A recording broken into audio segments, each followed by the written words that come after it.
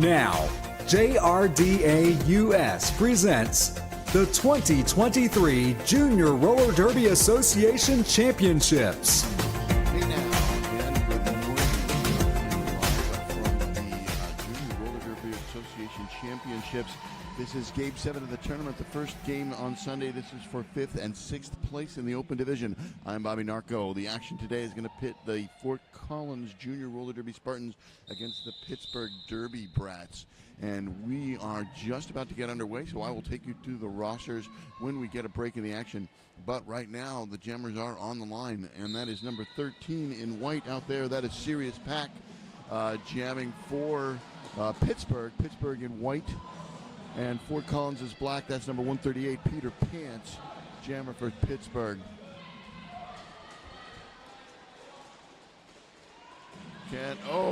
Tried to walk the tightrope but fell out of bounds. Has to go all the way back to the jammer line.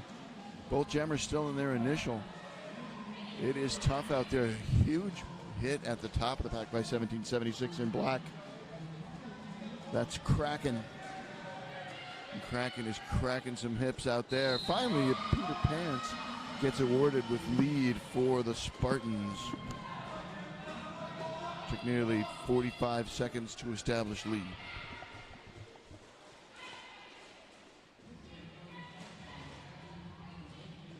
Sirius Pack still on the initial, hasn't cleared turn 1 yet. And now Peter Pants also being escorted back to the jammer line, but on a scoring pass.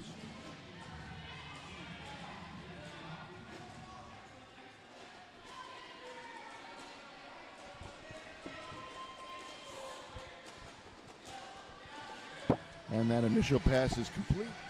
So Peter Pants calls off the jam. All 4 points picked up by Fort Collins. First blood and first lead changed the game to Fort Collins. 5th place game happening right here, and thank you for joining us this early. I know Colorado waking up especially early, but y'all are used to it for some of these tournaments, I know. White out there is 0-4. That's his and hers. Those pink numbers are kind of hard to see, and I'll get that Fort Collins jammer as soon as I get a look at the number or the scoreboard. Multiplayer block coming in. Let's see who's leaving on the multiplayer. Fort Collins does get not lead. Fort Collins not lead. Lead has already been awarded. Scoreboard is saying that that is a monster. Number 100 jamming for Foco.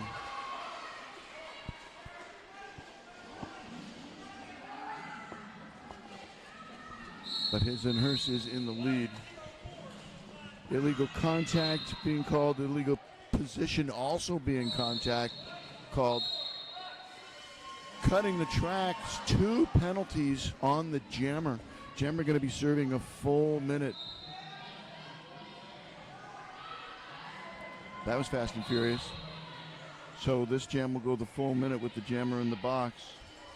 All the colors you're seeing at the top of your screen when a skater's name or number lights up a different color, that means they've been called on a penalty.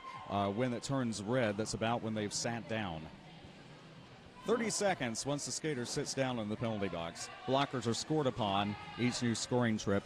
Jammers, of course, are not scored upon, but they also cannot score. His and hers serving 2 penalties, actually. Yeah, a track cut and then a misconduct for the manner in which the track was left, I believe.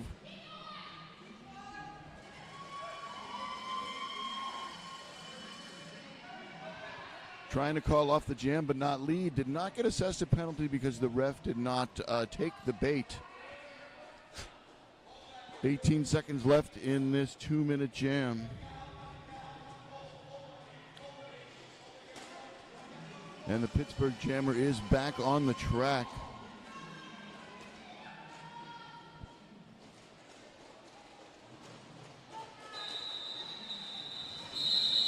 So Fort Collins picks up a bunch of points there.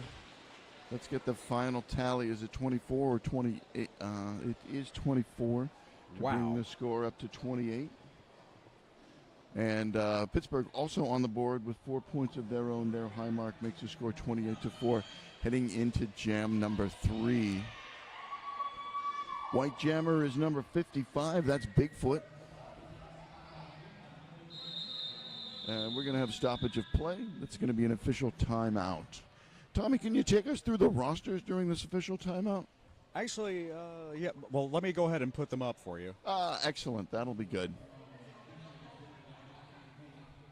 Find my mouse. We have the technology. We can rebuild it. We can make it better than it was before. FOCO roster including 00 Ruby Doom, 11 Shreddy Krueger, 15 Fireball, 23 Barbie, 29 Gonzo, 6 Mad Hattie, 888 Axel, 100 Monster, 138 Peter Pants, 1776 Kraken, 253 Minitac, 40 Devlin, and 618 Blade. We're giving you the entire possible charter here, so glad they are all here. We will get to Pittsburgh in a moment. But I heard a rolling whistle, so let's clear the screen. As Minitac meets Bigfoot.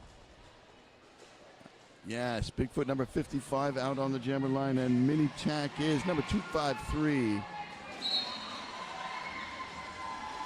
And Pittsburgh gets the lead again. That's 2 in a row for them. Minitac completes the initial. Bigfoot finds the outside line, picks up 4 points, and calls the jam before Minitac can score. Ties the high mark, doubles Pittsburgh score, makes the score 28-8. First time Fort Collins has been held scoreless. The Spartans. Penalty box is empty. Both teams at full strength. Aside from that jammer kerfluffle in jam number 2 and occasional blockers here and there, penalty box has been not so busy. You and Judge Judy, I think, are the only ones I've heard say that word. Still in reruns. Not you. You're here live. Number 13 out on the jammer line, Serious Pack, second appearance. And that is Peter Pan's rematch of jam number 1. 4-0 was in favor of Peter to start the game.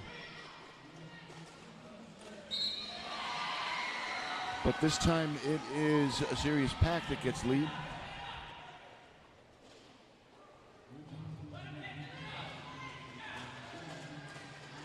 Nice inside jump.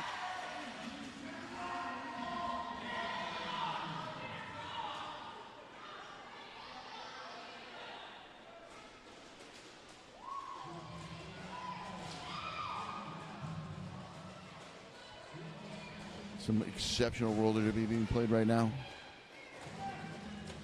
Got to remind myself, these athletes are juniors. Yes.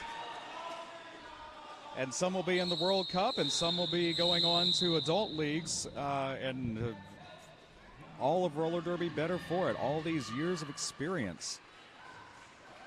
Pittsburgh once again doubles their score, putting 8 points on the board there. They've had 3 leads in a row, held FOCO scoreless twice in a row. And all of a sudden, it's a 12-point game. 28-16 in favor of the Spartans. Yeah, 12-point rally over 2 jams by Pittsburgh. Pittsburgh in the white with green trim. FOCO Spartans in the black with red trim. Jammers are his and hers, number 04 for Pittsburgh. And a Monster picking up lead, number 100 for the Spartans.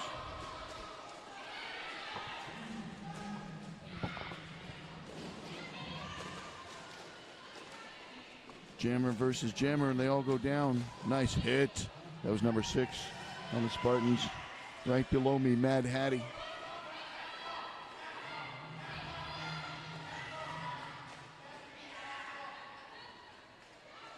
Pittsburgh down 1 blocker. They're standing. You don't see it, but we do. When a skater's standing, that means they have fewer than 10 seconds to serve, and that's also for anyone, teammates, opponents watching the penalty box. They can tell when someone's about to come out of the box. And now everyone back on the track.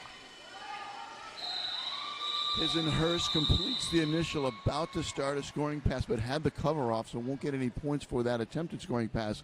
3 scoring passes there by the Spartans for 12 points, brings them up to 40. And now the score is 40-16. A maximum of 4 points per scoring trip, as 1 point for each opposing blocker you pass. You're watching the 5th place game in the Open Division at JRDA Championships. Next up will be the 3rd place game for the female division, West Coast versus Seattle. All right, back out on the track, Bigfoot and Mini Tack.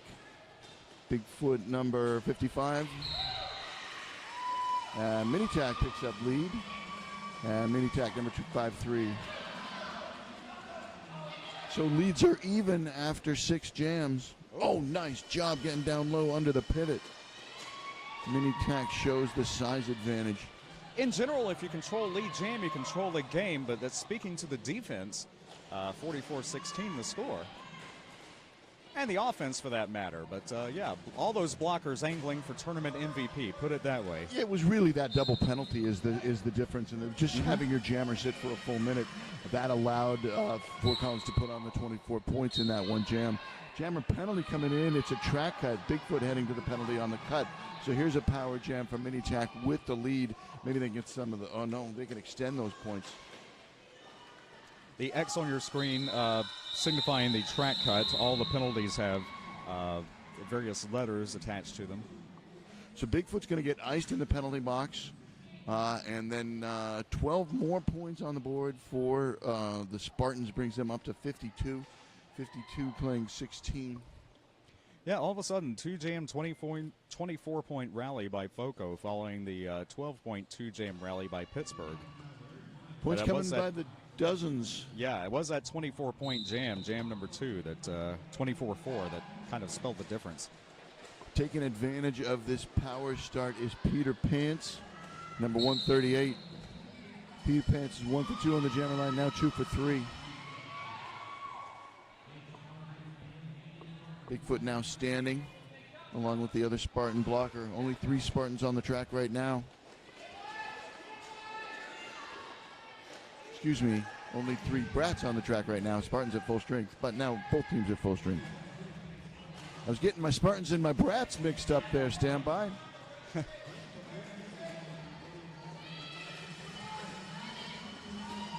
Peter Pants on a scoring pass. Bigfoot still on the initial. Getting a tough time of it by number 40 in black. Ooh. That is Devlin. Initial pass completed by Bigfoot. Whistle coming in. Multiplayer right before the jam is called. 1 white jersey adding to the pack on the multiplayer. Another 8.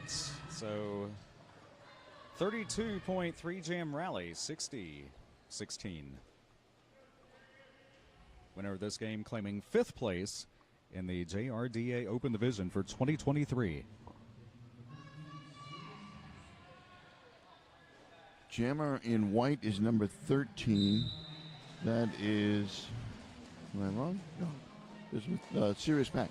Right, against Monster. Monster. And Monster with lead. Monster now 2 for 3 on the jammer line.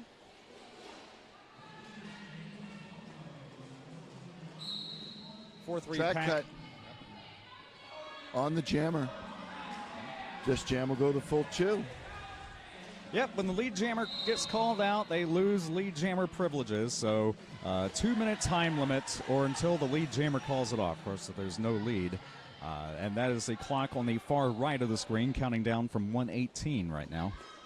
We play 2 30-minute halves, 17:34 to go in the first. This jam number 8. We did the Spartans roster, right? We haven't done the Pittsburgh roster yet. Next stoppage, remind me of that. And then we'll also introduce you to the refs when we get a chance. We're very happy we have an on-time start, though. It always makes Yeah. the day easier. Yeah. Day ran long last night. No weather yet. Penalty coming in.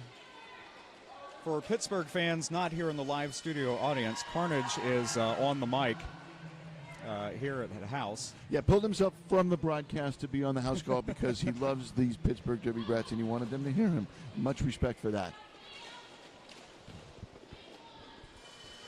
The Pittsburgh Jammer has gone to the penalty box on a back block. Now standing. So both will be in play in the next jam because there's 13 seconds left, and yes, leaving the box now. Oh, and then yeah, there you go. There you go. Can it be matched? A couple seconds left. Yes, both Jammers complete a scoring pass. One with a little bit of air behind it, but both Jammers complete that scoring pass. Spartans add 16 to their tally, bringing them up to 76. That is 1/6 of their score, I believe. And Pittsburgh also increases their score by a third, or half again, depending on which way you look at it. Brings them from 16 to 24. 15:54 to go in the first. 76-24 for fifth place. Foco Spartans from Fort Collins, Colorado against Pittsburgh, Pennsylvania. Live from Rockville, Maryland, Metropolitan, D.C., United States. How about that? His and hers on the line up against Minichak. And Minichak picks up lead. Fort Collins has had 5 leads in a row. Of course, the last one they lost the lead. Inside open. That was a very classy stride.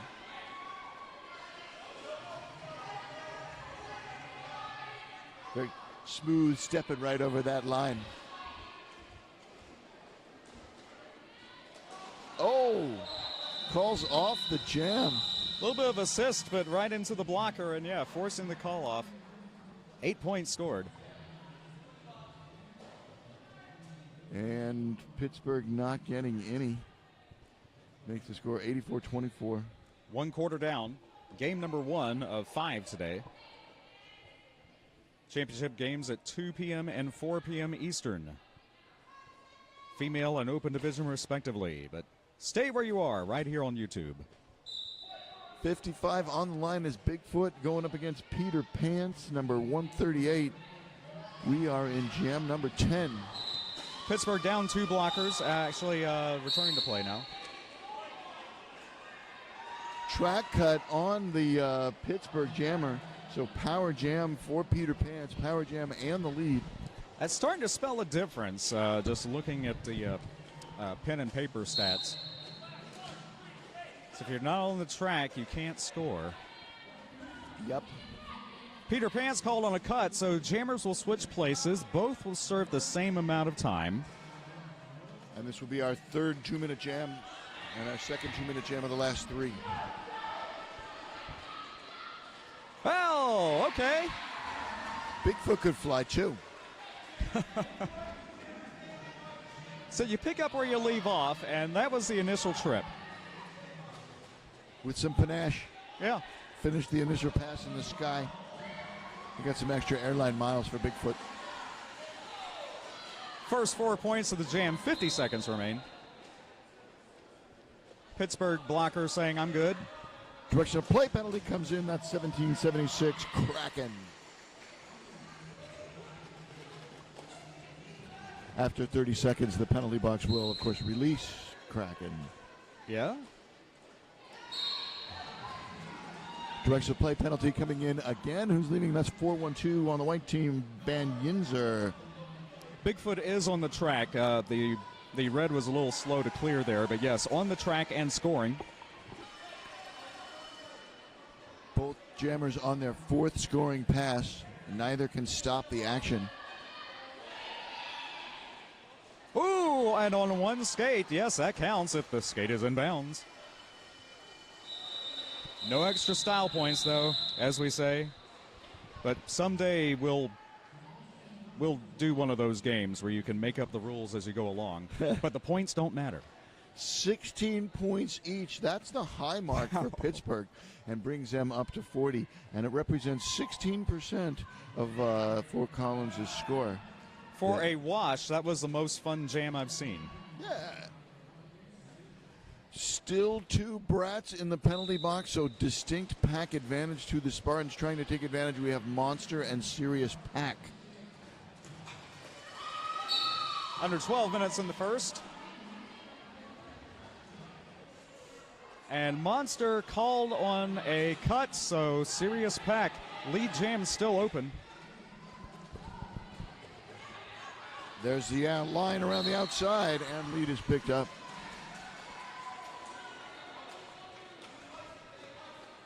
Slower pace because of the jammer penalties. Some 2-minute jams going on. Only jam number 11 with 11 and a half minutes to go. But there's the call off. As soon as I say that, 4 points scored.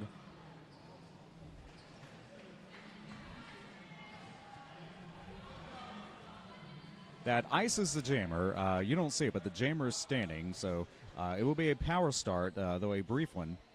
Lead jammer status, if it's still available, can be claimed by FOCO, however. So taking a risk here. But a new lineup. False starts, and yeah, as long as you yield. Which that's good because it's a rookie mistake that a lot of times skater will be called, called on a false start and then go to the box. No, that's not a penalty unless you relinquish. But Fort Collins does indeed pick up lead out of the penalty box.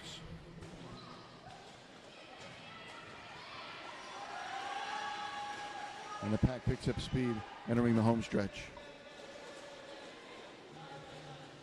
Nice spinning move around white number 5. It was Lakinator.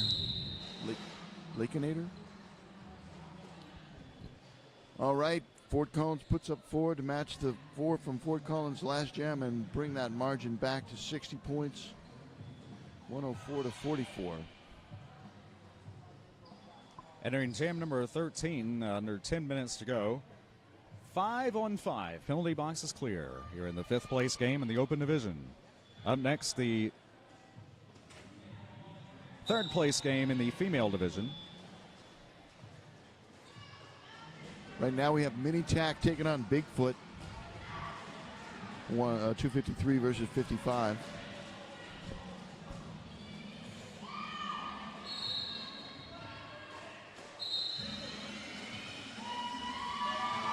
Forearm penalty comes in, sends a Spartan to the box. Lead jam has been picked up by Mini Tack. Nice hit by White 412, forces the call off. That's Ban Yinzer, forcing the jammer to the inside. Both teams putting 2 points on the board. 106 to 46. Gonna take something big, and we have 16 points by Bigfoot, though those 16 points were matched in the same jam, but it is possible. And we saw 32 points yesterday, I think. Yeah, there was a 32 yesterday. We've had a 24 today. Yeah. In jam number 2. Yeah. So it could be done. Just it would have to be a series of them from here on. 38 and a half minutes to go to do that. Plenty of derby left to play. The whole second half, who knows what the vicissitudes of fortune will hold. Lead jam once again goes to Fort Collins. That is 3 in a row and 11 of the last 12. Peter Pan's engaged, and Sirius Pack a strictly defensive formation. Now one blocker ready to run offense. Not, well, I was going to say not needed, but right to the edge. Jammers free to engage each other, and yeah, you don't generally want to play it out. Spartans pick up 4. They're at 110. Pittsburgh sits on 46. 7-4 to go in the first. Game 1 of 5 today. And yes, good morning to all of you who woke up to see this, watching the tournament in its entirety live. On the Bright in Colorado.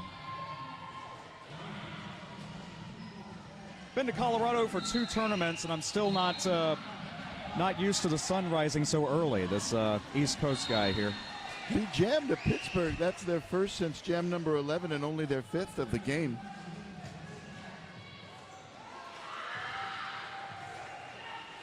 Put 4 points. Initial pass now completed for his and hers. for Monster. And call off midstream. There was 4 plus 3, 7. Lucky 7.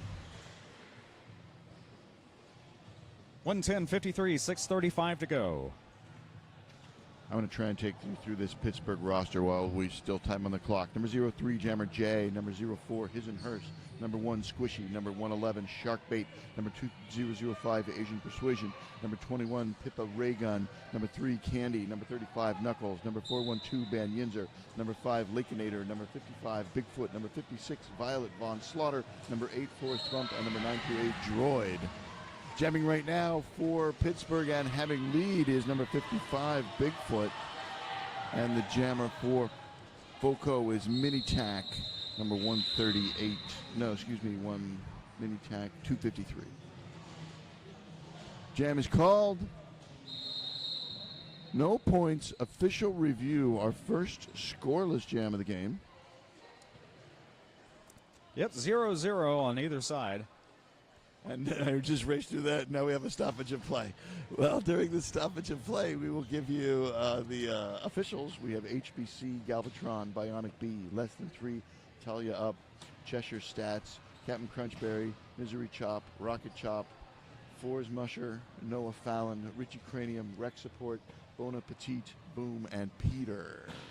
And we're showing you the Pittsburgh roster on the screen as well. Boy, only the second stoppage of play. This game has just gone by super quickly. Both stoppages have been, is this a team timeout? Official no, review. Official review. And it's Fort Collins' official review. And it freezes the clock with 5 minutes and 47 seconds.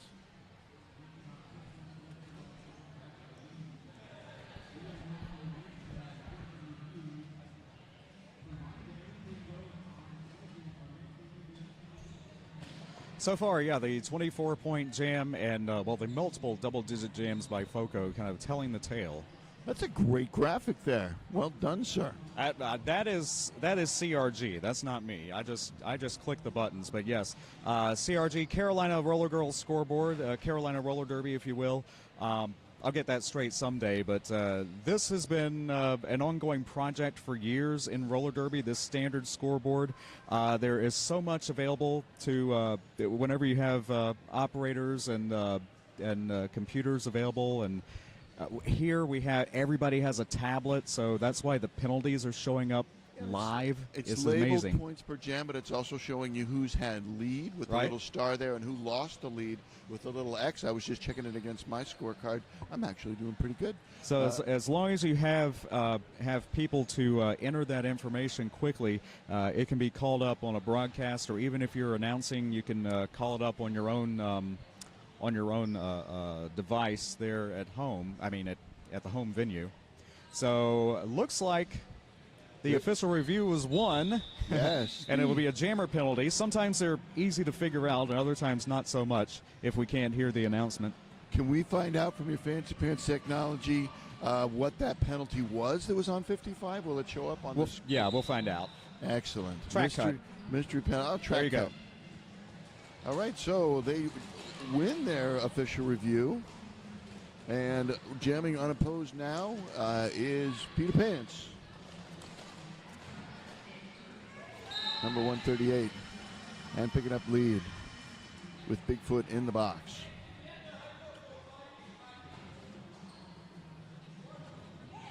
There was also a score adjustment that was brought up to 54.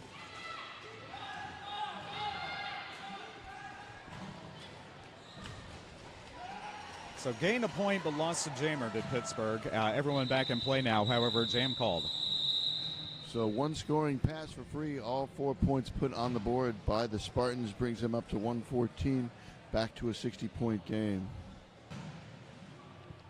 Under 5 minutes to go, of course, another 30 minutes of roller derby after this to decide 5th place in the open division for 2023. Hey, I bet 11454 is a zip code somewhere near Pittsburgh. Anybody on the chat want to double check me? Is this current score a zip code near Pittsburgh? Monster on the line now for Fort Collins. Monster wears number 100 and has lead. And Sirius Pack out there, number 13 for the Brats.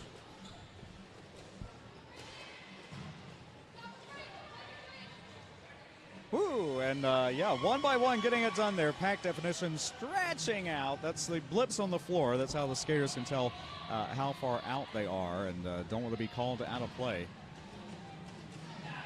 Whoa, and on the, nope, don't want to risk a cut. We've seen a few of those. Yeah, great hit by number 888, Axel, keeping Sirius Pack honest. Oh, I applaud the attempt, though. Yeah.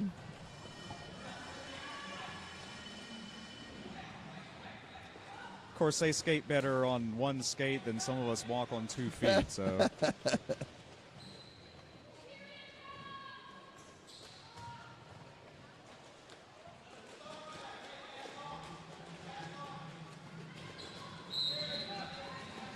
Penalty coming in. Meaning I'm clumsy. I'm glad to sit down and do this. Track cut. Spartans lose blocker on the track cut. That's number 888, Axel. And jam is called. Dozen points put on the board. Roughly 10% of Fort Collins' score. Brings them up to 126. And Pittsburgh held scoreless for the third jam in a row. Keeps them at 54. We'll have at least one more jam, possibly 2. Yes. Possibly 6. Probably not. Yeah, well, it's not quite like arena football. You can't stop the clock that quickly, but yeah, you got to give 30 seconds for the crossover, for the changeovers. Lead jammer now once again to the Spartans. That is 3 in a row. Speaking of someone who ran the clock for arena football a few weeks ago, and it's yeah. Anyway, want to make sure that's correct. But yes, mini tack with the lead. And Hisenhurst, the other jammer on the track for the Brats.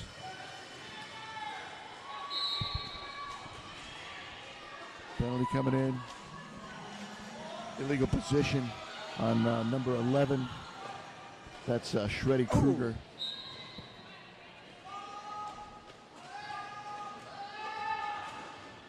See Brent Mooney covering everything in our blind spot here, just overhead in the near straightaway. You saw it right there, forcing the call off. 6-4, net 2 for Foco.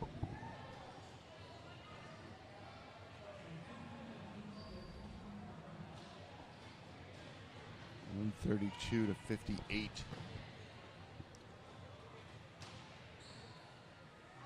Blocker trouble for the Spartans. 2 blockers sitting, 1 standing, about to leave the box. Only 1 blocker on the track. That's the pivot. There you Makes go. it really easy for Bigfoot to pick up lead. If they have fewer than 10 seconds to serve, they're able to hang out in the penalty box. Otherwise, you have to go back into play and then self-report later when there's an open seat. And you have to be in the next jam in order to do that, or you'll pick up an illegal procedure. So, still 2 standing in the box for Fort Collins. Quick 4 points. Makes it a 70-point game, 132 to 62.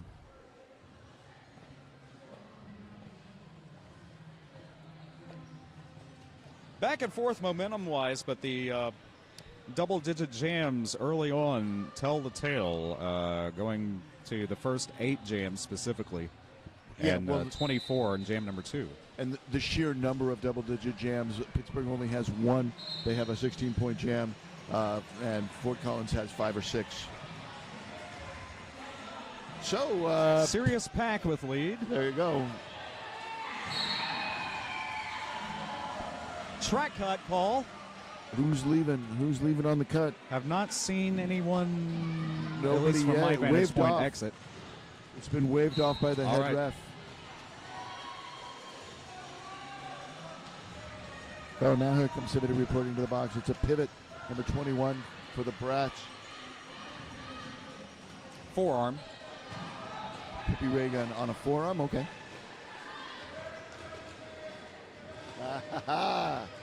Oh, wow. Kind of anticipated it from our vantage point, and there you go. 12 points. Good finish for Pittsburgh, up to 74 points. After we were saying they only had the 1 double-digit jam, and they're like, well, here's another. We'll finish there. 132 playing 74.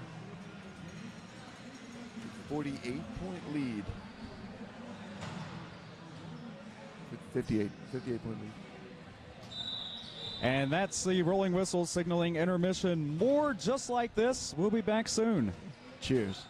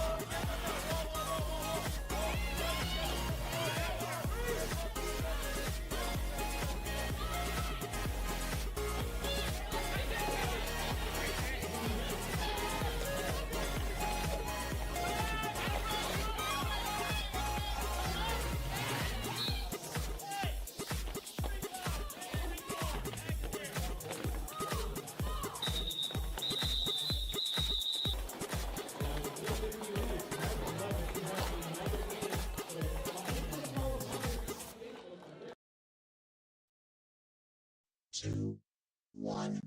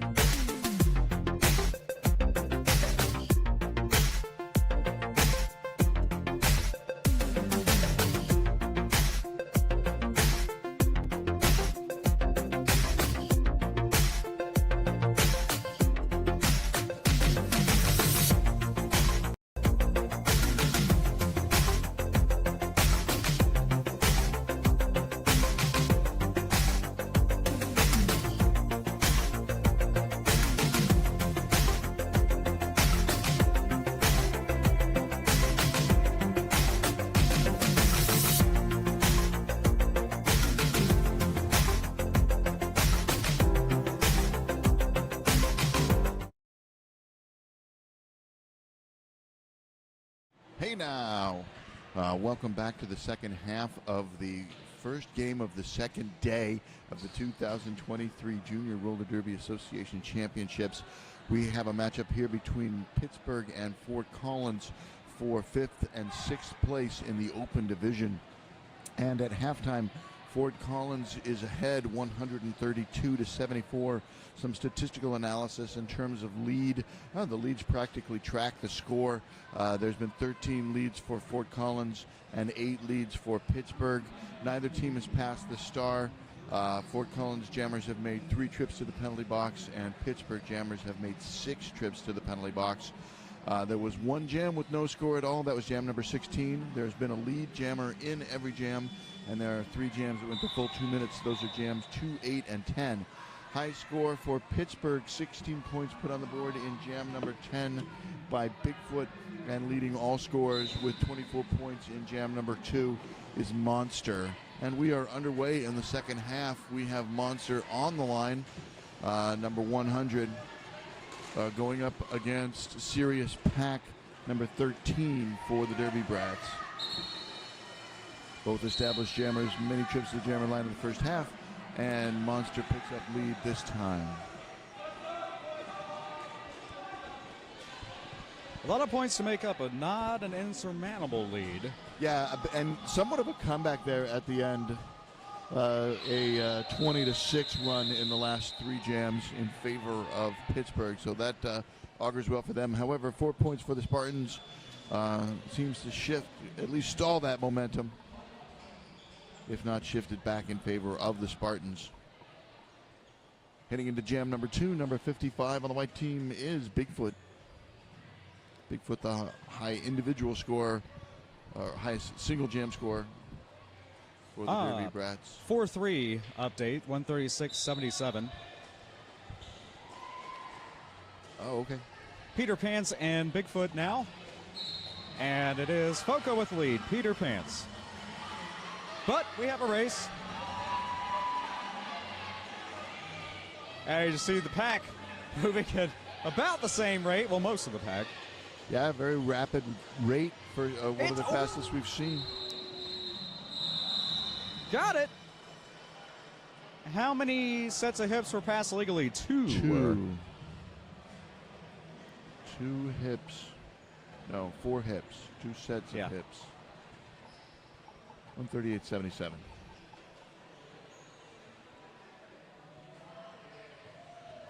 Penalty box is empty. All right, 5 on 5.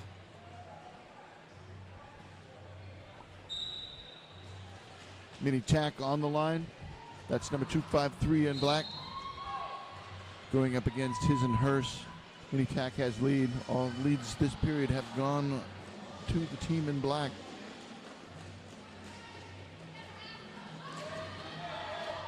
His and hers spin move forced to the infield. Going to have to go all the way back to the top apex. Illegal contact coming in. That's number 3 on the white team on the illegal contact. Candy.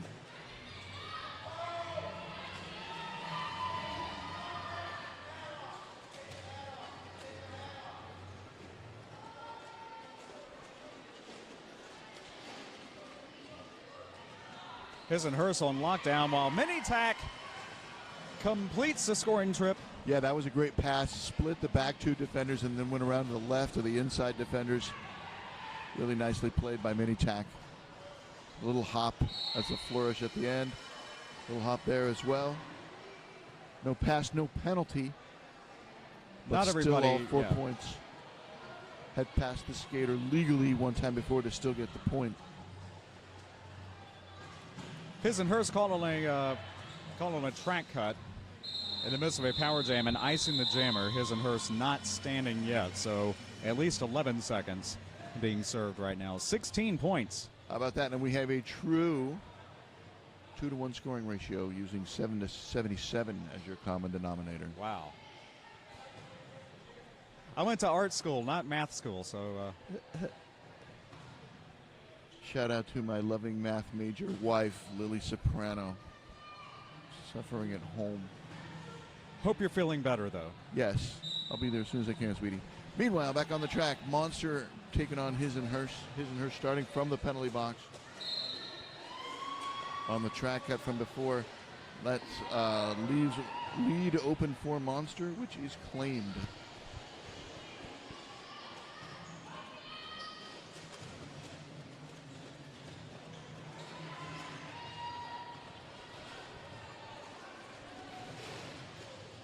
Hisenhurst re-engages in the straightaway, still staying in bounds to complete the initial.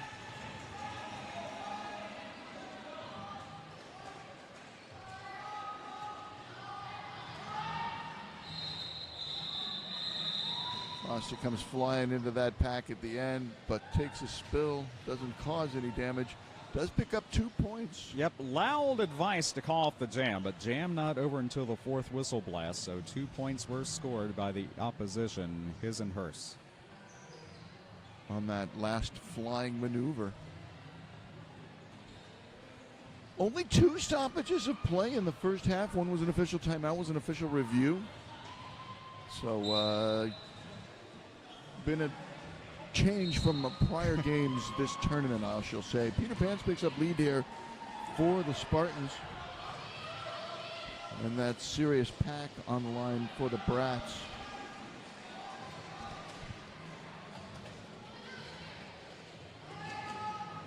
Two, three defenders now forcing the call off.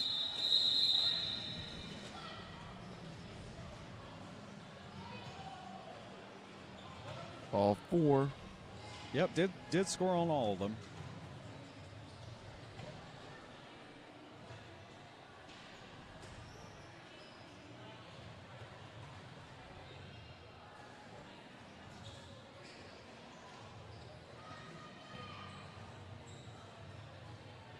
Bigfoot back out there. 5-on-5. And mini tack.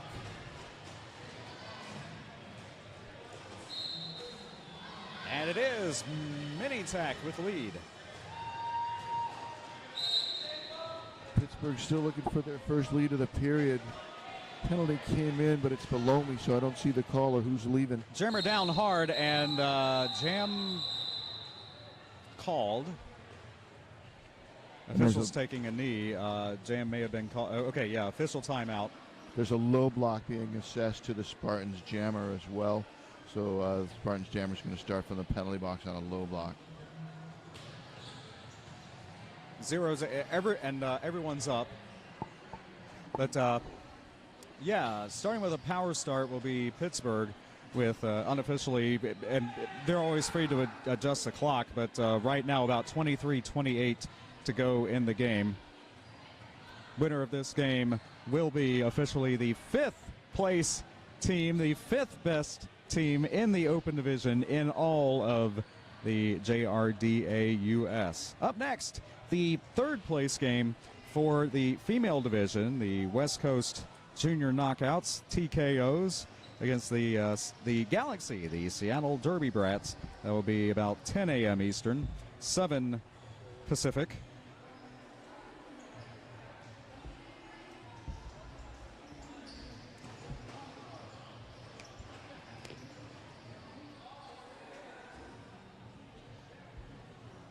When a member of the JRDA board brings you, and tell you about Bobby Narco, brings you coffee. I've taken Excedrin today, so that's I won't have my coffee, but yeah, that's terrific. That's great service.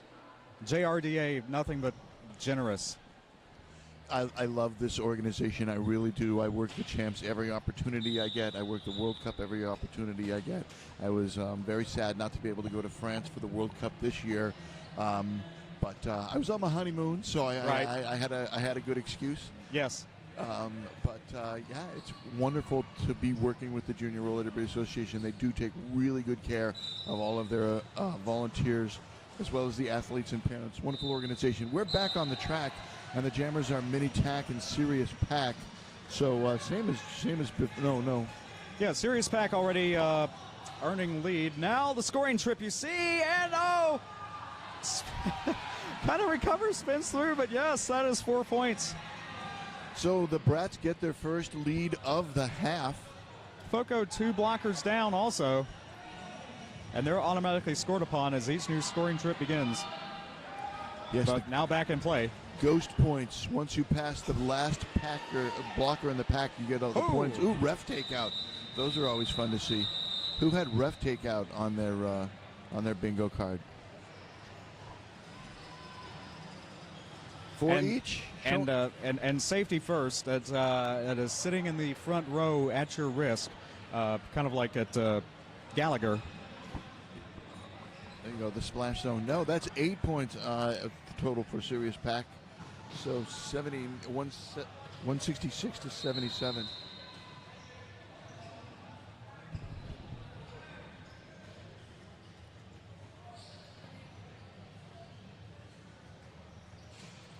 If we reset the score at halftime, this would be 34-13 in favor of FOCO. And now the clock has stopped. It's an official timeout. Back-to-back OTOs. Clock is frozen at 22:16. But for another few seconds. Rolling whistle.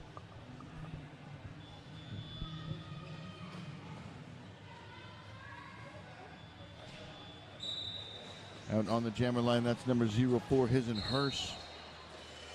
And picking up lead is Monster, number 100.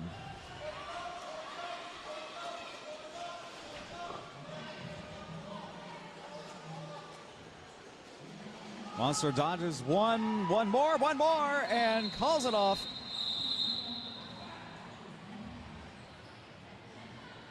Four points.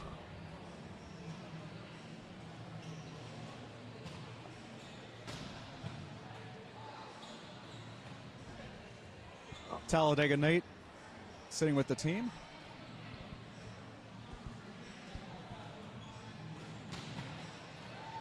Do we have the coaches of these teams? Could we give them a shout out? Let me check the program. Yes, where did you leave the program? I bought it and put it in my bag. I'll get it out of my bag. Well, Nate's easy to spot. But anyway, Peter Pants and Lakeinator. It is Peter Pants with lead.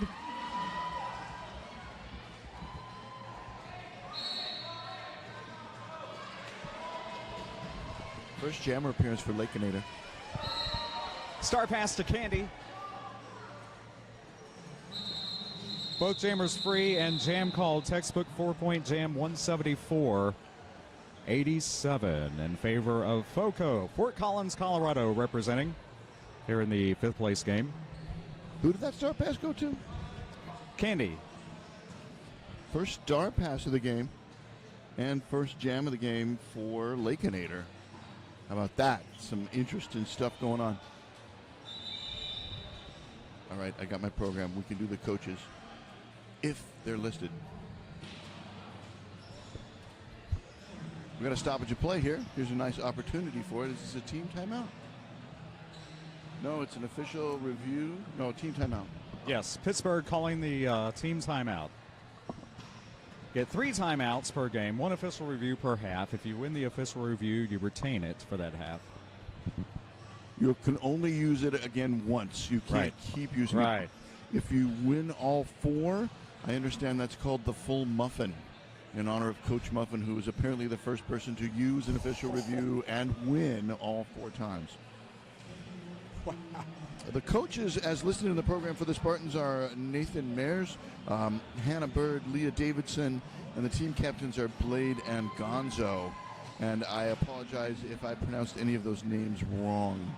And then for, let's see, Pittsburgh. Full color programs. Yeah, really nice. Pittsburgh. Head coach is Dozer, bench manager Smash, and third base coach is Nemesis. So much love to the coaches of these teams. 20:25 to go. Skaters ready. Bigfoot taking an intimidating opening stance there. Mini tack not intimidated. No! Forearm. Jinx. So lead is open for Bigfoot. Oh, nice block. Yes, reset. There was a time when that would be an immediate cut, but you're able to reset and self-correct.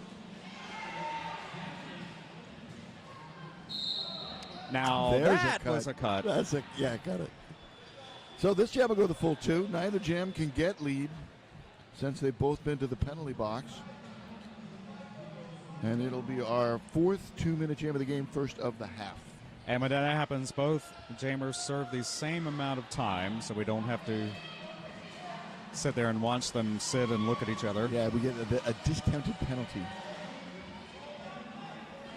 I'm really showing my age with all the positive changes have been made to this sport through the years. But yes, I remember those days.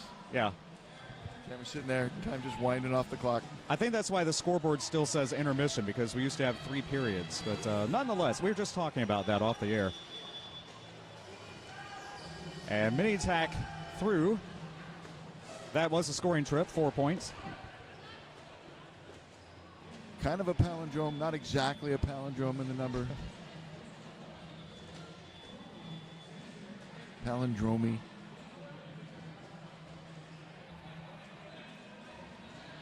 Boy, ground to a halt in the narrowest part of the track.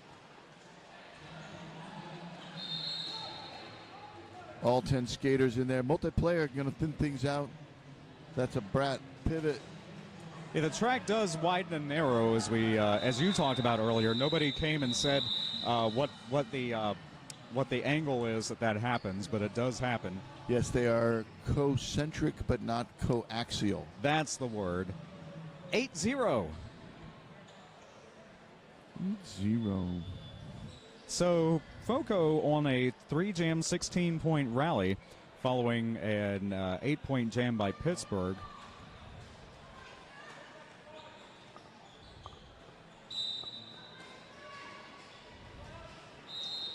Yeah, in the half, Fort Collins is on a 50-13 run. Lead jam to the Spartans, but even though lead has been awarded, Spartans jammer goes all the way back. We got a hurt skater. I didn't even catch who the jammers were. It was 100. Yeah, score holds 182-87. There you see the what they call the third base coach, actually, in turn number 4. Is that the jammer that's down? Not sure. Do you know who the jammer was for? Not Pittsburgh? sure. Okay.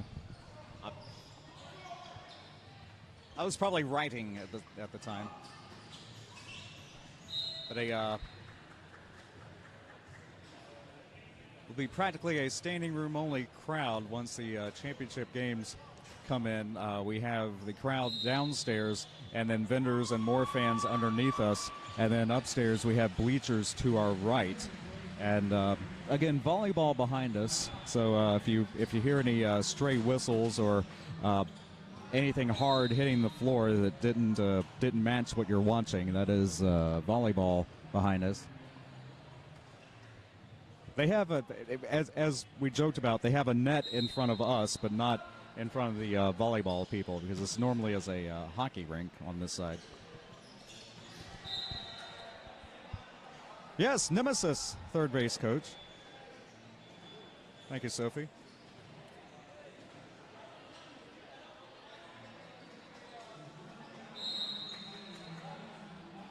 If you are just tuning in, it's a great matchup between the Fort Collins Spartans and the Pittsburgh Derby Brats. Fort Collins leads 182-87.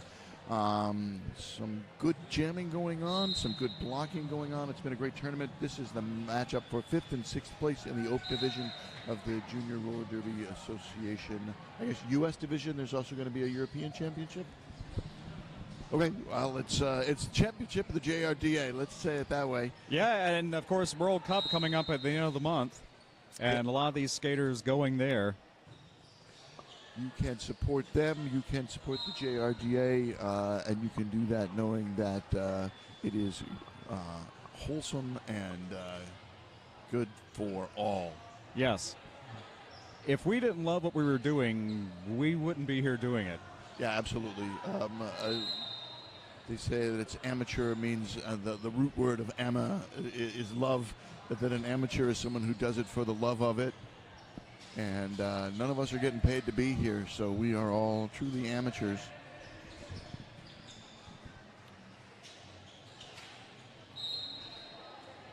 As we mentioned, tablets everywhere. That's how we're able to see things, live stats as they happen. Penalties recorded, points.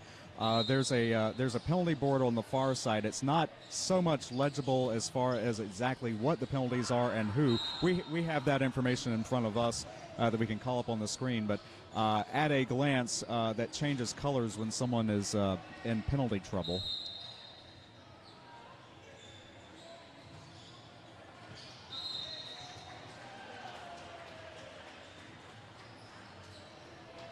While we have a second, I'll demonstrate. So 4 penalties for Shreddy Krueger, 4 for Blade for Foco. Otherwise, 2 penalties each for, I believe, the rest of the roster. And each of those letters corresponds to the actual penalty that they were called for. And I used to know most of them. I have it saved on my phone somewhere, but G yes. is misconduct, X is Right. a track cut, M multiplayer, F for forearm. P position. Multiplayer blocks, yeah. There you go. Not sure what the C is. I know A used to be a high block. A is still high block, I believe. C might be a low block. C. Tommy knows. C. This is not a Mel Blanc bit. No, C is the dreaded illegal contact. Oh, illegal contact, of course. All right, we're back on the track. Monster has lead jam over Serious Pat.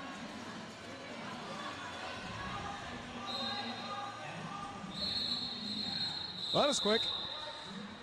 And that is over. Jam number 12 ended very quickly, 4 points.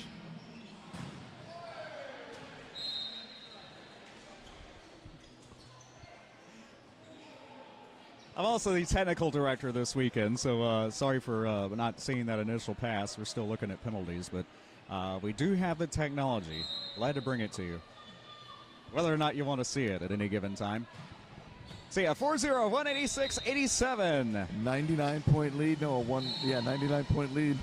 Lead jammer goes to Peter Pants. And Fort Collins jammer his and hers, number 04.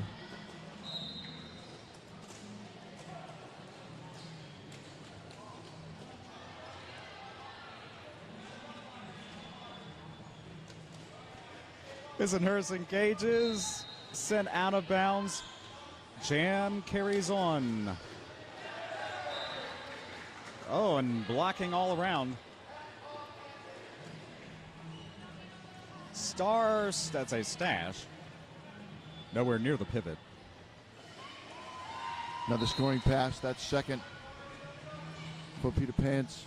Gotta be wearing the star to score, but otherwise, if you're on the initial trip, free to pass the star to the pivot at any time. And there you go. I'm hearing whistles, but I'm not seeing anybody leaving. Now we have a star pass. That's going to white number 8. Forrest Bump. Forrest Bump. So only the second star pass of the game. Now people starting to report to the penalty box, one from each team. I was hearing whistles, but not seeing anybody leave. The volleyball behind us also has some whistles going on, so there's some whistle bleed. A back block and illegal position, respectively. There you go.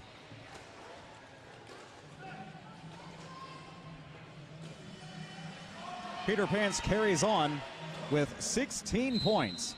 Nice block by number 11, Shreddy Krueger, taking the jammer to the outside line. Inside open. Yeah, nobody paying attention. They left that inside door. One Foco blocker out, low block called. 20 and then fist in the air, so nothing more. That will be it. 20-4, net 16 for the Spartans. High jam of the half and brings the Spartans up over the 2-century mark. Foco did get 4, bringing them up to 91, 206-91.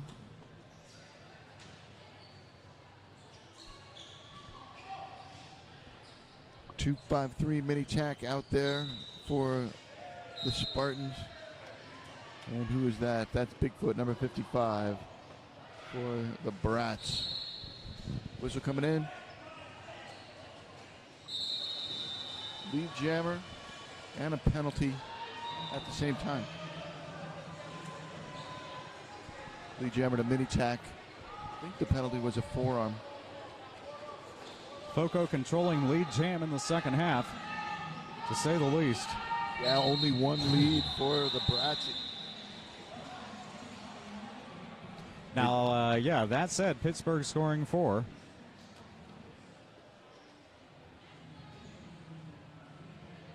Four-three it is. Sometimes you give up 1 to take 2, but that time it backfired. 4-3, net 1 for Pittsburgh. Yeah, so even though the Spartans had lead, Pittsburgh won the jam. Sneaky points, as one of my colleagues, Hebrew Lincoln, back at Gotham would say. Out on the jammer line, Sirius Pack number 13, but picking up lead is Monster number 100. Sirius Pack also completing the first wave. Yeah, and now the Pack really picking up some speed. They're like, hey, let's skate around this oval rather than standing still on it. Pivot, there's his pivot takeout on the backstretch. That was fun to see. Oh! Through and again, jam now into a fourth whistle blast. So that is 4, was that 0? Yeah, 4-0? So far, it's no, close. 4-2. It's going to be 4-2. 4-2. I knew it was close. But of course, the best referees in the business with the best vantage point, second only to what we're seeing up here. Oh, I was going to say that these are both prime numbers. Or third only. You know what I mean. They have the best vantage point. We have the second. That's what I'm getting at. These are not both prime numbers. I thought I got all excited. But 213 adds up to 6, so you know it's divisible by 3. 213.97.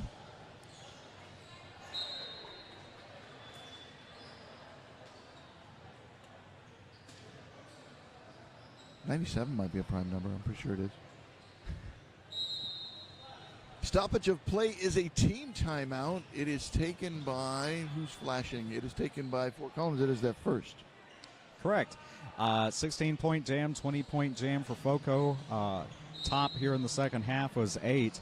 And you see the stars just lining the top right of the graph. So Foco ruling lead jam and also putting points on the board, all but 2 jams. And those 2 jams were the jams that were called off early because of injuries.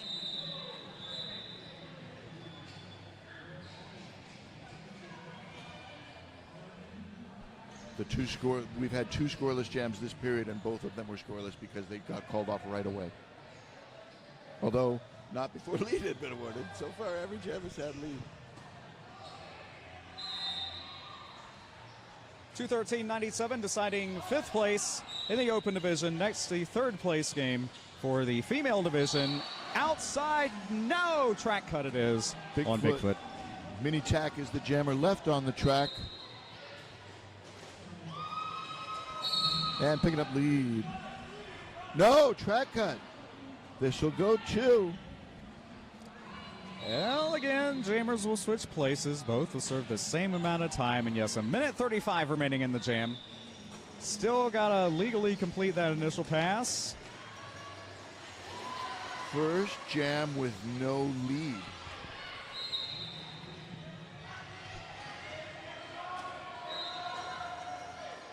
So it was roughly a 15-second penalty serve there.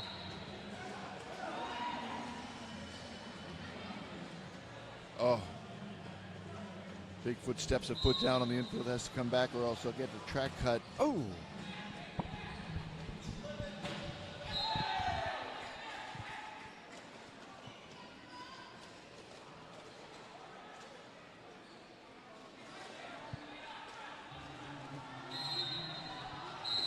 Box is empty, and once again we've been mired in the tightest part, but a multiplayer block should break things up a little bit. And a track cut on the jammer.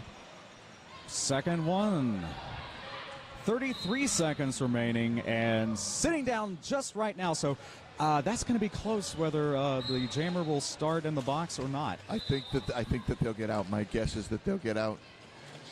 I don't know. Low block coming in. Brats lose their pivot on a low block. Another whistle coming in.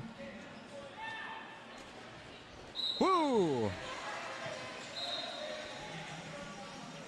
Direction of play penalty.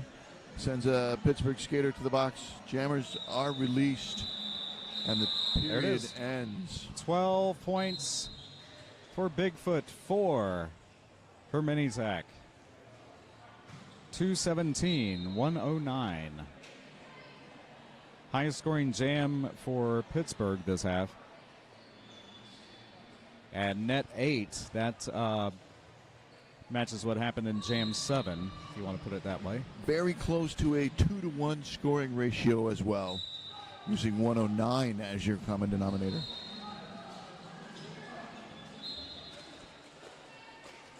Peter Pants, yep, his and hers.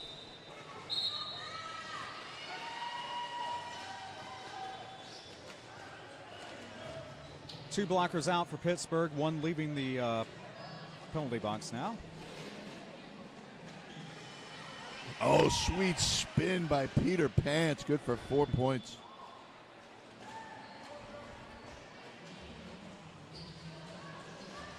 Five on 5.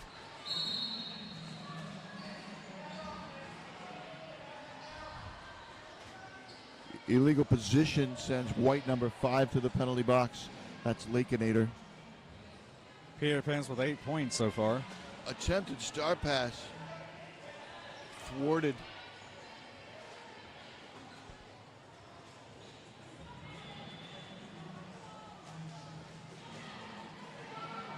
White 412 now gets the star. That's Ben Yinzer. Third star pass of the game.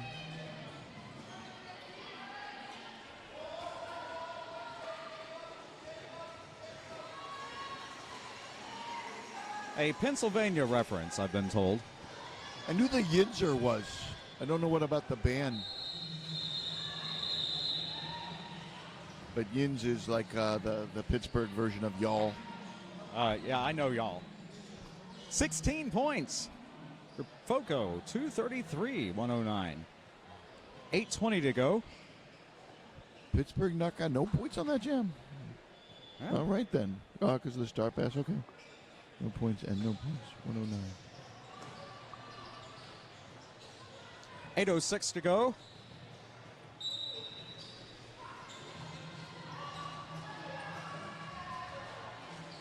One left, staying at one left. Say it again, lead jam. Peter Pants.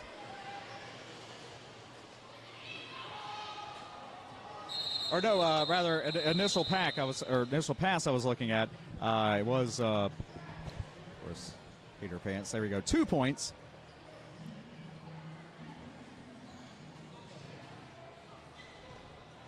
It was an impressive initial trip nonetheless. But okay, 2-2 Yeah, it is. 2 each. 2:35 playing 1:11. Clock showing 7 minutes and 20-some seconds. All right, we're going to start jam number 19 real soon. Pack way up at that pivot line. Pivot line starts. Number 55 is Bigfoot for the Pittsburgh Derby Brats. Who spins through? Yes, earns lead. And number 253 is Mini Tack getting lead for the Foco Spartans.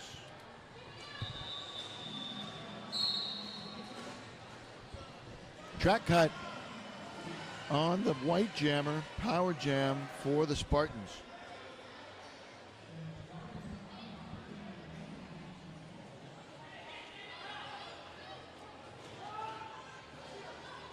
Passive. No, it isn't. Here we go.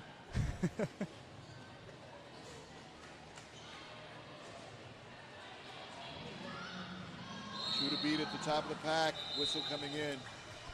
Direction of play penalty sending a skater off. That's number 618 Blade for Fort Collins.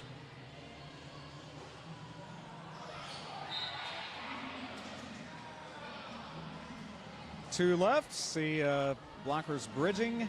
Bigfoot back in play. Yep, blocker went out, so no harm, no foul there. Ooh. Another track cut on Bigfoot. Back to the penalty box. 2 track cuts this jam for Bigfoot. And the jam is called. 618 Blade, I believe, is fouled out. We will, that will likely be made official momentarily. But judging from what we saw on the graphics. 16 points, 251, 111. Yeah, there's official timeout being indicated from the penalty box. So that's a good sign that there's a foul out. Official timeout stops the clock with 5 minutes and 18 seconds left to play.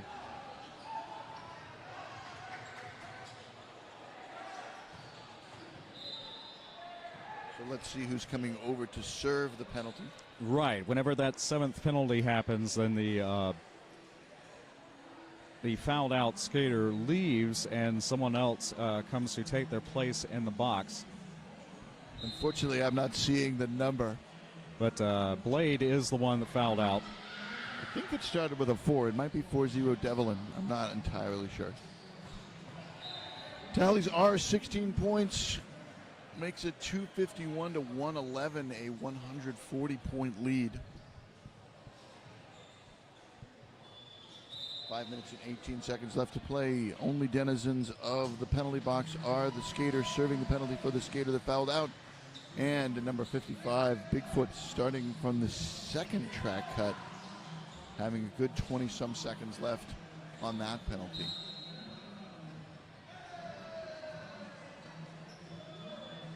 Unopposed for Fort Collins. Is that Peter Pants?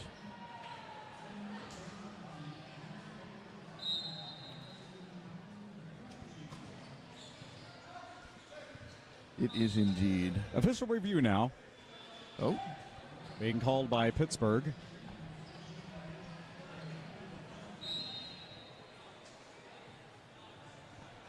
Our next game, 10 Eastern, 7 Pacific, the 3rd place game in the female division, West Coast versus Seattle.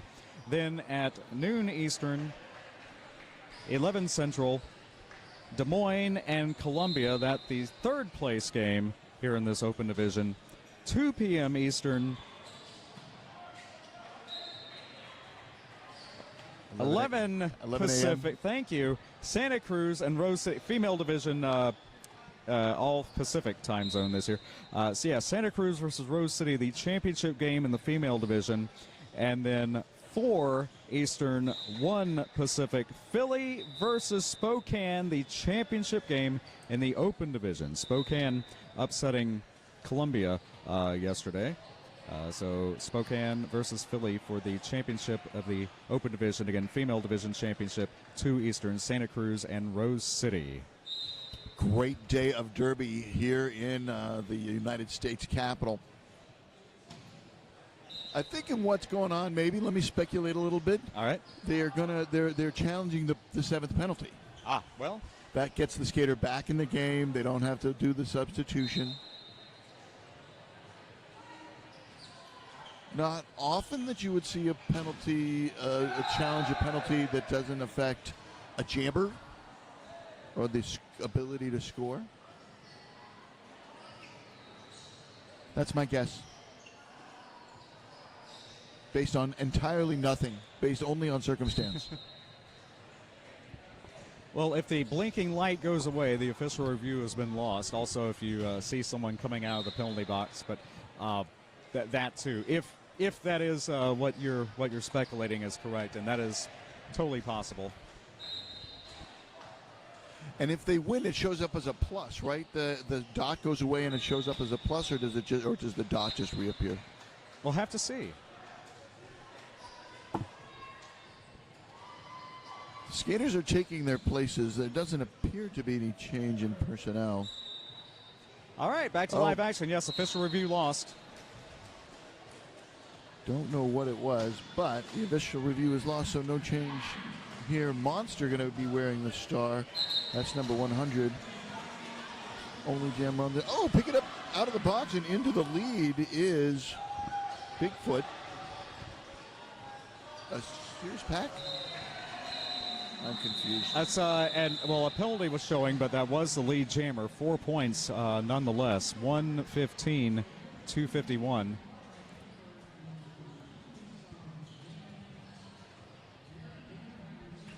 Maybe it was Sirius Pack that fouled out. I mean, maybe it was Bigfoot that, I don't know.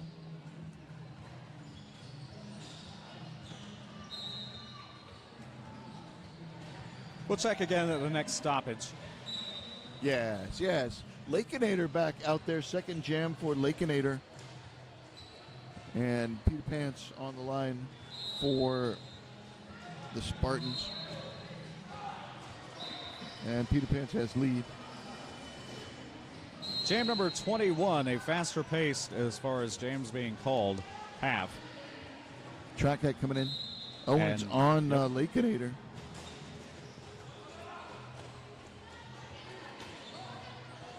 Swing and whoa. Nice job by number 04, His and Hers as the pivot.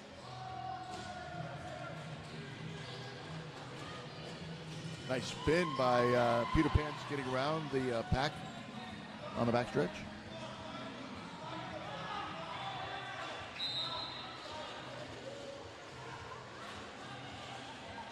Mixed pack now running offense.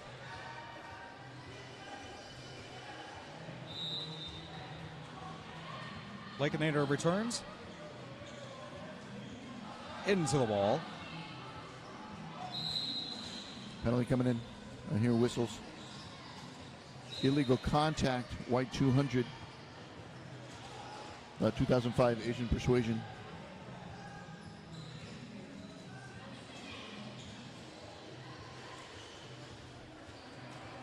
Star Pass. New jammer number 04 for the Derby Brats.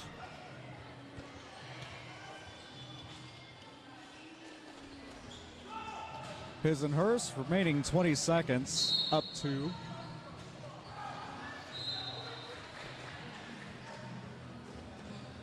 Blocking and counter blocking as Peter Pants now 20th point. Jam's going to end before he can break the high score. But 20 points, nothing to sneeze at. Brings the Spartans up to 271. And the Brats held scoreless. 271, 115, 2:05 to go. There will be under 2 minutes to go in this jam. It still lasts 2 minutes or until the lead jammer calls it off. Potentially the final jam. Maybe, maybe not. Could be. I'm not your coach. You're my coach. His and hers starting in the box. Mini tack with the power start and lead.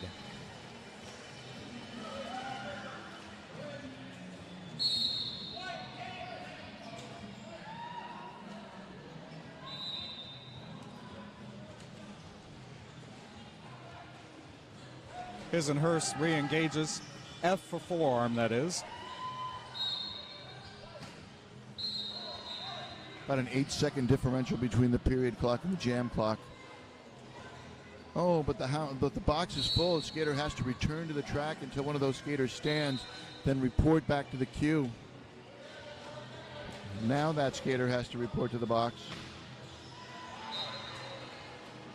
because there's a seat open. The skater is standing. And there's a whiteboard showing the number, just noticed. Yeah, saying we want the skater and 412 dutifully reporting. Meanwhile, out on the track, Mini-Tac piling on the points already with 16. That's just the initial pass being completed by His and Hers. About to have another foul out, should there be another jam. 412, the FO on your screen. There you go.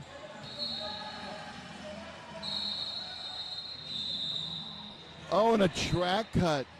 Ooh. Well, 16 points for Foco, bringing them up to 287, 115 for Pittsburgh. And yes, full penalty box for Pittsburgh. Timeout called, unofficially 13 seconds to go, but either way, there will be one more jam. Who called the timeout? White team did.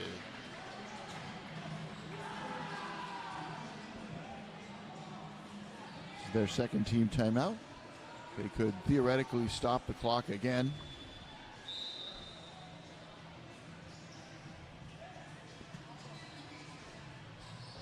Looking at the penalty board, yes, Blade fouling out for Foco, as was previously reported. And then what happened in jam number 19? It was Bigfoot that fouled out. And yes.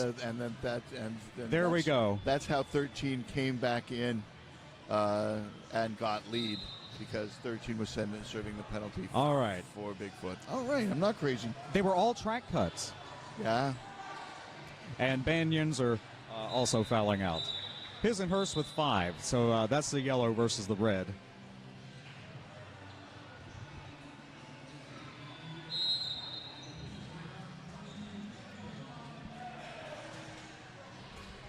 Points per jam, yes, Foco ruling the second half. One Foco blocker. Now there's going to be 2 Foco blockers out on the track, and there's going to be 2 Brat blockers out on the track and a full contingent from Fort Collins. Doesn't seem fair. Well, you see all the red on your on the top of your screen there for Pittsburgh, and yes, lead for Munster. This will 2-1. This will do it. Yeah, and the jam that's is the call. called. No need to engage. The decision, the game has been decided. The Foco Spartans of Fort Collins, Colorado, 5th place in the female division, JRDA US, unofficial. And nothing to review. That's a very smart call-off. There's no play that you can officially review. I guess false start maybe. So that official review will become that unofficial score will become official very shortly. 290 to 115 is your final, and 5th place in the Junior Roller Derby Association goes to Fort Collins Foco Junior Roller Derby, and 6th place to the Pittsburgh Derby Brats.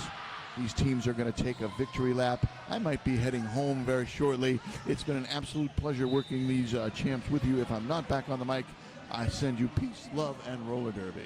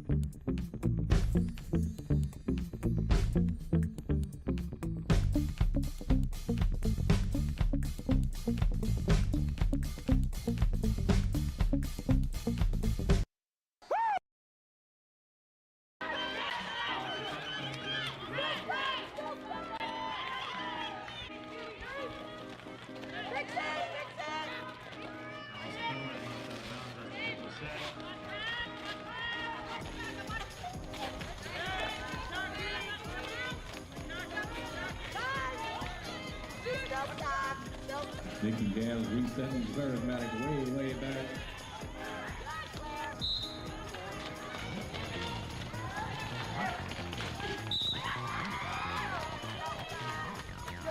The outfielder's lead, Jammer Santa Cruz. Coming on that block by the Captain Snowfight. Oh, plows right through.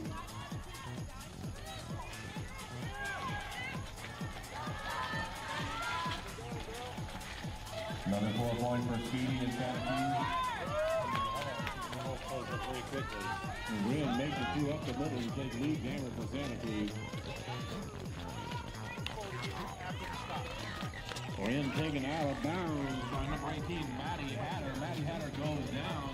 So Wynn does not need to enter the track behind Maddie Hatter.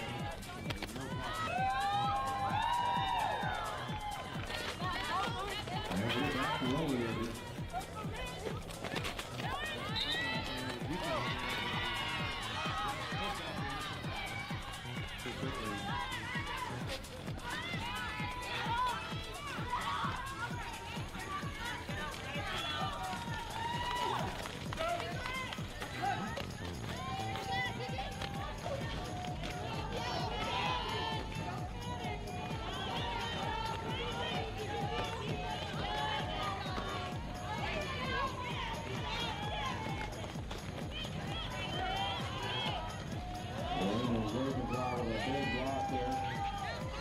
Out of bounds, resetting her way back behind the center line.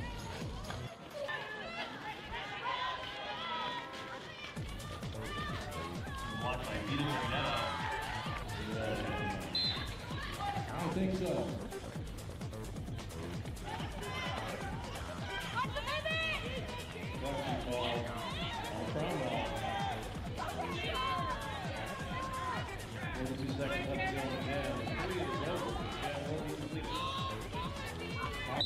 Into the box. Let's try it while we're on ball. Lightning forces reset behind Arkansas. Bounces under down, dodging left and right, through for 4. But you do get to change out your jammer and give them a rest if you see somebody turned up. Nice block there by Jawbreaker.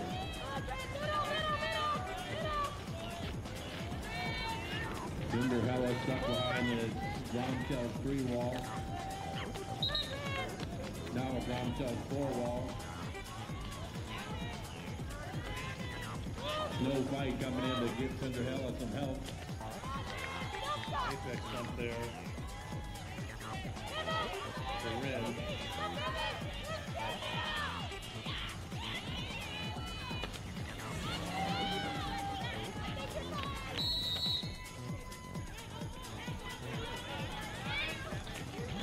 Sent to the penalty box.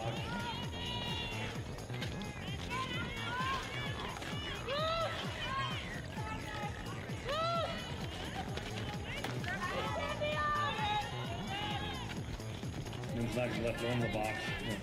Maddie Hatter's going in there. Looks nice and warm over there in the sunshine in the penalty box.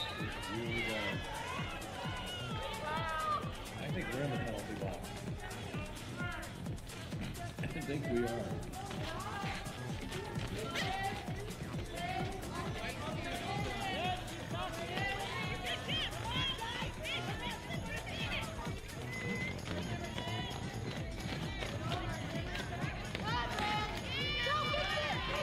Squeezed out there by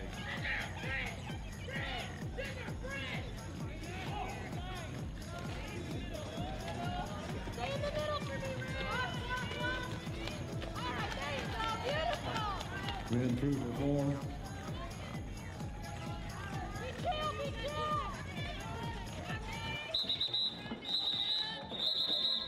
The referee will tell us eventually. There was called there. The referee won't hold up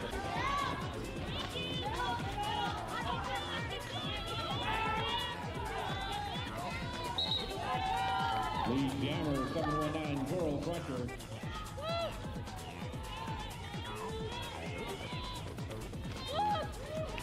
Junior Heller completing that initial pass. Junior Heller calls it out.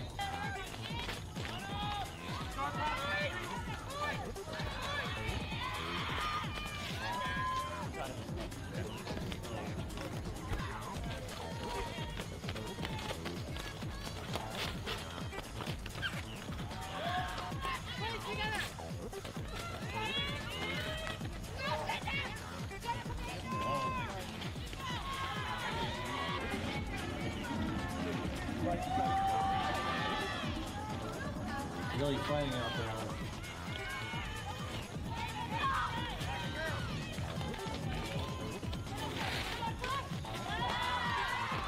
That's on the outside.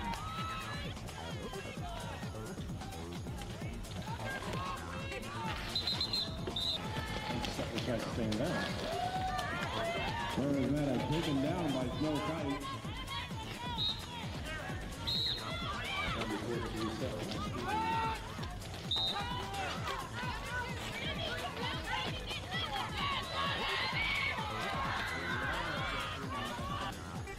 Good job, more mouth. Good job, good job.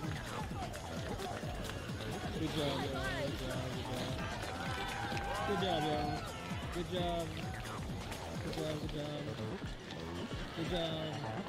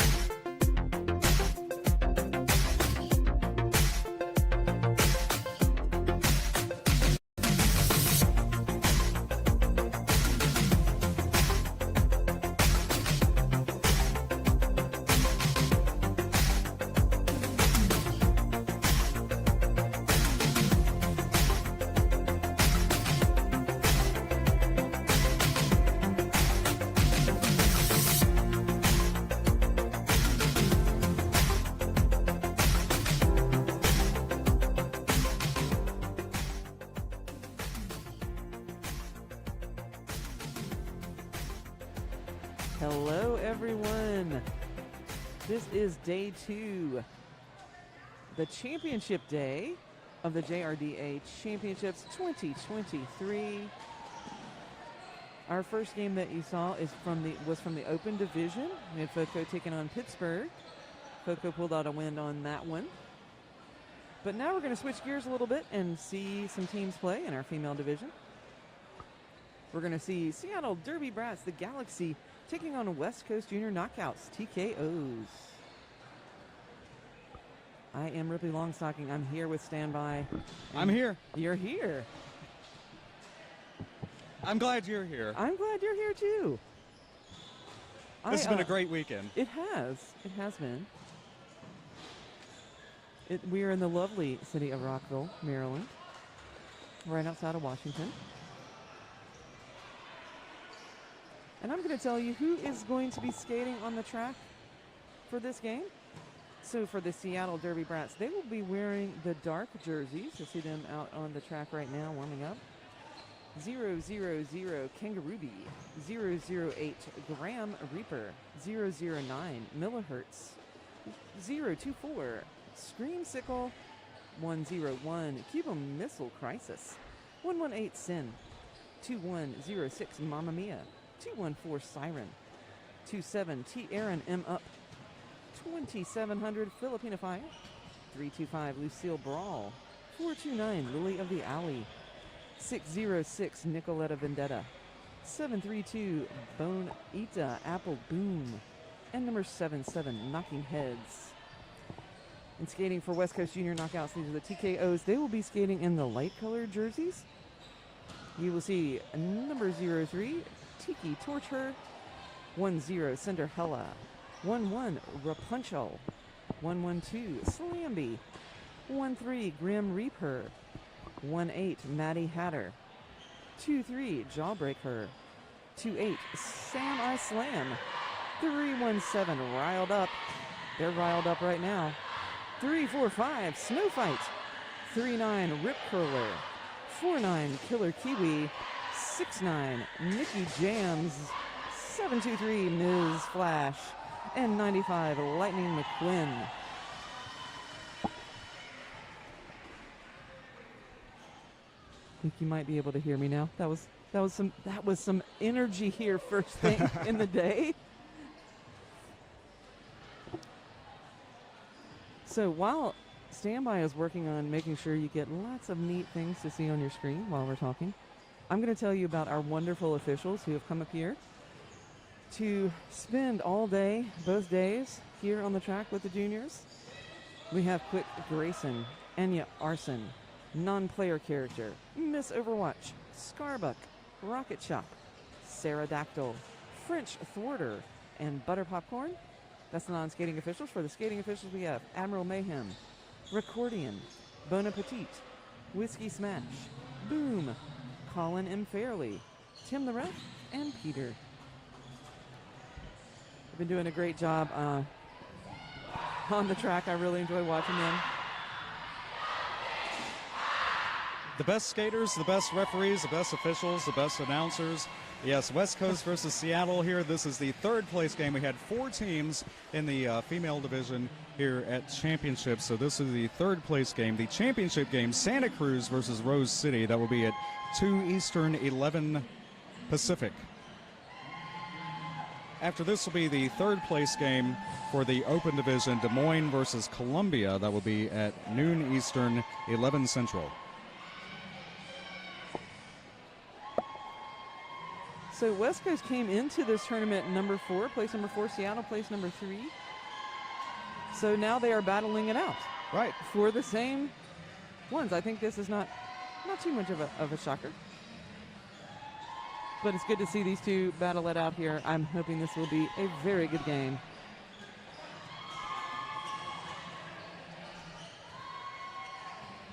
We also have the awards ceremony. If we haven't mentioned that, we have the awards ceremony coming up after the final game. It'll take a while to set up, and we have some important announcements in addition to everyone receiving, the top 3 teams rather, receiving their medals. So definitely stand by for that. We will be live as soon as we can right here the stream will stay up. That will be much later today. Yeah, we have much derby to cover before then.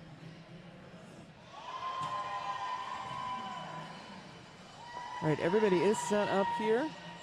Looking like we just got the 5-second call. All right. And it is tearing them up and Cinderella. Right off the jammer line, pack is moving around here. Turn number 1.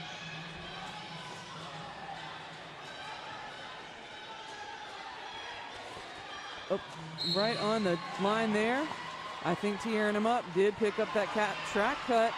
So tearing them up will be headed to the penalty box. Lead is still available for Cinderella if Cinderella can exit this pack, but you see from probably your camera angle, tough defense to this weekend. Great camera shot there of the brace tripod.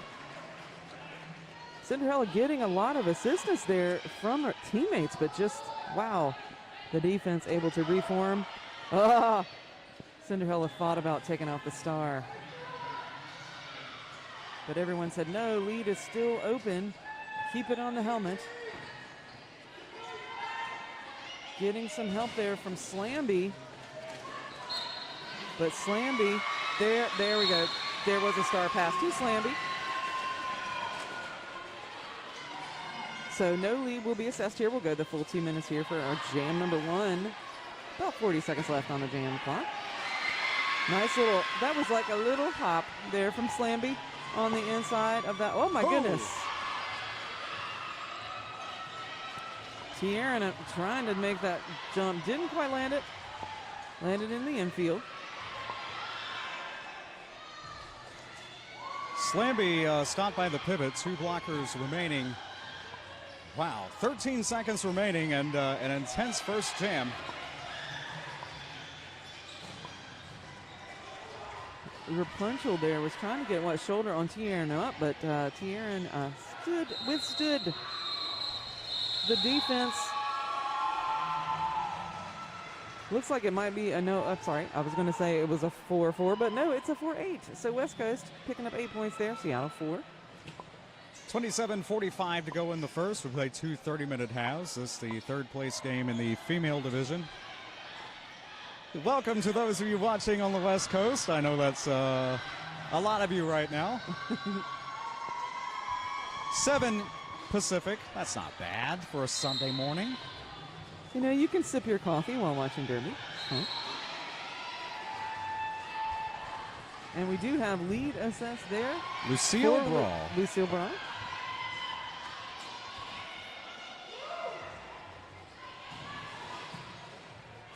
Dodge, dip, duck, dive, and, yes, dodge. For 4 points. Jawbreaker just finding that resistance that we've seen the defense on the first jam. Just the incredible, the brats just collapsing. Staying in front of the jammer.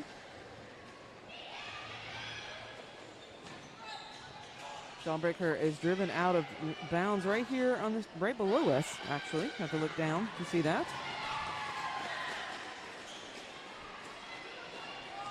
Now Jawbreaker at the front of the pack with just, oh, well, it was 2 blockers, but then a third comes to join. And now the full tripod there in front of Jawbreaker. Tries to flip it around on the inside. Didn't quite make it.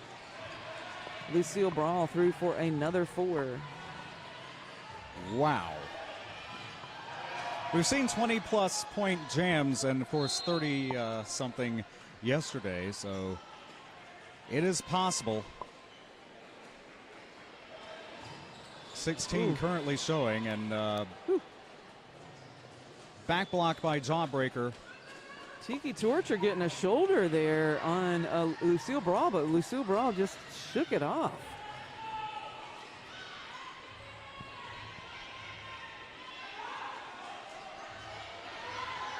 Now we do have Jawbreaker in the penalty box there, so this is Lucille Brawl. You said back blocker, didn't you? Did you say that, Sandoval? I think. And well, I may have, I don't remember. 24 points, but icing the jammer, that's the important part. Yes. The jammer is sitting, so it's at least 11 seconds being served. So power start forthcoming after, my goodness, 24 points in the second jam. That's amazing. There's so much happening here. If I'm gonna say something that you've already said, you can say Rippy. I just said that. Well, sometimes I don't remember. It happens so quickly. Knocking heads with the power start.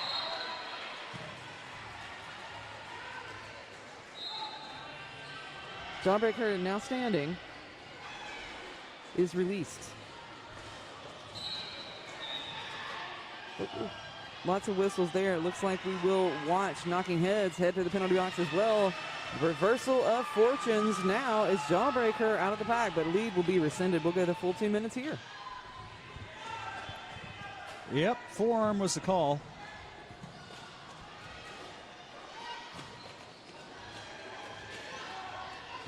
So Jawbreaker now right here looking to get through. Oh, one blocker, and then this is the standard Seattle Derby Brats play. One blocker hangs onto the jammer until everyone else can collapse. And now Jawbreaker just trying to find a seam, get some help there, and does get out. My goodness. I'm going to say that was number 18, Maddie Hatter. 4-4 the count, 48 seconds remain.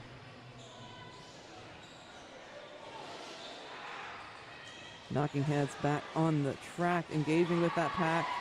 Does find a way through.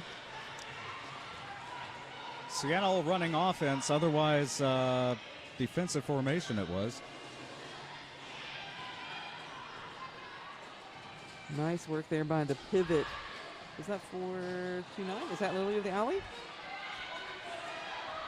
Jersey's kind of, yeah, 429. That is Lily of the Alley. Jersey's got a wrinkle, so I couldn't read the numbers.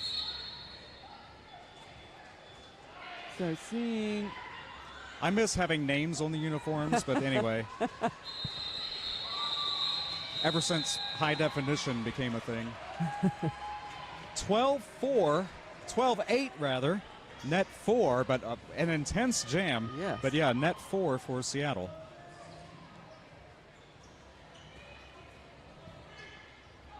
And that's two 2-minute jams out of 3. Yeah, entering jam number 4, 22:40 to go. Third place game for the female division you're seeing. So Ms. Flash is the one out there wearing the star for West Coast.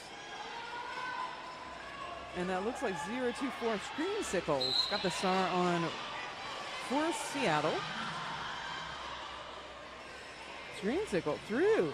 Just, we know it's not easy, but Screamsicle made it look easy. There is a track advantage out there for Seattle, so perhaps the missing blocker. Oh.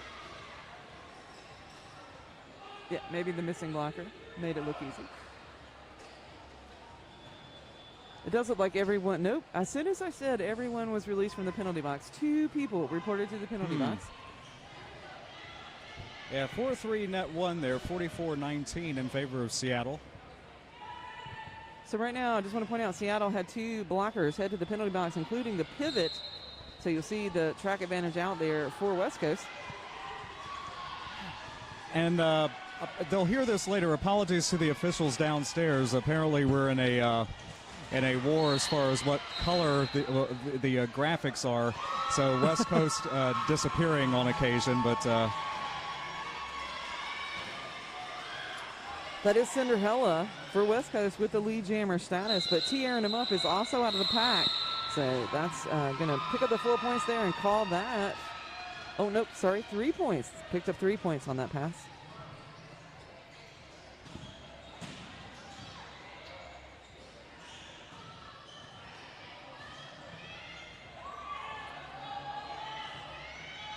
$20 minutes, 44 seconds left in our first half. Again, these 2 teams are vying for 3rd place and 4th place. Lucille Brawl taking on Grim Reaper off the jammer line. Oh, Lucille Brawl almost through the front, does make it. is assessed as lead. Meanwhile, Grim Reaper is driven into the infield, will be recycled back almost to the jammer line. Lucille Brawl now coming up against those two blockers. Lucille Brawl again makes that look easy. It is not. Nice one-on-one defense there, but Grim Reaper does manage to stay upright. One blocker at the front of the pack for Grim Reaper to make the initial pass, but there's Lucille Brawl on another scoring pass.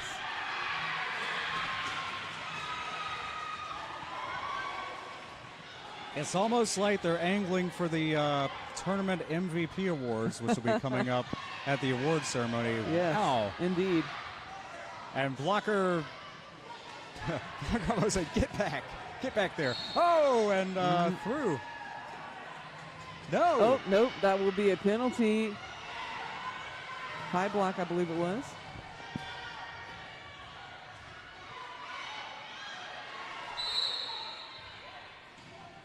And that looked like a procedure. Yeah, that was a star pass violation there, legal procedure.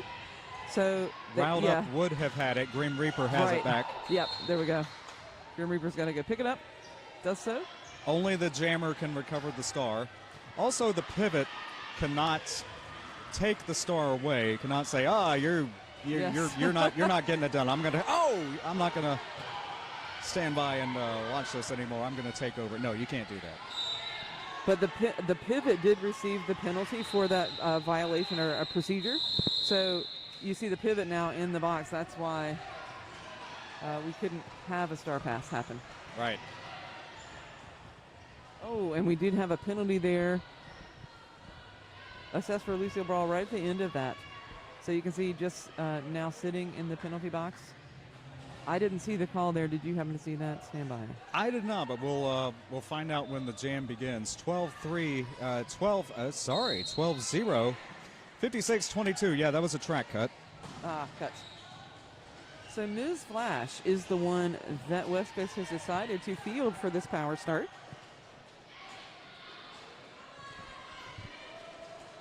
So yeah, 56-22, 12 unanswered points for Seattle last game.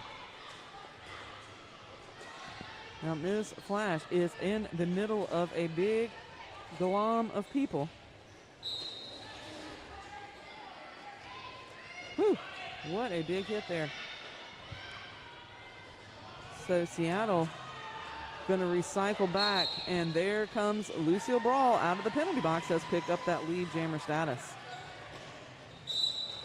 Track cut called. No.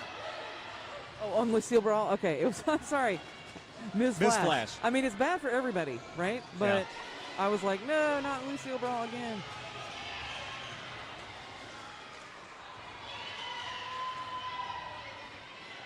There are so many bodies flying in that pack. Oh my goodness. I can't believe looking at the jam ref like that was legal, right, yes. Making eye contact, making sure there's no penalty because you want to report to the box as soon as possible. But yes, clean and awesome. 4 points to show for it. Yeah, take a breath. That was quite a jump. Take a minute. It's okay. Glad you're with us to see this. The third place game for the female division, West Coast and Seattle. We are into jam number 7. We have Knocking Heads taking on, remember, Ms. Flash had the penalty there for West Coast at the end of that last jam, so that's who is the jammer of record. Ms. Flash now on the track engaging with the pack. Knocking Heads looking to get through the tripod here at the front. And wow, just as Knocking Heads, oh! So Knocking Heads was trying to get on the elbow guard and just ran inside the infield there, but not illegal. So. Direction called on the West Coast blocker, so 4-3 in the pack, but there's the call off. Everything has to be in the proper skating direction, which if you've been on a skating rink in your life, you know is counterclockwise. 8 more unanswered points, 68-22. Let's see, do the math. Maybe. Quick math. 24-point rally, 3 jams. Seattle. I think that is Screamsicle there with a Seattle Star. Cinderella's got the star on for West Coast. Oh, looks. Okay, there it is blinking. I was like, did I see lead? I think I did. Screamsicle. I always like to verify on the scoreboard that I see the blinking. Trust but verify. Exactly. Trust your eyes, and yet look at the scoreboard as well. And we can trust these officials. Best in the business. Absolutely. I really do appreciate we got tape on the jam ref's fingers. Really appreciate that. Really do. Oh, yeah. Yes.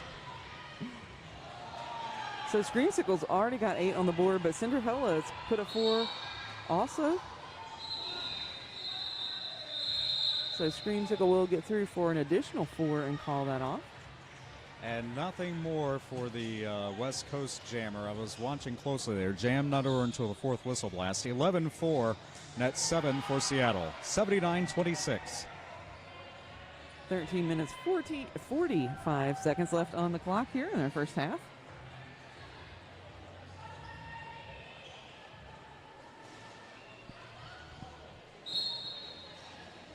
And there's the whistle. It takes us to jam number 10. Penalty box is clear. 2-1-4 was removed from the penalty box and sent back to the bench. And lead will go to T. Aaronham up, wearing the star there for Seattle. The Derby Brats. Oh, around the outside. Now, T. Aaronham up, of course, makes it look easy, but I got to tell you, those blockers just cleared the track. And we do have that star pass there for West Coast, so we now have Killer Kiwi with star in hand.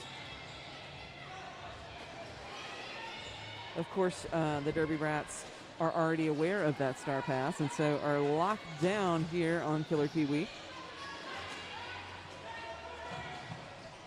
Meanwhile, tearing them up, finding a lot of resistance here from West Coast. The TKOs are just knocking, and did just knock out, tearing them up out of bounds.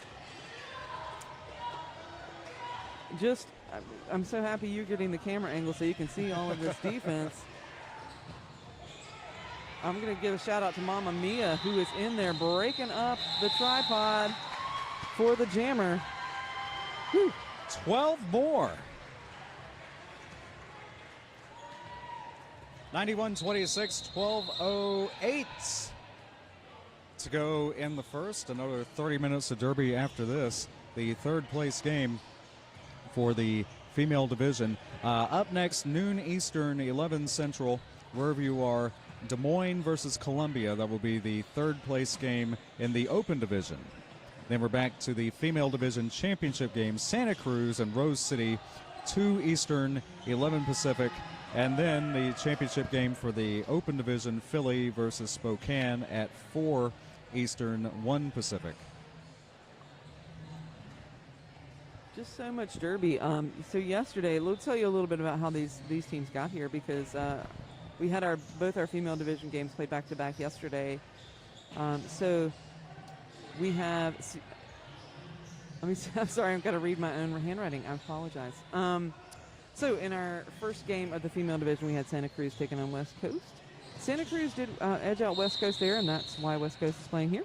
And then we have Rose City and Seattle in the second female division game there, and Rose City edged out Seattle, which is why we're seeing Seattle.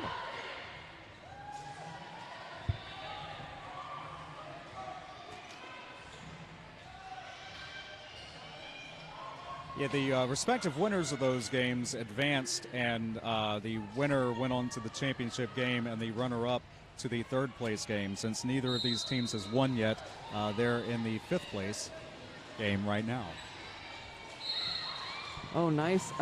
Around the outside, that's Sin wearing the star for the Galaxy. That will be a track cut that will be picked up by Jawbreaker.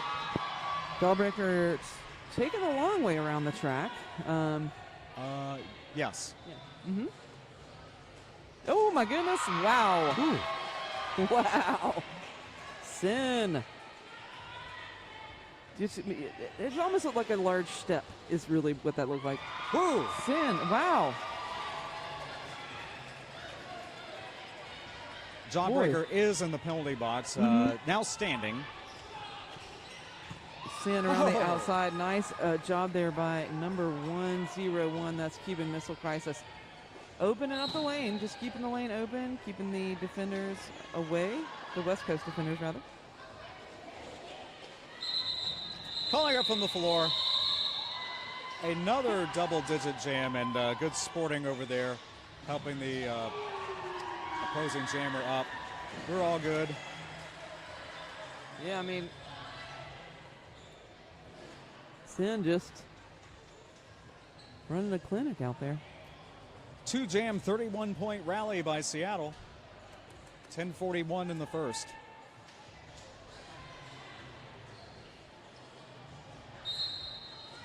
And there's the whistle. It'll take us to jam number 12. We do have the pivot in the box there for West Coast. So, Cinderella with only the option to get through. But it is Knocking Heads that gets out of the pack first there for the Galaxy. Now we have Cinderella engaging with that tripod. Here comes Knocking Heads.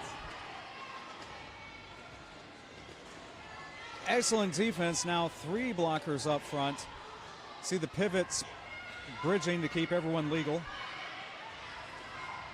Now moving up to run offense. There goes Cinderella. Nice little move there from the outside to the inside lanes. Does get through the pack. That's the initial though for Cinderella.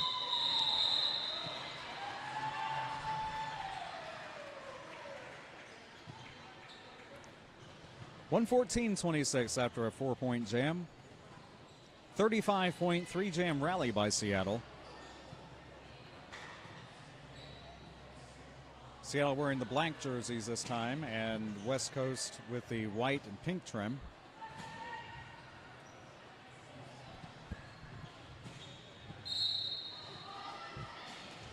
So here we head into jam number 13. Everyone locked down as we head to turn number 1. Oh, there's Lucille Brawl. Jumping on the inside, does pick up lead jammer status there for the Derby Brats. Wow, look at that lockdown on Miss Flash. I think it's the one head with the star here. Oh, Jammer down, yes, recovers. I think was really going for the pivot, trying to make that star pass, but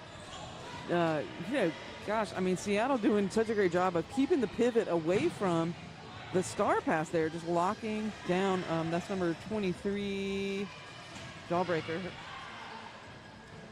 Well, frustration there by Ms. Flash, and there the star pass to Jawbreaker. That's one way to complete the initial trip, and that's a forearm. Jawbreaker trying to make a spin move, but does step on the tape.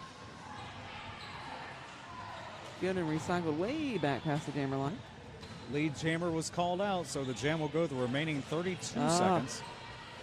You're Forearm right, it was. kind of forearm. So Jawbreaker through the pack now, does pick up 4 there. It's the first points, I believe, that West Coast has put on in several jams.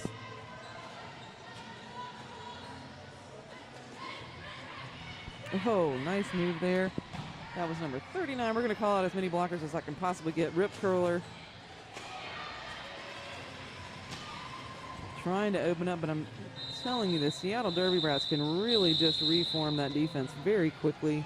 It's been deadly out there. 12-4, net 8 for Seattle. 126-32, 7:06 to go. Official timeout right now. This again, the third place game in the female division. Up next, Des Moines versus Columbia. That will be the third place game for the open division. Then the championship games, championship doubleheader, female division, Santa Cruz, Rose City, 2 Eastern. And then 4 Eastern, the open division championship game, Philly versus Spokane. The Pixies. 12-6, correction, 126-32. Clock has frozen with that official timeout at 7 minutes and 6 seconds left in our... Andrew Keys, photographer, is cheerleading. Getting everyone. He does everything, you know. He's everywhere. He really is. That is. Yeah. I was about to say. Now he's officially a member of Team Hit Squad. You saw it. Yeah, we have proof. And thank you to Lloyd Knox and Team Hit Squad. Some of the highlights of the championship teams you're seeing during intermission from he and his crew this season, along with the videos that were submitted by the participating teams. Really appreciate, hey, I appreciate all the media standby. All of the media. Thank you. As media department chair, I say you're welcome and thank you. In that order, maybe. This is not, this is not easy, you know, to do this. I got to say, props to Brent, because Brent has basically duct taped the camera to the railing. Yeah. So that we can get these angles for you. We are like literally above the track, and I was just mentioning to our engineer back at the home office, Mark Marshman.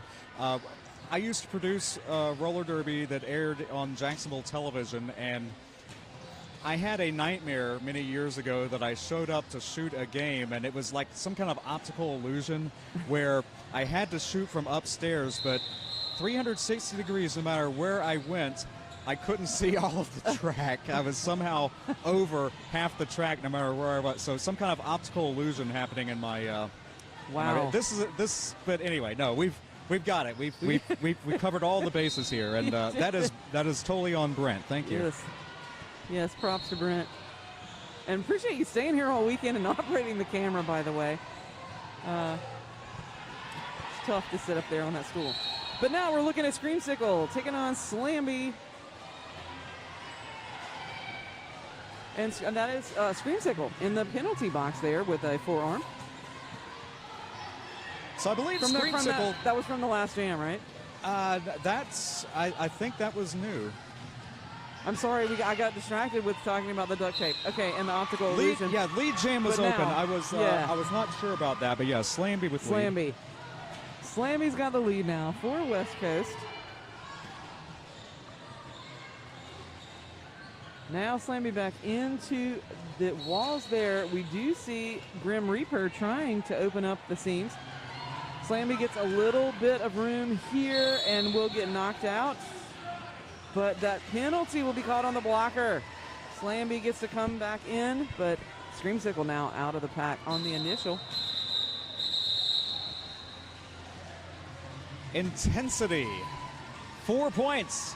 Seattle held scoreless for, is that the first time today, just about, maybe? I think so. First time in a long time, for sure. Move your camera let's move the camera, Brent. Brent, move the camera. There we go. Well, you don't know what's happening until it does. You do not know. This is live, and... you know. Yeah. Hey, but we're going to tell you about tearing them up right now. Tearing them up already through the pack. Picks up the lead jammer status for the Galaxy. Cinderella. Oh, my goodness. Wow. I used GoPros on TV back in the day, and one time a couple times referees went places I didn't expect them to do with the cameras, and I'll just leave it at that. But nothing that aired. It was not live, thank goodness. Turn them up, approaching. Oh! And I hear a whistle, and... Nope, tearing them up is out. That's clear. Yeah. So who is that on? That's two West Coast blockers. Looks like will be out. 700 Filipina Fire for sure is headed to the box. I only see one body in the box right now. Oh, 138.39 net, let's see, 12-3, so net 9 for Seattle. 4:20 to go.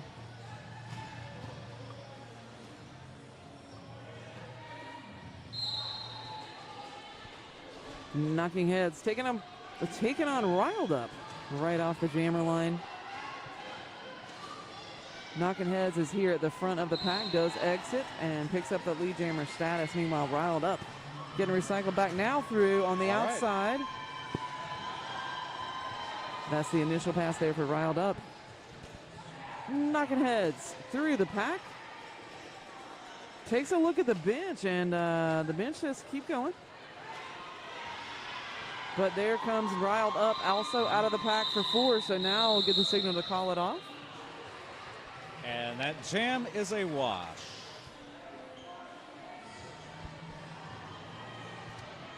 Bobby Narco heading back to New York right now, probably watching the stream, and will be pointing out that that is a 99-point lead, I believe. He is the human calculator. Yeah.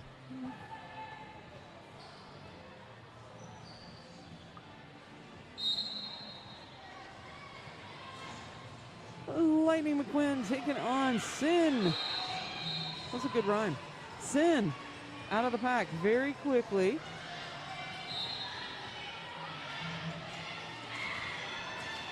Whoa! Oh my goodness. Clear? Clear. Landed in bounds. Now we have a star pass to number 10 here, right below us, Cinderella. Seattle already recognizing that is happening, already locked down there on Cinderella. Sin's going to go ahead and call that off.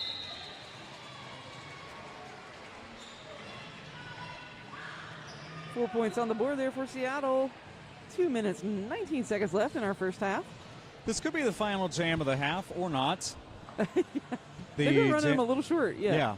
The jam can last 2 minutes or until the lead jammer calls it. The teacher releases the class, not the bell. I wish that were true. How I wish. Lucille Brawl taking on Jawbreaker. Oh, look at that. Jawbreaker around the outside. That is the first lead I believe West Coast has had in a few jams here. But Lucille Brawl is also out of the pack on the initial.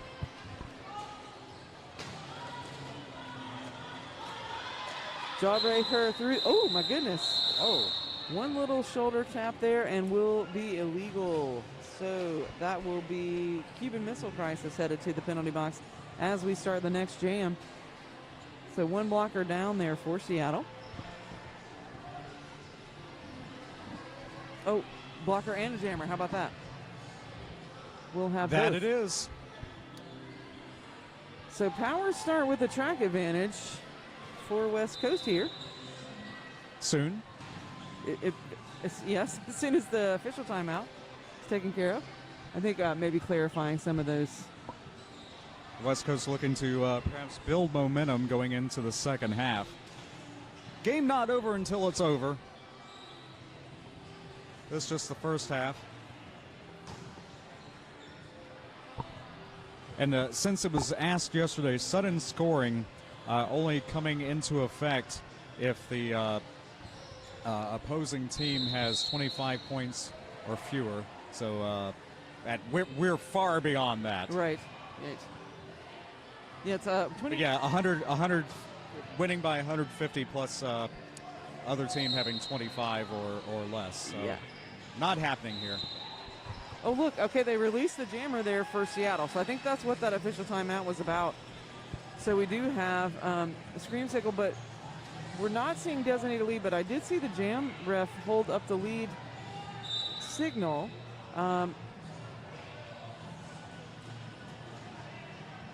Really feel like that is the case, but maybe I'm wrong. I've been wrong. So we know that Slamby is not lead, for example. We know that for sure. Okay, Yep. There we go.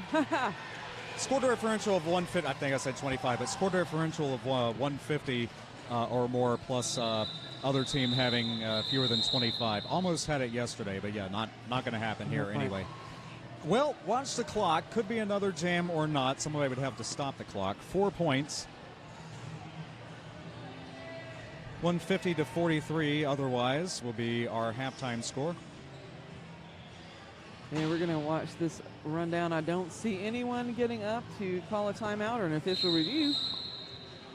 And that whistle, which was kind of rolling, tells us that we are at intermission. So right now we're sitting at 243 in favor of Seattle.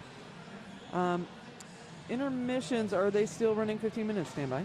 Looks like it. Okay. So far, we'll be back. You'll see it. Yeah, please come back and join the second half. Go refresh your coffee and come back and watch the second half of Seattle taking on West Coast in our female division of JRDA 2023 championships.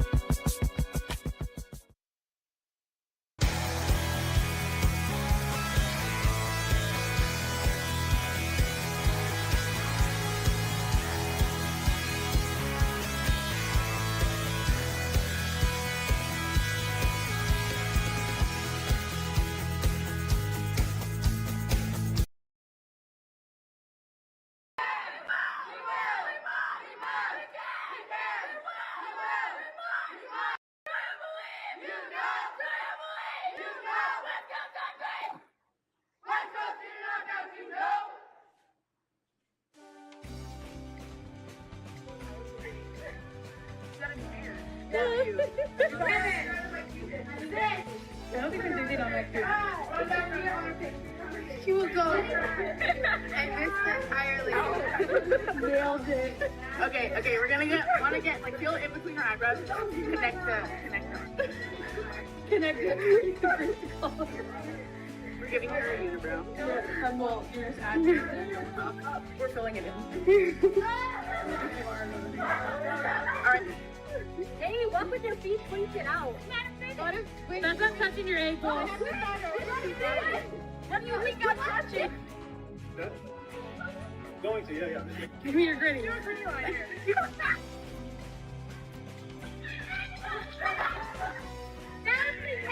United.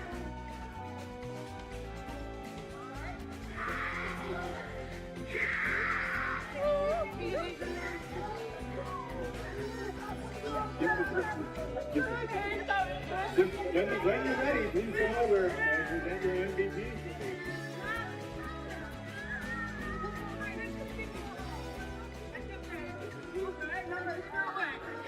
Right, with blows off they goes. On death row. Taking their way through. Trying to push their way out. Come on! On death row. Takes it out. Landy continuing to run. Now they have faded out. And now they go forward. On deck row coming around for that scoring pass. Landy. Go!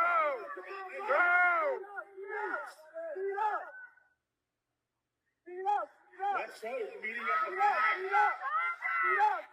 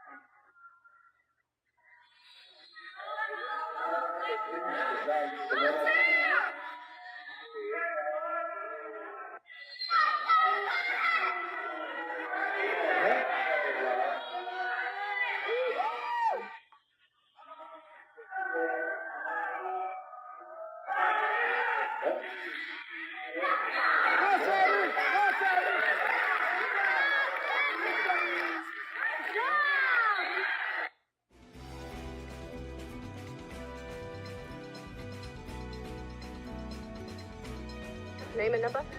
Number 23, Jawbreaker. Name and number? No fight. Number 345. My name is Oh my goodness, and a transition. Miss Flash 723. Be beautiful. Riled up 317. Wow, beautiful. My name is Lamby and my number is 112. Name and number. Kurt Macklin, number 33. And what is your favorite thing about roller derby? I get to hit people and it's okay. Brooklyn Dodger. I am a blocker for West Coast Derby Knockout. And my favorite thing about roller derby is coaching my juniors and meeting people. Amazing. I'll edit it.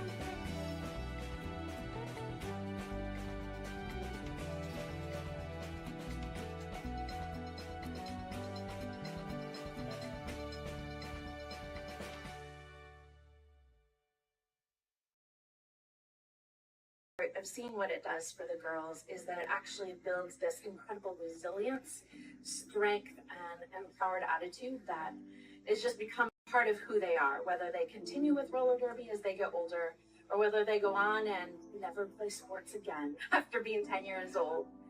When I told them that I play roller derby, they're like, don't beat me up. Or they're like, wow, that's super cool. I wish that I could play roller derby. Derby makes me feel invincible and it makes me feel really powerful. When I first became involved with Seattle Derby Brats as a coach for the Tootsie Rollers, one of my biggest mentors was Betty Ford Galaxy, who's the founder of the organization. And what I learned from Betty Ford was that skaters want to have fun, and that the most important reason that all of us were there was to empower skaters and to ensure that they're having fun. But I really wanted the chance for younger girls to feel the empowerment and strength I felt from playing adult roller derby. I came into derby a little scared, and then I realized it's not as bad. I mean, they're not putting you out there with just skates on, and you're actually learning drills, and it's really fun to learn new stuff. This is a place that has taught my daughter grit in a way that I would never have known how to teach her as a parent. Grit is it's sort of the new hotness that everyone's talking about in education. Oh, kids need to learn more grit, more stick-to-itiveness, more perseverance. I learned about derby because ever since I was like a toddler, I was 3, I was taken to my first derby match, watching Matt City play. And ever since then, I just thought it was a really cool sport. Another part of roller derby that I think is special, particularly for girls and women, is that it asks women to be aggressive, and it asks girls to be aggressive, asks them to push people, to really push their boundaries and be competitive, and that's not what our society tends to ask of women and girls. So it gives them experience with those parts of personalities that give them strength in new ways that they wouldn't get to experience otherwise. When you ask these kids about roller derby, they just see it as a positive experience. They just see this full contact sport that girls get to play and be celebrated in. That's fun and engaging and exciting. There was always an answer for everything. It was really well organized, and it was all about empowering all of these little girls and all these people just to go out there and be phenomenal. They're very supportive, and they know how to make you feel better and lift your spirits, and it just, at some point, it felt like a family, and then a real family was in it, you know? Like, the volunteers here are so loving and will help any skater with anything, whether it's a broken skate or family issues, or they're just always there for you. Everybody's super supportive. One of the draws for my skating roller derby were the contact nature and the fact that when you started, you would fall down and cry over anything. And so this was great at training you that not everything is a huge drama or a huge injury.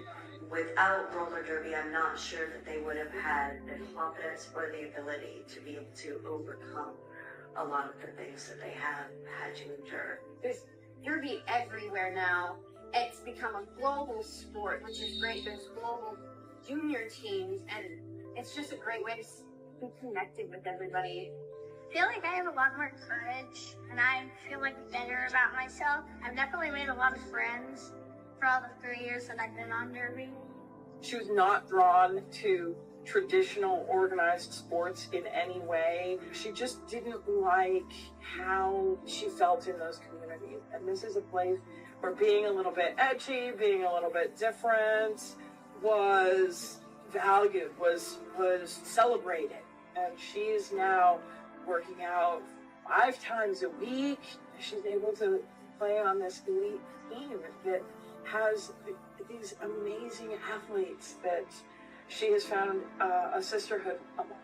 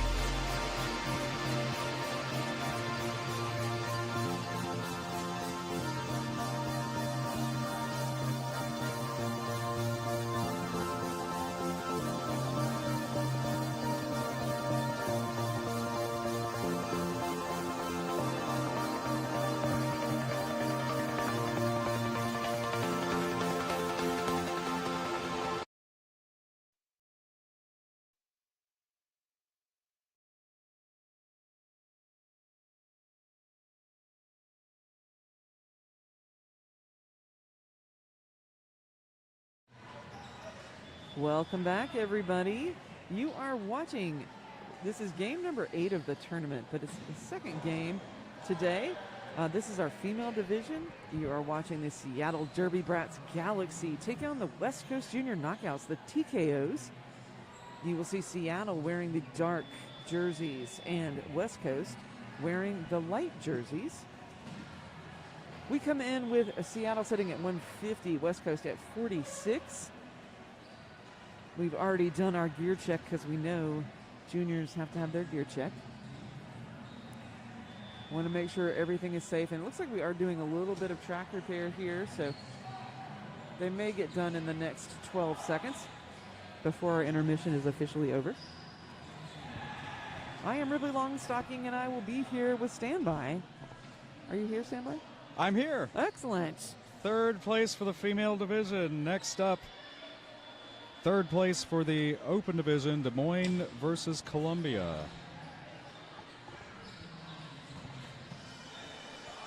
I think that will be a very good game to watch. Both of those teams. Everybody here, okay?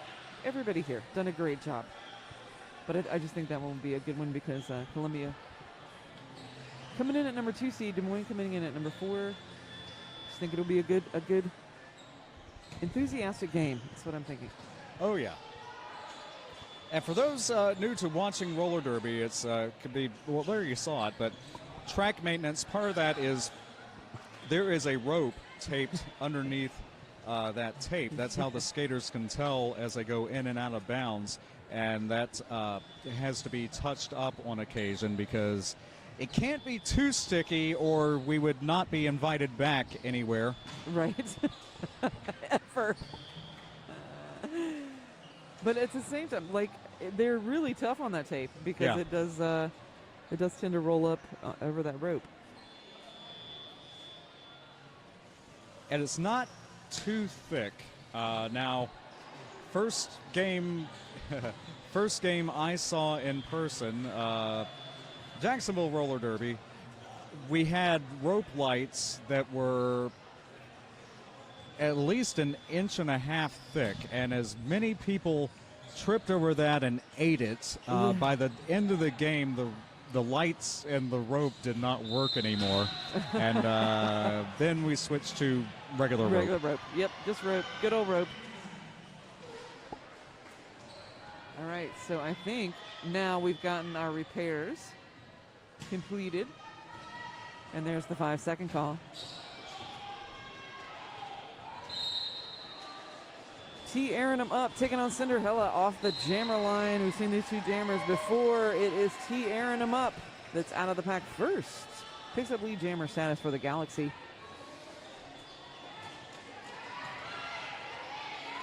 Oh, a little defense there by the pivot. Yeah. On the inside, one blocker to beat with a spin move. Cinderella gets out of the pack now. That's the initial pass for Cinderella. So that'll be called. So just a 30-second jam there. 8 points put on the board there for Seattle.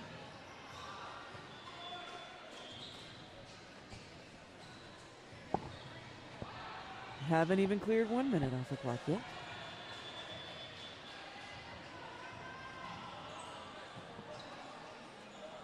And next up, Des Moines versus Columbia, the third place game in the open division. This is the third place game in the female division. 158-46. Seattle leading, and lead for Seattle, knocking heads. Slamby's got the star on now for West Coast. We've seen Slamby take the pivot stripe as well as the jammer star. Doing all kinds of work out there on the track.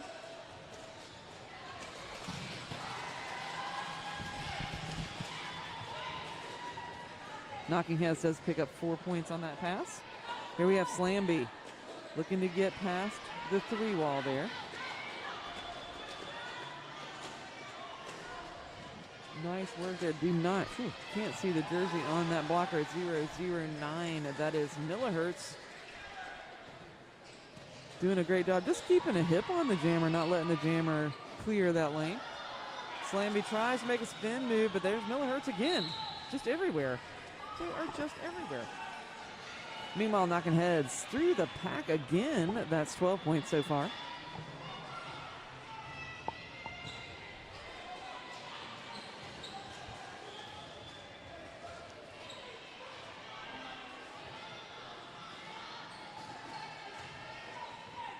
First half, we saw as many as 16, and we saw that several times wrong sheet. Yes, 24 rather, the high-scoring jam, and then we saw 19 and a number of 12s. So it looks like we'll settle on a 15 for this one, right in the middle there.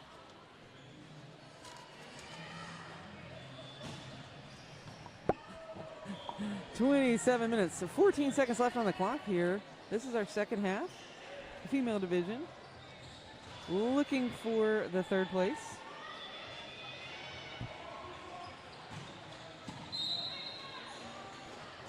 One blocker in the box there for West Coast. Screamsicle quickly lead. Semi-slam out there with the star on for the TKOs.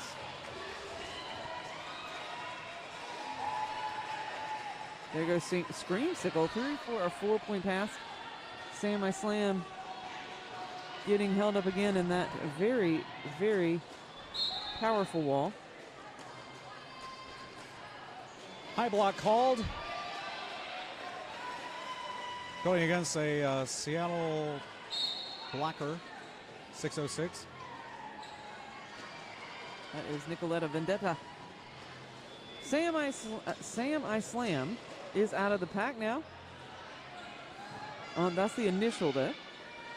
And direction called on Tiki Torture as well. Screamsicle out of the pack for an additional 4.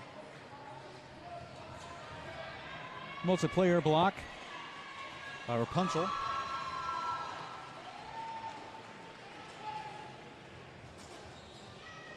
I think that was Filipina Fire out there doing the great work defensively.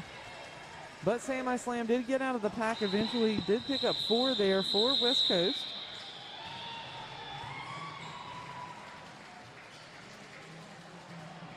$16-4 net 12, 189.50. But first points for West Coast this half. Seattle in the black jerseys, West Coast in the white with pink trim. 25:08 in the game. To claim third place in the female division. That is Lucille Brawl with a star on, but it is Cinderella that gets out of the pack first for West Coast. Jammer race about 20 feet, and there it goes.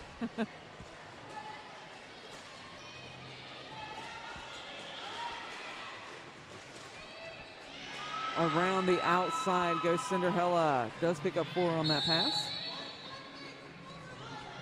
Multiplayer block, I heard that. Haven't seen who goes out. Yes, they are skating beneath us. Okay, there you go.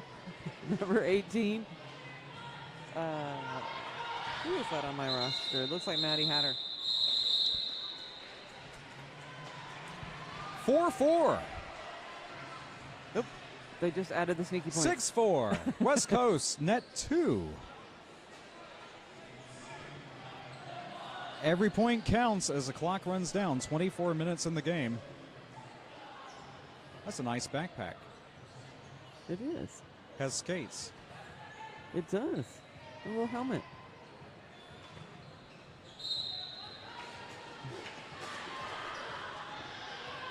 All right, T airing him up, wearing the star there for Seattle. Slamby's got the star on again for West Coast. And it is T airing him up.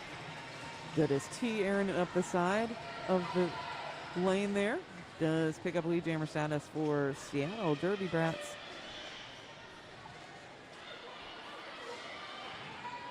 Slamby just pushing that tripod forward on the track. My legs hurt for Slamby. Tearing him up now out of the pack 4-4.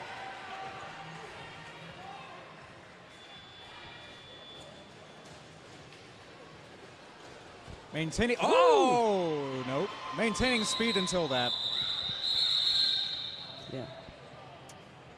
So we'll just take a minute. Have some folks check out our skaters, make sure everybody's okay.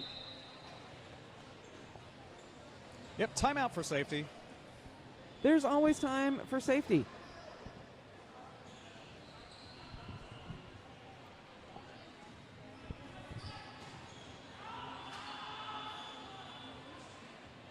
Getting a really good shot there of the bracket, so those of you who are joining us can check out your bracket and make sure it is filled in. That's right, and the electronic version at juniorrollerderby.org/2023 champs, but there it is. We are way off to the right now. Skaters up.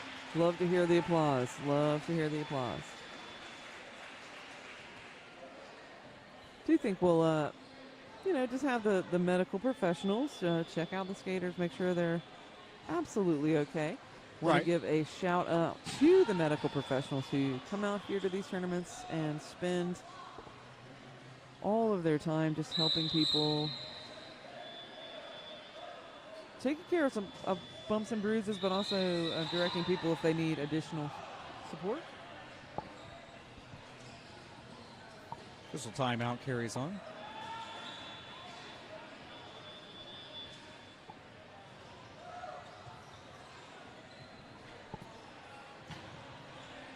Just so for those of you who are watching from home, we have typically 2 medical professionals, and one of them may be busy, but we need at least one person on, with eyes on the track at all times, so that's why we'll take another extra minute here to make sure we've got some safety protocols in place.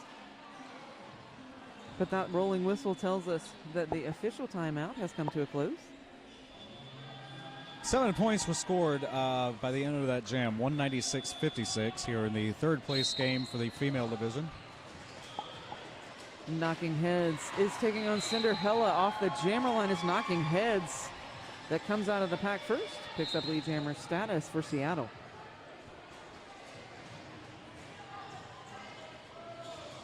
Cinderella finding some resistance there with that defense that we've seen from Seattle this entire game. Knocking Heads out of the pack now. That's a 4-point pass.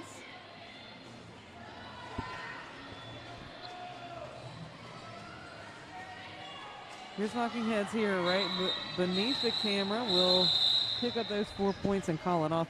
That does leave 2 blockers in the box for West Coast, and one of those blockers is the pivot.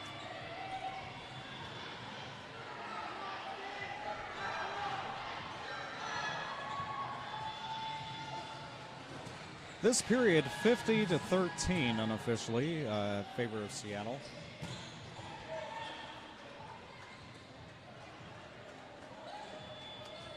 $54 rather. 21 minutes, 34 seconds left on the clock, and before I could even say that, Sin is already out of the pack. It's got on the star there for Seattle Derby Brats Galaxy. Oh, nice little dip there. Oh, and that will be a cut track for Sin. Jawbreaker does make it out of the pack now, but that lead will be rescinded, and we'll go the full 2 minutes here.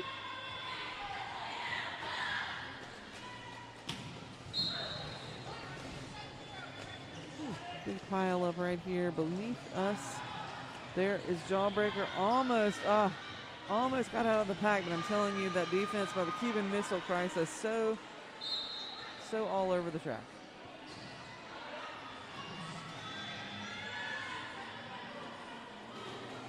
Sin is standing, and now back on the track. Oh, another 4-point pass there by Jawbreaker.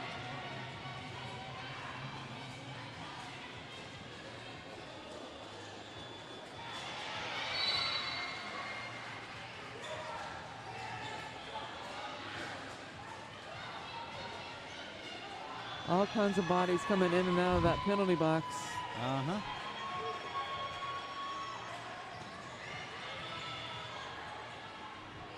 Blockers ready. 30-ish seconds left. Oh, my goodness, Sin. Just on that inside there. There comes Jawbreaker. Trading off points here. 19 seconds left on the jam clock. Again. Sin is very fast. Only 2 blockers here for Seattle. So we're going to get a little assist there by Lightning McQuinn. Trying to open it up. That's Sin again on that dip.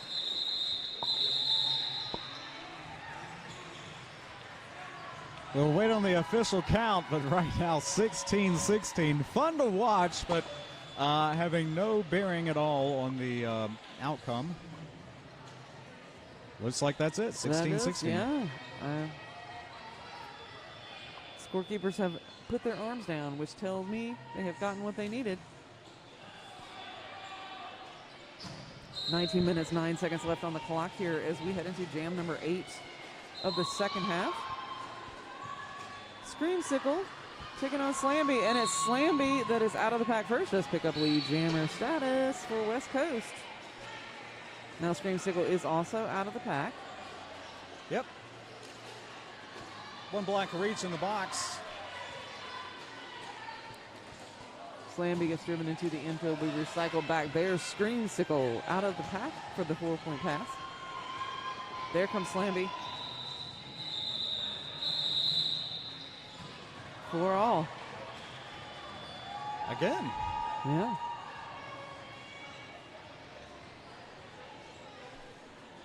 $18-22 to go in the game. Third place game in the female division. That's up the third place game in the open division, Des Moines and Columbia.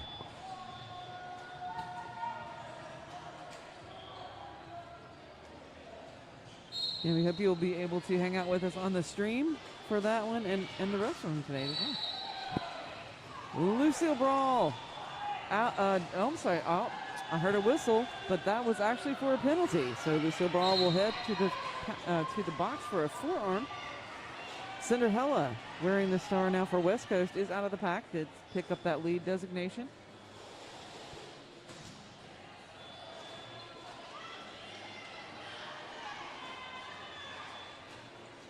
Cinderella getting a lot of assistance here from the blockers, but just not quite able to penetrate that 3-wall. And now the defenders have to set up for Lucille Brawl to come back in, so no help is available. Little juke there, and outside clear.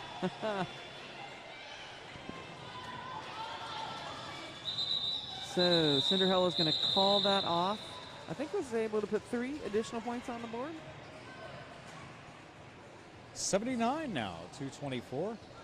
First scoreless jam for Seattle this half. 16 minutes, 48 seconds left on the clock.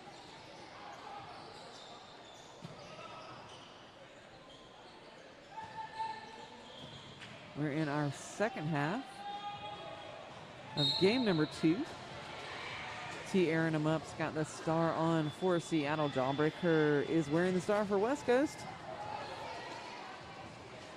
Oh, very nice hit there on the jammer, but T. Aaron Up gets through the pack, does pick up lead jammer. Jawbreaker getting driven out of bounds will be recycled back to the pivot line. There's T. Aaron Up through the pack, picks up 4 points.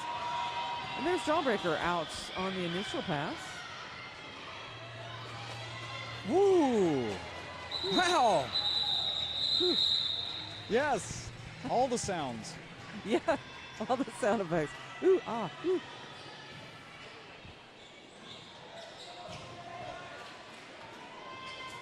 Sound like Tony Romo up here.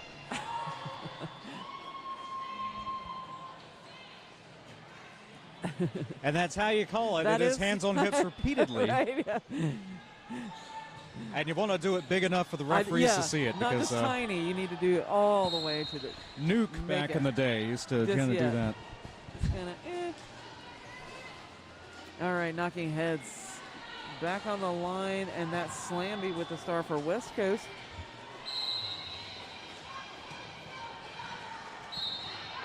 Oh, and that is knocking heads that will be headed to the penalty box. For high block, I believe that is true. Yeah. Smiles all around. We're good.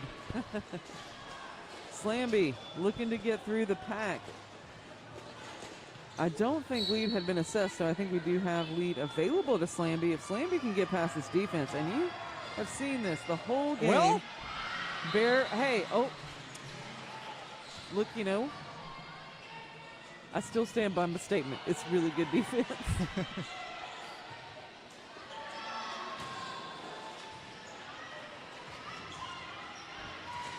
Working against that 2-wall. Slamby makes it out for 4.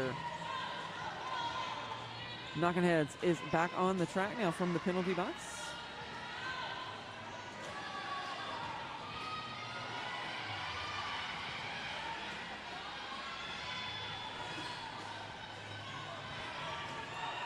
West Coast staying on the jammer, but that pack is going to get spread out too far. Knocking Heads is through. That's the initial pass for Knocking Heads.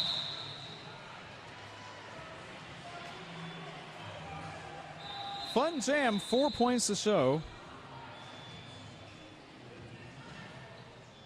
232.83 in favor of Seattle Galaxy, going for third place here. 7 it is, 86. I think we were conferring over here to make sure. Official review called by Seattle.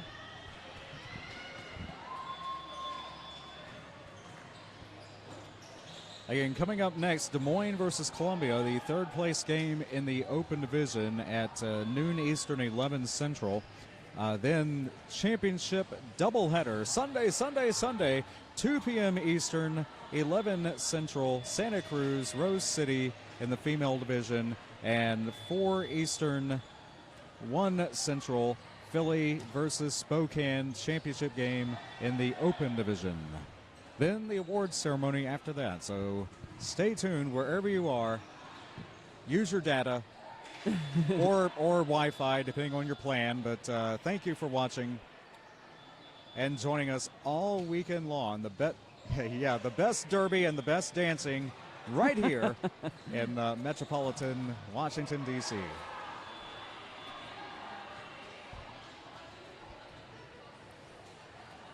Dance Party USA.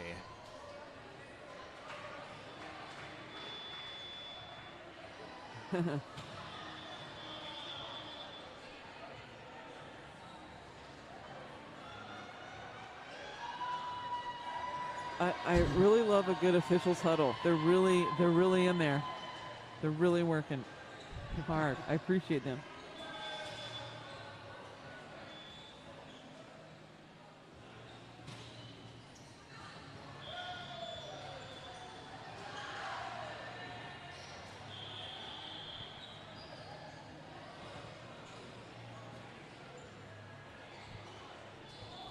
We do not have video review. It is totally, what did you see? Is it this? There are referees everywhere, so just conferring. And what did you see? What did you see? So we are having some discussion. There's Admiral Mayhem, the lead skating official out there right now, discussing with our coaches and captains.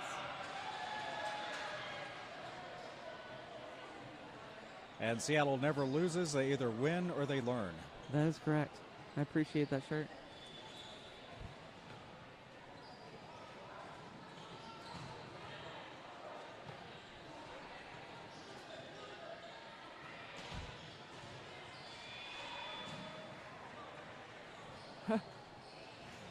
Are we to believe the official review was lost by the anyway? Like, there's some celebration there. Or just happy people is what they are. I don't see They're just anybody. happy people. It's a 4-3 pack favoring Seattle. I don't see anybody anything new happening with the penalty box. So official review lost. Yes. So the light goes out on that. That made it sound so sad. The light goes out. Screamsicle taking on Cinderella. Screamsicle's already out of the pack now with lead jammer status. Just like Krispy Kreme. That is sad, isn't it? When the light goes out. Screamsicle through the pack. 4-4. Cinderella still looking to get out away from that defense, but will get tapped out of, almost out of bounds. Nope. Still in bounds, my goodness. And Cinderella gets out of the pack on the initial pass.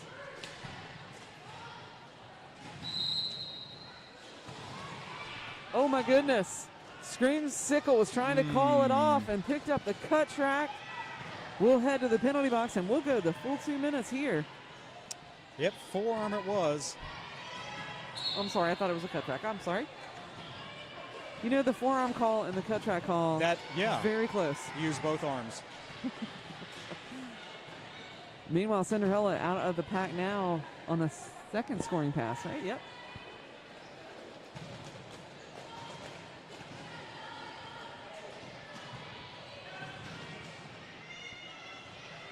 So now all of the defenders are trying to sort of collapse there. Nope, and then they have to set up for Screensicle. So really nice penalty kill there. Nice move by Kangarooby. Just knock the defender out of play, allows the jammer to get through.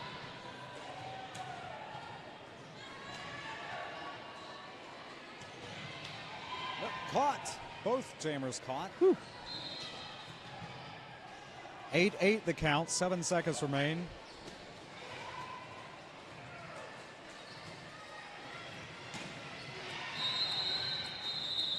And that is time. 12-11, net one for Seattle. 11 minutes, 30 seconds here in our second half. 11 points by Cinderella. That is the second highest scoring jam. 16 by Jawbreaker earlier. Second highest scoring jam of the half. Actually, of the game for West Coast. Oh, Lucille Brawl just making a run for it. Gets out of the pack first. Picks up lead jammer status for the Galaxy. Jawbreaker is wearing the star for the TKOs. Gets tapped out right there at turn number 1. Will be recycled back. Meanwhile, Lucille Brawl through the pack, 4-4.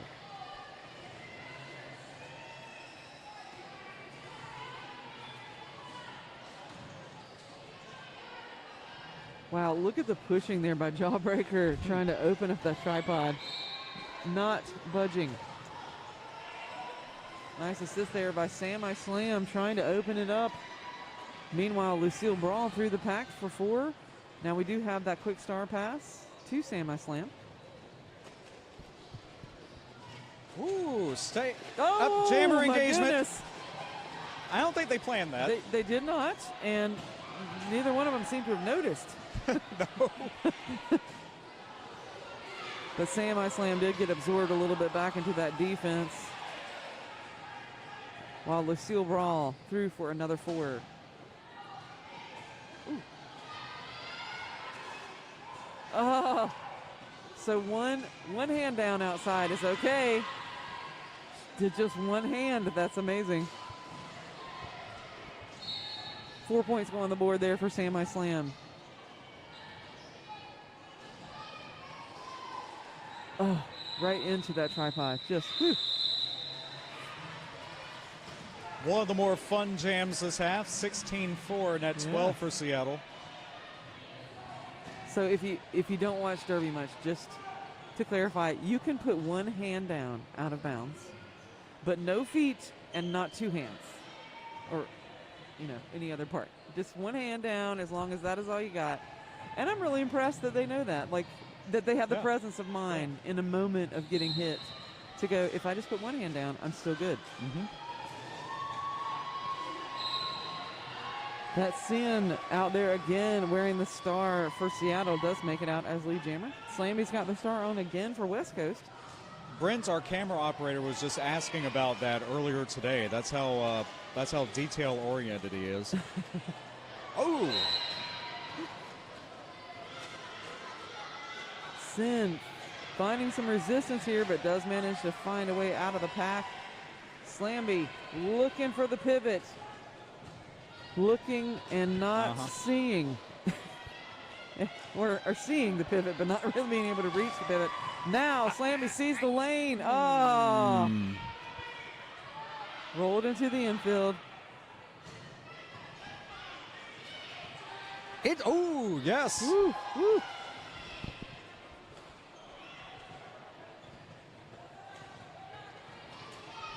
And look at the block. Oh, wow. How did that happen? Nothing to show for it, though, but great star pass. Yeah.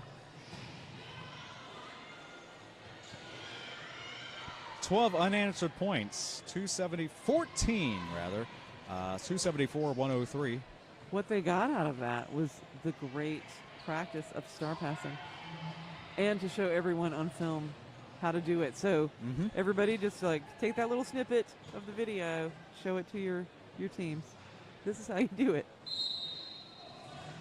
And not go to multiplayer. I've seen that. Yeah.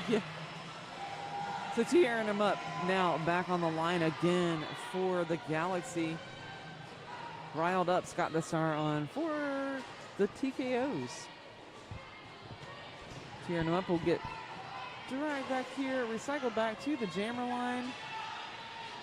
Here comes Riled Up, also getting recycled back, almost to the jammer line, about halfway between the pivot line and jammer line. Oh, well, was it?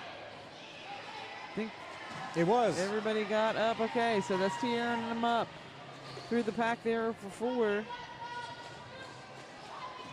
Riled Up, getting an assist, yes. Push the jammer forward, that counts. Some impact there. We're going to check on the skater. 4 points. 5 points, 279-103. Again, the third place game in the female division. Third place game in the open division coming up after this, Des Moines versus Columbia, South Carolina. Then championship doubleheader with the female division, Santa Cruz, Rose City, 2 Eastern, and then 4 Eastern open division championship game, Philly versus Spokane.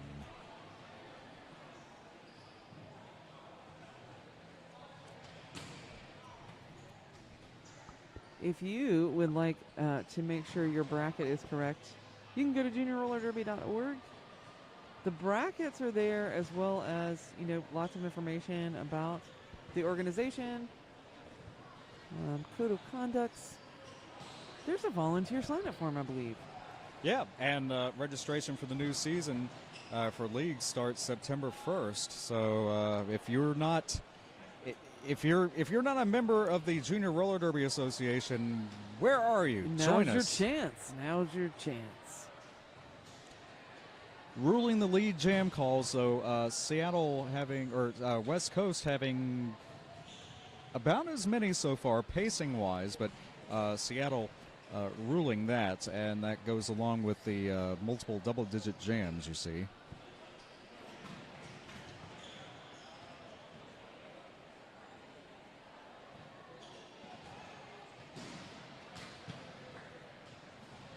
All right, so again, just making sure we're appreciating our wonderful medical professionals who have come out here to make sure everyone is safe, which they're doing right now.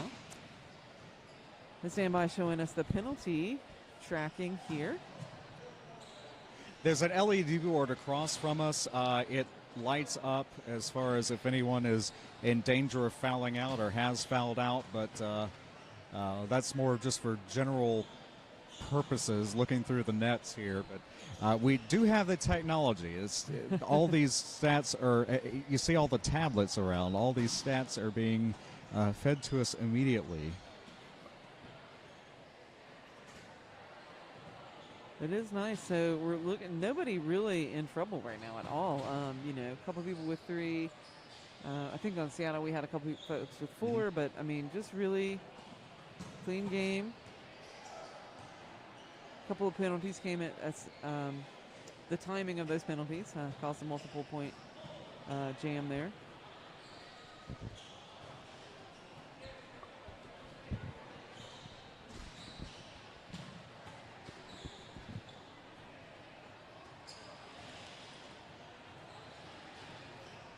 So I'm super excited about the medal ceremony, which will happen after all of this is done. We get to give people medals, which is fun. Yeah. Top 3 teams in each division receiving their medals, and we'll have some other exciting announcements and recognitions as well. Take a while to set all that up after the final game, but do stick around on the feed. We will be back just as soon as possible.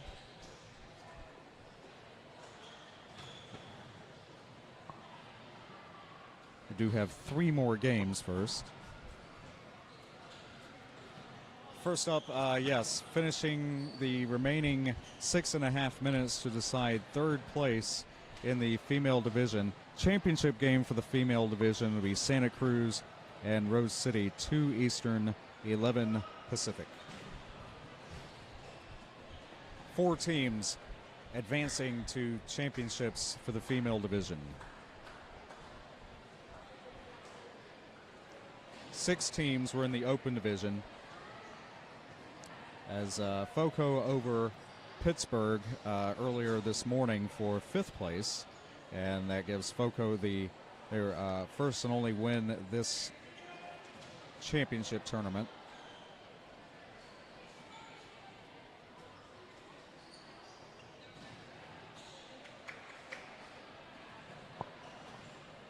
Oh, I got excited because I heard applause, but that was not for us. There's also a volleyball tournament happening on the other side of the venue, and so if you hear some whistle bleed through, that's what it is. Occasionally you'll hear some cheering from that side. Some balls have hit us or come close to hitting us. Indeed. Like we've joked, they have a net over this court, but not over the volleyball. That's right, because it's important that you keep the derby players from shimmying up the railing, but the volleyballs, they seem to be fine.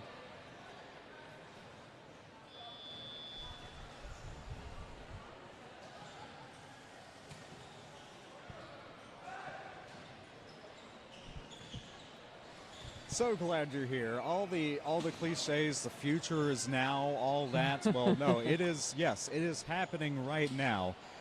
These skaters and some of them heading to the World Cup in France later this month, the end of this month. But also some of these skaters will be graduating, leaving the JRDA by age and advancing. Watch out! Oh, I knew that was going to happen. You didn't get that on camera, but a referee's hand was just stepped on. Track maintenance happening over track maintenance. 3, 4, 5 people looking over the track right now while we have the time.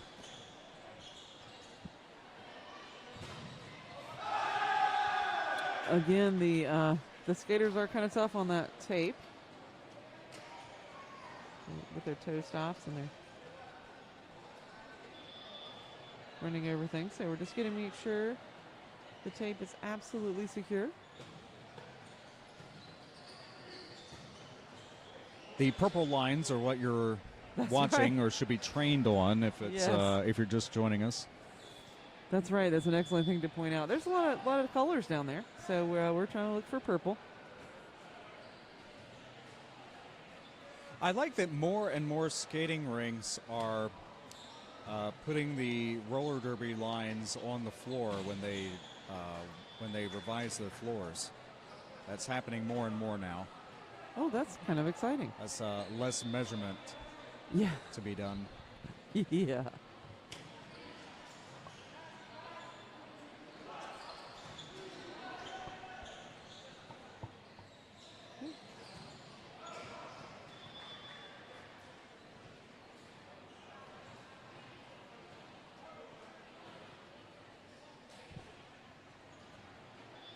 So let me just recap yesterday for you. How about that? Because that was a fun day. Okay, we started out game 1 of the championship. FOCO coming in ranked number 5, taking on Des Moines, ranked number 4. And Des Moines pulled out that win.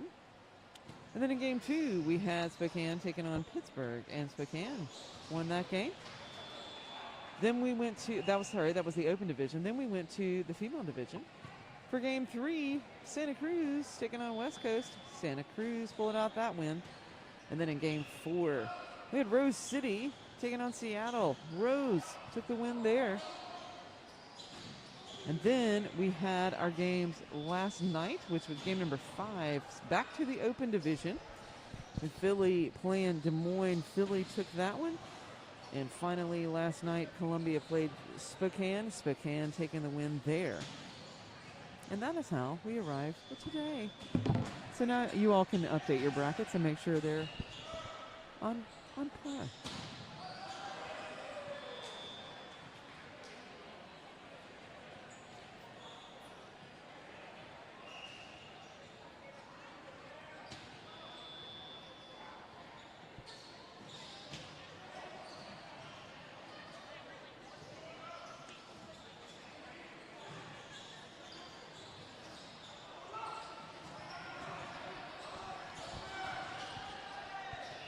So we're getting to see all of our volunteers out here. These are people who just love working with Derby and love working with juniors.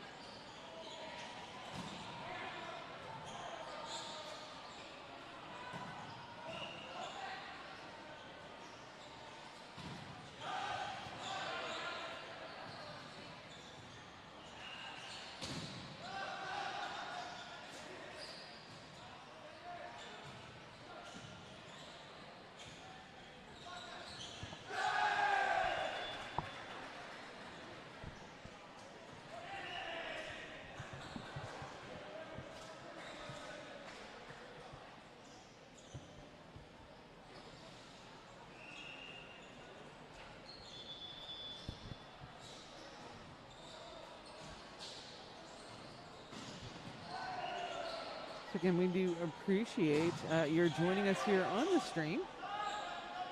We are in an official timeout so that our medical professionals can take care of one of the skaters.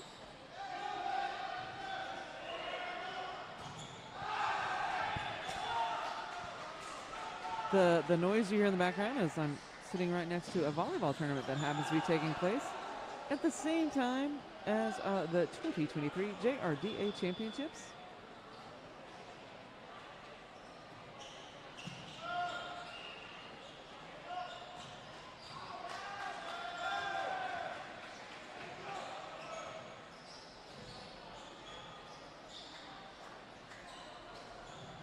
So everybody taking a much needed break now while the medical staff is working with the skater.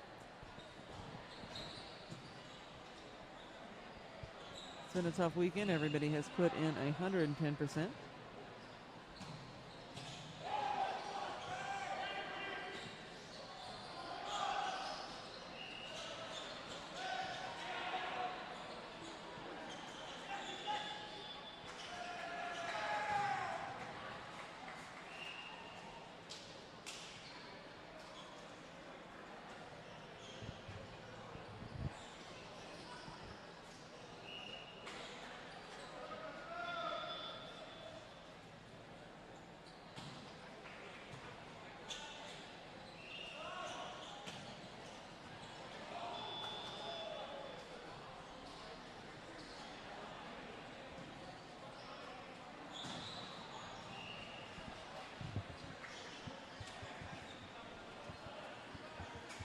Okay, after conferring with a JRDA board member downstairs, we're going to step aside. This timeout will continue.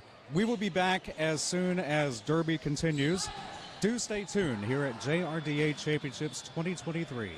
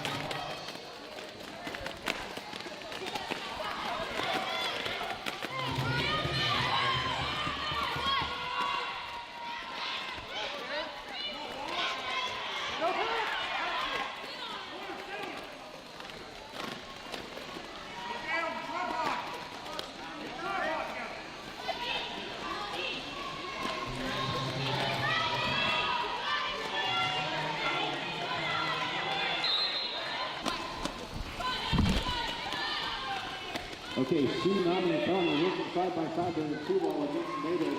Native goes up. They calls it off. I imagine much of that will be available online if you go to check. Team website for training. Marshall Pia is out to grab the third. Still bottled up by the third defense.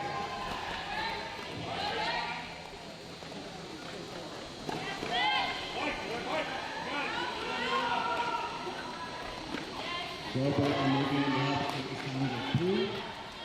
And smash his group was one pass again. Pulls it up.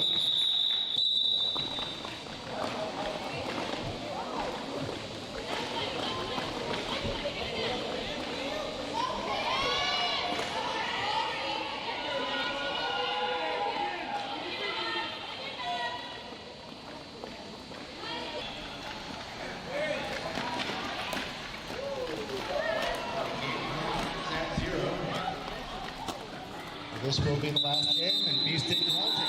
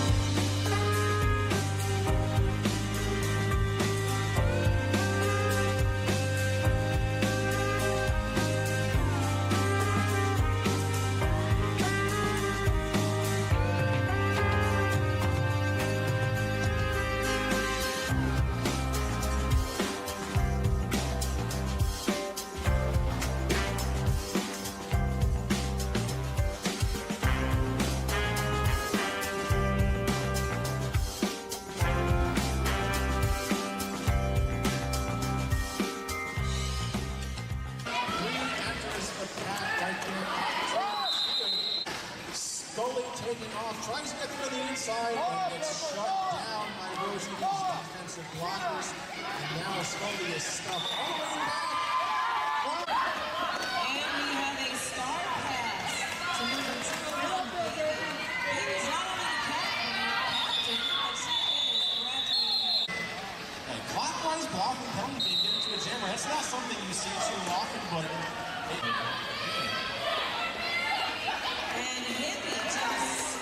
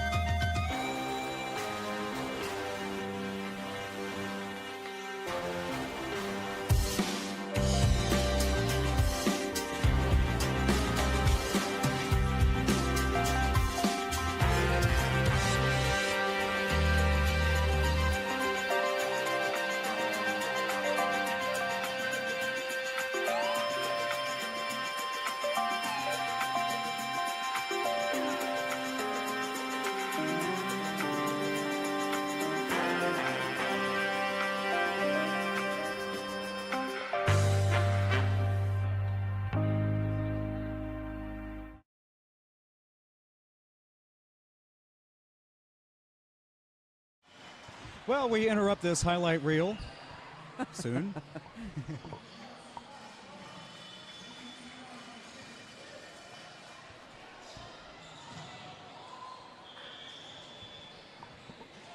Maybe we're going to interrupt the highlight reel.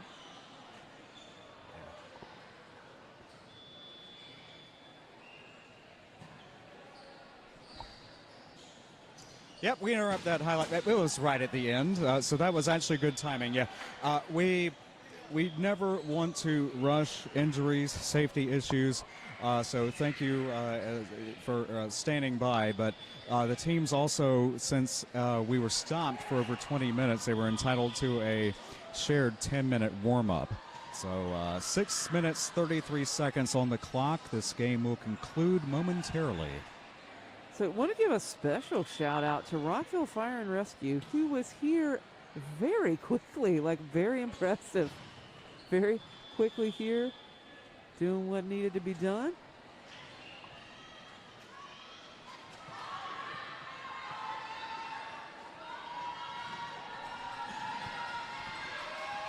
Okay, so our players getting the crowd into it, getting everybody back into the spirit of the championship.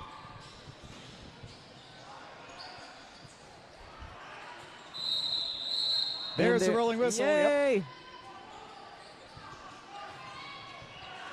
We know what that means. More Derby. I believe that is Cuban Missile Crisis with the star on for Seattle. Not the inside. Cuban Missile Crisis. An amazing blocker out on the track now. Also wearing the jammer cap. And falling over the jammer, who is jawbreaker for West Coast. Jawbreaker out backwards. Does get out on the initial pass. So that'll be called the Cuban Missile Crisis. The Cuban Missile Crisis is like, I did it, I jammed, got 3 points on the board. That's good enough for me.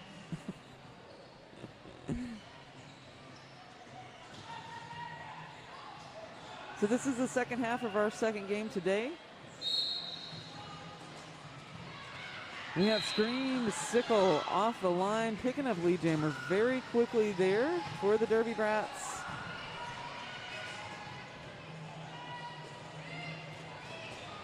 Nice move around the outside there for Grim Reaper. Scream Sickle through the pack for 4. Forearm called, so one blocker each. Or no, just one blocker now. West Coast in the box. Grim Reaper battling against this tripod here of Galaxy defense. Getting some assistance there, but Scream Sickle now finding some resistance. There comes Grim Reaper out of the pack for 4, and then Scream Sickle will pick up 4, then call that off.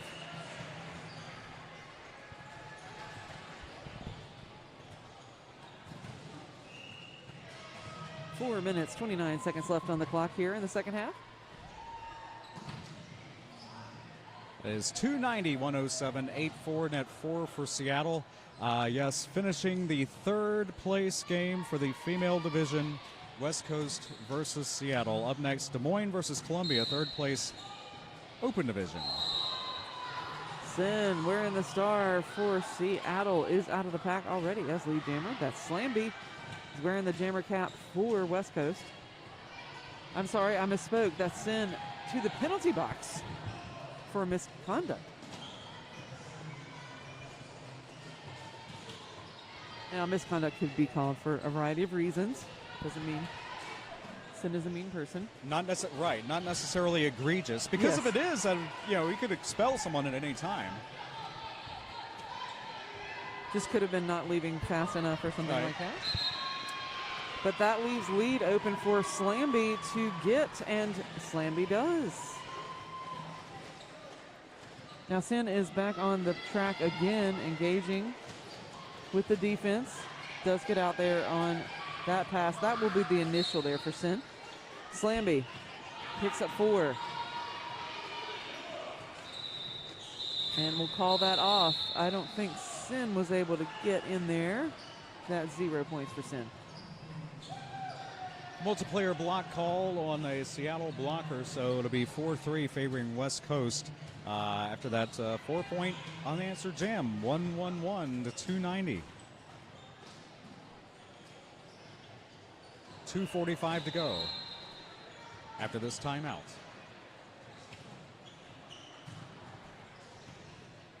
After this official review. Yeah. Official review by West Coast. Seattle has lost theirs. Official review now by West Coast. Championship doubleheader Tentatively 2 p.m. Eastern. Of course, we'll get that to you as soon as we can. But Santa Cruz versus Rose City Female Division and Philly versus Spokane Open Division.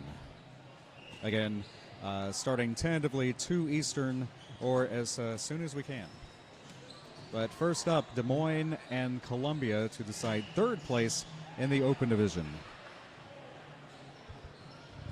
Yeah, so they are able to, I guess, finagle some clock stuff to try to get us as close to back on track as we can in terms of our scheduling.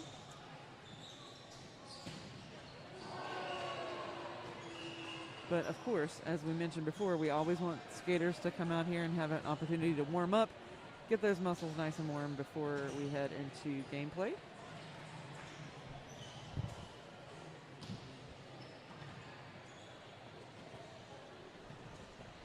Right, since it was a over 20-minute stoppage, they were entitled to a shared 10-minute warm-up. And we will want to allow that same opportunity for the next two teams that will be skating in the next game. Certainly want to give them an opportunity to warm up. So I can promise you the next game will not start at 12. Nah.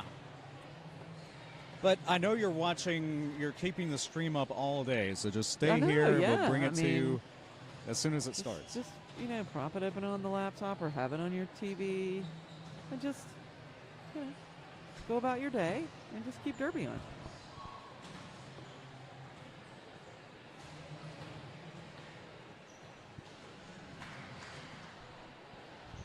Two minutes, 43 seconds.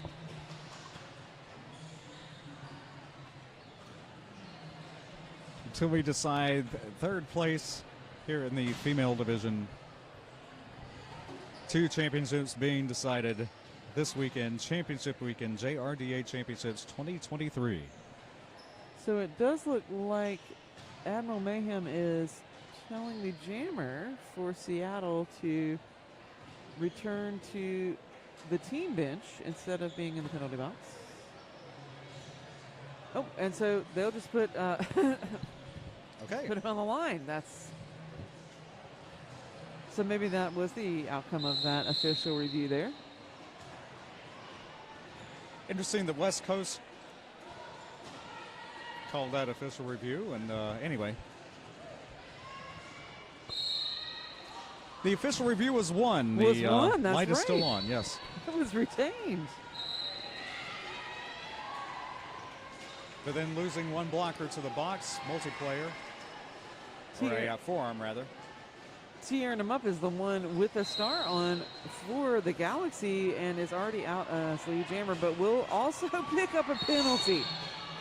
So T airing him up, headed to the penalty box. That looks like a back block. And so lead will be rescinded. Tearing him up did actually have lead, so Cinderella wearing the star now for West Coast. We'll just run this the next 30 seconds, see how many points can put on the board. This will go the full 2 minutes. Low block and track cut respectively on blockers. Wow. Look at that defense there. It's insane. Love to call out all those blockers. That is Graham Reaper. Let's see Cuban Missile Crisis out there again. You get to see right here how incredibly strong that is, and Mamma Mia. Nice assistance there from the pivot. That's 2700 Filipina Fire. Will pick up a penalty, but did get the jammer out of that holdup.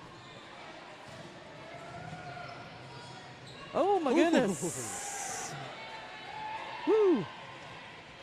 Saw that swing coming in from Sami Slam and just hopped over it.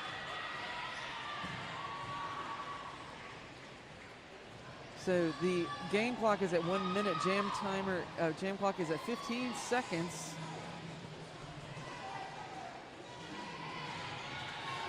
So Sami Slam is the one with the star on now. That pivot, I'm sorry, the jammer cap has been passed. Oh my goodness. There you go. Good sporting. Yes, there you go. Whoops. Didn't see you.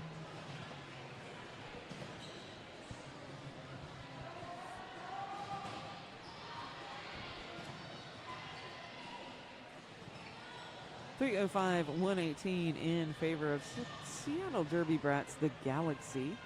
It's the female division. There is enough time to start this jam, and we There it will. is. We will. 10 seconds left on the game clock, and it will be a forearm assessed there to Knocking Heads. Lead is still available for Slamby if Slamby can get it. Slamby getting knocked around in there, getting a lot of assistance there from the blockers, but just not able to break up Seattle. Slamby getting an assist there from a friend. Love it. And we're on jam time, 1:20 to go.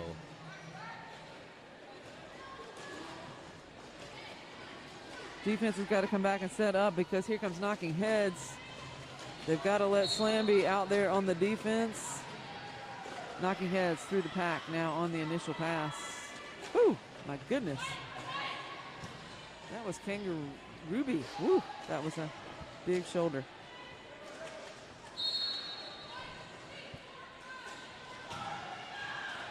Knocking Heads through the pack, picks up 4.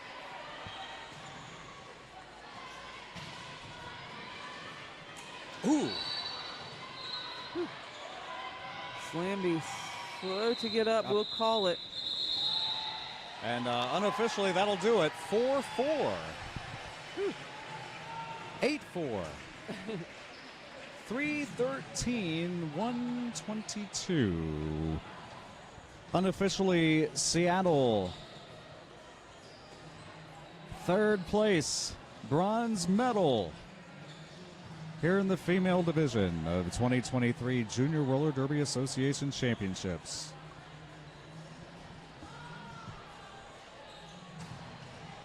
Please make sure you stick around. We will bring you the next game as soon as possible. Our next game is, again, Des Moines taking on Columbia. They'll be vying for the 3rd place. So you want to make sure you just leave the stream on. Just leave it on. We're not going anywhere. That's right.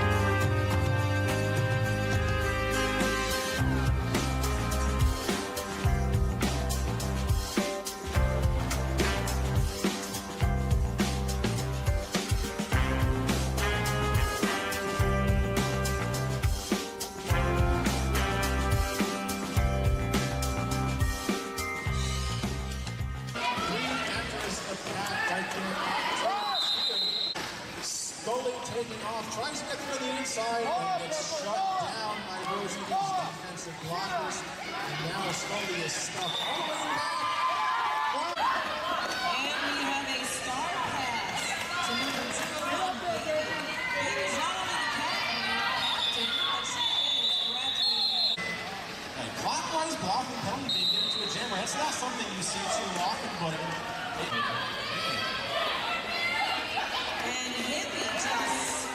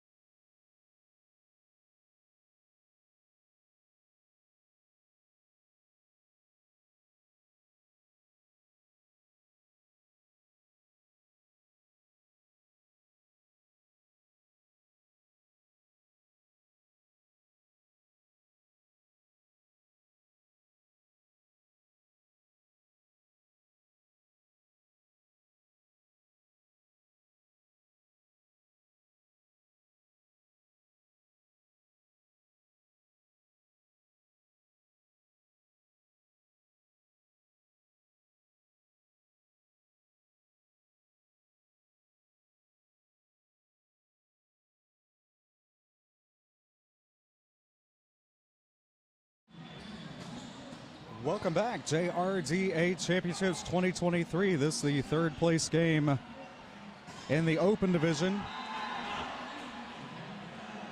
Columbia Junior Rollers and Des Moines Derby Brats.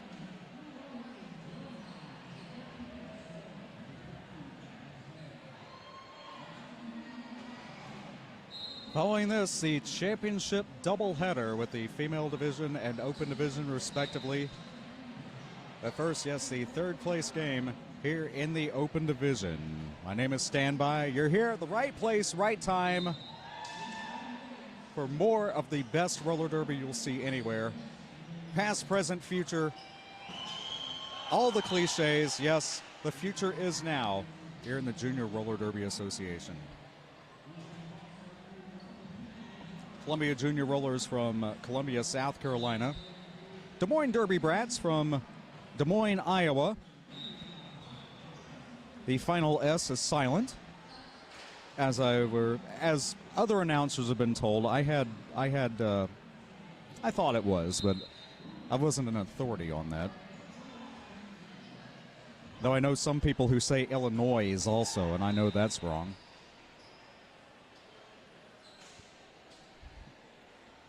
So glad you're with us wherever you are. If you could not make it here to Metropolitan D.C., glad you're watching us here on the official JRDA YouTube. The only place to see JRDA champs.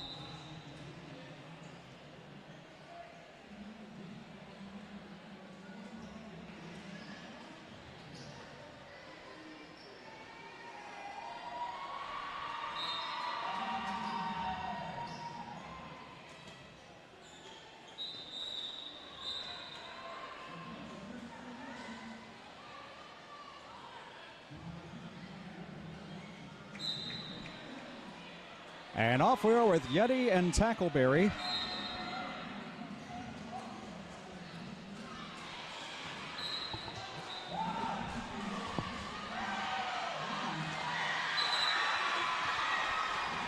Pivot to the penalty box.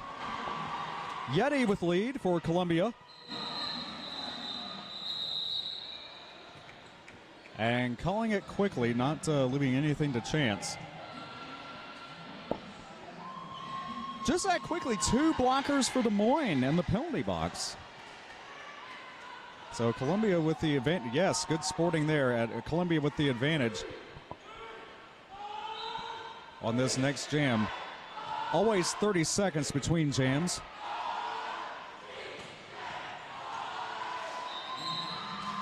CJR.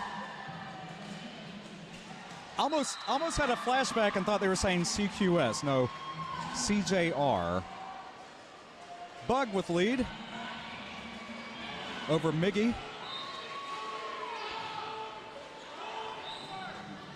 Whoa, spinning through and calling it. Was it in time? The jam is not over until the fourth whistle blast. That's why they continue to skate. And the two blockers for Des Moines still in the box, though they are standing, so that means they have fewer than 10 seconds to serve. Yes, first 4 points on the board, and that is it. Playing two 30-minute halves, 28-20 to go in the first, here in the third place game of the Open Division. Killman and Fun Size. And it is Killman with lead. But once a jammer breaks through the pack, they're eligible to score no matter what order they are, but only the lead jammer can call off the jam. Strictly defensive formation, and again, coming out to the last possible moment. 1 point for Des Moines, 3 for Columbia. That's how quickly it can be. 7-1.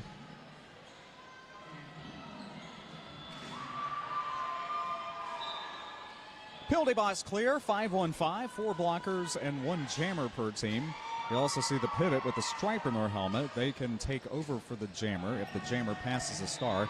Seen that only a few times this weekend. Some teams more apt to do that than others.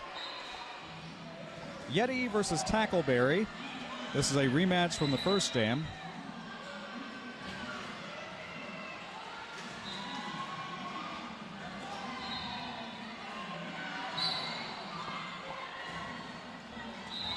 And spinning through, Tackleberry lead jam for Des Moines. Eligible to score 1 point on each opposing blocker you pass. Passing the hips is what counts. And anyone in the penalty box automatically scored upon as each new scoring trip begins. Columbia with 2 blockers in the box sitting. Des Moines with 1 blocker in the box standing. 4 points there, making 5 for Des Moines. Columbia holding at 7. 26-28 in the period.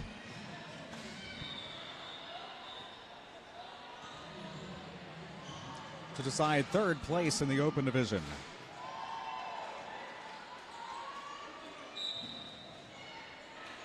Bug and Miggy. This is a rematch of jam number 2. I'm starting to see a pattern here.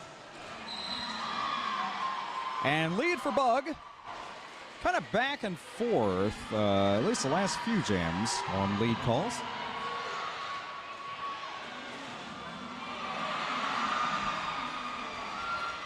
Oh, jam carries on. The jammers met each other in the far straightaway, and Miggy overtaking Bug. Sometimes you, as we say often, sometimes you give up 1 to take 2, but this jam is a wash, 4-4. And if you're overtaken, that actually, if you cannot draw a penalty, is the best possible situation. Just end with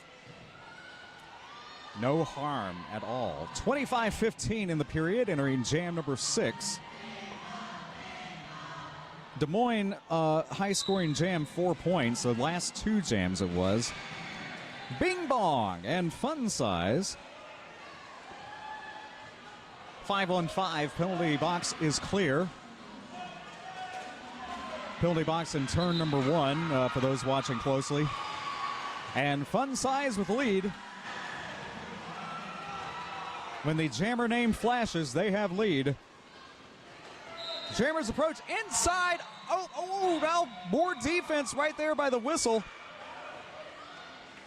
And Des Moines putting 3 points up. Columbia with, or rather 2, 3-2, net 1 for Columbia.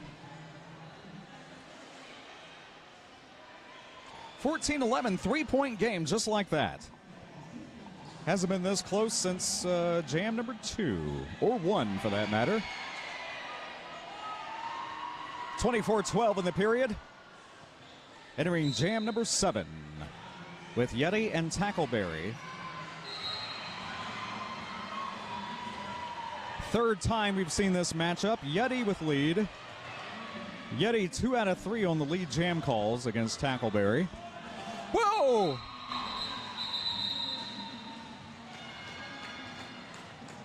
Not a complete scoring trip, but 3 points to show for Tackleberry. And again, Yeti had lead. That's how close it can be. Tie score.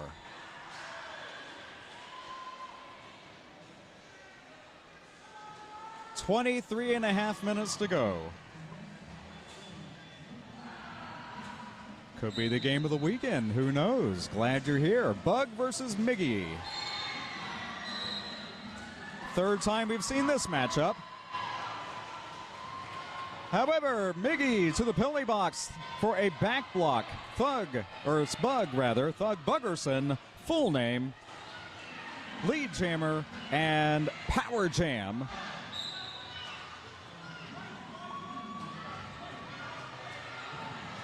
Spinning through, staying in bounds for the first 4 points.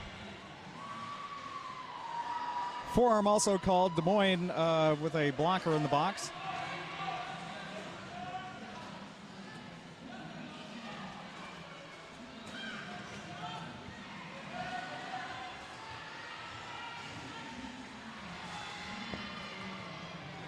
Minute 5 in the jam. Bug has control. When you come out of the penalty box, you pick up where you leave off. So that was the initial trip. 7 points so far for Bug, and jam called before the opposing jammer could approach. 11 unanswered points for Columbia, 25-14. And that is the highest scoring jam of the game for either team. Bug with 11.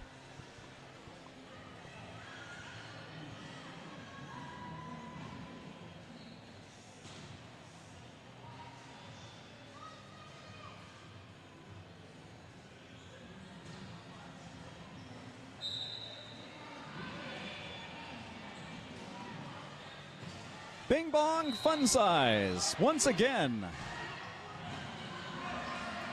Both teams have the same jammer rotation. Fun size called on a forearm though. Bing bong power jam still lead jam says open. No it isn't. There you go. That makes it official.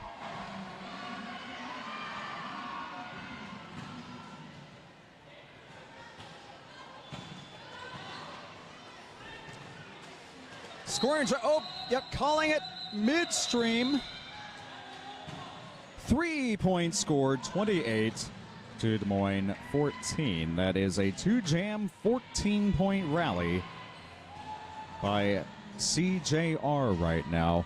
The jammer is standing in a penalty box, so fewer than 10 seconds to serve. 2 Des Moines blockers in the box, so Columbia with the power start and an extreme advantage entering jam number 10.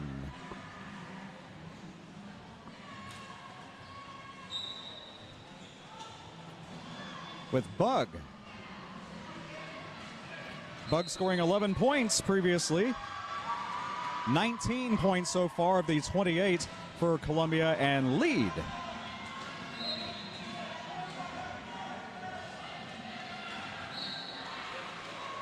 Everyone back in play now.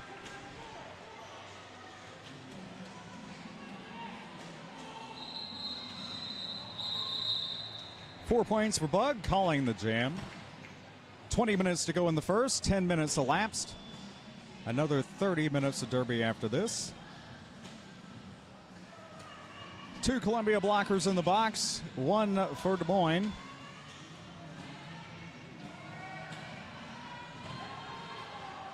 Thank you, Brent. 4 points scored, as we said, 32-14. The rally continues. It is 18 points over 3 jams now for Columbia. With Yeti and Tackleberry now. Again. Yes. Tackleberry with lead. Tackleberry's second lead today out of 4 jams. And already finishing the trip.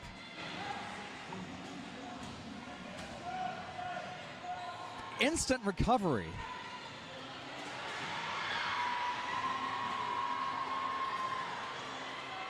And another scoring trip complete.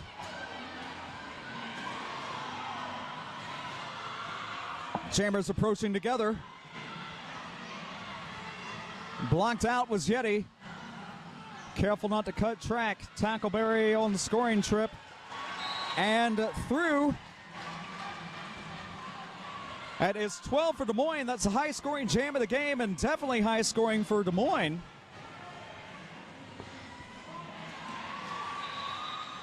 Calling off the jam with, as it stands, 16-4, net 12 for the Des Moines Derby Brats, up to 30. 6-point game just like that.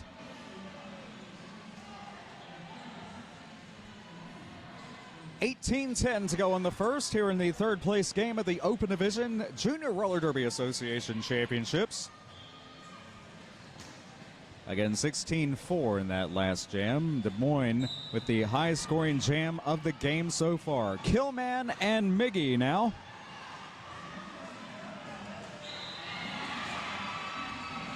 And Miggy with lead.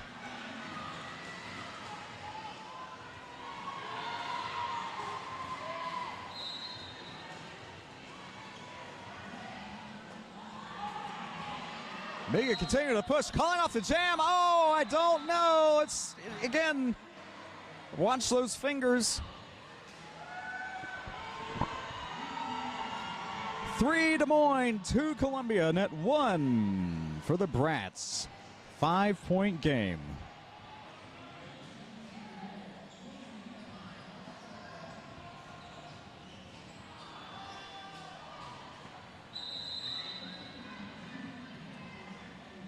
Official timeouts. After 12 jams, 17 minutes, 4 seconds on the clock.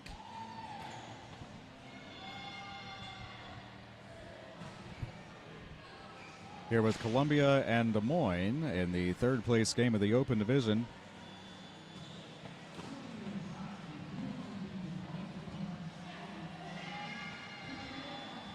Des Moines Derby Brats owned by Romina Muse, whose family in Italy owns a speed skating club. Romina grew up with speed skating and skated roller derby after moving from Italy to the United States. Her husband is Dante Muse, a world champion speed skater and roller derby player, and together they own a rink in Des Moines. Coach Mark Muse owns another rink. He was a speed coach for many years and a roller hockey player still.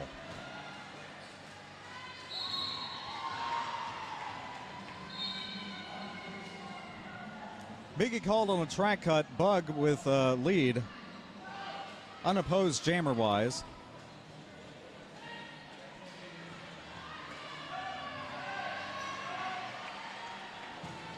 All kinds of penalties going on. We'll check the board at the next stoppage.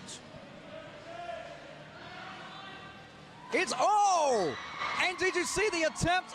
You can position your teammates however you will, but oh my goodness, that millimeters clearing that apex jump.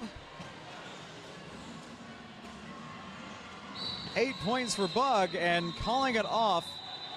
See if there's any more. Looks like points for everyone that time. 11 for Bug, 4 for Miggy. 49-37.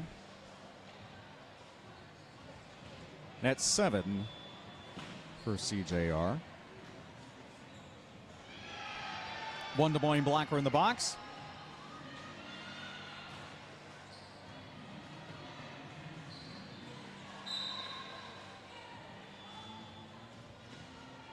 Killman and Fun Size. And Killman with the lead.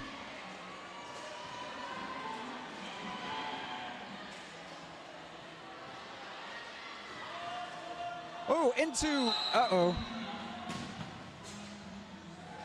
wanted to call off the jam, I think. No, jam will continue, and that was no doubt a low block. Will be made official momentarily. Yeah, there we go. Fun Size with the power jam.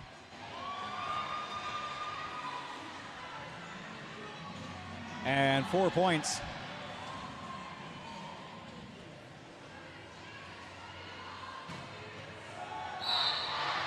Inside, nope. Gotta reset. Careful not to cut track. So one skater fouled out earlier with all cuts, I think.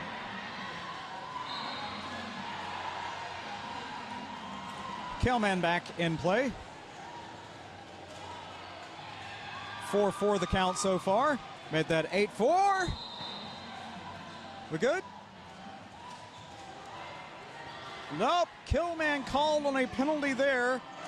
A forearm it is. That was 2 penalties and a single jam. So 12-4 right now for Fun Size. 30 seconds remaining in the jam. Of course, the lead jammer status goes away when you're called to the box, and no more so if you're called out twice. So only the clock can stop this jam.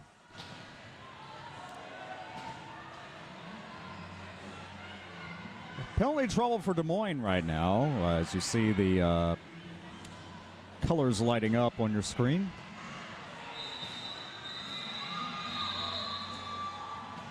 Two minutes of hard-fought derby, and to show for it, Fun Size, 20 points at high-scoring jam of the game, and at 16, Des Moines with the lead by 4.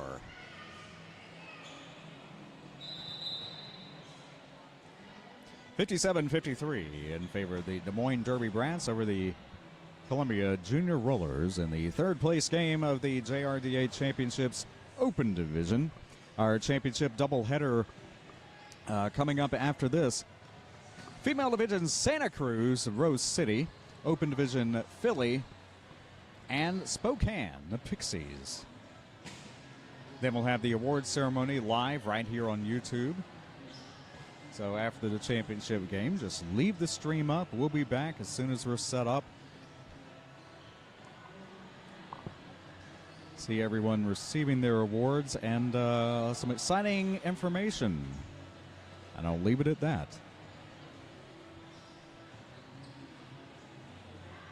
Official timeout this is.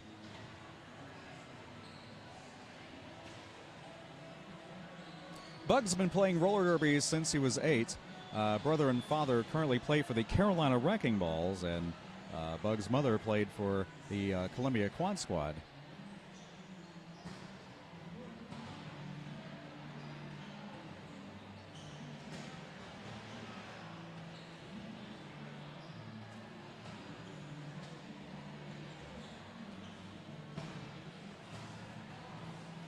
And among siblings on the Columbia Junior Rollers, Bing Bong, Crew, and Killman. Bing Bong works at a frozen yogurt joint. I will say Columbia, and thank you for the teams who sent in biographical information. There's been so much action. I am sorry we haven't been able to get to as much of it as I would have liked, but I think Columbia takes the unofficial award for when we say any fun information to share. All of this is fun information to share, and I'll probably hang on to it for next year. So thank you for that.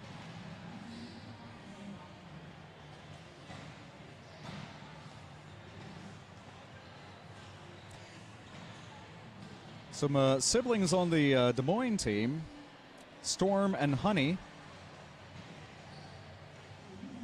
Also Scream Puff and Fun Size.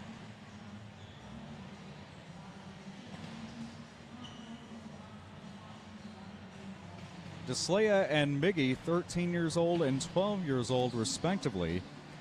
So Des Moines with some younger skaters out there.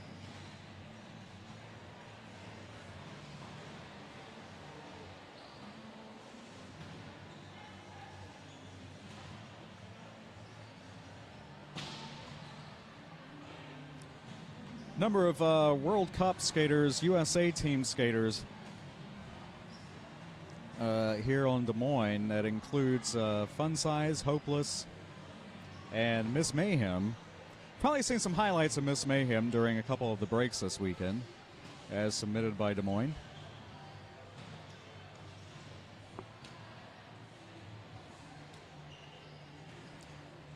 Happy birthday tomorrow to Yeti, turning 18, 10th and final year of playing junior roller derby. Yes, Yeti.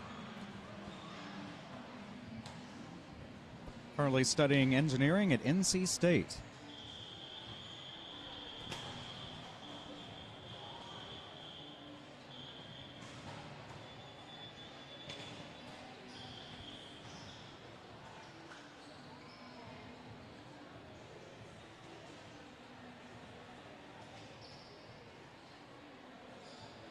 In the YouTube comments, I guess it's a running thing. Bing bong whenever Bing Bong's out there. So I love the support out there. Positive support here for Junior Roller Derby. It's a very important business going on to have such a lengthy official timeout. Crew's trying to be as efficient as possible, but also want to make sure everything is correct and everything is squared away before moving on, because it's hard to correct things once the next jam begins. And any rulings, anything like that, need to be nipped in the bud, if you will.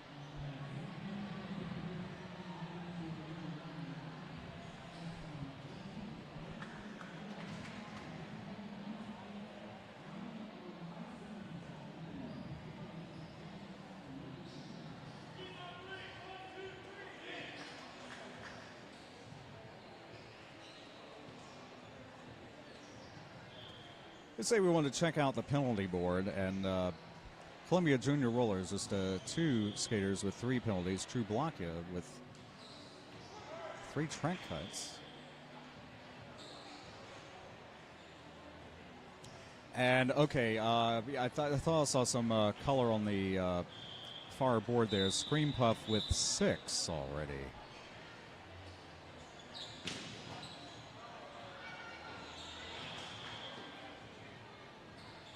Much like Press Your Luck, where they say you don't want to get a third whammy in the first round. 6 penalties in the first half, quite unusual.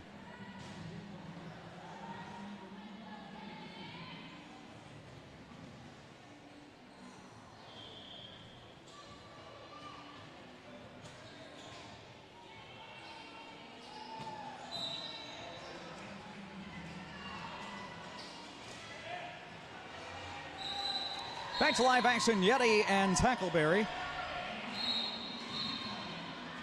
Yeti with the lead. That is 3 in a row now for Columbia. Tackleberry called out on a forearm. Power jam it is. 3-on-3 in the pack.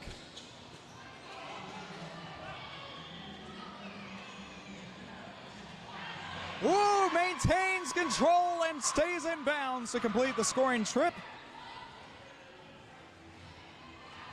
That was the 8th point.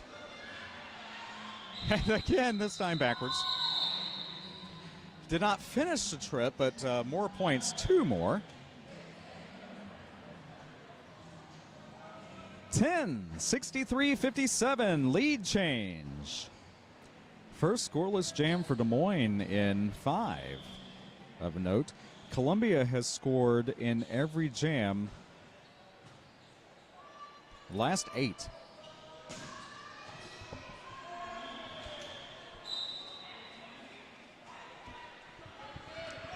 Bug and Tackleberry.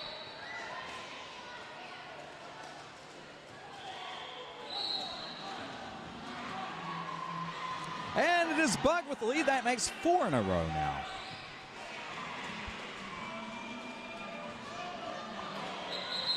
Going with 1 blocker in the box. That will carry over into the next jam.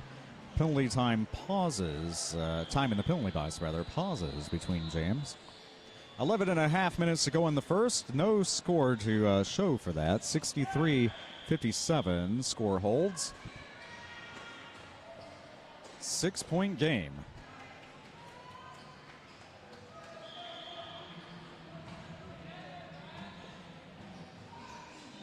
Always 30 seconds between jams. Bing bong and fun size. So y'all have me doing it now.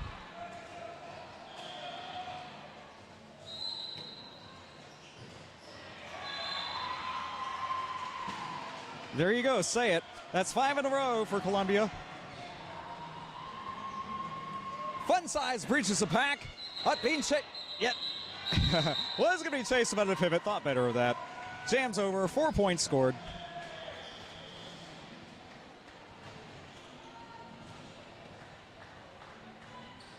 Ten-point game now. 10.5 minutes to go in the first. This could be an epic right before the championship doubleheader. So glad you're here to see it.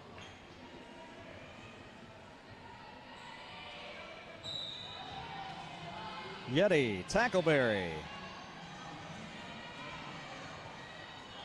Again. Yes. Tight rotations. Identical rotations. Lee Jam Yeti. That is 6 now in a row.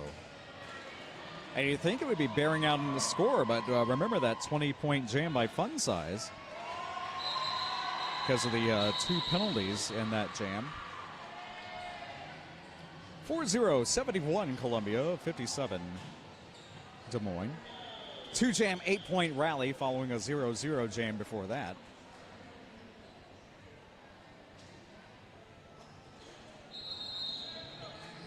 Coach Eddie with some quick advice and timeouts.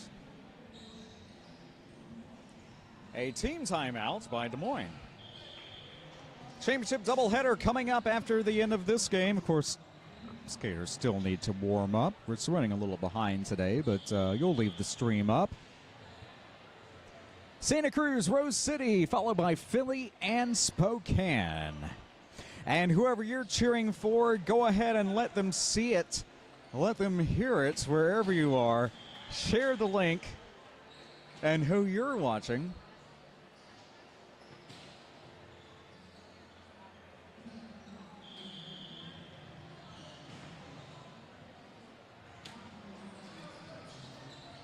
See a sign for Babs the Breaker. I'm going to read this verbatim. This is it. Babs the Breaker, she, her. Somebody once wrote a song about me. I can wink with both eyes at the same time. I've only ever lived in South Carolina. My mom once convinced me I had 2 extra ribs. My sister looks like Edna from The Incredibles, Savage Patch Kid. There's another, sorry, missed that connection. I can make minute rice in 58 seconds. I love eggs, love in all caps. I only wear 4-inch high heels so I can be 6 feet tall. That's from Babs the Breaker. Bug and Miggy. Haven't seen this matchup actually in about 6 jams. Just saying. Bug with the lead.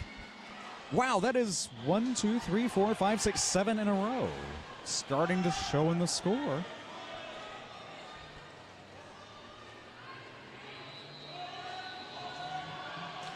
Oh, excellent. Attempt at a block, but not to be. 4-1.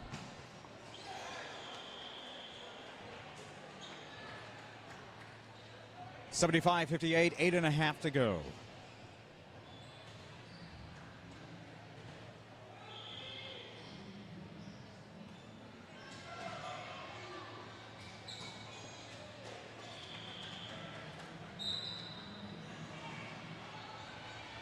Yeti and Tackleberry saw this a jam ago.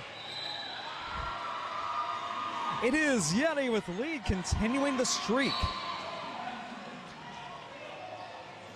And by streak, I don't mean Jeremy Strecker. I mean 8 jams in a row.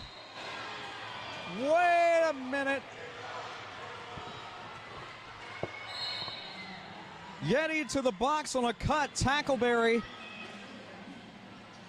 Power jam. And actually, Tackleberry was called lead. Correction. 8 points now.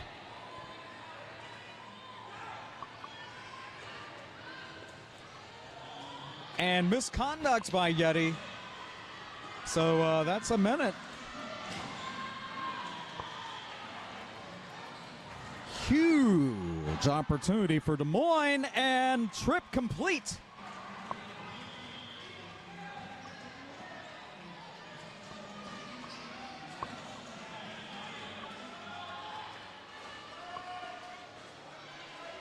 Lots of misconduct penalties this weekend, I will say. Got to be quick to leave the track, and any number of things could be misconduct. But just saying, I have seen more of those this weekend than in a long, long time. See a forearm being called, 1 blocker each in the box. 3-3 in the pack. 15 seconds remain. Both jammers are scoring and carrying on, and Tackleberry calling off the jam. Trying to stop any more from Columbia there, having scored 4. 22 points by Tackleberry. That is a record for the game by 2, and a 1-point lead for Des Moines.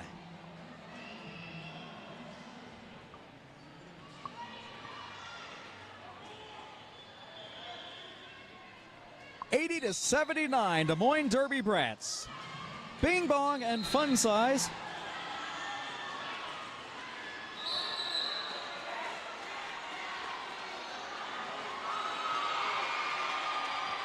Jammers engage, and lead is Fun Size. It's not showing yet, but yeah, lead is Fun Size. Now calling off the jam. Perhaps wanting to make sure, yes, being pointed at. It was not showing on the board, however. 4 points. 4 unanswered points. And that's the first time that Columbia has been scoreless, while Des Moines has earned points since jam number 7, and that's jam number 21 we had. 84-79, 5-point lead for the Des Moines Derby Brats. Battling, and yes, battling for 3rd place in the Open Division for JRDA Championships. Championship doubleheader coming up, starting with the female division. Santa Cruz, Rose City, followed by the Open Division, Philly and Spokane. After this, another 30 minutes of Derby, following 5 minutes, 24 seconds more after this official timeout.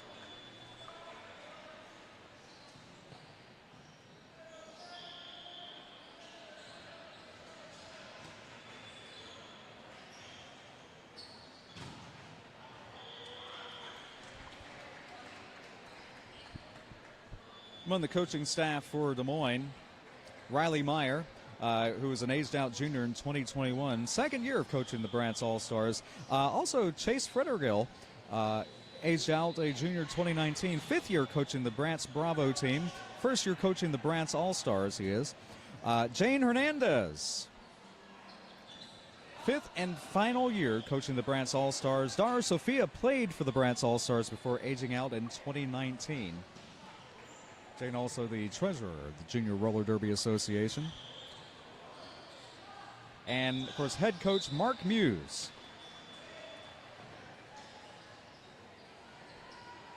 And say no more. That's the name says it all. Mark Muse. If you know, you know. Bug and Miggy, you know.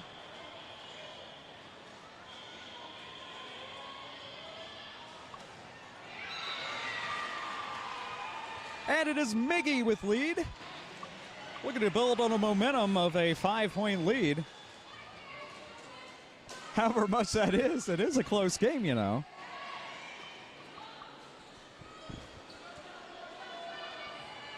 Under 5 minutes to go in the first.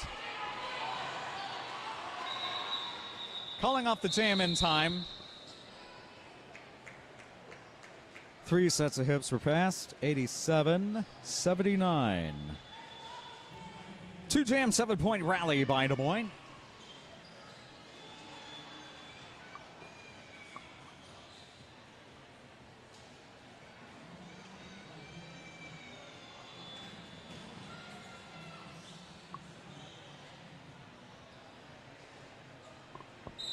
Four minutes, 20 seconds and counting, with Bug and Tackleberry.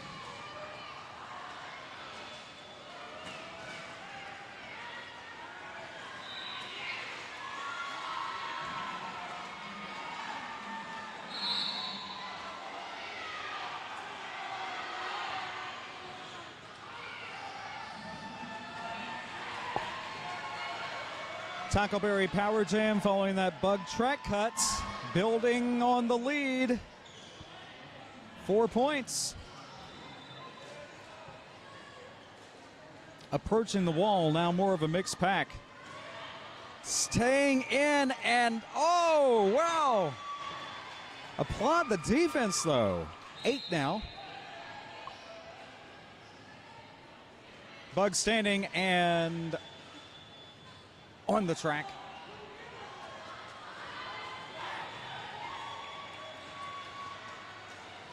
Pack favoring Des Moines by 1 blocker. 12 points, Tackleberry.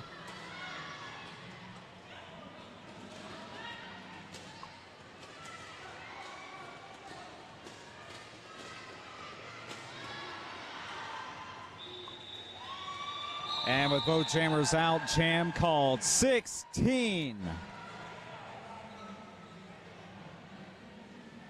103-79. That is now the rally continues. 23 points over 3 jams for Des Moines. 45-4 over the last 4. 2.5 minutes to go in the first. With Bing Bong and Fun Size, a rematch from a couple jams ago.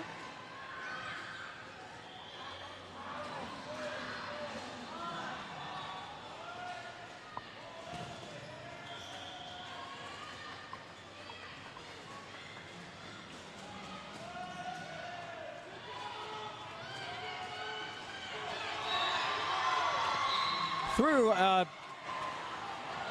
the no pass, no penalty it is. So lead jam, that not everybody pass upright, inbounds in play, all that. Fun Size did earn lead following that, and immediately calling off the jam, not risking anything there. So 0-0.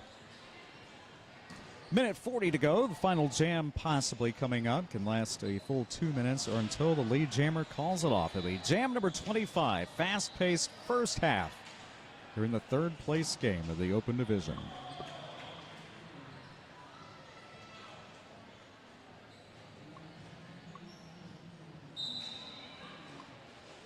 Yeti and Miggy.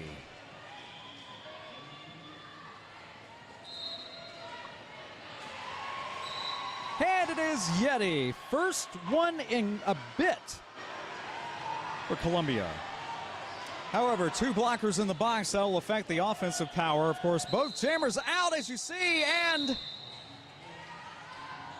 3 to show. First 3 and 4 jams. The rally ends 82-103.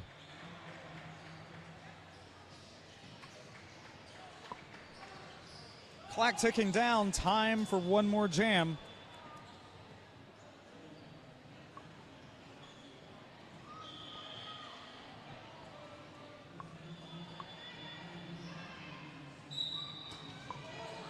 And will it be Bing Bong or Tackleberry?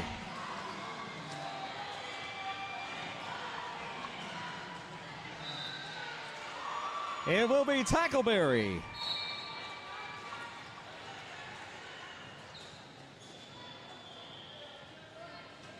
Des Moines blocker to the box. Columbia blocker set to return. Period is expired. Minute 30 to go in the jam. That's up to the lead jammer. Star pass to Savage Patch Kid. First successful star pass of the half. And Savage Patch Kid, well,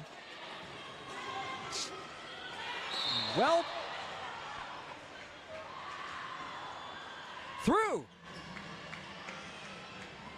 4-4 it is. Tackleberry called on a high block, so this power jam carries on. Nobody can call it now. 53 seconds remain. Savage Patch Kid with 8. Tackleberry standing. And that is 12. And that is a high-scoring jam of the game for Columbia.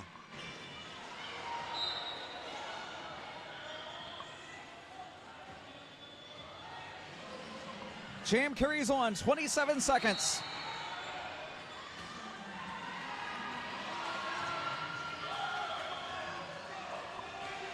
tiptoeing. No, not to be. 13 seconds. Both jammers scoring. Excellent block, recycling. No, don't want to risk being out of play. 4 points, Columbia, and Tackleberry back to the box. It will be a power start when we pick up again after halftime. Columbia 20 points to Des Moines 4, net 16, and just like that, again, a 5-point game.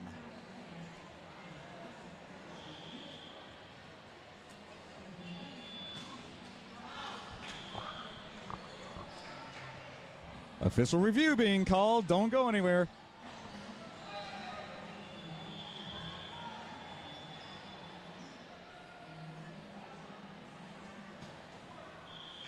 Official review called by Columbia.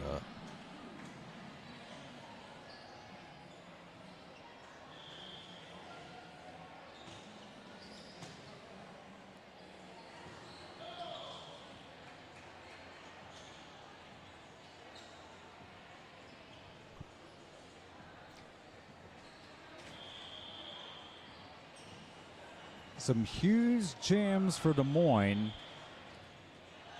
but more jams with more points potentially by Columbia. Leads kind of split, you see.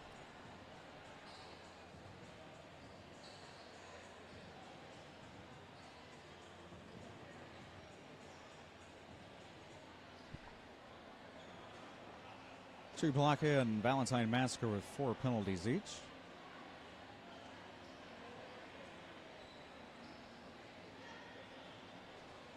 Screen Puff still with 6. Rose and Miss Mayhem with 5, respectively, each.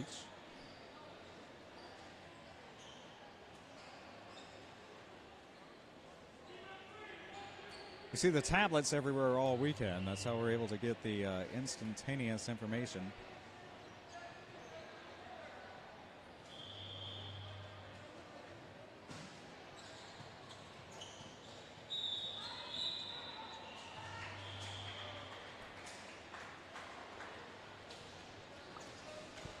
Captain Crunchberry going over to the penalty box. We see a full penalty box for Des Moines. And that appears to be how we will start the second half. Columbia not retaining the official review. Not that it matters because the period was over. However, a full penalty box when we return. More Derby. It doesn't get any more epic than that, yes, and 20-8 score update.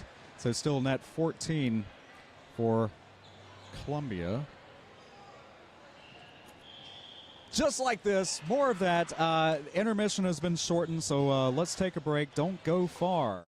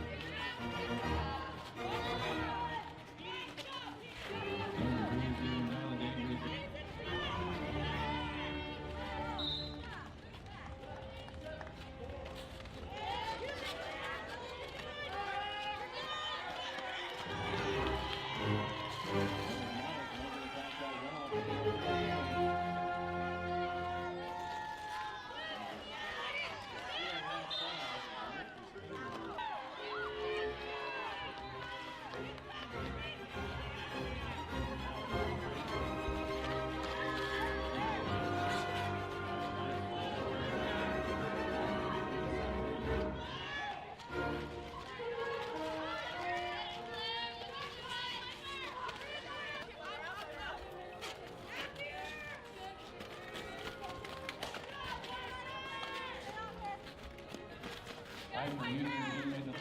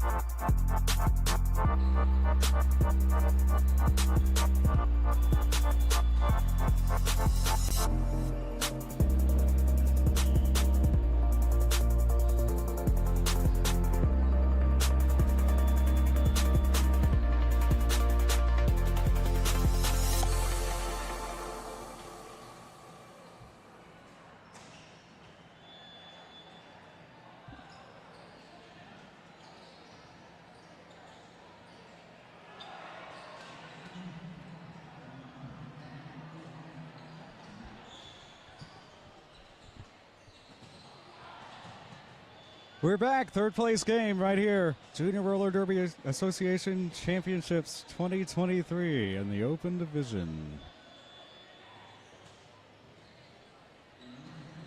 102-111 in favor of Des Moines. Back and forth in the first half.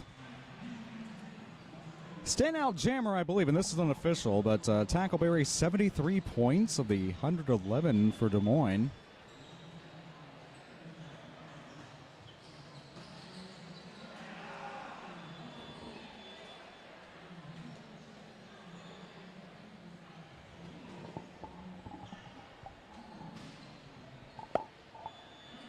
High-scoring jam for Columbia Bing Bong with 20. Tackleberry having a 22-point jam. Fun Size with a 20.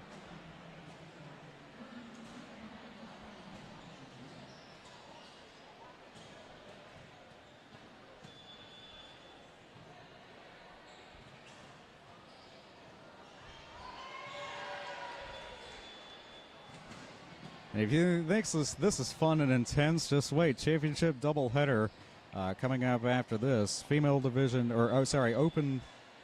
Yeah, female division, then open division. Santa Cruz versus Rose City, then Philly and Spokane. This is the third place game again in the open division. If you missed anything, it's all here on YouTube. You found the right place, the right link. None of that spam.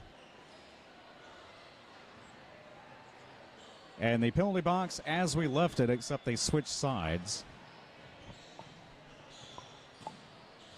Des Moines with the jammer and 2 blockers. You see, one is standing, so they have fewer than 10 seconds to serve when we start up again.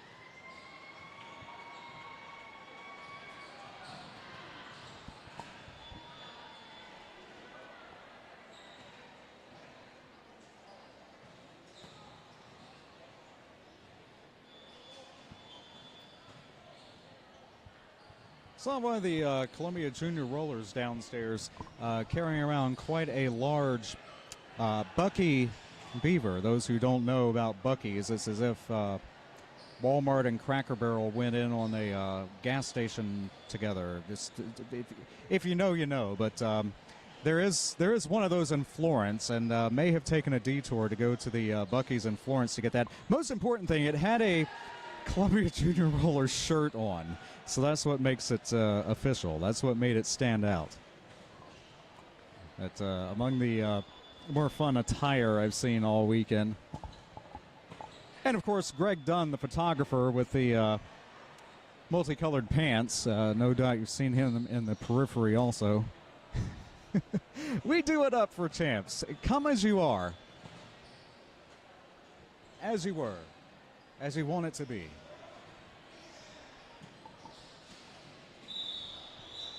Rolling whistle. I think we're ready to go. I know I am.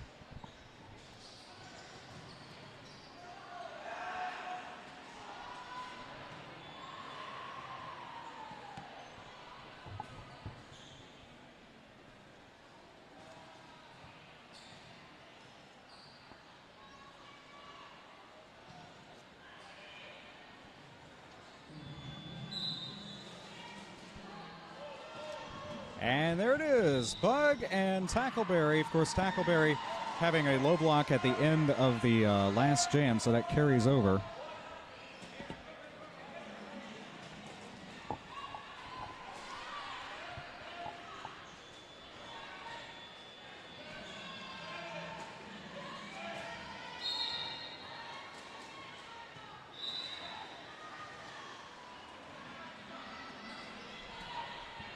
With lead, so the jam could be called off at any time unless we go full 2 minutes. Oh, nope. Bug called on a high block.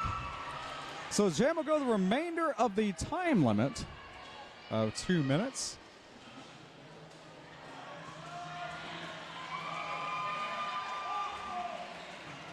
And points on the board for Tackleberry.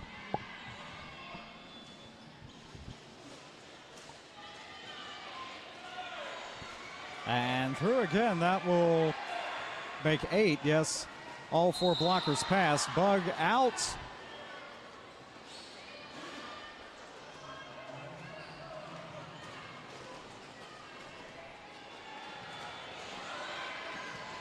Miss Mayhem called on a forearm, 4-1-1 Bones direction of gameplay as previously. Inside, oh yes, inside open, 1 blocker, but still able to pass.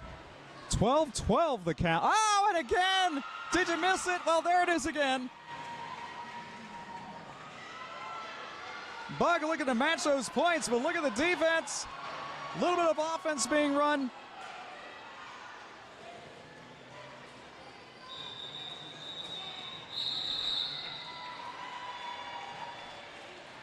$16-16 perhaps. If that's 20-16, net 4 for Des Moines. Fun to watch, but yeah, every point counting, and 20-16 it is. 131-118 in favor of the Des Moines Derby Brats. 27.5 minutes till we decide third place in the open division.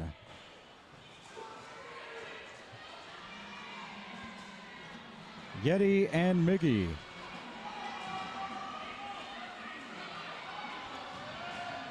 Bones, Brickhouse, DeSlea, and Hopeless blocking for Des Moines.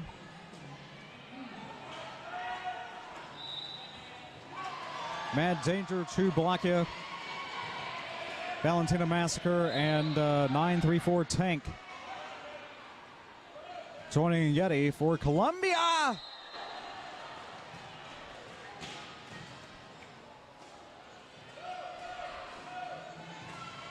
Doing direction calls. And also legal contact by Hopeless. Yeti with lead and carrying on.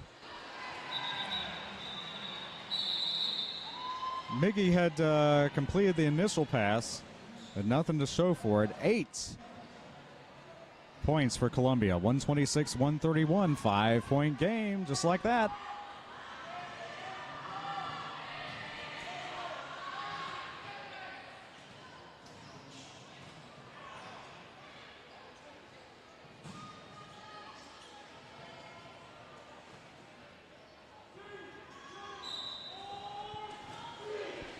Bug and Fun Size.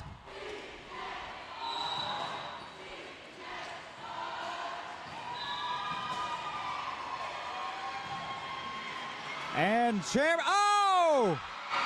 You don't normally see Jammer engagement that extreme, but there you go, calling off the jam in time. So nothing to show for it, but wow. That's one way to force a call off.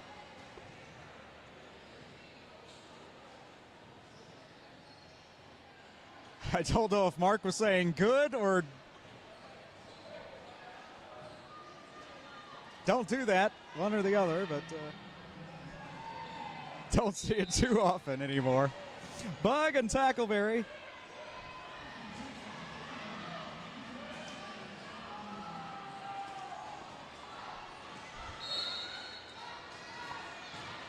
Tackleberry joined by Bones, Brickhouse, DeSlea, and Hopeless. Bug called on a back block. Jammers will switch. We had dueling jammer penalties rather quickly. Dueling back blocks it was. Both will serve at the same amount of time, and yeah, both are back on the track already. Well, until a forearm was called, I'm not seeing who will leave the track for the forearm, but I saw a forearm called.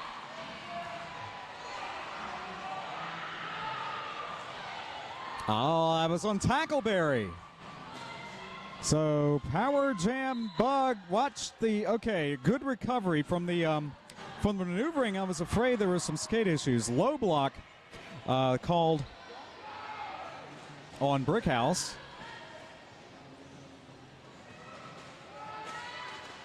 .47 seconds remaining in the jam.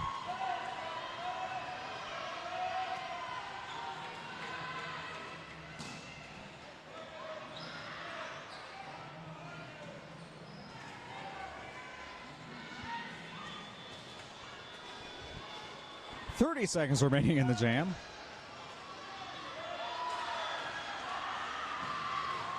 And that is the 8th point by Bug. Tackleberry still working.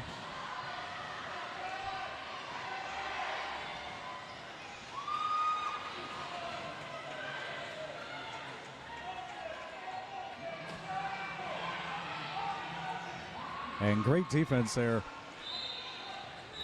by Brickhouse on the previous attempt. And offense for that matter. 8-1 at 7, 11-1 rather. At 10 for Columbia. 5-point game. No matter how you slice it, it's been a 5-point game. 4-point game. Okay. Even better, maybe, depending on who you're cheering for. 137-133 it is. 22:45 to go. Wow. Championship games coming up. This is the 3rd place game. Bing Bong and Mickey. Mickey with the lead. Bing Bong joined by Savage Patch Kid and Halo. Roland Riesma in the penalty box.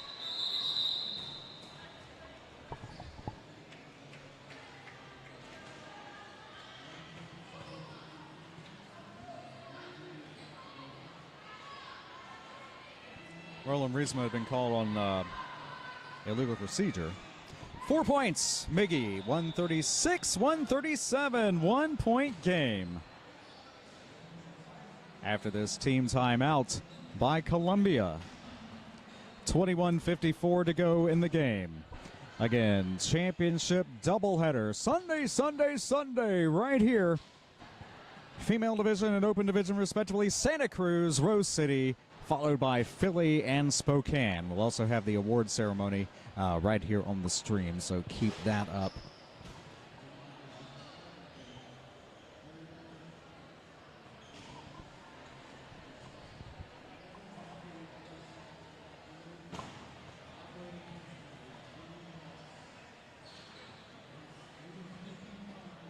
I'm seeing some color on the penalty board across from me, so let's check that out. 5 penalties for Bug. Other than that, 4-3-2-1.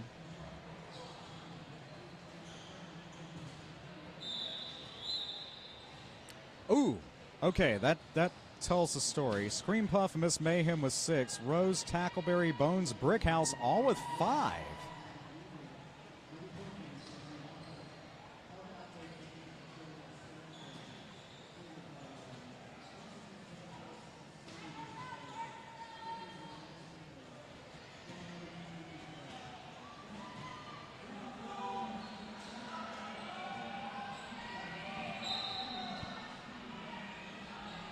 Yeti Fun Size.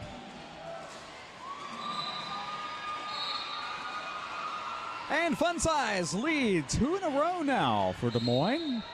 Just trailing by 1 point.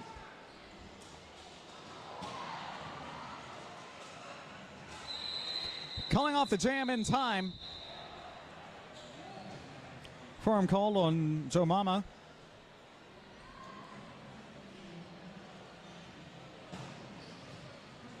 Also, 1 blocker standing for Columbia in the penalty box, so 3-3 when we start up again. 21:15 to go in the game. 4 points were scored, 140-137. In favor of Des Moines Derby Brats.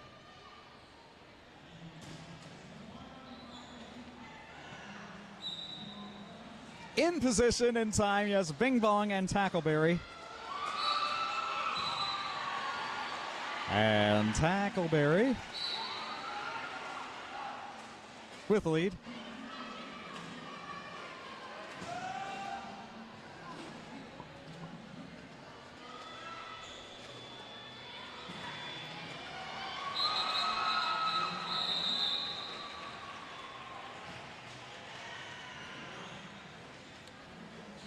Tank among the defense there and forcing the call off. 4 points, 144-137.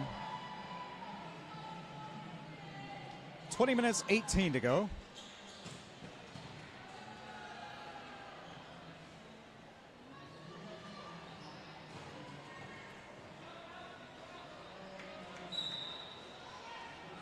It is Bug, and it is Miggy.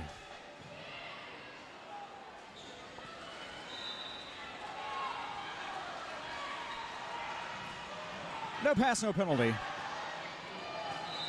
Lead is open. Or no, Bug. I say Bug is lead, but jam called. It's, Mark Muse asking about that.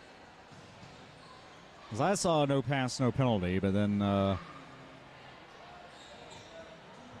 4 points were scored, making it a 3-point game, 141-144.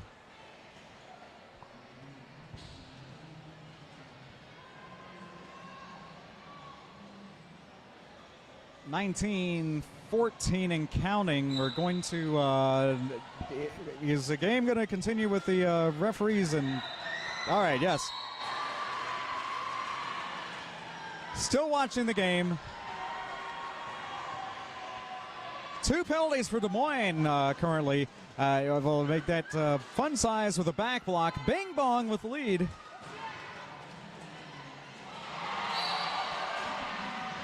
Whew.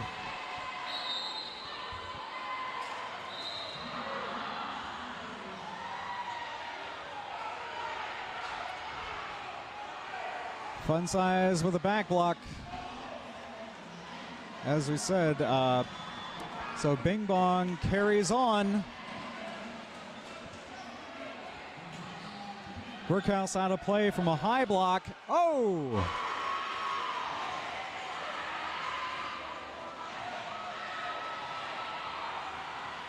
Bing Bong with the lead, 1 minute to go.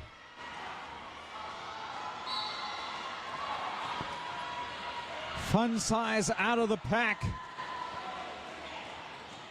Bing Bong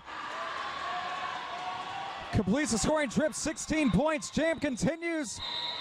Des Moines may have scored there, but would not have been any more than single digits. 16-2, net 14 for Columbia, 157-146. 17:40 to go.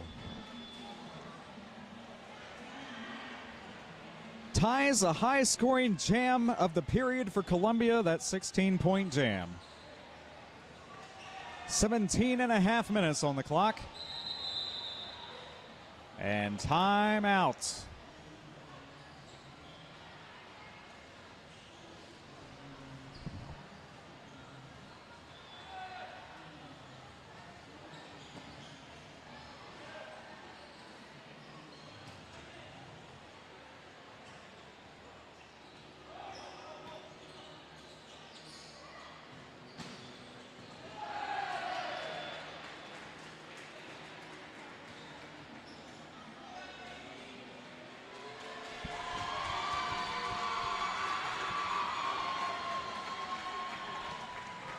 And I think we know what the timeout was about.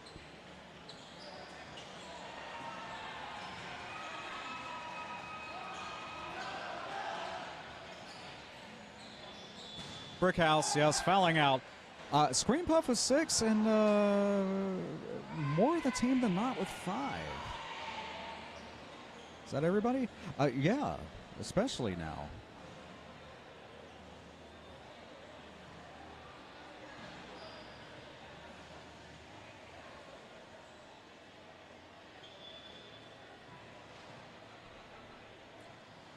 Back and forth, back and forth.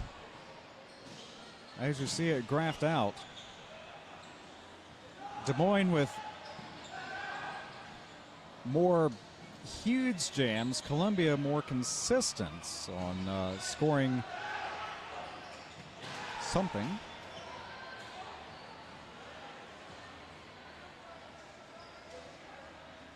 No matter how you slice it, it's an 11-point game with 17:24 to go.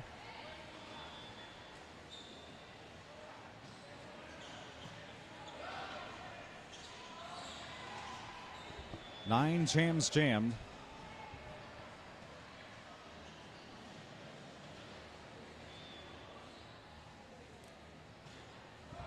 If we had reset the score at halftime, Columbia would be leading 55-35.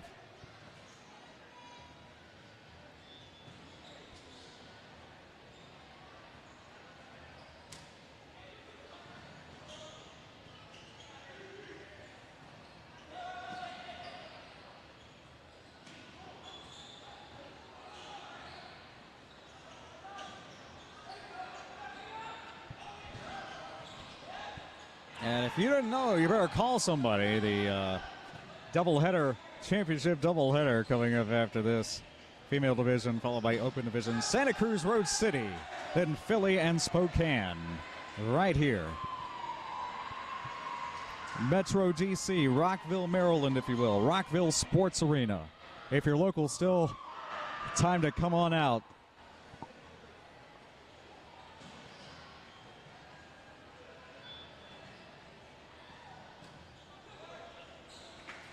Judge Double Wapner, Noah Fallon.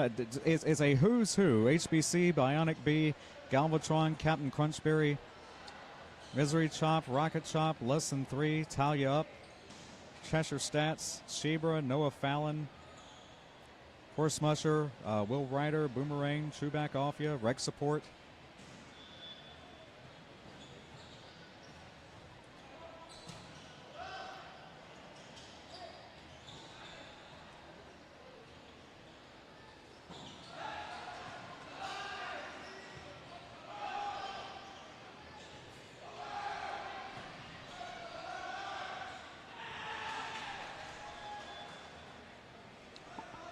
I just noticed on the Columbia biographical information, I need to, I talked about Babs the Breaker. Well, Savage Patch Kid has a retort further down on the page. I ate my twin in vitro. I love thunderstorms. I can make minute rice in 59 seconds. I hate eggs. My sister looks like Raggedy Ann, and I'm double jointed in all my fingers. That's, if your local team does shout outs where the announcers say whatever. I've had that before. Some dueling information. I'm glad I noticed. That's why we had time. All right, back to business. It's Tackleberry with lead.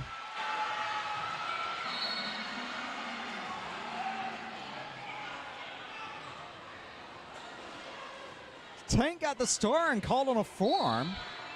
No, Tank called on forearm, yet he's still the jammer. We have a race anyway. So that will do it for the jam. 4 points.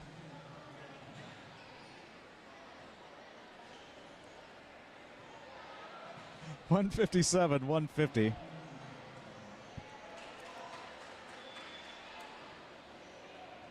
Who you got? I have no idea. But the rules of flat track roller derby do stipulate that when the clock expires, the team in the lead wins. Otherwise, we have overtime, which I can count on one hand the number of times I've been involved with. Actually, I can count on one finger the number of times I've been involved with. It goes kind of like sudden scoring, but you only do it once, unless there's another tie.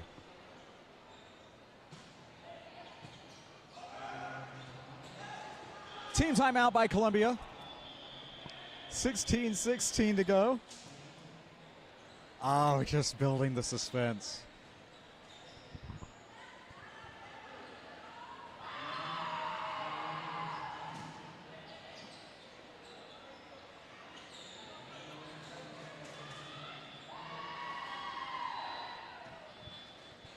If you missed anything, it's right here on YouTube. And, of course, juniorrollerderby.org/2023champs. If it's not working for you, put in the www.juniorrollerderby.org/2023champs. You can see the brackets and the final scores. And then when we're done, the final standings. They're in perpetuity along with this feed on YouTube. One blocker in the box, favoring Des Moines, this tough pack. Bug and Tackleberry. And Tackleberry out with lead. Looking to make up at least 7 of those points. Bug called on direction. That is a call, waiting on that to come through. So Power Jam Tackleberry already putting 4 points on. Everything has to be in the proper skating direction, counterclockwise, through on the inside for another 4, making 8. And jam called to ice the jammer. Jammer standing. Fewer than 10 seconds to serve. Good awareness there. Des Moines leads by 1 with that. Des Moines on a 2-jam, 12-point rally following a 16-2 jam in favor of Columbia. Back and forth, back and forth. Miggy with the power start.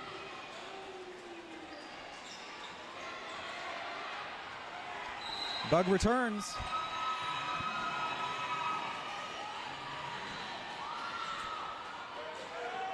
Miggy with lead, joined by Hopeless, Rose, also Bones.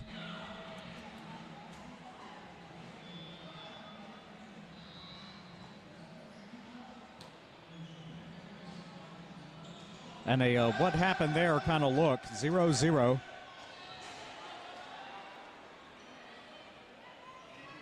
Maintaining the 1-point lead. 2 points. There it is. 2 points scored.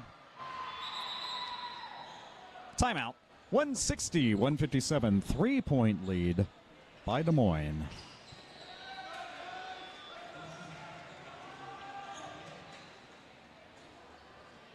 Timeout, Des Moines. Their second.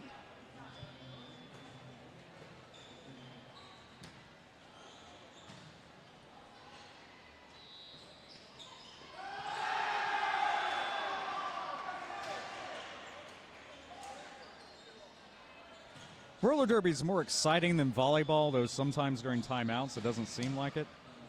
Just saying. A multi-sport venue here. The sports arena, the sports place at Rockville, Maryland, Metropolitan D.C.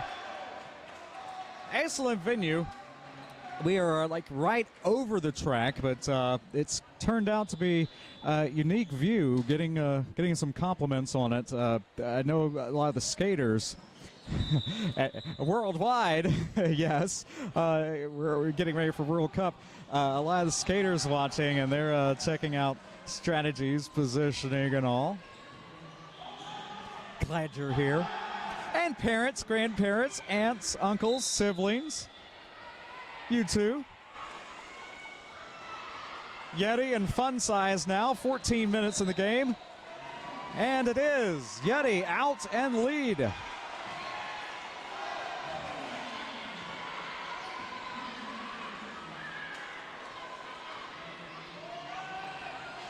Through it, calling it in time. Was it?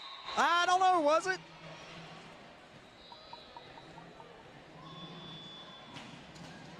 It was. 161-160. Lead change.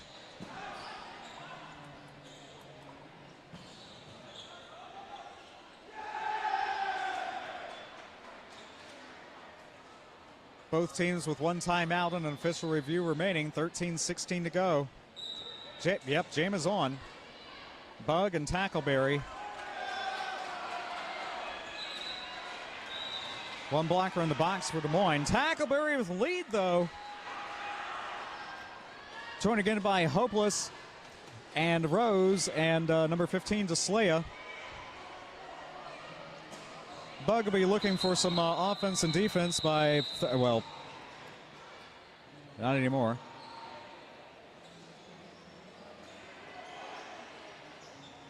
Hey, Sandwich Patch Kid was in there. 4 points. Lead change. 164-161 in favor of Des Moines. 12.5 minutes to go.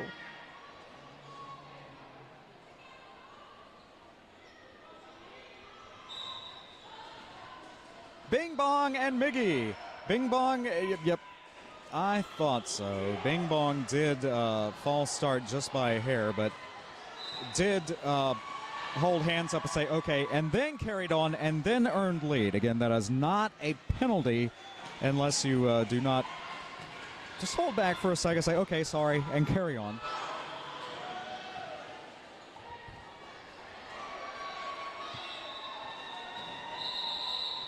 That's it.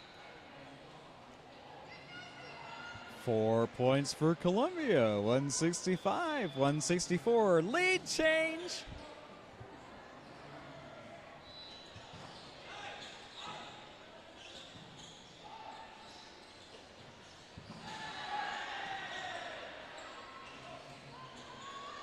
And if you like this, championship doubleheader coming up. Can't say it enough. This is the third place game, and not to discount it, but my goodness, it's come down to this. This is epic. This is like nothing we've seen since, I think, game number 1 of the weekend. Remember that? Bug and Fun Size lead.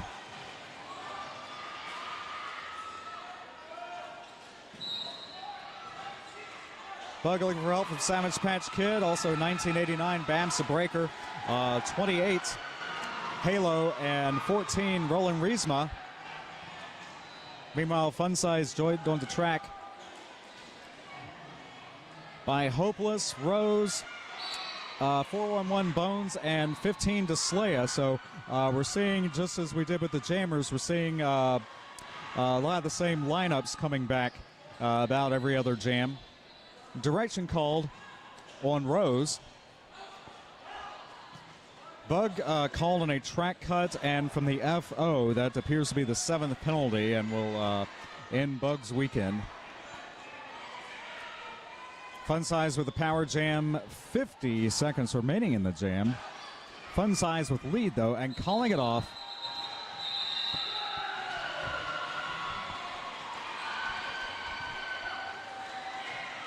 $12 points, and that is more points than has been scored since Bing Bong did it 7 jams ago.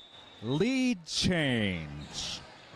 Des Moines 176, Columbia 165. Official review by Columbia.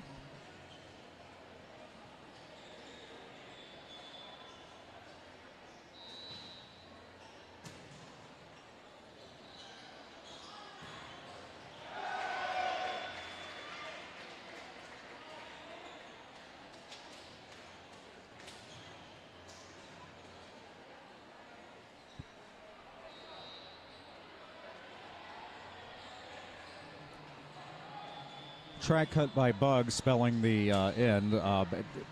Pending the official review. That's just a guess on my part.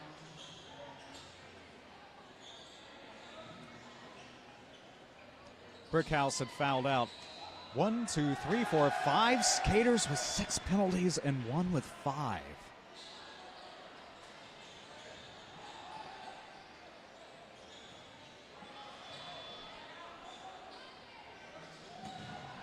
Des Moines has to be especially careful in the final 9 minutes and 50 seconds to keep enough all-stars engaged and not fouling out.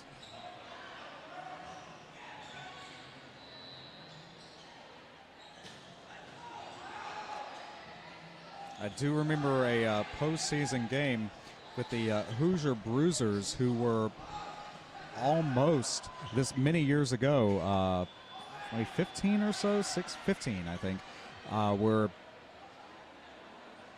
very close to having to concede the game because of multiple skaters fouling out or being ejected. And if you don't have enough to safely continue to play, and exhaustion, safety, and all that, then the game will be called. Not there here, but I'm just saying it's kind of rare to have that many skaters in penalty trouble.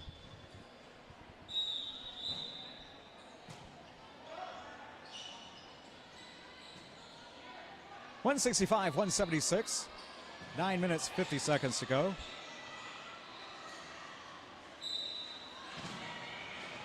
And back to action. Columbia loses the official review. But Yeti with lead. Perhaps wanting to review the track cut, and that came up in a previous game. If a skater fouls out, might be a chance to try to appeal on their behalf.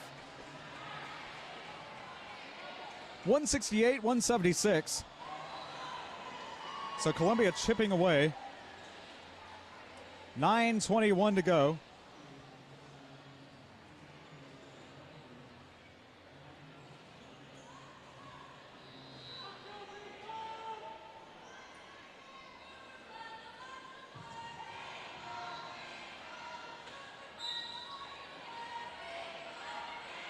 I knew Bing Bong was jamming just from hearing the crowd before it. Miggy with the lead, though. I love the support we're getting from everyone. Keep it up. Whether you're virtually here or here in the live studio audience listening to the stream. And we know you're not on the Wi-Fi. Thank you.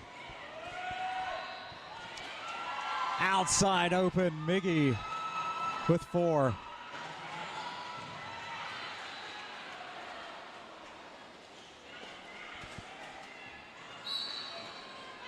Bing Bong with a star stash, still eligible to score. You can't score without it on your head, but you can break through the pack.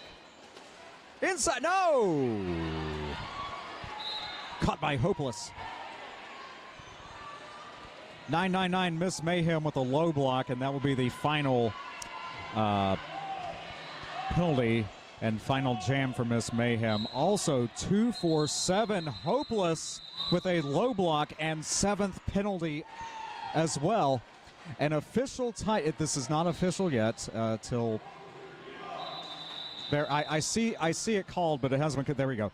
Official timeout called from the penalty box, and I think you pretty much see why. 11 for Des Moines, 4 for Columbia. 172-187. Des Moines leading by 15, and we haven't had a disparity like that. And you call 15 points a disparity in this half at all. Looking back to the first.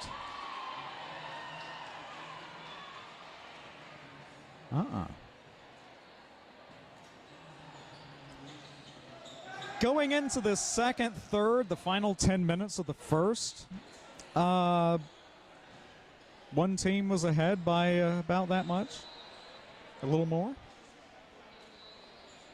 7 minutes, 43 seconds to go, still anybody's game. It's been back and forth all along.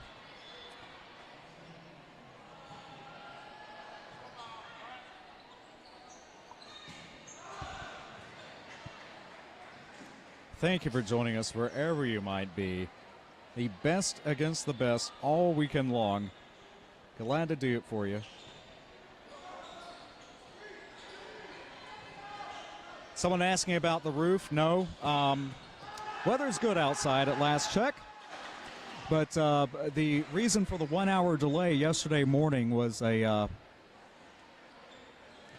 device was rigged up to head off anything reaching the track should it leak. It involves a rope on one of the rafters.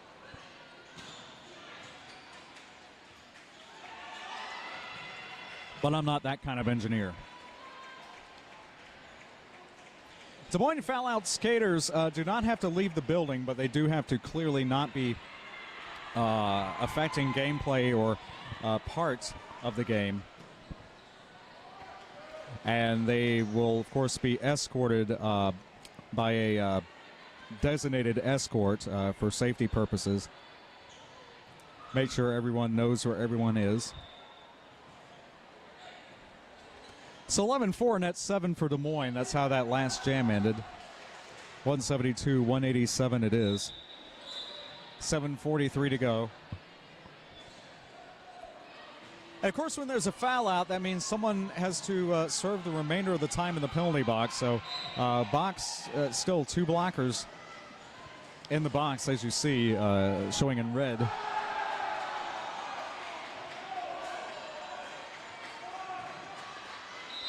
Fun size jamming, but it is Columbia with the lead.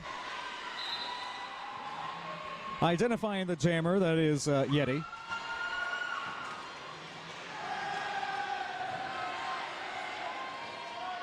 Spins and calls it off.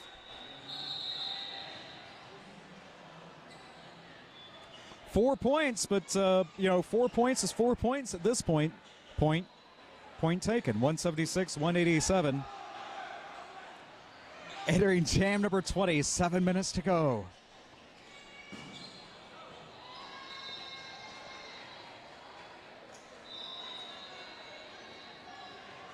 Wow is all I can say.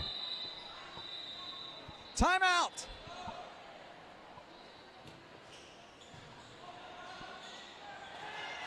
The tension builds among the viewers. Skaters taking a second to strategize. Official timeout it is. Championship doubleheader again coming up. Santa Cruz, Rose City, followed by Philly, Spokane. Right here at JRDA Champs 2023. This being the third place game in the Open Division. Previously, Seattle earning third over West Coast in the female division. FOCO fifth place over Pittsburgh. That was this morning.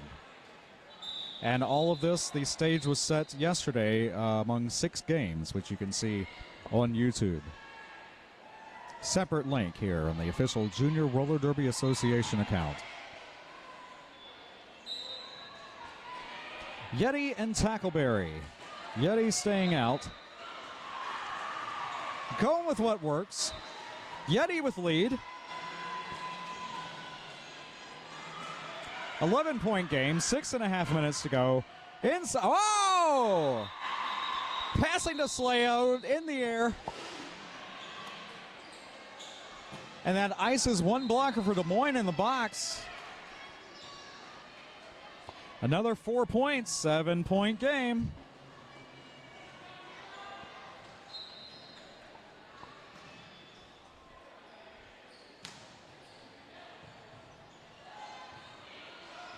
Blocker standing in the box, so it won't take too long. 5:54 to go. Bing Bong and Miggy.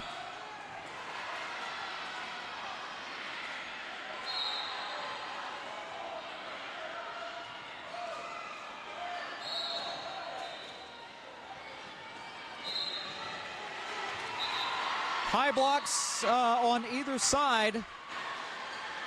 And Bing Bong with lead, Miggy foremost, so calling off the jam, not risking anything there, but it does take 30 seconds off the clock. 7-point game continues.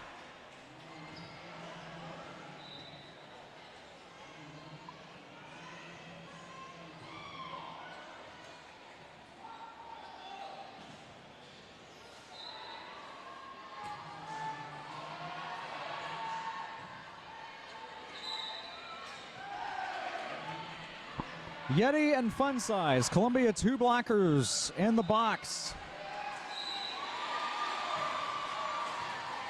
Fun Size with the lead.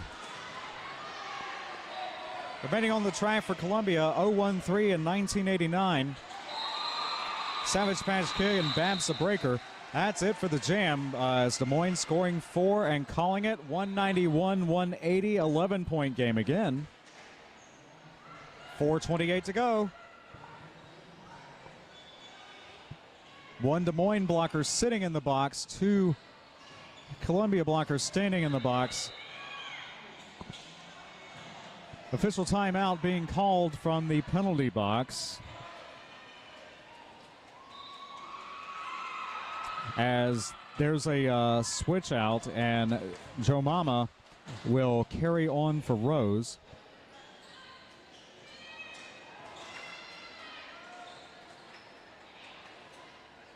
And there is why.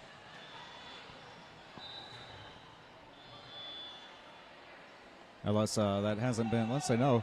Yeah, 6 for, is that Rose? Yes, Rose leaving the track, so that will be the 7th penalty. Hopeless, Brickhouse, Scream Puff, and Miss Mayhem also out of the game.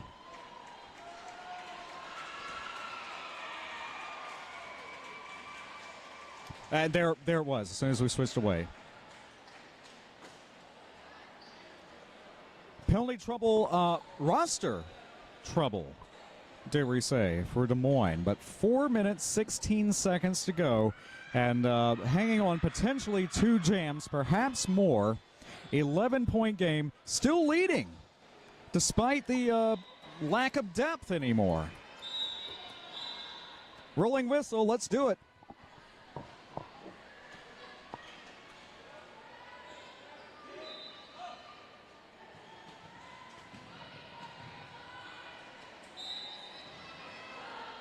Bing Bong and Tackleberry.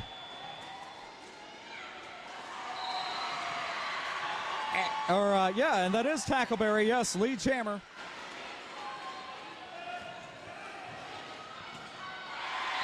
And through! And calling it off! Is that it? Points-wise, 4? Just making sure none of that was matched. Yeah, 4 points. 15-point game in a 2-jam, 8-point rally, but that doesn't seem like much, but my goodness, the way this is going, it is. 15-point game, 3.5 minutes to go. Still anybody's game. You've tuned in at the right time. Where were you earlier? If you're waiting on the next game, keep waiting. Watch this. And lead for Bing Bong.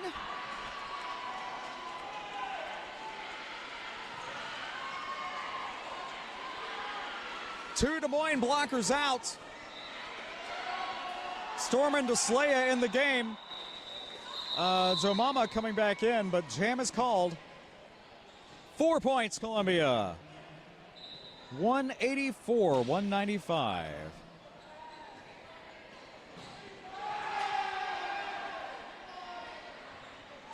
$11-point game. We've said that before. 2:45 to go.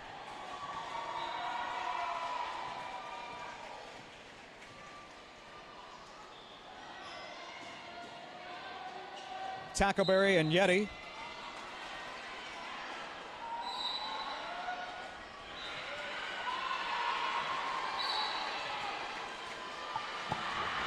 Tackleberry, no! Call to the box. Yeti on the initial trip. And lead.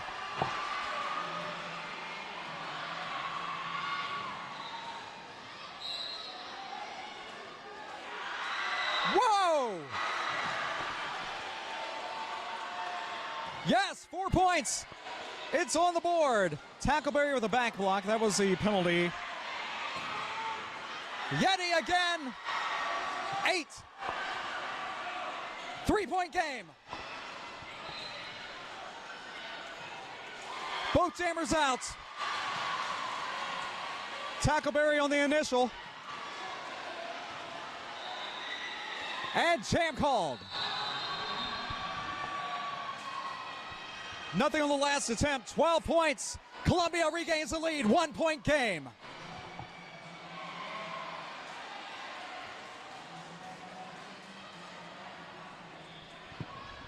A minute 15 and counting.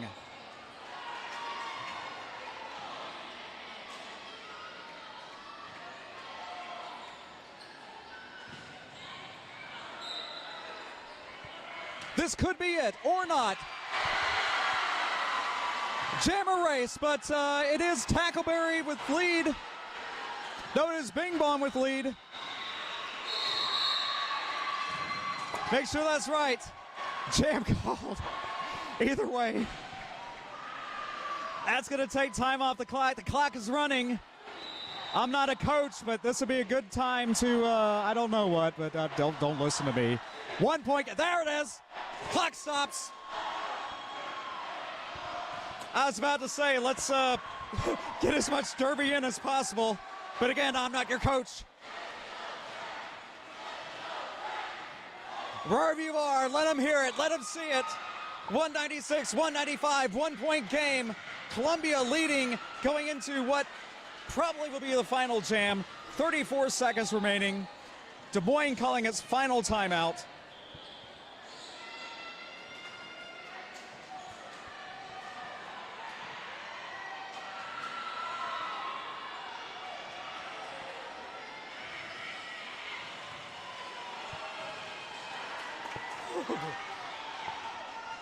What more is there to say? Thank you for watching, Aggie. Again, one of the top officials in the business. Thank you for watching and listening and checking out what is the probably best third place game you'll ever see anywhere.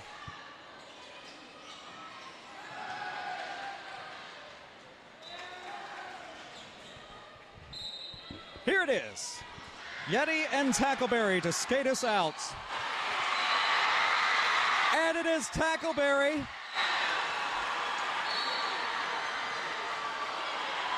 Yeti called out.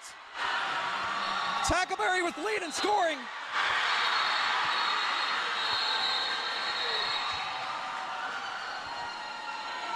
Jam called on the left apex for safety. Official timeout called unofficially. 7 points to go. Des Moines having scored 4 points. 199-196 it is. Of course, when Jam's called for safety, we don't rush things. Want to make sure we're everyone's okay and we're ready to go whenever we can be. 199-196.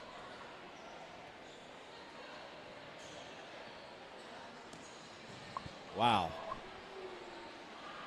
7 seconds. Skater is up. That's great. Vamps the breaker will be checked out by the medical crew. And we will have one more jam. The score actually has been updated. My best guess was that the jam had been called before the points had been scored. And if that is the case, then we were back where we started with 196-195, a 1-point game in favor of Columbia.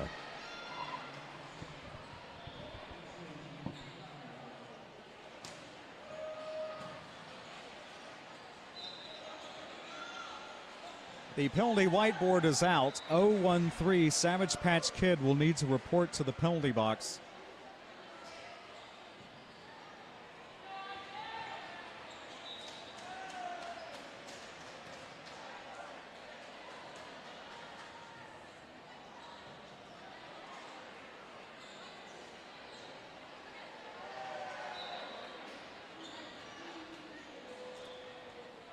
So a blocker and a jammer in the penalty box, both jammers standing. This jam will start from the box.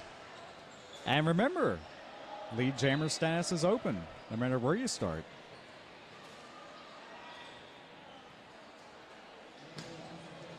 And we're going to switch out jammers.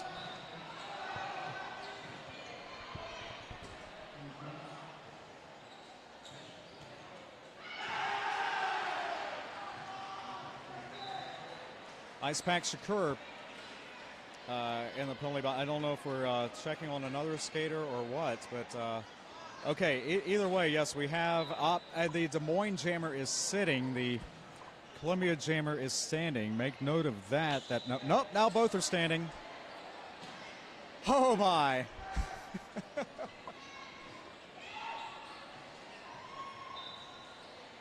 You could not have set up a more dramatic finish than what we're seeing here.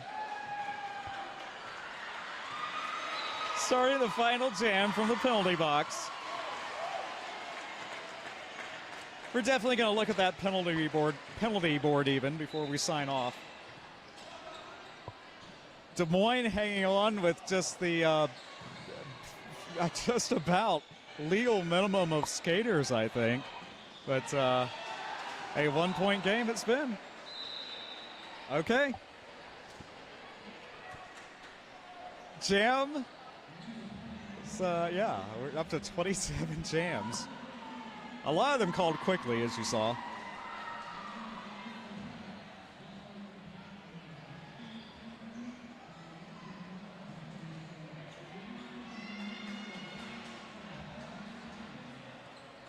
Championship doubleheader coming up. Yes, you heard it here first, and second and third. Santa Cruz, Rose City, followed by Philly and Spokane. on most of these stations.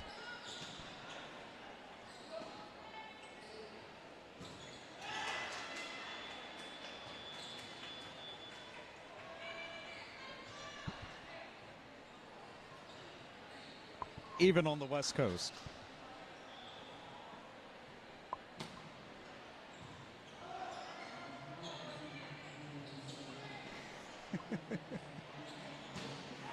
I think they saw that storm.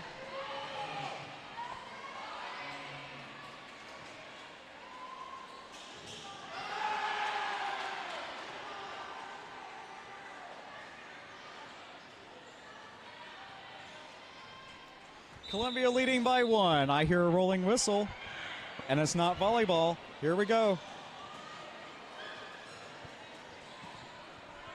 Starting the jam from the penalty box. Were they released? Yes. Yeti got the jump. Fun size, not so sure, but yes, released.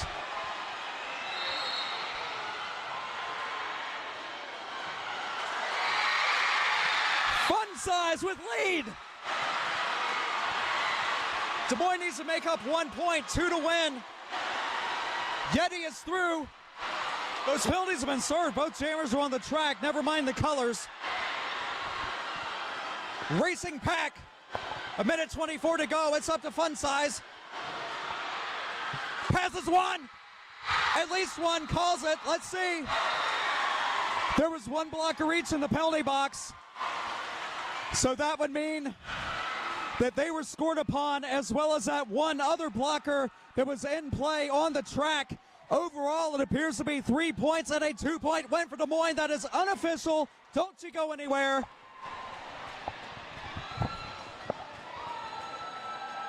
Let's hear it for everybody. I don't care where you are, who you're cheering for. Couldn't ask for a better third-place game than this. Celebrate, celebrate, dance to whatever music you've got going. As unofficially, Des Moines by 2 over the Columbia Junior Rollers of South Carolina. Hugs all around. Congratulations, everybody. That is the unofficial score. Officials will check everything before that is declared.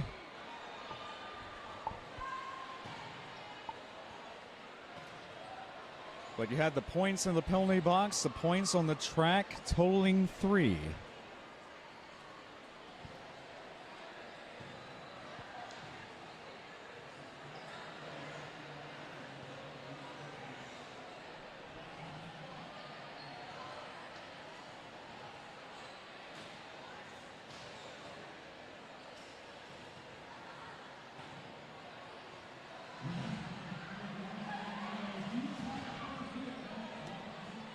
Thank you, Puns, one of our colleagues from Rose watching this third place game. Amazing junior roller derby. You know what that's all about, for sure.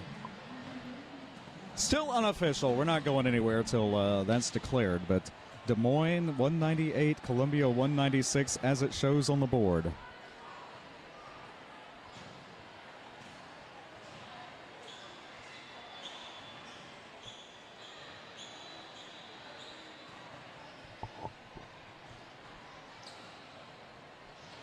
Fans are lined up for that victory lap already.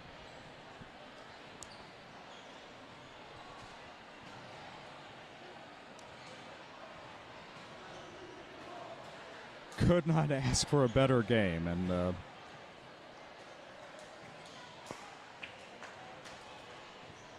Bing Bong, one of the fan favorites, you see there on the left.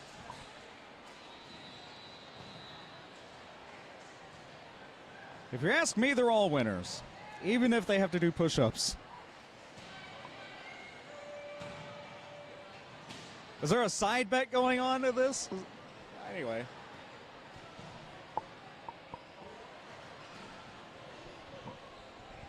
Still unofficial, so kind of a muted venue right here. I mean, celebrating, but not, you know, of course, good sporting here, not taking the victory lap yet because it's not official.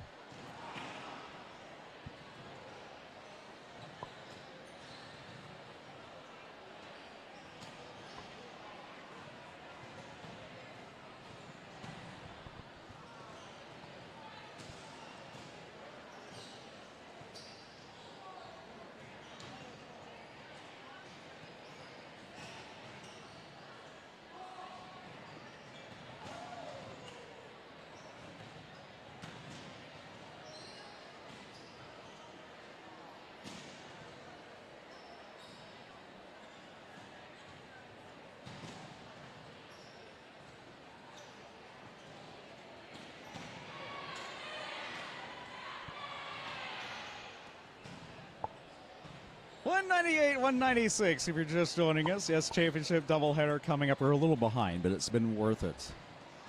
If you missed this game, rewind.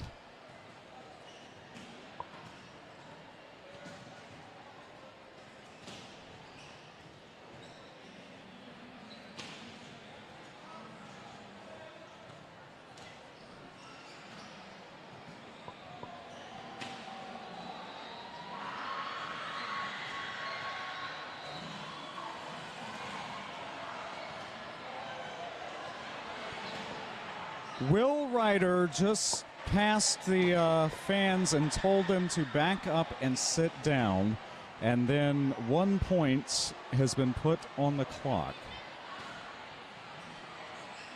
Or 1 second, rather, has been put on the clock. Thank you, Rippy. She's watching out for me. 1 second on the clock. No more points, but 198, 196.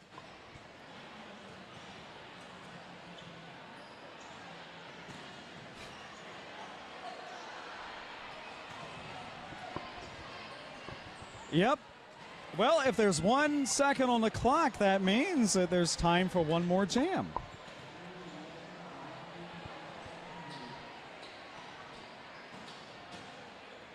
Jane's hair is standing on end. That's how dramatic this is. She'll hear that later.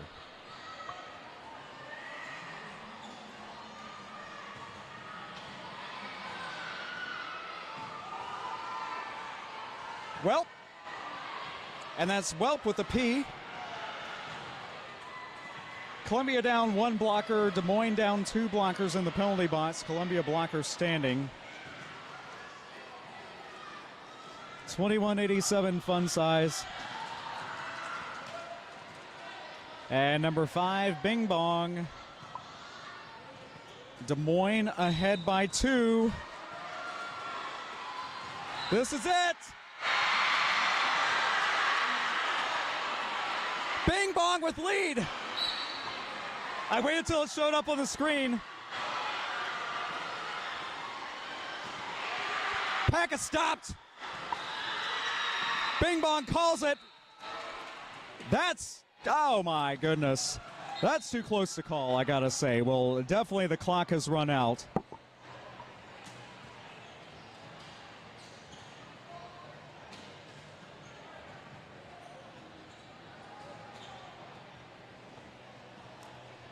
(3-3), 201, 199.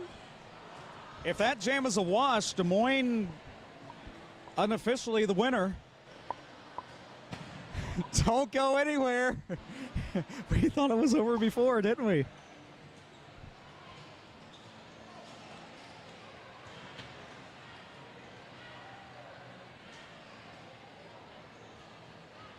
Hall & Oates playing on one of the adjoining courts. That is not us.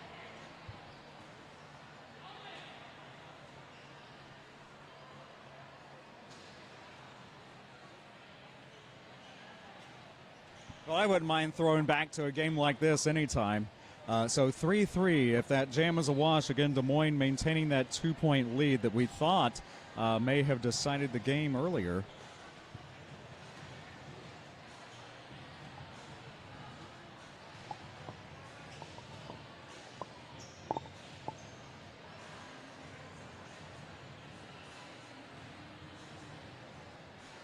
Also, there's a down skater outside of camera range, so if we do victory laps, and that's an if we do victory laps, we'll be mindful of that. But again, officials, coaches, still discussing all the finer points that would make this a Des Moines win. At least that's what it appears to be on the scoreboard.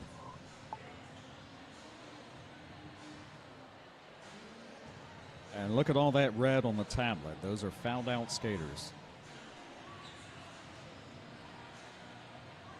But Des Moines keeping it together with just the remainder.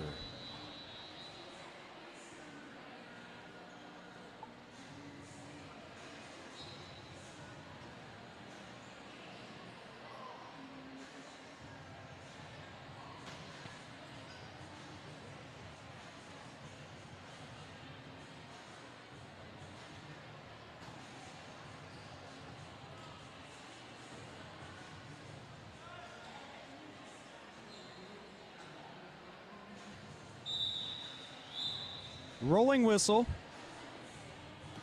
And I don't see any more seconds be put on the clock. Okay, that's final. 2:01:199. Yes, JRDA board. The literal JRDA board is making sure the fans do not rush the track because we still have a down skater and probably want to pan over. But yes, 2:01:199. Des Moines wins. That is the final. That is third place. But boy, if you want to talk about 3 and 3A as far as I'm concerned, my goodness, it doesn't get any closer than that. Des Moines Derby Brats over the Columbia Junior Rollers. I want to see this again next year. I don't know about you, but we'll check the numbers and step aside and be back for the championship doubleheader just as soon as it's up.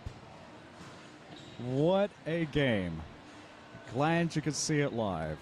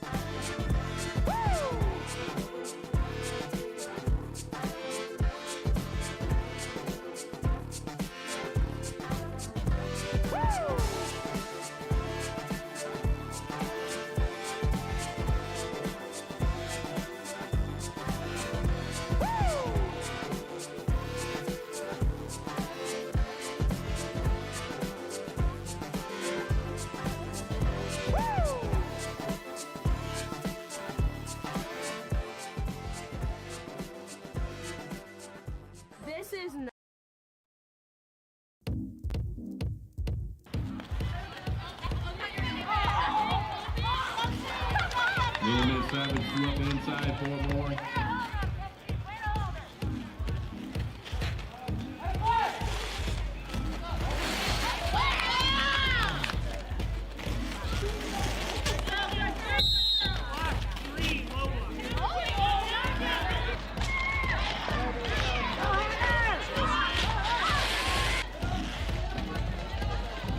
They're taking a tunnel right back up again.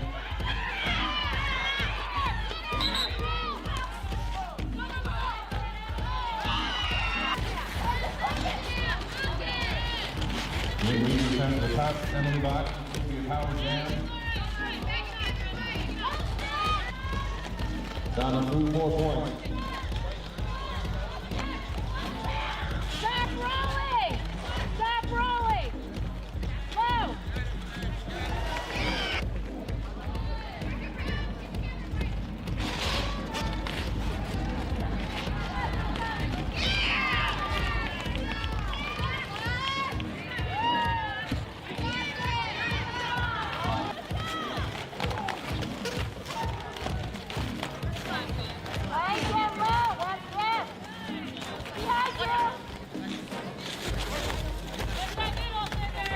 Underhand reset way back.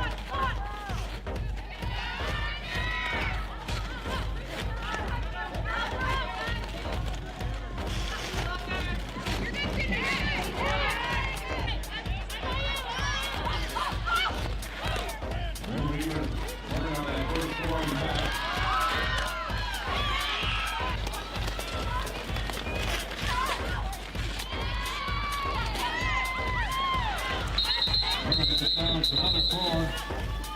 And Grim Reaper putting up another 4.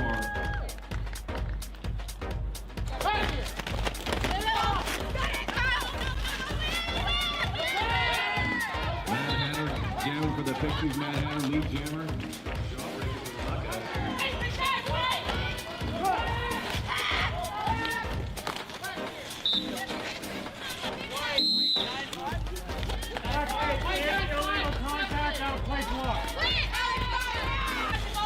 Yeah.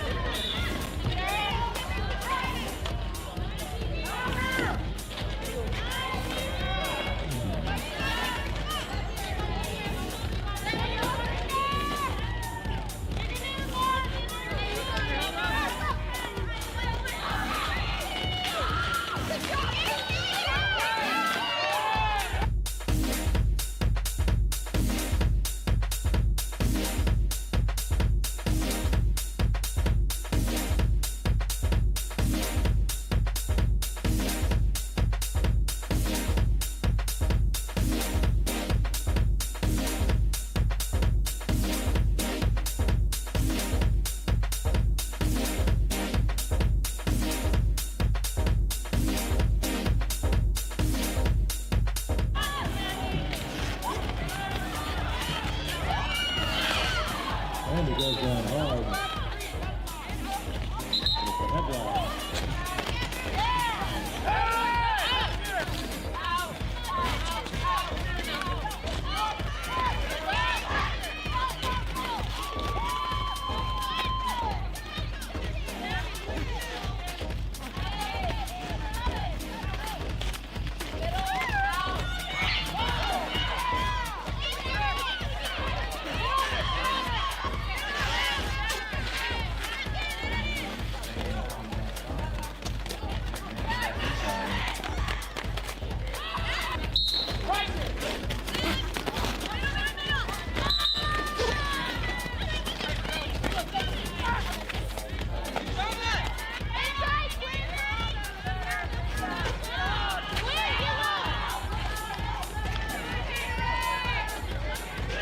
Oh, you're good. Number B, recycled vitamin Quinn, way, way back.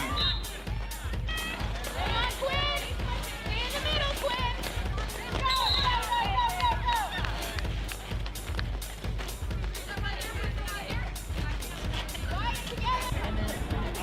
go, Amazing.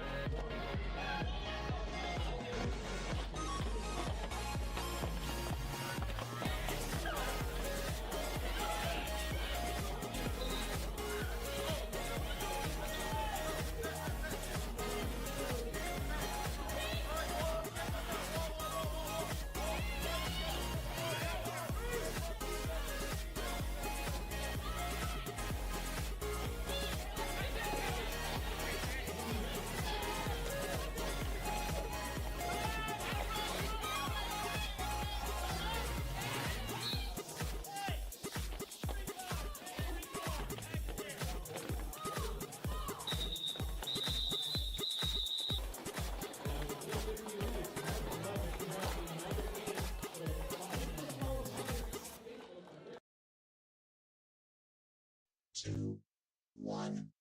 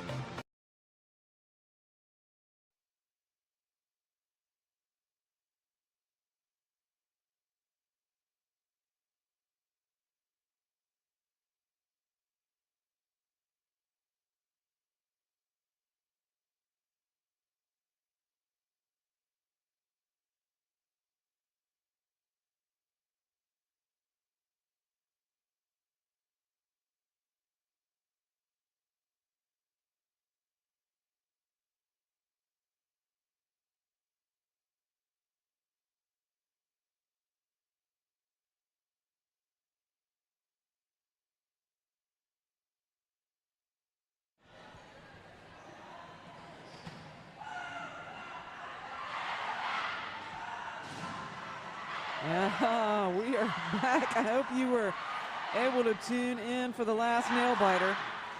That was a crazy game. And now we are getting ready to see. This is the game that determines who will take home the gold and who will take home the silver in the female division. The JRDA 2023 Championships. I am Rippy Longstocking.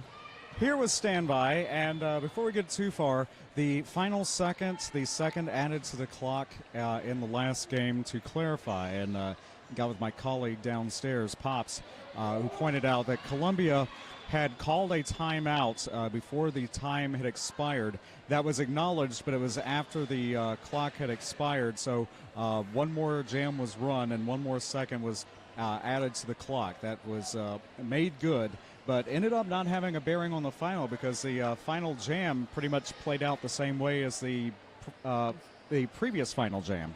Yeah, but that was but it was acknowledged, and Yes. everything was done to make the situation correct. That Columbia did call a timeout. So yeah, I mean, when you hear folks chanting one more jam, there you go. That's what it looks like. Yeah. When that happens. Very exciting, right down to the very, very end. Very exciting game. I'm expecting this one to also be exciting. You are looking at the track now. This is Rose City and Santa Cruz. Rose City, of course, in the purple. And then Santa Cruz in the white. Sorry, I stopped myself in the middle of the sentence there.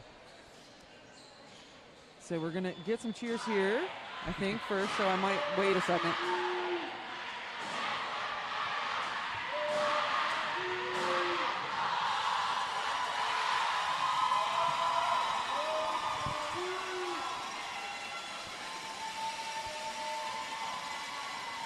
And if any Rose City people would like to tell us what was said, we'll make note of that. But it was very energetic.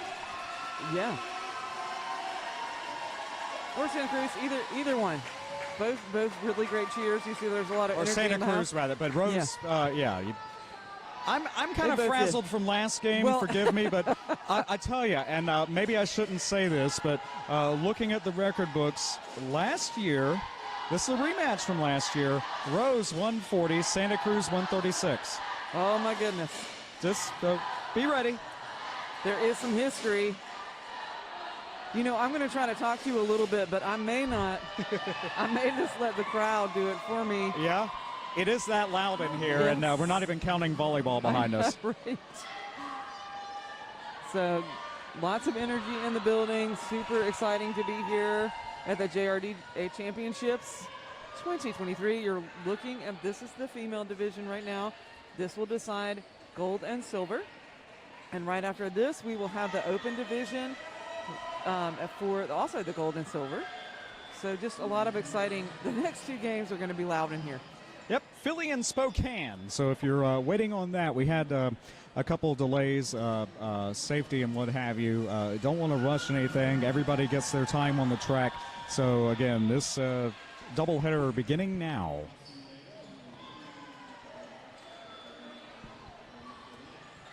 You know, it's not a tournament unless you're behind a little. Yeah. So I think we are just setting up here, making sure everyone is where they are supposed to be on the track. Officials in place. Metropolitan DC, yes, they are in place. This is the this is where they are needed. They are.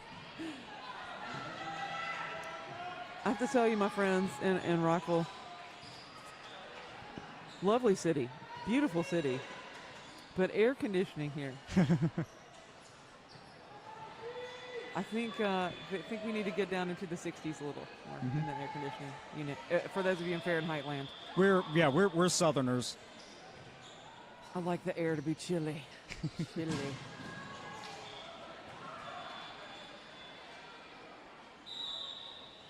All right, that is a rolling whistle. I'm going to work in the rosters here in between jams. If we Got can it. get a little bit more of, less energy. Okay, get a little pause, and then I can get some rosters in for you. As you can see now, I'm going to talk, but you probably can't even hear me. That's Allison Thunderland out of the pack first. Oh, you're fine. You can hear me? Okay. I don't know if I can hear myself. I'll work on that. Okay, well, all right. Technology. Now, I'll see you later is the one with a star on for Rose City. So Santa Cruz is going to go ahead and pick up those 4 points and call that off. I think it was a full 4, yes. I'm looking at the jam ref here. We'll wind it. Be made official momentarily. Again, stats coming in instantaneously. If you're just joining us, there are tablets everywhere, so we're able to see lineups and jammers and penalties as soon as they're reported. 4-0. Yes. It's going to stand. And it's just 1 minute off the clock for that. Technology, we love you. Speed Demon wearing the star for Santa Cruz. That's Red Runner Over wearing the star for Rose City. And it is Speed Demon that's out of the pack first with Lead Jammer. But no, I lied because that would be a cut track.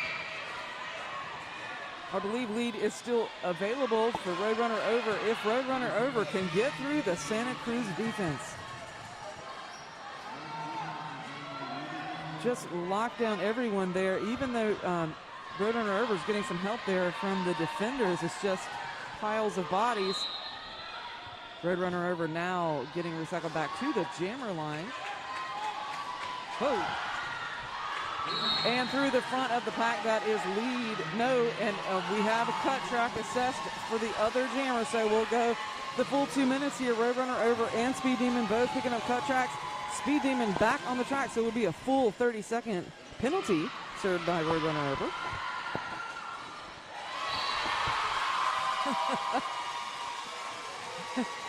Yep, seeing the full lineups at the top of your screen. When they change colors, penalties have been accrued, and then the universal letters that signify what the penalty was appearing as soon as they're reported. 38 seconds remaining in the jam. That's the number on the far right.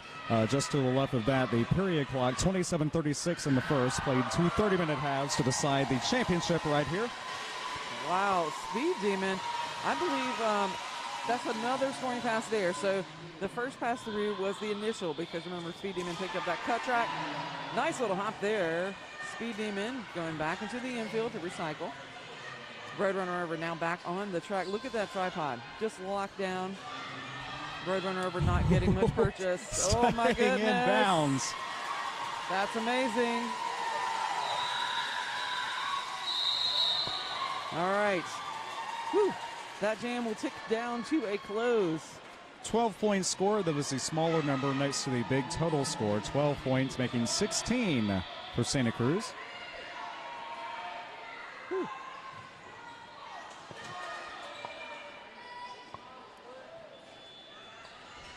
All right, everyone is lining up now. We got the 5-second call there. Poor jam timer having to yell over all of this. That is Ren taking on Harley Quinn off the jammer line.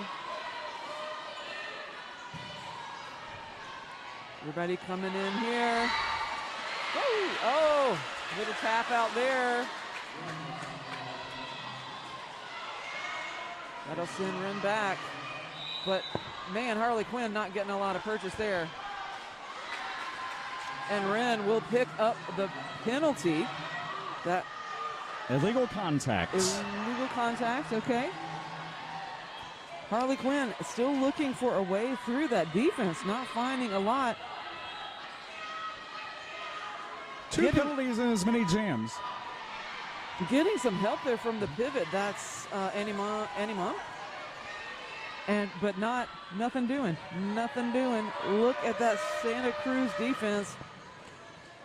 There's another little bit of help there from the blocker whose jersey I cannot see. 84 for Rose. Yes. Ferocious. How cute. Written back in play. You pick up where you leave off. Penalty box is clear. We'll point out again, Rose City in the purple, Santa Cruz in the white with blue trim. I didn't set the colors on the top of the scoreboard because a couple games ago, I think I got into a war with someone downstairs. We were changing things up mid-game, and it was turning into a rainbow that you couldn't read. So nonetheless, one blocker down.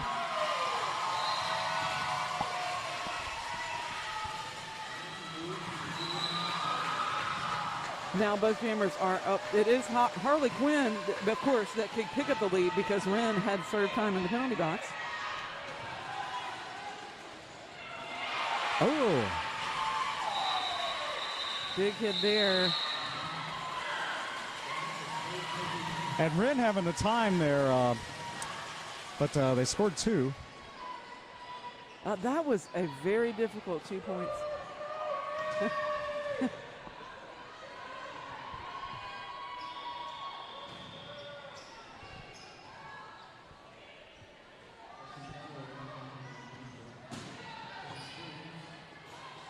18-0, first half of our championship doubleheader. So you can see how many people starting out in the box there off the top of your screen. Allison Thunderland taking on So Feisty. It's Allison Thunderland out of the pack very quickly, very fast skater. There is So Feisty also out of the pack now on the initial. Oh, nice move there for Allison Thunderland.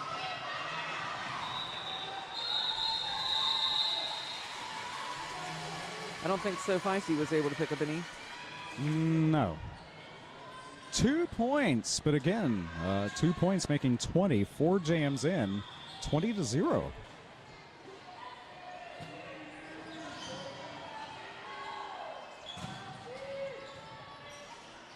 Of course, we've seen over 30 points scored in a single jam this weekend. There have been some pretty high-scoring jams out here so far. Oh, yeah. That is I'll See You Later. Taking on Speed Demon off the jammer line. One blocker for Santa Cruz in the box. I'll See You Later out of the pack. That is, I believe, the first lead jammer for Rose City. I think so. Speed Demon also out of the pack now.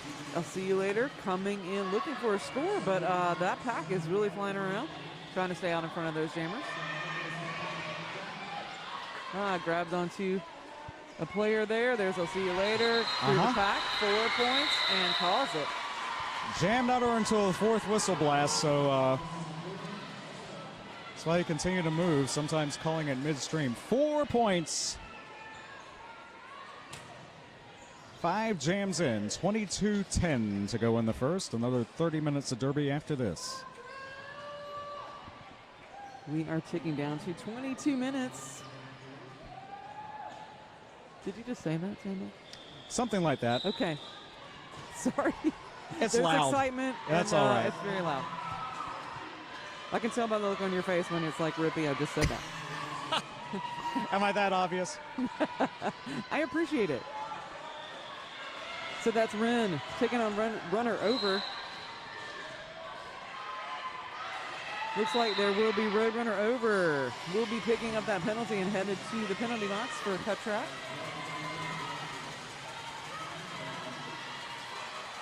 And Blocker Who also headed to the penalty box. Direction the call. That is direction, yeah. Wren did almost through, got him spun to. Wren is going to go ahead and call that, I think. Yeah. So, just call, reset. We don't, we can have a 0-0 jam list. That's okay. So, 20 minutes, 49 seconds left on the clock.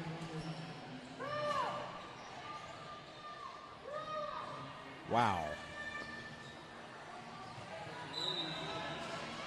They have the intensity. It will come down to execution here on the power start. Yeah. Because Roadrunner over was in there. Oh, my goodness. That's Allison Thunderland. Jammer switch. I think that 30 seconds already been served. So, yeah. Roadrunner over was definitely standing. So it's if it's less than 30 seconds, it'll be just shy. Allison Thunderland called on a head block, and In general, we don't fool around with that. Oh, Rover is out of the pack now. That's 4.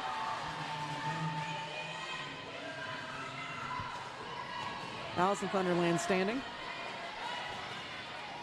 Roadrunner over is looking to get through on a second scoring pass, getting lots of taps here. Yep, staying in bounds and carrying on. Yep. One blocker to the box there for Santa Cruz. And Roadrunner over is out again for another 4.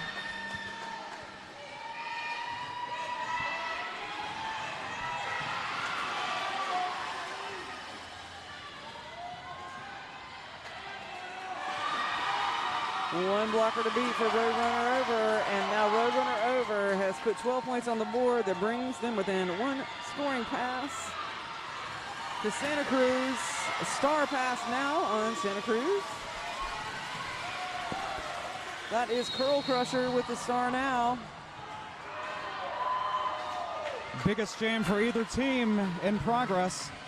Roadrunner over 16 points. That puts us at a tie game. Oh my goodness, Roadrunner over through the pack and calling it. Beep, beep. And that does put Rose City in the lead by 2. Oh no! I lied. No. I lied because the sneaky points. 1 point game. By far the highest scoring jam of the game so far. 18 by Roadrunner over, even if 3 of those were matched. So just like that, 1 point game. Feel like I've been through this before. You just did. Speed Demon taking on the Harley Quinn off the jammer line. And it is Speed Demon that picks up lead jammer for the Gromshells. Oh, there. Oh my goodness. Yep, no pack warning. Oh yeah, no, they got the warning and they made it back. Speed Demon through for 4 points. Harley Quinn out on the initial.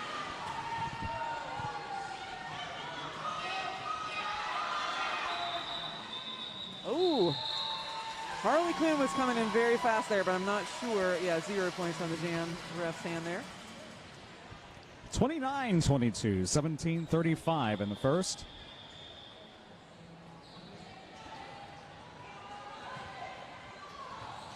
We are so excited to have you here joining us for the JRDA Championships 2023.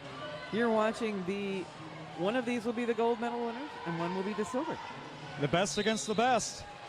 First half of our championship doubleheader. I'll see you later. Back out there with the star for Rose City. Ren's got the star on for Santa Cruz. Oh, I'll see you later. Did pick up lead, but did step on or roll over the tape. So Ren is out of the pack now. I'll see you later. Is the designated lead here? Is going to go ahead and call that off before Ren can put any on the board. Biggest audience all weekend, actually, on hand live. Well, of course, right here in the live studio audience, but also on YouTube. Just checking the numbers there. So thank you for joining us. Picked a good time to see what happens. Till next year, till the World Cup, of course. That's right, the World Cup is up next. I know a lot of the international skaters are checking out the USA team skaters going here on the track too. So feisty back on the track for Rose City. It's the Allison Thunderland wearing the star for Santa Cruz. Picks up lead jammer status. Whoa! Oh my goodness, that was kind of pretty. Allison Thunderland over the apex picks up the 4. Now into the pack again. So feisty, unable to move that Santa Cruz wall. Getting a little assistance there from number 15. Oh, that's so feisty. Has already passed the star. Is that true? No. Not officially on the board yet, but nope, Rose. Nope. Here's the pivot right here. Yep, sorry. The Rose pivot's was right below me. Sorry, yeah, Rose was down a blocker, but you can't tell. Now not. Now Santa Cruz down a blocker. Yep, they're so feisty. Okay, got it. I got everybody in my line of sight here now. We got so feisty with Star, and Hand was pushing blockers out of the way for the blocker that went to the penalty box. Now we got some assistance there from number 10. That's smash tag. Blocked or who with the box? There we go. Or with the star now. Very nice star pass there. It's right underneath us, as you can see from your camera angle. And Allison Thunderland will call that off. My goodness. This is an intimate setup. It is. That's a nice way to describe it. If we can either look at the program monitor and see what you're seeing at home, or we can stand up and look over the rail, and through the net. So, but yeah, it's pretty close, and there are also fans and vendors there along the it is hockey boards and a window underneath us as well. We're all just in here together like sardines. So it looks like Allison Thunderland was assessed a cut track right at the very end of that last jam. So Roadrunner Over is now the one with the star on the track, Rose City, and trying to get out of the pack and pick up that lead jammer status. But you'll see these two blockers really getting spread out here, and Roadrunner Over now out of the pack. Does pick up lead jammer status.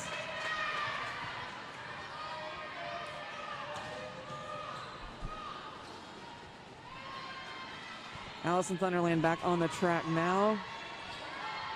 Pushing. I tell you, Rose City defense, I've been commenting on Santa Cruz defense, but here's Rose City defense really locking down the jammer. No room of movement. Just a slog right now. We're just in a slog. The pack gets close enough so that number 12, Cherry Bomb, is able to sort of help out a little bit with Roadrunner Over, but Roadrunner Over is going to have to push the blocker all by her lonesome self.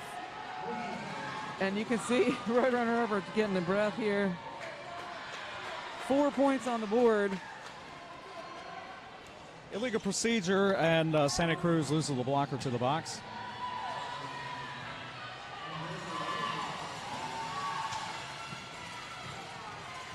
$27 remaining. Allison Thunderland, look at just, again, here we get a good shot of both of these defensive walls. Annie Mom just trying to force a shoulder in there, and just nobody's moving. So that was a very hard one. 7 points.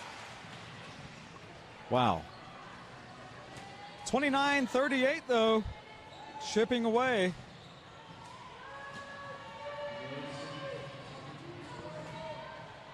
Nine-point game. Whew. I'm tired from watching it. We're sitting down. We are. Yes. Flat-footed. I appreciate that you brought the chairs. That is Ren taking on Harley Quinn off the jammer line. Look at that. Just locked. Everybody's locked. No movement. Harley Quinn tries to find a lane on the outside, doesn't find it. Ren now looking for the outside as well. Harley Quinn to the inside, to the outside. There's just, the walls are able to reform right in front of the jammer. Nice attempt. Number 76, that's Johnny Crash, trying to keep the recycle from happening, but those blockers are able to withstand that sort of thing. Here is Ren pushing against the pack and looking for some help. That is Krombom trying to help out. Looking for the star if needed. Krombom wearing the pivot stripe. That's Blocker Who wearing the pivot stripe there for Rose. And one blocker to beat. Only one hand out, and that stays in, baby. Harley Quinn has been declared lead. 38 seconds remaining in the jam. That was. Woo.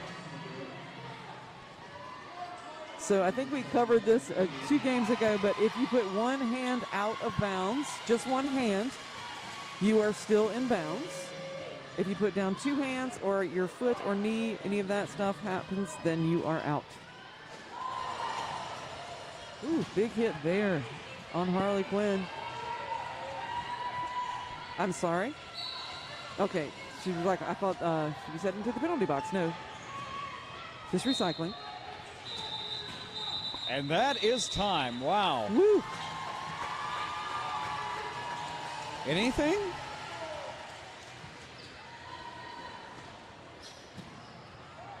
Two points. All right. That somebody had to get some points off of that jam. That was such a tough jam. 3 points. All right. So next up we have Speed Demon taking on I'll See You Later, and there's I'll See You Later out of the pack. But so is Speed Demon. Both jammers racing around. The pack speeds up to try to stay out in front of those jammers. Two blockers for Santa Cruz, one for Rose City in the penalty box. They'll See You Later coming in. Gonna look for that inside lane. Yep. Woo.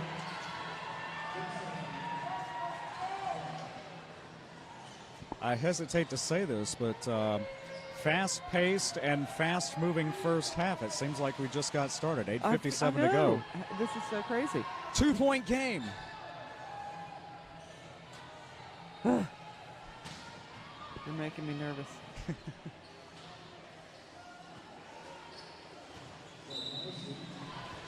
There we have it. Alice in Thunderland back on the line. So feisty, wearing the star again.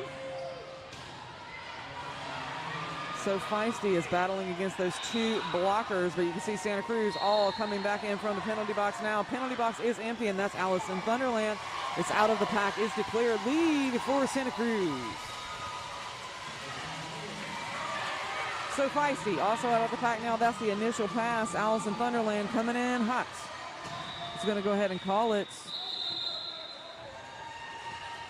2 points there put on the board for Alice in Thunderland. 4-point game.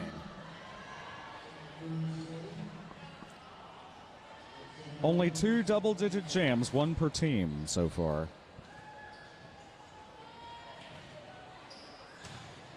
Yeah, I've got my fan too, Alice in Thunderland. And there's the whistle that'll take us into jam number 15. Rin takes on Road, run her over.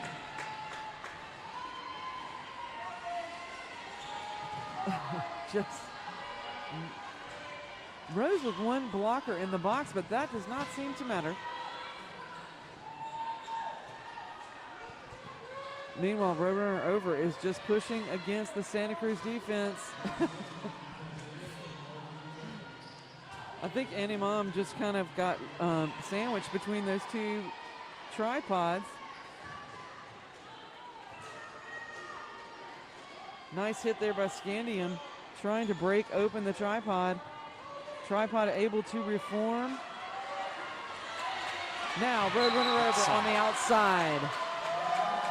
Whew. Does make it out, is lead for Rose. 1 scoring triple tie. Roadrunner Over got to get past this tripod. Oh my gosh, look at this. We have a great camera angle for this, for you guys to see how incredibly tough these walls are.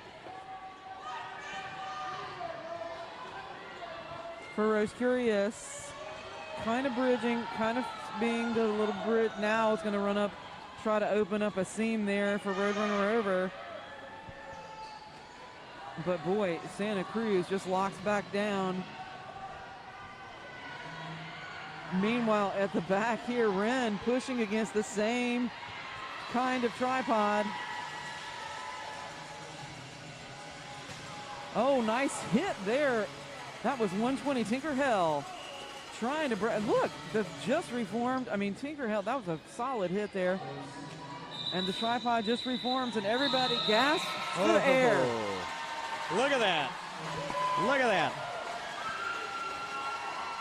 Everyone just says, let's take a timeout. That was,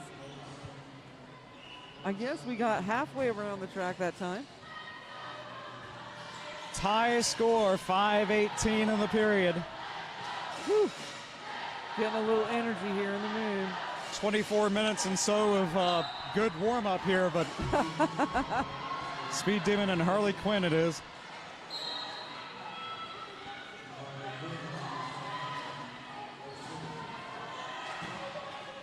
Oh, no, there you go. Speed Demon finds a hole, and I think that was largely in part to Monkey Wrench, who kind of held off the blockers there. 2 Rose blockers in the box. Speed Demon makes it around Johnny Crash. Oh, my goodness. How low can you go? My goodness. Head block by Smash Tag. That's the second one of those called in this game.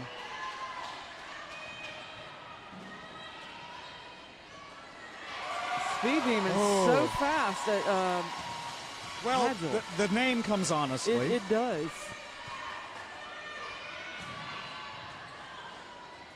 Just really good at fake outs.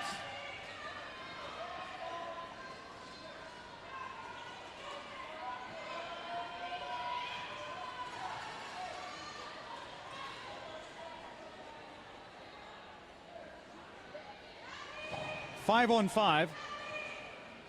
So we do have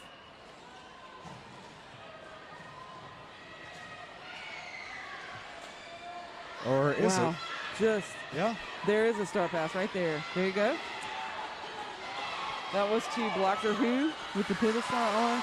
Meanwhile, Speed Demon gets through on that scoring pass. Blocker Who with the star in hand.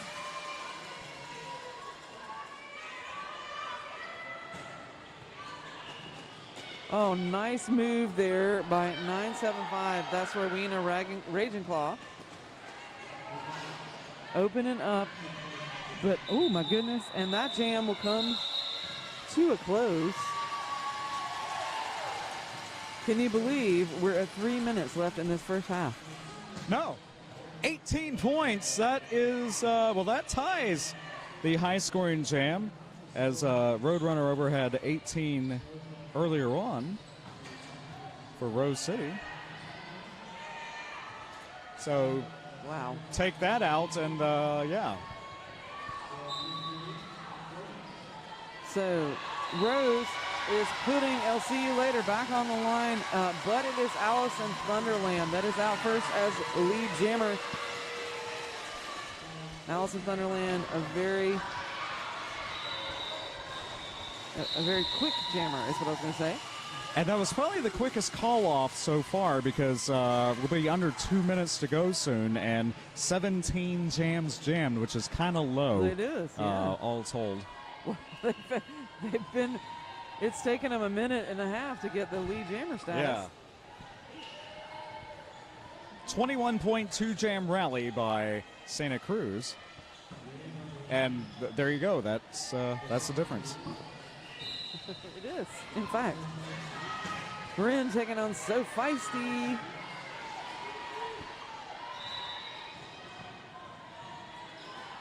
One Santa Cruz blocker in the box, and now we'll have a Rose blocker head to the box. So Feisty at the front of the pack. Rin getting recycled back. Oh.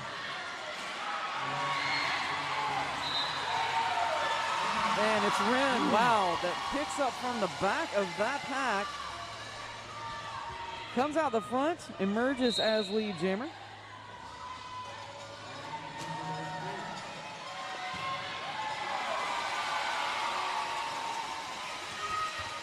So Feisty still looking for a way to get out of the pack on the initial pass. Getting a little bit of assistance, but all the blockers are having to hold back there. And we have a star pass to Blocker Who. Very nice, well done, quickly executed there. You got a nice shot of it in the overhead camera. Blocker Who unable to put any points on the board, but 6 additional points put on the board for Santa Cruz. That brings us 40 to 67. We've only got about 30 seconds left in the first half. So fast. It has gone so fast. 67-40. That's as far away as it's been, score is. And now Santa Cruz has chosen to put Speed Demon on the line at Rose City, electing Roadrunner over. Roadrunner over, one blocker to beat. Oh my goodness. And lead is assessed to Roadrunner over. Rose City looking to close out the half in a strong scoring position here. Speed Demon caught up in the defense. Roadrunner over out of the pack 4-4. Speed Demon steps on the rolls on the tape. Will be recycled back. Here comes Roadrunner over. Nice move to the outside. Oh boy. 8 points so far for Roadrunner over. Period is expired. 1:07 to go in the jam. Well, I think Speed Demon might have gotten a hit there on Roadrunner over. And now we're back into the lockdown here.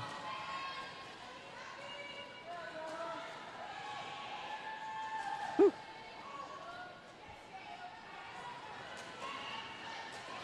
Nice movement there to get back around the front of the entire pack to hang on to Speed Demon.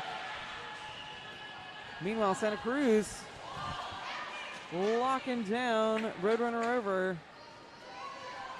30 seconds left on the jam clock. Oh, nice little tap out there. That was number 21, Scandium. Oh, we're just going to run around. Only 17 seconds left on the jam clock. Well, if this is it, what an awesome first half. But 19-point difference. And Australian rules derby going on right now. All right, the jam comes to a close. I'm so tired for them. I will tell you rosters as we come back from intermission, but you certainly will want to come back to see the second half of this game. Whoever wins this game picks up the gold medal, and whoever doesn't win picks up the silver. And all of you pick up whatever you got because, yes, lots of derby to come. First half of our championship doubleheader right here at JRDA Championships.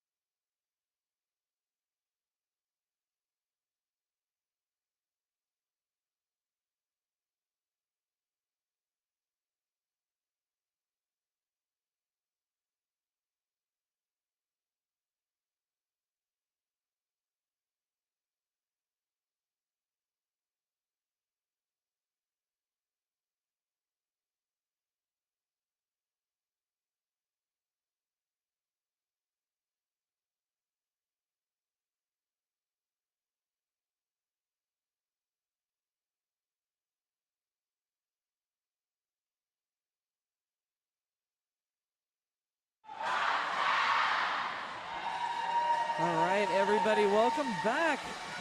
You are getting ready to watch the second half of our Rose City Santa Cruz game. This is the female division of JRDA. Oh, good, they're doing a little gear check here, so this allows me to tell you who's skating out on the track. Has been doing this wonderful job so far.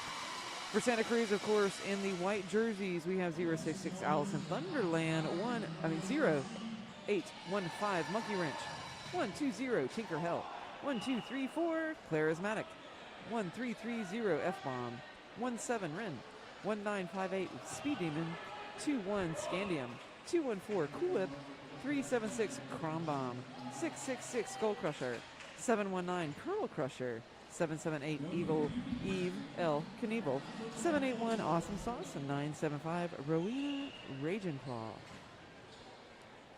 Skating for Rose City, of course, the Rosebuds in purple. 10 Smash Tag, 12 Cherry Bomb, 15 So Feisty, 16 Harley Quinn, 2 Any Mom, 324 Road Runner Over, 327 Scooby Doo, 5 American Gangster, 503 Scar, 7 Quicksilver, 76 Johnny Crash, 8 I'll See You Later, 84 Ferocious,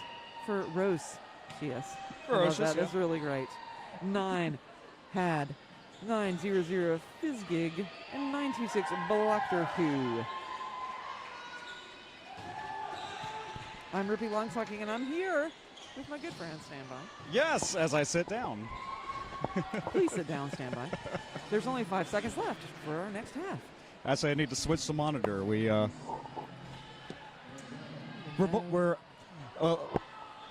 making this up as we go. There's a lot to do, multitasking, but yeah, we have a program monitor here big enough for us to see now, because a lot of this is happening directly under us, and unless we hang over the rail, we're actually, and this is a good thing, we're actually at the mercy of C. Brent Mooney of Gemstone Media, who is getting the shot for us, and we're just able to watch off the monitor. Right. I do appreciate Brent's taking all of the tape and the straps and everything to keep that camera right there on the rail. I don't blame him. I would have a lot of things strapping my camera down as well. It's either that or get on one of the volleyball stands across the way. I did that once, and you barely have room to stand, let alone control a camera. Yeah. Well, we appreciate you coming out and being here to film this so that folks can watch it. They're unable to be in the venue. And that whistle will take us into the first jam of half number 2, and that is I'll See You Later for the Rosebuds out as lead jammer status. Allison Thunderland's got the star on now for Santa Cruz.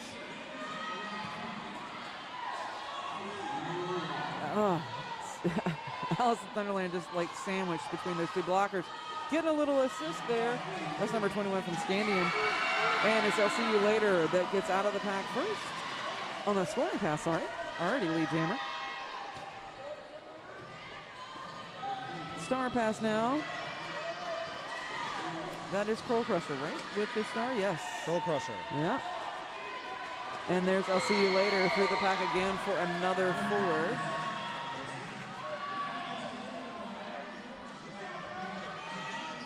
Curl Crusher looking to get through, but you can see the Rosebud just locked down here. Now Santa Cruz setting up for I'll See You Later. I don't know how a seam was found, but it was.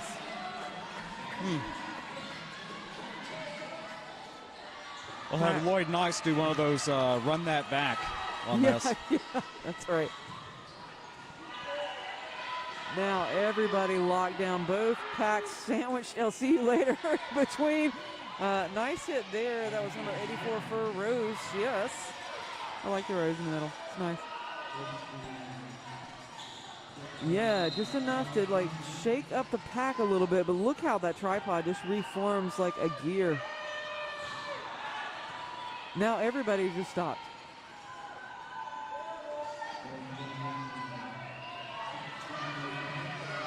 It's like a slog, just pushing forward. 5 seconds left. They're just going to stand. They're just like, let the jam run down. It's fine. She's trying to get her hips in. That's nice, yeah. Normally that comes to there you go. There you go. You know, I was gonna say normally that is only good for the team in the lead. Now it's the team in the lead. I'll see you later. Like, you know what? I should be happy, but I'm just gonna sit here for a minute. I'll get happy in a minute. 16 points. Now, each team had one 18-point jam in the first half, but aside from that, let's see, a 12, another 12, but aside from that, not that many at once. Speed Demon now wearing the star for Santa Cruz, and as out is lead jammer. Roadrunner Over is wearing the star now for the Rosebuds. Not finding a lot of movement there in that braced wall.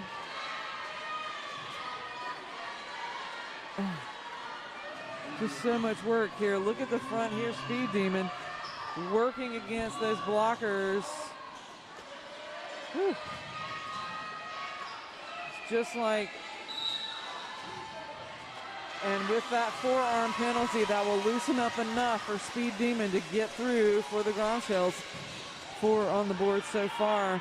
Roadrunner Over is now pushing against the tripod here.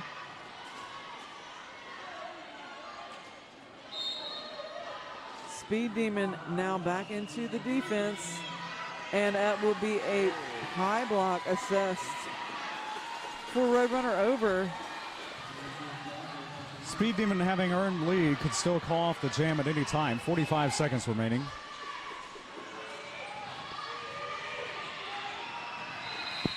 Speed Demon will, yeah, sorry. Lead change. We saw it. We saw it at the same exact moment in time. Yeah, I would call it too. Just ice the jammer in the box.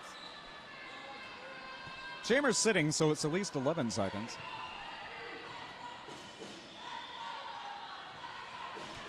Rose sitting in the purple, Santa Cruz in the white with blue trim. Lots of energy on the venue here. Santa Cruz of Santa Cruz, California. Rose City of Portland, Oregon.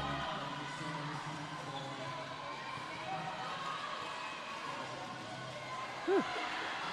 And that is Grom Bomb, yes. Out of the pack first for the Grom Shells. We've seen Grom Bomb jam this game? Not this game. Oh. In previous games, yes. Oh, absolutely. And yeah. But not this one. This is the first time Crom Bomb's had on a star, and Crom Bomb threw for 4. And no, I'm hearing a high block will be assessed to Crom Bomb, and that will be lead is rescinded, but Roadrunner Over now out of the pack on the initial pass. So no lead now. We'll run the, we've got another minute and 11 seconds on the jam clock. Oh. Nice dip there. 3-point game. This is going to be another one of those. Roadrunner Over does get tapped out of bounds there. Whew.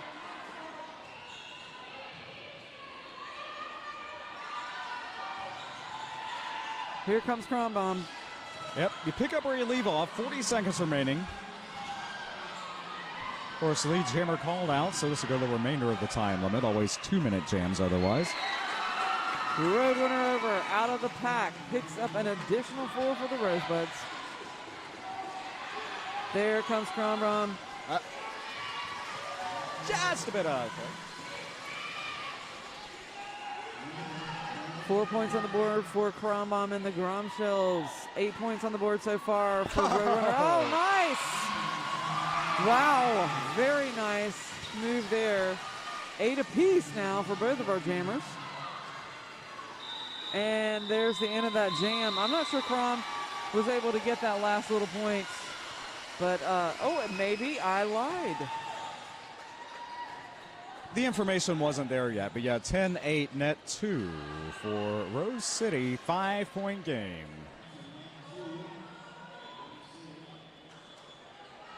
Wow. Lead change. 23:03, right? Oh my goodness, and that's Allison Thunderland up the inside lane, does pick up lead jammer status for the Grom Shells. Oh my goodness. Woo. Right in. Harley Quinn trying to find, both jammers are out of bounds, running back here. The pack is going to run those jammers back as far as humanly possible.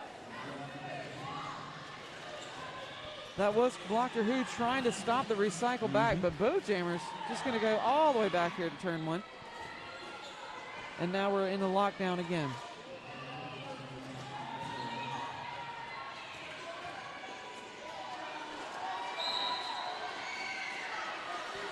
Allison Thunderland now manages to get past those blockers. Does get out on a scoring pass. Multiplayer block. Number 10 smash tag. Allison Thunderland out. Blocker Who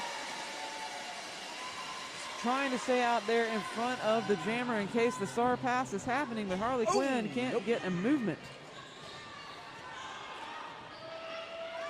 Oh. Whew. Allison Thunderland, yeah, in the infield, sorry. 20 seconds remain. Alice still with lead.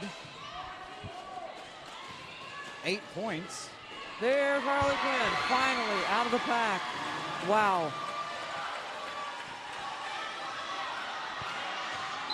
Getting all kinds of furious calls from the bench. Call it.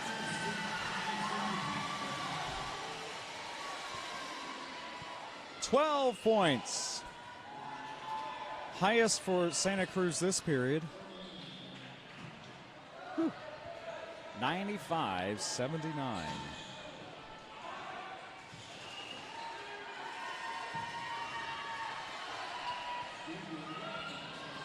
Just for fun, if we had reset the score at halftime, 28-26 in favor of Santa Cruz.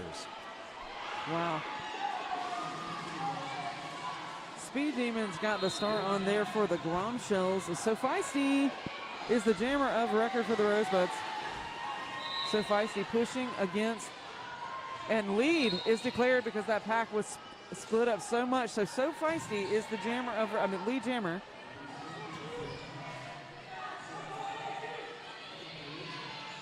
So he's, yeah, there. Got to keep looking at the jam ref. Yeah, there we go. Now we've got it on the scoreboard as well. So Feisty looking to get it through there. Dueling illegal position penalties. Nice work there by Curl Crusher trying to get in front of Feisty. Feisty taking a look at where Speed Demon is.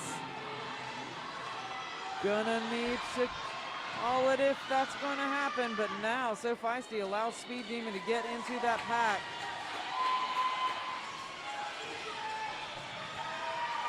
Now Feisty is looking as if maybe the call-off will happen. Feisty stood up as if to point to the hips, but then decided, there we go, there's the call-off.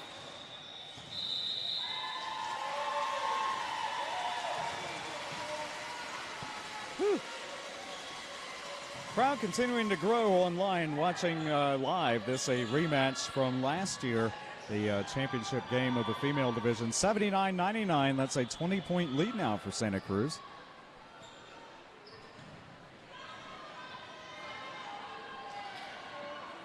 Both of these halves are flying by here. I want to give a little love to some officials, but I'll do that after this, Dan, because I didn't realize that we already had the 5-second call.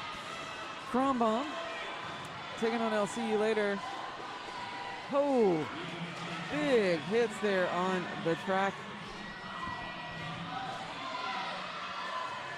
LCU later not able to move that pack. Santa Cruz just locked down, and it will be LCU later that heads to the penalty box. Now, I was looking for the call. I think it might have been a high block, but we'll take a look at the penalty tracker here. No, now we have her returning to the pack here. All right, so nothing. It will be not a non-penalty is what it will be. Now Kronbaum does get out of the pack there on that lead jammer status. I'll see you later is now through the pack on the initial. And suddenly the penalty box fills up, 2 blockers each. And yet there's defense. Look at that. There is. Incredible defense. I'll see you later coming in. Does make it through past the 2 blockers and picks up the full 4. Whew. It's happening so quick. We don't know what they did, but they did something. That's the question marks. The specific penalty hasn't been recorded yet, but will be before it's all over. We'll look at the penalty board before we sign off. Now Kronbaum picks up the points there and calls it. Penalty box clear for the start of the next jam. 4-4? That I'm looking at the jam refs here because I think there is some discussion over here with our jam ref for the Rosebuds. But no, it does look like a 4-4. And we're going to have an official timeout there so we can talk about it. Now I can give them some love. Yes, okay. Absolutely. That worked out really well. Okay, want to give lots of props to the officials who've come out this weekend and done a fabulous job, just absolutely professional. Our non-skating officials are HBC, Bionic B, Galvatron, Teppan Crunchberry, Misery Chop, Rocket Shop, Less Than 3, Talia Up, Cheshire Stats. Then our skating officials are Shebra, Noah Fallon, Forrest Musher, Wheel Rider, Boomerang, Chewback Alpha, Judge Double Watner, and Richie Cranium. And thank you, and belated, or not belated, but belated thank you, but then also apologies to the reps of the participating teams who, as tournament head announcer, I asked for biographical information and interesting tidbits and stuff about the team. It's all been laying here, but the games have been so intense and so fun to watch that I've barely scratched the surface on what you sent me. And don't let that deter you from sending them to next year, to us next year, because we want to learn more about the skaters and how awesome they are on and off the track. Of course, we'll see a lot of them at the World Cup.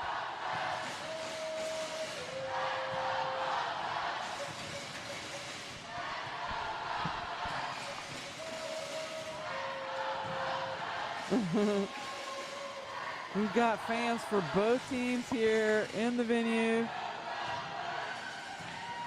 Getting a good shot of them there.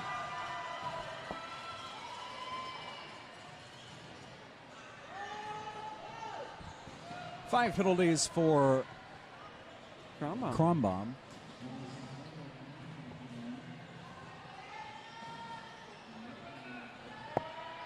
And 5 for Smash Tag. All right.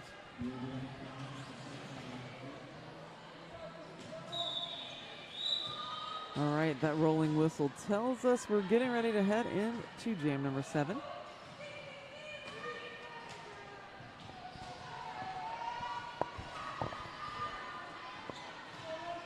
.16 minutes, 47 seconds left on the clock. Allison Thunderland taking on Roadrunner her over. I keep wanting to put you in there, and I'm so sorry. Roadrunner over is out of the pack now. Lead jammer status for the Rosebuds. Allison Thunderland battling against that purple defense there. Not finding a way through as of yet. Roadrunner over now experiencing the full Santa Cruz defense right here. Gonna get a little help there from number 2, Annie Mellon. But man, Santa Cruz able to reform. Meanwhile, the Rosebuds also putting up a huge defense here. Locked down on Allison Thunderland.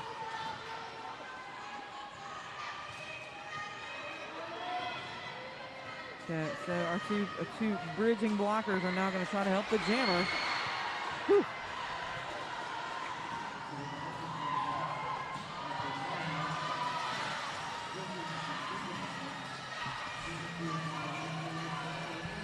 So So we got two bridging blockers here ready to swoop in if need be.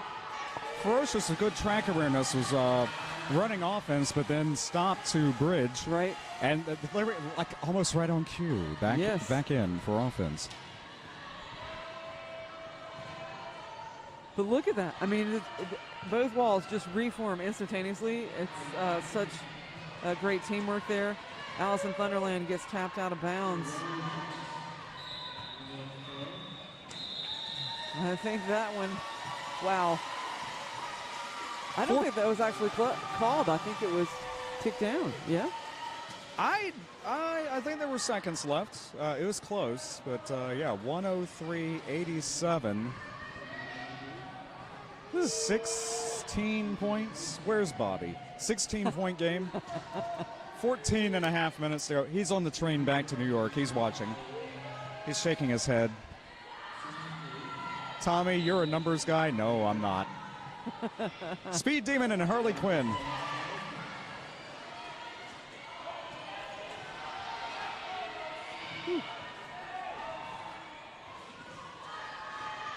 Look at the, I am just impressed by their legs. Harley Quinn, out of the pack with a hip assist from a friend. If I need to grab your hip, I'm going to do it. And she does. Oh, my goodness. Got a little bump there. I think that was from Ren. And now coming back in is Harley Quinn. Meanwhile, Speed Demon will pick up the penalty and head to the box. I didn't catch it, did you? Multiplayer. I did not see when it happened, but sometimes multiplayer, maybe for a whip or any kind of assist, sometimes that'll happen these days. That's why you don't see many whips anymore. If a blocker gets in the way, that's it. I just want to call out American Gangster, who completely stopped the recycle of her jammer by just popping that blocker right into the infield.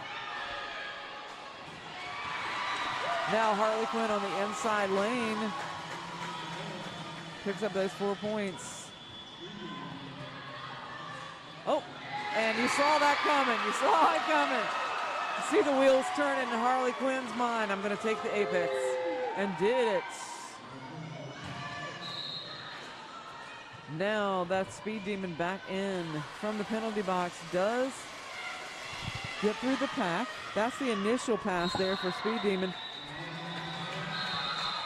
High block on one Rose City blocker, so this will be 4-3 pack when we pick up again. 8 points, 10 points, 97-103, 5-point game. Wow. 6. 10 ties the second highest scoring jam on the Rose side this half. 2 jam, 14-point rally by Rose City. Cronbaum taking on LCU later. Yep, 3-3 in the pack, rather. Both jammers are out as LCU later that has the lead status, even though Cronbaum is in front. LCU later is going to call that wise move. No reason to play that out, but again, I'm not the coach. Right. But generally speaking, no reason to play that out. You could try to draw a penalty, try to draw a track cut, but something may happen to you. Yes. Or it may backfire and they score and you don't. The best worst case scenario would be 4-4. Right. So still 6 points on this game, and that is Allison Thunderland off the line, picks up lead jammer, but look out because here comes Roadrunner over. Here we go again. They're both out. Now, Allison Thunderland is in front. That is true. Whoa, Nelly! I'll count that as a whip. Why not?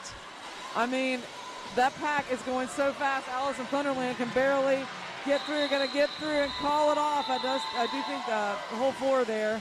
That it is. Woo! 10-point game now. I will count that jersey pull as a whip because they're so rare to come by these days. Old Dick Lane, whoa, Nelly, for old school California Derby fans.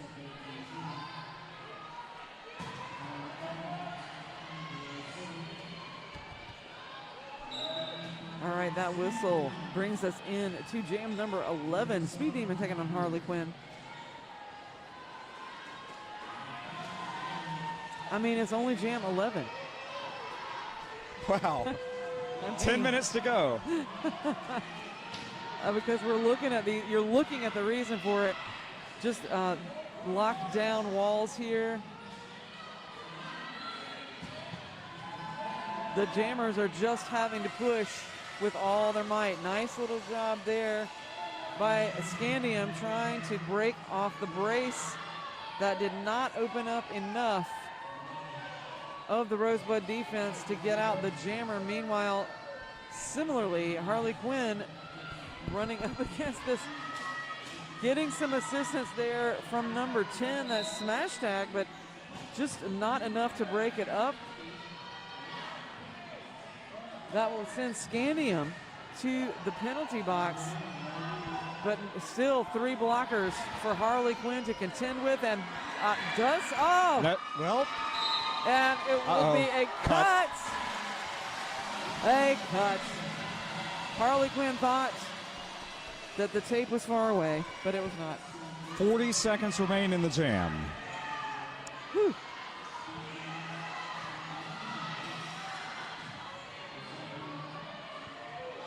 Speed Demon getting recycled.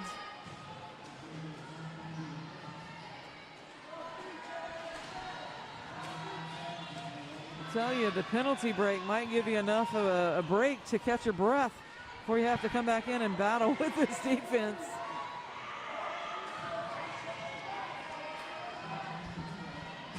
You can see Speed Demon feeling it. Here comes Harley Quinn. Very nice penalty kill there by the Rosebuds. That jam. Wow. Will come to a close. Oh my goodness. It was Pops on commentary with you when we figured out what when we figured out what the minimum number of jams would be in a period. That would be 12. I think that's right. 11 jams jammed, 8 minutes to go. So almost. No points. No Timeout. points on that. Official timeout it is. Official timeout. Whew. I'm exhausted for them. One more game to go. That's right. Spokane and Philly. So you're watching back-to-back championship games. This is the female division of JRDA. Whoever wins this game picks up the gold. Other team also walks home with a medal. So. All right, the best against the best. It's been going on all weekend, and come down to which team will win the final game. And then right after this, we are running a little bit long because we had a delay in an earlier game, but right after this game, we have the Open Division gold medal game, gold/silver medal game. And then the award ceremony and some exciting announcements, which I'll leave at that. A round of applause from the live audience supporting all of Derby. Yes. I say purple, I say blue. They're all here. All are precious in our sight.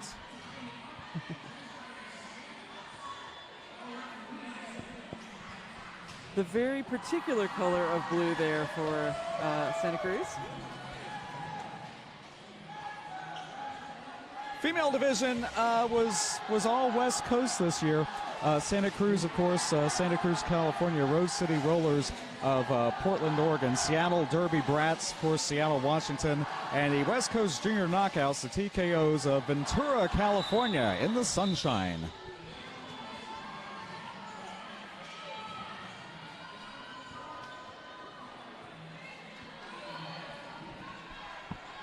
I do believe we heard a rolling whistle, and now that's the whistle to start the jam. Crom Bomb taking on So Feisty. Both jammers pushing, and it's So Feisty that will pick up that illegal contact, heading to the penalty box. Lead is still available for Crom Bomb,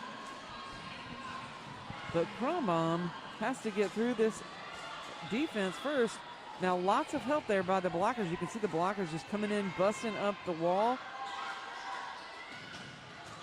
but not much. There we go, finding the inside lane after many bodies pushed out of the way. Kronbaum does pick up lead for the Gromshells. But a spin move now, but Crom is finding Rosebuds no matter where they turn. Rosebuds, Rosebuds.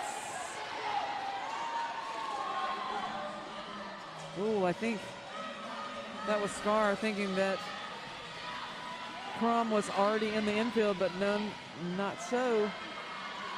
And now, Rat's just gonna ride it out there.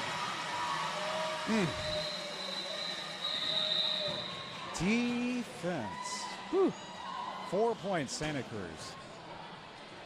So we did. Oh, I almost said we emptied out the box, but we did not. I misspoke. 6:18 to go to decide the championship of the female division. So this will be a power start. Following this timeout.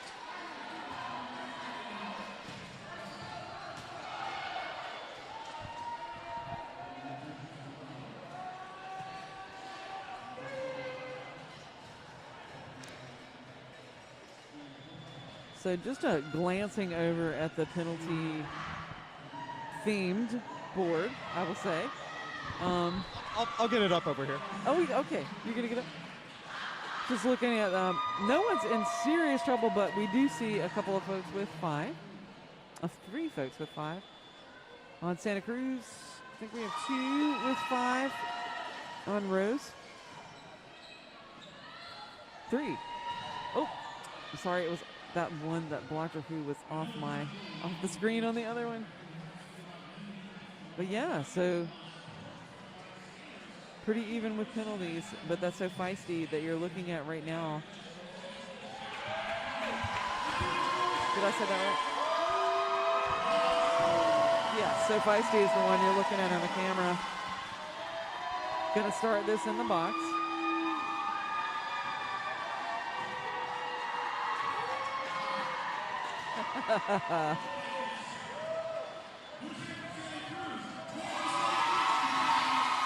Oh my.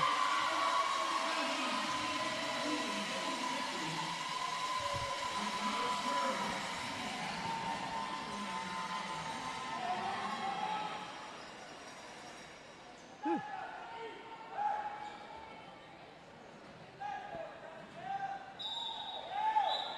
All right, that rolling whistle tells us we are headed into jam number 13.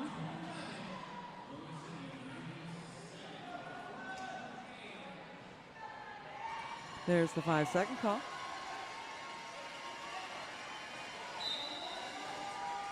And Alice in Thunderland wearing the star here for Santa Cruz.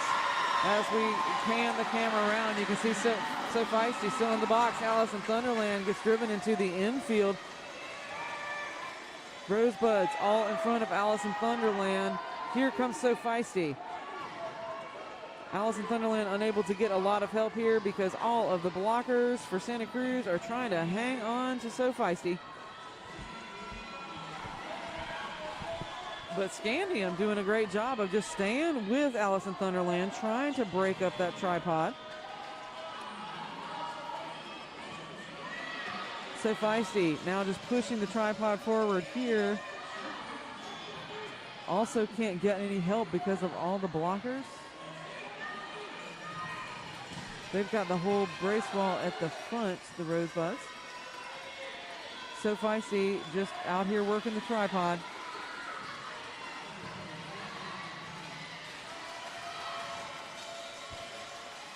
Now Alice in Thunderland does have lead jammer status.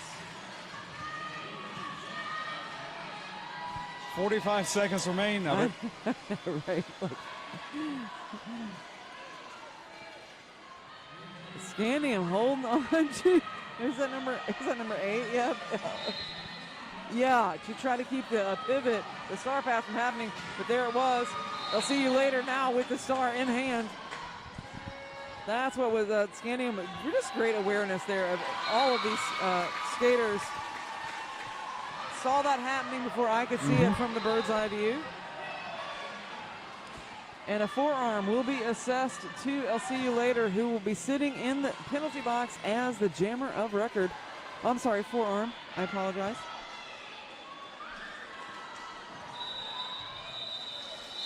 And that jam will come to a close. I'll See You Later is the jammer of record. We'll hang out in the box at the beginning of this next jam.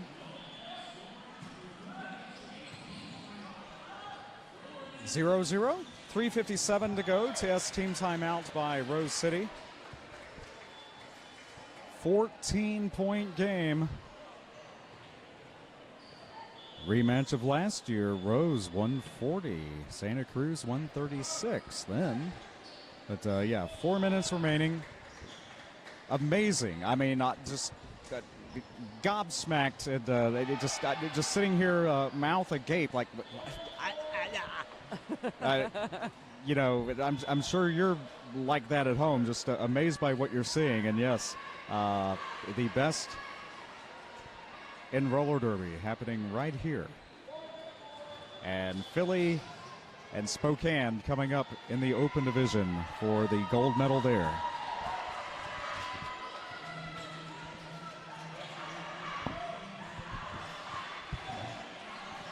I know some of these skaters will be their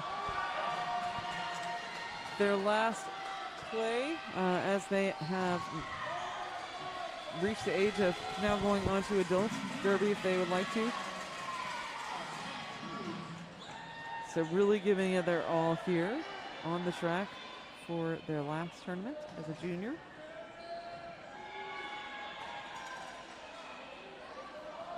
So 4 minutes exactly on the clock. We're headed into jam at number 14. That is Speed Demon with the star on for Santa Cruz. Remember, I'll See You Later coming out of the penalty box is standing. Rosebud's trying to hang on to Speed Demon, but Speed Demon does spin around, makes it out of the pack. I'll See You Later with the star off, comes at that's 9:26, blocked her who, but fakes everybody out and continues on. Does get out of the pack on the initial.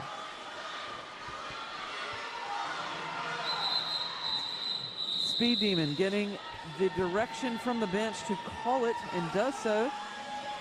And number 5, American Gainster, you saw hopping, staying inbounds to stay legal after moving backwards to keep that jammer engaged. So good track awareness there. Footwork as well. Second timeout by Rose City, 97 to Santa Cruz 111. 3:14 to go.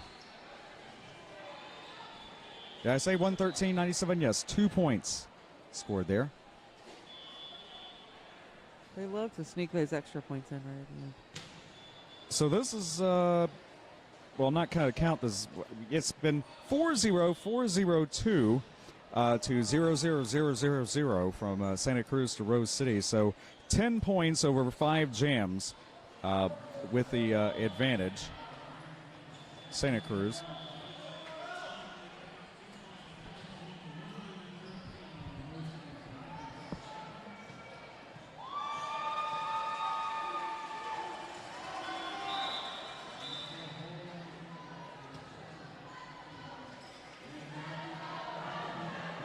Alrighty.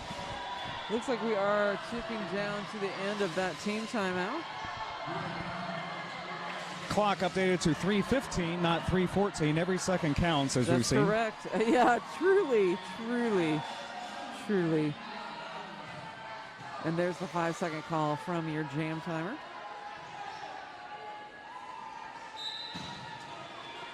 Crom Bomb. Roadrunner over. Crom Bomb makes a spin. Does step out of bounds. Roadrunner over, trying to make it through the pack, and the pack is speeding up. Now, Crom Bomb is the one who has lead, but that's Roadrunner over that gets out of the pack first. Crom Bomb putting on the heat, both jammers, and the pack is speeding up. Same speed as the jammer, so no matter what, you're not missing anything. There we go. That's it. There you go. was it you and I who were talking about the outside pack ref slap? Look, your agility as an outside pack ref. Yeah, that is amazing in itself. You need some endurance there. The best plan I saw was one time in Vero Beach, Florida, where they were training outside pack refs, and they just went from turn 1 to turn 2 and back. It was like playing Centipede across my camera angle. But yeah, going all the way around, my goodness. And that speed, holy. Alice in Thunderland taking on Harley Quinn. And it's Alice in Thunderland that does pick up lead, but rolls into the infield. Will be recycled back behind the entire pack. And steps out again. Yeah, steps out. It looks like, I think Annie Mom was thinking that the recycle would happen there. Meanwhile, blocked for who? The only blocker left, and there goes Alice in Thunderland out of the pack. Picks up lead jammer. Already had lead jammer, apologize. But now it's officially out of the pack. There comes Harley Quinn. Yep. 4 points were scored. Wow, okay. Whew. 20-point game, a minute 3 on this team timeout. It is the final team timeout for Rose City, down 20 points. Most we've seen in this game is, 18. So, stand by. On a single jam, right? Yeah. 16 in this half. That was LCU later, 16. Yeah. Roadrunner over with 18. That was in the first half of the first half. So doable.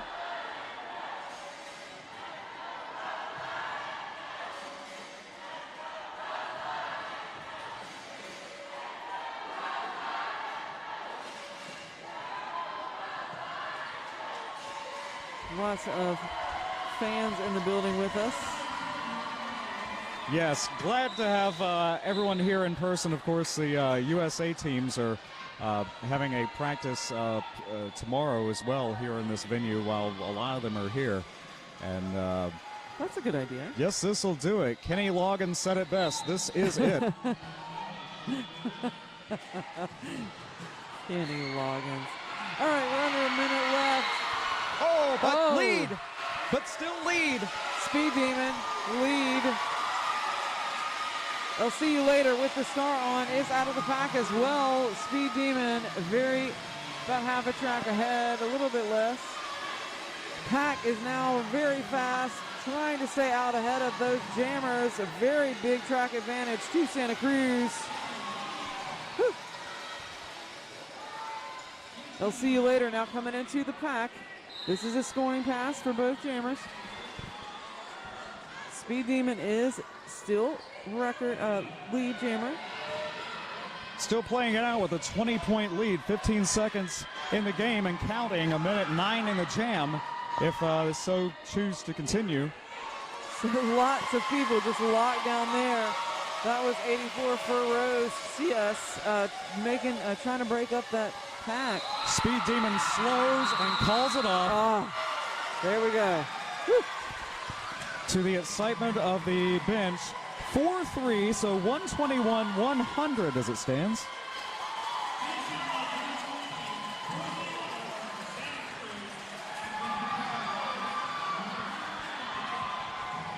So Santa Cruz came in as number 1 seeded. Rose City came in as number 2 seeded. It looks like if this is the final score, this is how we'll remain. There's the rolling whistle. If we had reset the score at halftime, Santa Cruz 54, Rose City 48 unofficially.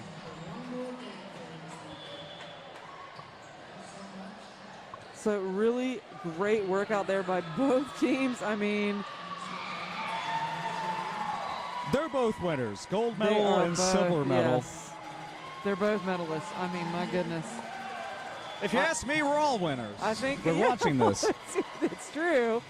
But I think some folks out there might need some ice baths later. That was some serious, serious work. That's the official.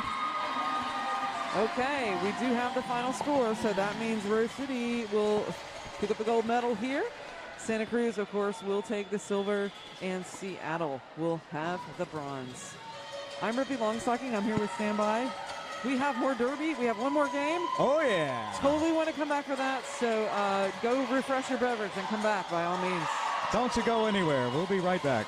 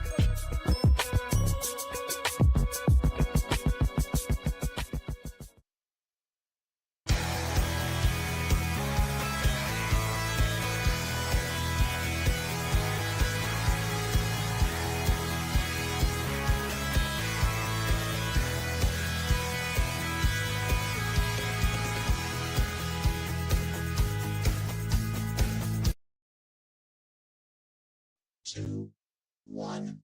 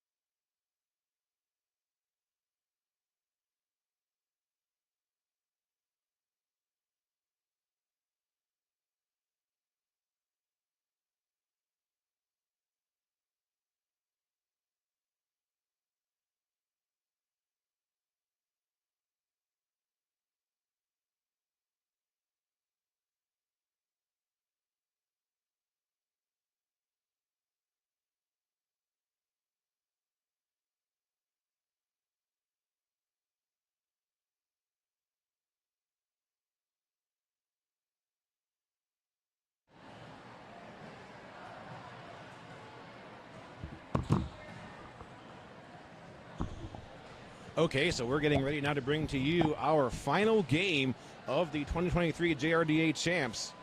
This is going to be the championship game for the Open Division. Philly Roller Derby Juniors taking on Spokane from Washington. Spokane Pixies, that is. We've got about 2 minutes yet to first whistle.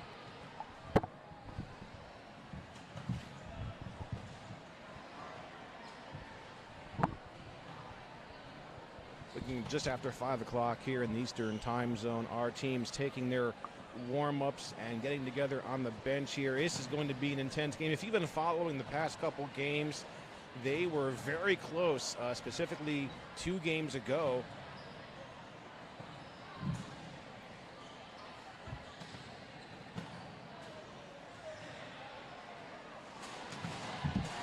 Two games ago, we had the Columbia Juniors at 199, Des Moines 201. Very close game that certainly could have gone either direction. So the past couple hours here at our 2023 Champs has been very intense, and this game promises us to be the same level of gameplay. So you can see Philly there. They're getting ready, and we have a lot of World Cup skaters on the Philly team headed to France here in just a couple days. So we'll make sure that they get the shout-outs that they deserve here in the minutes between our jams.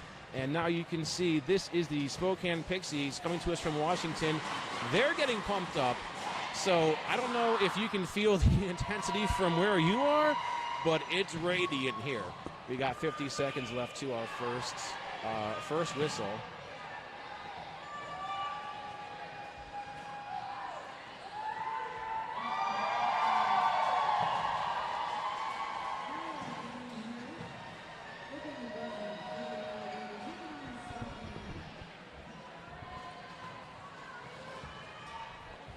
Well, we have a few seconds left. Going to roll through our rosters here. For Philly, we have number 03, Insanity. 101, TIE Fighter. 1014, No Gust, No Glory. Number 11, Mayday. 111, Scary Poppin'. 1717, Banicula. 180, Eye Roll. 21, Sorty. 26, Bad Blood. 27, Cookies and Screen. 3377, Bee Sting. 37, Plushie. 52, Smash Pia. 66, Sly Fox. And number 9, Oy Vey. We'll go ahead and run through the Spokane rosters now. Number 00, Trisket. 007, Rubik's Dude. Number 12, Mad Hatter. 13, Glitter Bomb. 14, Striking Viking. 247, Not So Friend. Number 3, Little Miss Savage. 46, Donna Dangerous. 504, Fuster Cluck. 594, Lip Buster. Number 7, Thunder Breeze. 777, Hyper. 88, Tricksta. Number 9, Brutal Beauty. And number 999, Haywire. Those are our Pixie skaters. And that whistle brings us into the first jam of the game. Looks like we've got No Gust, No Glory jamming for Philly. And No Gust, No Glory is our lead jammer.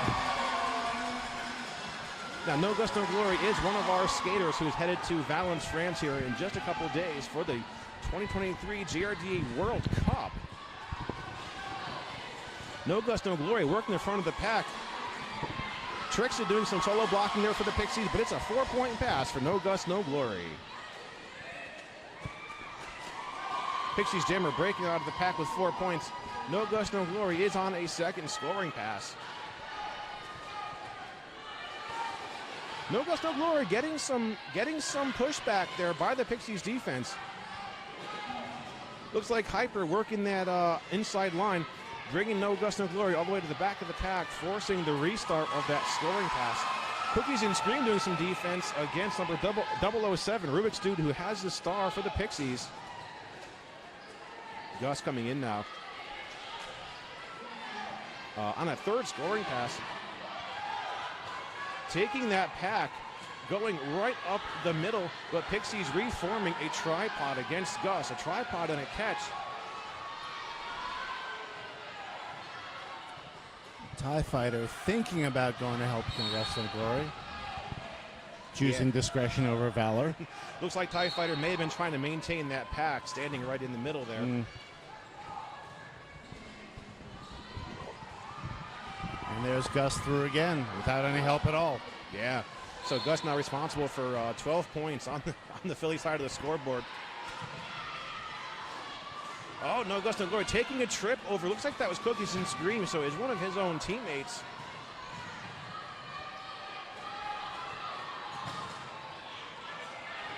Incomplete scoring pass by Rubik's Dude, putting 3 points on the board. So 7 points for the Pixies. All said and done, 12 points. 14 points for Philly. Okay, I'm thinking my colleague Carnage introduced himself. This is Pops Anarchy. Was busy screwing around with something and totally forgot there was a derby game going on. I'm not sure I did introduce myself, but I am Carnage. This is my esteemed colleague Carnage, and I am Pops Anarchy. And we are here to you coming live from the Rockville, Maryland Sportsplex for the final of the 2023 JRDA Champs. I don't know if you went through all this, if I'm repeating myself. And we got derby going on, so maybe I should just shut up and let the skaters talk. Hey, oh there's my God. 33-7. Yeah, 33-77 B-Sting picking up lead for Philly. So 2 leads in a row for Philly. Right. Pixies Jammer working hard. They get through.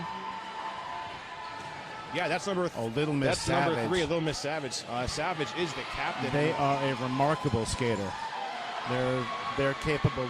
They have such nice footwork. Yeah, here comes Beasting. Yeah, right.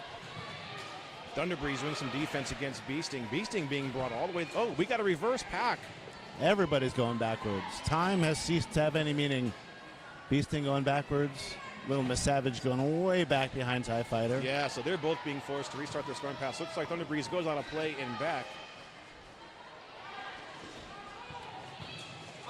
Beasting keeps their feet in. Yeah, finds a way through. Fantastic awareness there by Beasting, just keeping those toe stops in bounds.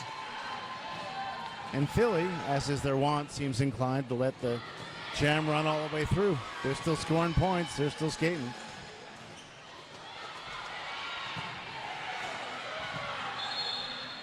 Yeah, Beasting now with a 12-point Jam. I mean, Spokane, though, the Pixies, they're putting points on the board now, too. They're also at 12, so certainly the jammer to put in the game there is Little Miss Savage.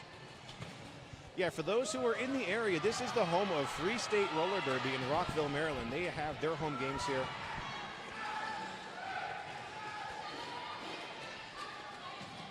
Beasting being drawn all the way back, and I believe that's Thunderbreeze once again.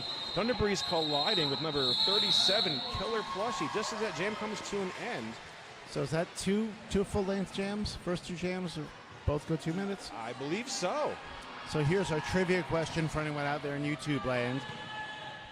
If every jam in a match goes 2 minutes and there are no other stoppages, how long will the game take? Now that's going to take some math, because not only do you have the the 2 minutes jams, you also have to count in all the 30 seconds, 15 minutes, no timeouts, no injury stoppages, and here we go again.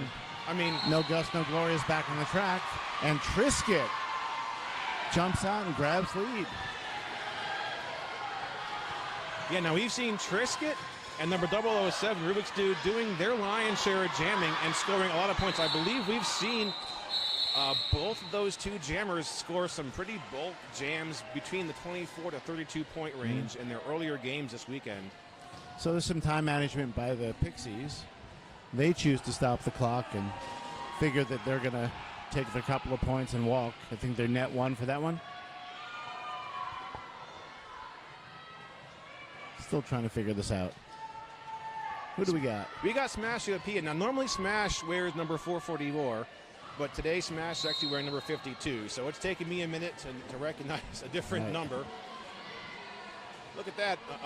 Pretty strong blocking by both of our teams. Now, Philly has the pack advantage. Spokane, the Pixies are down 1 blocker in the box, but they've got a pretty strong tripod there against Smash. That's proven to be effective. Nobody's making any progress. Oh, keeps their feet in. Nope, does not, and recycled back. Yeah, thankfully we have the advantage here of the bird's eye view. If you've been to the Rockville Sports Complex, there is that balcony above the spectator area. That's where we have our camera and our live feed set up, and it's working fantastic. TIE Fighter is giving nothing, but there he goes. There goes Rubik's Dude. Second lead. Second lead for the Pixies. Yeah, Rubik's Cube in back now. Philly going full defense against Rubik's Cube. And there goes Smash JPF. Yeah, here comes Smash now. Oh, there's 4 whistles just as Smash gets into the pack. So, Yep. Well, time is Philly's friend if they're a couple of points up. So, yeah, that I'm not sure what I'm saying because somebody else called it off. Jam ref showing 0 points for Smash and 2 points there for Rubik's Dude.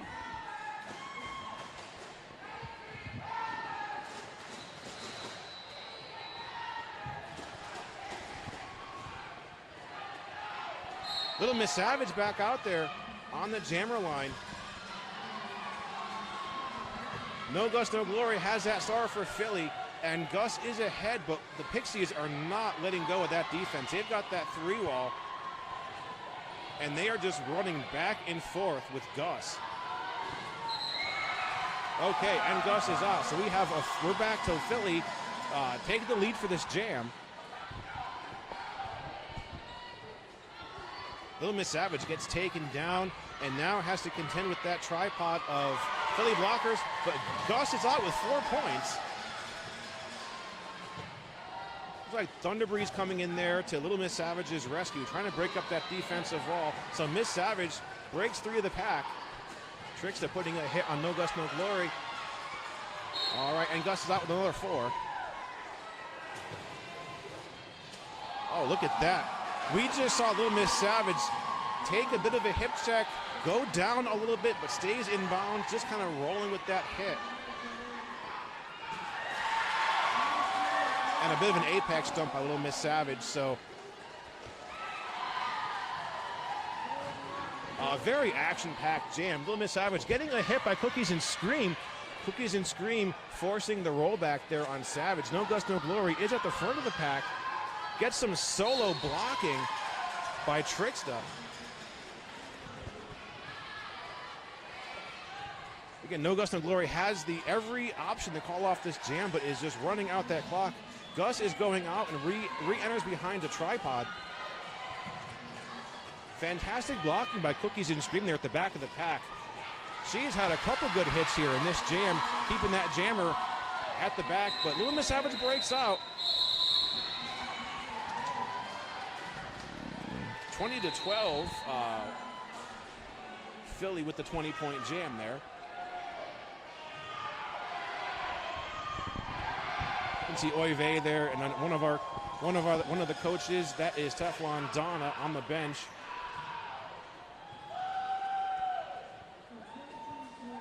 We are in the midst of a team timeout, so we've got a little bit of a break here. Let's give a shout out to our referees and officials who are working this championship game today. We have Quick Grace and Anya Arson, non-player character, Miss Overwatch, Starbuck, Robot Chop, Pterodactyl, French Daughter, and Butter Popcorn. Those are our non-skating officials. We've also got Admiral Mayhem, Rick Ordian, Bon Appetit, Whiskey Smash, Boom, Calling Them Fairly, Tim the Ref, and Peter. Those are our skating refs. They are in the middle there. You can see we're having a little bit of a ref huddle going on in this team timeout.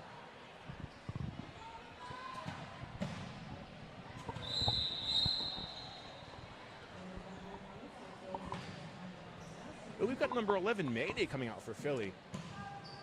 It'll be Mayday's first time on the line for the game. Versus 007 Rubik's Dude from the Pixies.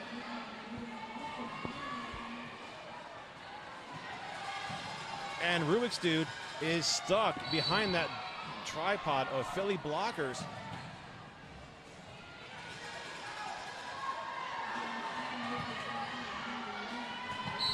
Benicula joining the defense at the front of the pack along with TIE Fighter.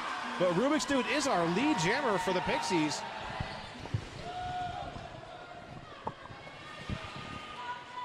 Philly, having been pretty dominant this weekend and this season, isn't used to giving up a lot of leads. Be interesting to me to see how they handle it. Yeah, so about 2 months ago, Philly actually hosted the Hoagie Roll in Philadelphia, and we saw the Pixies play then. and I can't remember if they played Philly, but these are some pretty familiar names. Wow, a scoreless game for Philly. Pixies up 8 points. My recollection is that the Pixies did play Philly. Philly beat them maybe not easily, but not that difficult. However, Little Miss Savage was not skating that day. So they were down their number 1, 2, or 3 jammer. And that has made all the difference. So we'll see. You can see our jammer matchup there. 10-14, no Gus, no glory. Number 00, Trisket.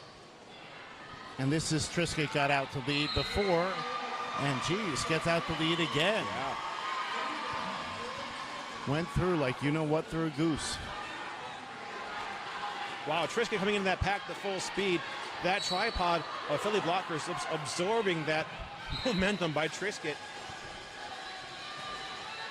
Like we said, it's one thing to grab lead, but it's another thing to actually make points out of it. Looks like Ty Fighter was working some defense there against Trisket. Trisket taking a bit of a tumble there. I'm sorry, not Ty. Yeah, Ty Fighter. And Trisket keeps their feet in. Yeah, Oy Vey going for that hit on Trisket. Gus completely tied up. Well, maybe not completely tied up. So no Gus, no glory. Does manage to make it out of the pack on an initial pass only. So no points put on the board by Philly. And that is a lead change, correct? I think we were at 48, so now we're at 52. Sorry. Yeah, so that is not a lead change. It is only, though, at this point, a 3-point game, and we've seen Philly with, I believe, 1 or 2 scoreless jams. I'm hoping that you're keeping track of all the things I say that are just completely, directly, factually incorrect. Oh yeah, buck for everyone. Hey, look, we're tired too. We get to have some margin of error in your announcing staff. Who do we have here? This is Beasting. This is 3377. Right. And double Beasting is through. Oh, wait a minute. Let's see. There it is. Oh, that's the track cut. It looked like Beasting did go out of bounds there. One toe tipped out. That's all it takes. Oh. Is that Tie Fighter to the box too? Yeah, so Philly down a block. Two bodies. Yeah, a jammer and a pivot. And there goes Rubik's Dude. Okay, Philly, wall up. Oh. Pixie in there playing good defense. Yeah, so yesterday during the Pixies-Columbia game, Rubik's Dude did have a 24-point jam. A 22-point jam. So one of their highest scoring jammers, to say the very least.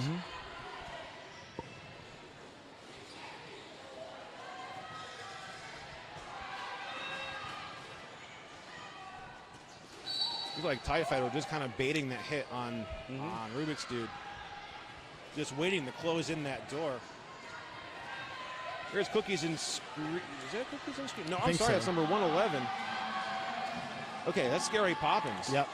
Cookies and Scream just down below.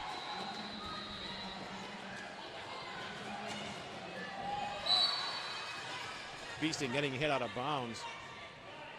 Looks like there's going to be a clockwise blocking penalty coming out of that hit. There it is. That's going to put Hyper in the box for Spokane.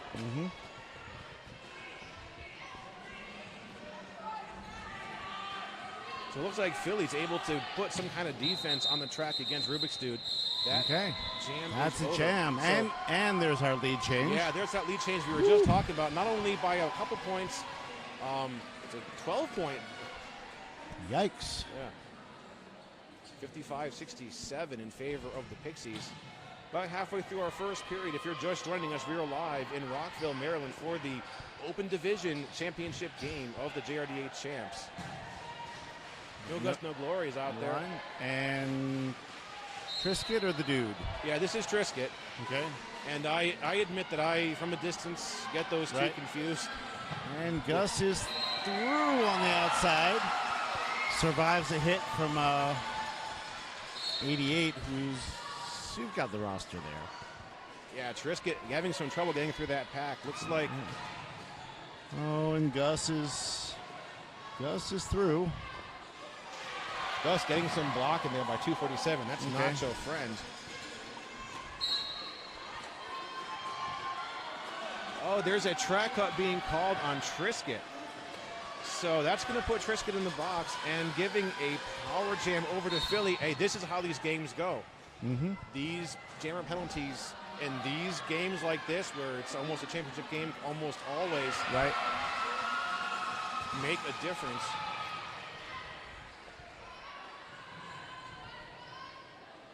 Here comes Gus looking to tie it up. Pixies very much hoping they will not be able to let him. Yeah, so Gus is ahead, just has one more blocker. Oh, there we go. Yeah, not so front goes for a hit, but goes out of bounds. No track cut. Yep, nope. And Trisket right behind him.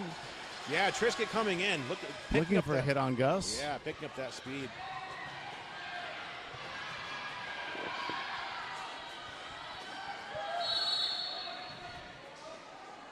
With a game like this, if every jam is going to go 2 minutes, it comes down so much with the conditioning. Which team is in slightly better shape, because we're halfway through the first half and I can see folks getting tired. And by the time we get towards the end of the second, these kids are going to be rung up. Yeah. So we had a brief tie there in that jam, 67-67, where Right. Philly picked it up. Wow, was that was That's it. 20-0 because of the jammer penalty. Right? Okay. Right. Again, like you say, those jammer penalties flip the whole board. Have the capability to flip the whole board. Hyper is back on the track. Yeah, Philly with the pack advantage. It's a 3-4 pack. Pixies down a blocker. Smash Iapia back there on the jam line. Smash going for that Jammer Love fist bump against Little Miss Savage. Philly's got a 4-wall against Little Miss Savage. Oh, there they go. Oh, no, wait a minute. A track cut. Oh, Yes. there they go, the other way. Yeah, Smash being So called. that's, again, like you say, that's the thing that's going to make the difference.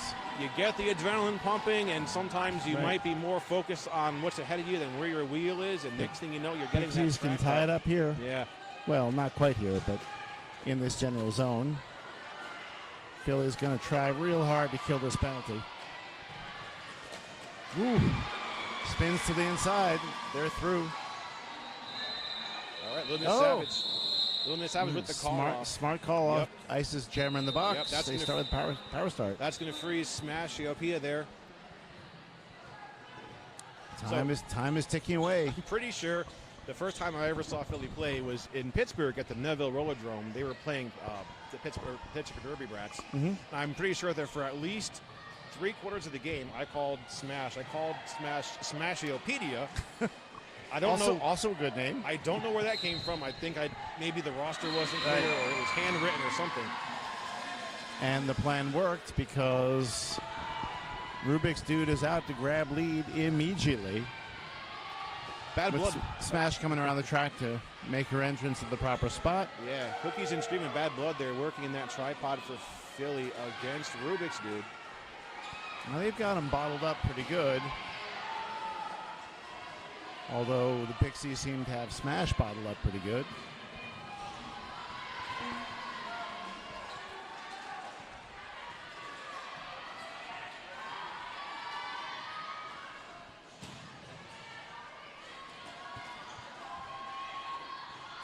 Trickster with a bit of a roll, pushing Smash out of bounds.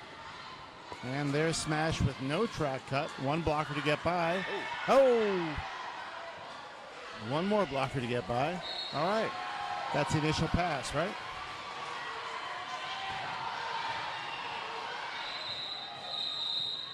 Okay. The Pixies wisely call off the jam. Hey, now we're down to a 4. No, we're at a Oh my tie. God, we're at a no point difference. 75-75. Oh my God, this 10 minutes is- to go. It's going to be one of these. This is a barn burner, and we've already burned at least 3 barns today. Well, and we're out of barns. didn't know there were this many barns in near DC, but here we are. Rockville was founded on barns. This is where they invented barns. Okay, I mean, I live near Central PA. I thought we had a lot of barns. Yeah, we got the better barns. Well, that's good. We got That's the good. Barnes Museum in Philadelphia. Oh, not- somebody, yeah, we're not Trisket has given I up. think Triskett's doing burpees. Okay, so we have a timeout called by our officials. Okay. Hey, we've mentioned the name TIE Fighter quite a bit. So TIE Fighter is one of our Philly skaters who is going to the World Cup. along with No Gus, No Glory, Scary Poppins, Bad Blood, Cookies and Scream, and Oy Vey. We have a lot of World Cup skaters here. We have some skaters here from some other teams going to World Cup. Tank. So we got Tank from Des Moines going to World Cup. Yeah. So a lot of good things on the horizon for the JRDA scene. I'll give a particular call out to Raina DePayne from Tampa going to World Cup. And I give that shout out because I've known her ever since she was a tiny little skater. And now she's terrifying. Well, I'll give a shameless plug to one of our own. Do it. Number 555, Jawbreaker. Jawbreaker skates for Mars, also known as Maryland Aerial Roller Sports in Hagerstown, Maryland. So Jawbreaker made Team USA, and she is here as well. Oh, and she's here with her family. We got Tripany, who is her sister, and her mom. So the family is here. Good. Very happy to give these athletes a shout out that they deserve for making it to France. That is an impressive achievement. They are Derby ambassadors to the rest of the world. And that's part of why JRDA decided to have this in Europe. My understanding is they want to grow the sport in other places because there's such a deep pool of talent in the world which we don't have access to. The WIFTA World Cup was truly a World Cup. And so in my neck of the woods, Junior Derby is still kind of a new thing. We haven't had it for more than a couple of years. So for one of our own, and Jawbreaker, so Mars started in 2017. She was one of the OGs. We got pictures of her when she was just a kid at the first exhibition game in 2017. But for the most part, it's still a really new thing. So to have one of our own in our own backyard make it to the World Cup is a gigantic shot in the arm to all of our skaters. To give them the confidence boost to say, look, you put in the work, you show up, and this is where you can be. Right. All right. Players are lounging around, drinking out of hip flasks. The refs are smoking cigarettes. Yeah, they're talking about what kind of pizza they want after the game, and they never think to include us in the ref pizza party. But after this weekend, I'm a little hurt. After this weekend, I can put a whole pizza down and not think twice about it. It's been a. We all worked pretty late yesterday. We got out of here around 10:30 last night. Oh my God. Got here early. Early game, 8 a.m. We had some. Hydro issues. We had a water. We didn't have a water leak during the champs. Thankfully, we had a water leak the night before when that storm passed through, and we just wanted to make sure that everybody was safe should it happen again. Thankfully, it's gone very well. We have not had any major disruptions to our weekend. The Sportsplex was able to get a scissor lift out there and put up the traditional derby fix for a slow leak of a string to the hole in the roof to draw the water away from it, which actually works. We learned that at the John in Philly. So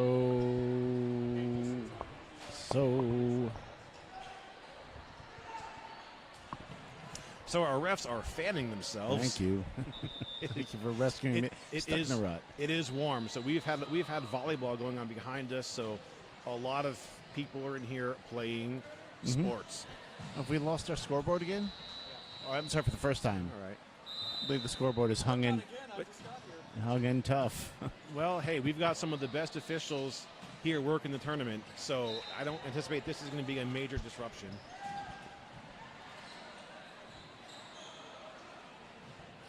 The use of the fans by the refs on the unskate refs is one of the most charming things I can imagine. It lends an air of quaint old-fashionedness to this newfangled sport. Players fanning each other.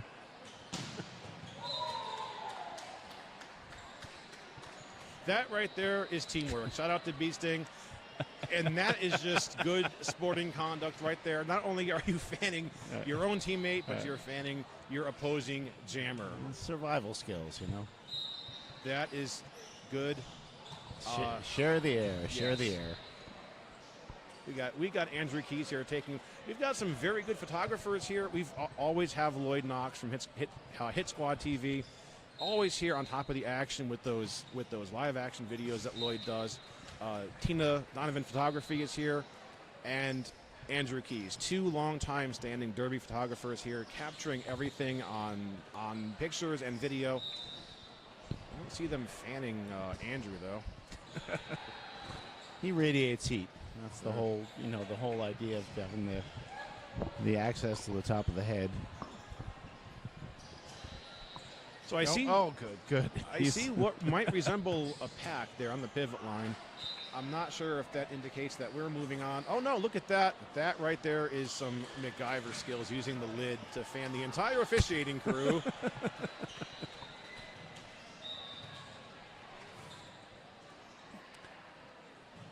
If there is one thing, well, there are several things, but Derby folks know how to make use of a downtime.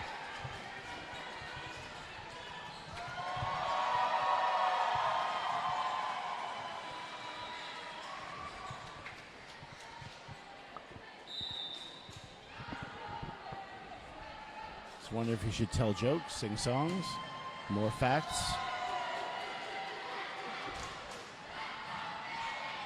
Hey, so Little Miss Savage actually has a battery-powered fan. That right there is planning. Yep. There were... is that a spray bottle fan? Might It be. looks like there's some kind of liquid in there.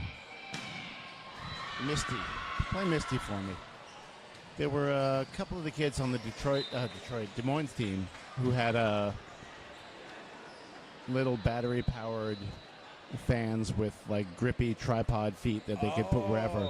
Okay. So they're all sitting in the front row up here with their faces. It looks like the what was the Memorex? Is it Live or is it Memorex? Their hair blowing in the breeze. Okay, well we got the penalty board back up. That's a good sign.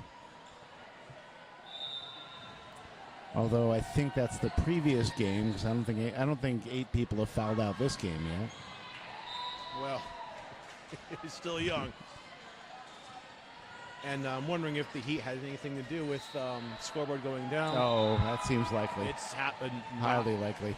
Not an unusual occurrence.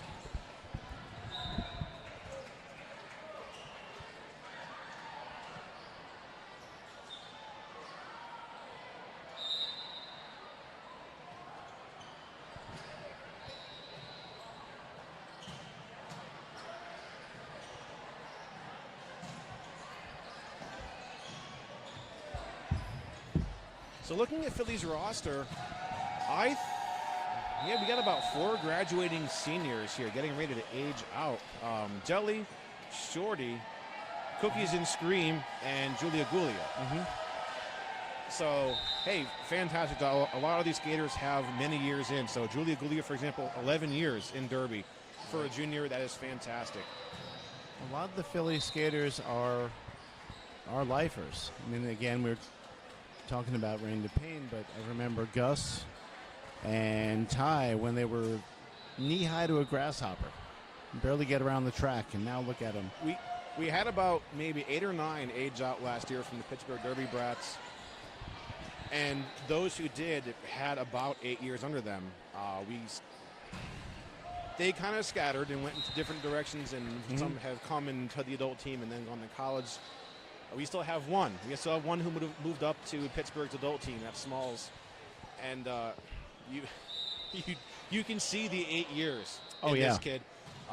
Just takes on, and it's Murda, so it's full on all gender Derby, and you can see every year in Derby under her skates when she puts them on. My not to toot my own horn or my daughter's horn, but my middle child, the former Susan B. Anarchy, now skating in Boston under the name of Chechi, went out for the Boston adult team this year, and the same thing. She's a ringer. And she looks like a tiny little, well, not fragile, but a small child, but she won a couple of MVPs for matches up there, and she's a brute. You know, she's there. I think for maybe the casual watcher or someone who's never seen junior derby at this level, watching what these kids do, it blows a lot of people away. Yeah. Because it's like watching Gumby just take a tumble and get back up like a tennis ball hits the floor. I don't know if you can see it on the main monitor, but we've an outbreak of one of the Pixie players doing the worm. Always fun. Oh, there we go. We get a little bit of no, the worm has stopped. He's milling around.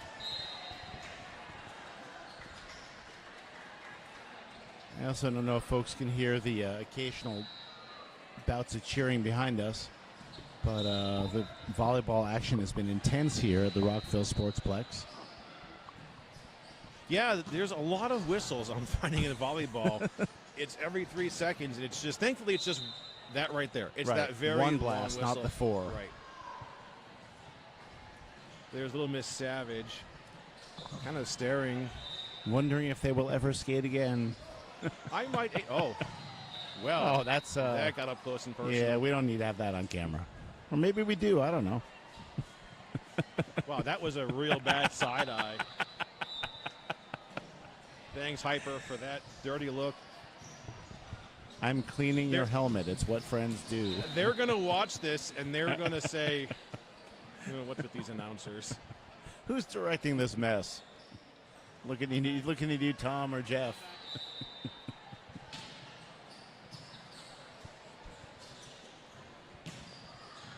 Yeah, there's our Philly roster right there. We had the long rain delay in Arizona last year, right? That was the indoor rainstorm. I keep hearing about the rain disaster last year at Champs. I wasn't there, but probably the third person to mention it. Yeah, it's assumed epic proportions. Neither was I there, but I think people are still wringing out their shorts. My most unusual game-ending situation was bees. I'd say probably 9 years ago. I was at Iron Mountain in Cumberland, Maryland, and they were playing Susquehanna Valley. And we had a couple people say, "Hey, I'm getting stung by bees mid-jam," and we're like, "You're getting what?" Well, one of our refs got stung by a bee, and we're looking around, and right directly above the center of the track, like you couldn't have planned better, there was a hole with bees coming out of it. Right. So we kind of had to call off the game. We weren't going to continue, letting people get stung by bees. That was probably something that the WFTDA would say, "Look, no, That's beyond the beyond." You couldn't convince the bees to. Spectators? Or put them in the penalty. You could flag the bees. Tell them to buzz off. Oh, how long have you been waiting to do it? I came up with that one about 3 seconds ago, and it came out. Yeah. Nice. Are we playing flinch over here? What are we doing? Oh, we're sneaking up. Hey, there we are. Hey. I don't think they're waving to us, but let's wave back. They're waving in our general direction. They see themselves I think they're watching themselves on the YouTube stream.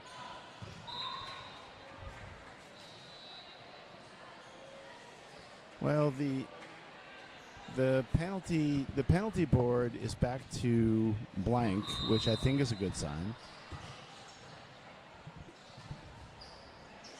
Are we doing blocker drills? Sure, why not? We got 4 blockers lined up there on the outside line.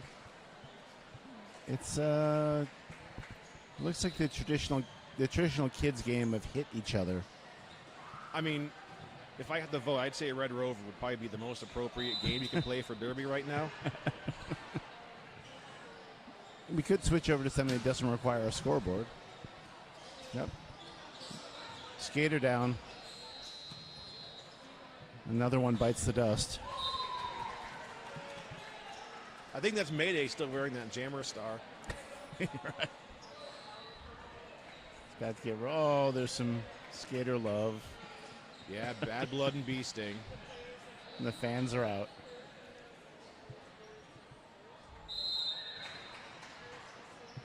Trying to figure out if that was a volleyball whistle or Derby whistle. I'm pretty sure that's still anything that's still whistling is volleyball. Yeah. The Derby whistles, their tongues have stilled. Their voices are quiet. Silent. Although, again, it is I want to give a tremendous shout out to the tape people keeping this track together. They're using the downtime as an opportunity to do some prettying up the apex. Turn 2. Looks right nice down there, guys. It's good. I wonder if it's too early to send out for a pizza. Feeling a little peckish. mean, if they don't deliver it in half an hour, it's free. Free. If we could have ordered this and this whole thing happened, we'd be munching eating right pizza now. right now. Right. Philly folks are gathered in a silent prayer circle to appease the scoreboard software gods. Please, oh Microsoft system.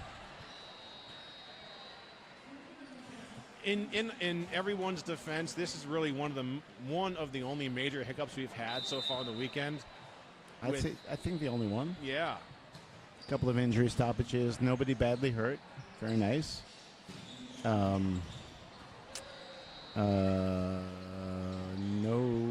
No insect-related stoppages. Although we did have we have a bee sting here. We did. Oh, we do have We a have bee a bee sting. sting Yeah, that's here. right. We did have a giant moth. It was about 4 feet long, which I think is still by that trash can over there. I saw the skaters following the moth. Yeah. Like they were intrigued by it. There was a great moment where I pointed out to, I'm trying to remember who was sitting over there. It might have been was it Rose City? It was a Rose City skater who almost sat on the moth and pointed out to her that she might not want to, and turned around and saw it leaped up, moth averse. I think at this point in the tournament, that moth might be a mascot. I think that's the name of the scoreboard software company. Is Dead Moth Software. No, probably not. All right, I'm going to step outside and have a smoke. No, don't smoke, kids. Don't smoke. Stay in school. Don't smoke.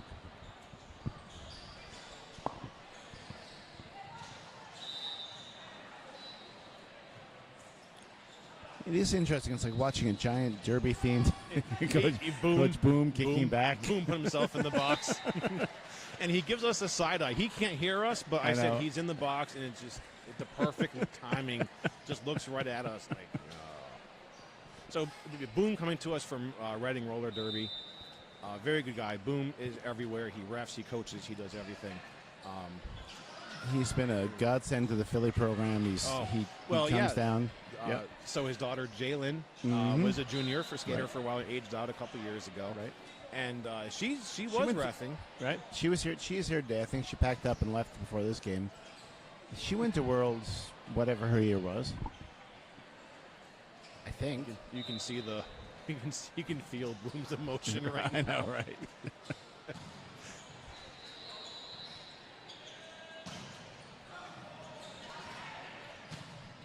Even Starbuck behind Boom there.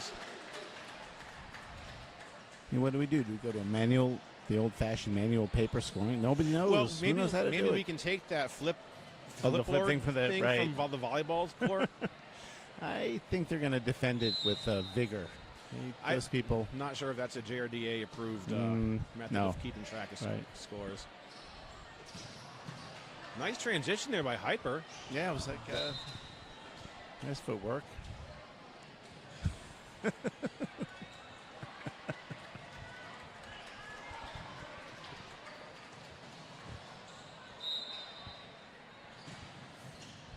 Everybody's still smiling.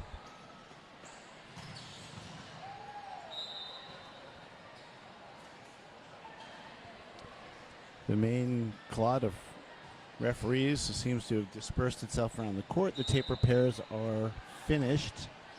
I was going to say, this is sort of like watching a giant derby-themed cocktail party from above. People talking to old friends. They have it, because you get here, and a lot of if you're a skater parent, a lot of your time is concerned with making sure your kid is in the right place at the right time and tending to whatever needs they have, which are usually many. We've got our friend Brett Rogers there wearing the fluorescent green. The man of many flags. I spot Trippany there from Mars. Well, actually, Tripp just aged out. Okay. Let's see who we can pick I out. see photographer Drew, whose last name I don't know. There's skater dad Jeff. There is... might be skater dad Mitch or just somebody else with a hat and a beard. It's not Mitch. So sorry. If I could read lips, this would be funny. Not if you're near me. It's the beauty of reading lips is if you don't like it, you don't have to look. If somebody's Somebody's talking, you can't close your ears. I actually used to know a ref who could read lips, and it I bet you would double your immaculate. it was on point. Like, you could not fool this ref at all. It's gonna double your insubordination calls. Yeah. You moron. Oh, there'd be a lot of misconduct. Right there. Oh, there's young Jalen. Boom. Yeah, Yep. there's Better Boom. Better Boom. What she goes by Right. now. With no offense meant, she is clearly the better of the two.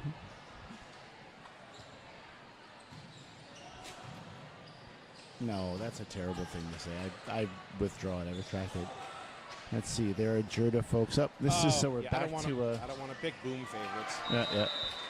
So we're back to a default graphic of, I think, ships or A flower or something. I can't tell what maybe that like is. a, Yeah. like a blue wave. Right, but it's not. No, that one has that one hasn't budged over there. But this one flipped to what I think was the penalty board for the previous game. Is that the Windows logout? Yeah, that's pretty much. And then, no, that's good. We're very soothing. That's the forest. That's a good one. Serenity now, baby. Serenity now. And Fanning continues. Pacifist, who is off skates for this game. So for anybody who might be wondering why we're just babbling incoherently, we were about halfway through our first period, and it is a pretty action-packed game, but we are having some technical difficulties with our scoreboard, so we are in a pretty lengthy timeout. We are working on this. We have a lot of techie people here in our officiating crew, so we anticipate this will be up and running here before too long. There's our jam timer, Anya Arson. I've known Anya for about 13 years now, going back to the days of Susquehanna Valley Derby Vixens.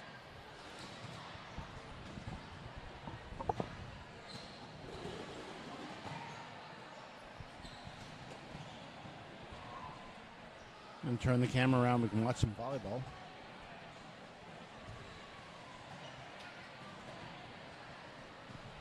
Actually, that was just a suggestion made by one of my friends who's asking me what the delay is here. My friend Todd from Pittsburgh actually suggested turning the camera to show the volleyball game. If I could announce volleyball, I might You would participate. double your. That's right. But high school I have gym, no idea what these people are high up school to. gym was a long time ago, Right. and I don't remember a set from a spike. So here's my question. My recollection is in volleyball you can only score if you're serving. Does that right? Doesn't it rotate? Don't you have 3 in front, 3 in back, and Three in the front, three in person, back. in the Right. back serves? Right. Okay. And then you have to win the point to. If you win the point, you keep serving. If you lose the point, the other team gets to serve, but they don't score. Now these guys over here, I've been watching them out of my corner of my eye all weekend. They seem to score regardless of who's serving. Andrew? All right. You sending out for new software?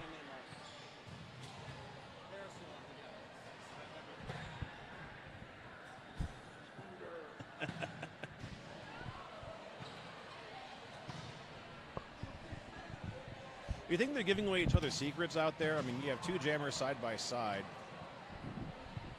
They're giving each other false information. Here's what we always do. They seem, and this is one of the funniest things I've seen about Derry. One of the charmingest, funniest things I've seen about Derry. So I've seen kids out there. They're not throttling each other because that's not the spirit of the game, but they're absolutely fighting tooth and nail. And you would swear they want to put their teeth in each other's neck. And But after the game, after the jam, it is nothing but love. Right. Nothing but love. See, now we're getting some. They're waving at somebody. Hey. Are we getting waves? No. I think they see them on you. I think it's the TV land audience in general. I'm gonna pull that out Here and I see thought what's we on. were important for a moment. We were important for a moment. May yet be important for another moment, but it's a while away.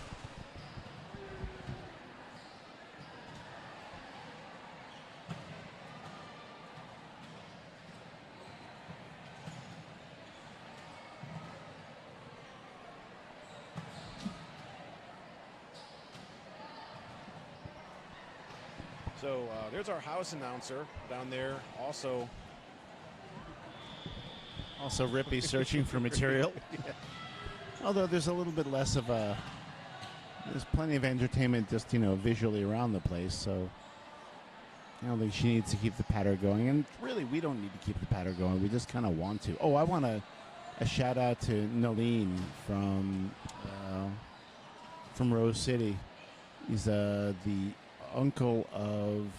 I think he's the uncle of Alice in Thunderland. And maybe the brother-in-law of one of the coaches. But he was able to step up and operate this piece of audio engineering machinery, which we couldn't figure out how to make sound good.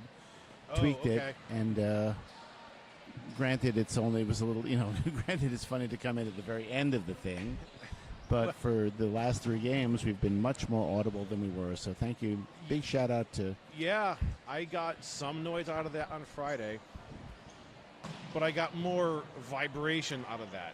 I finally got it to the point where it would pick up the channel from my microphone receiver, but when I turned the mic on, it shook my body. Like, I'm pretty sure I felt my soul leave. Right. My skeleton shook. You see the giant box the mixer is on. It's one of the enormous 20-inch subwoofer, which. Oh yeah, that's what I was in front of. Yeah, and it knocked me. Is one of the Pixie skaters having a sandwich? That's likely. Possible. I mean, it's dinner time. We're past our dinner time. We didn't think we'd be here this long.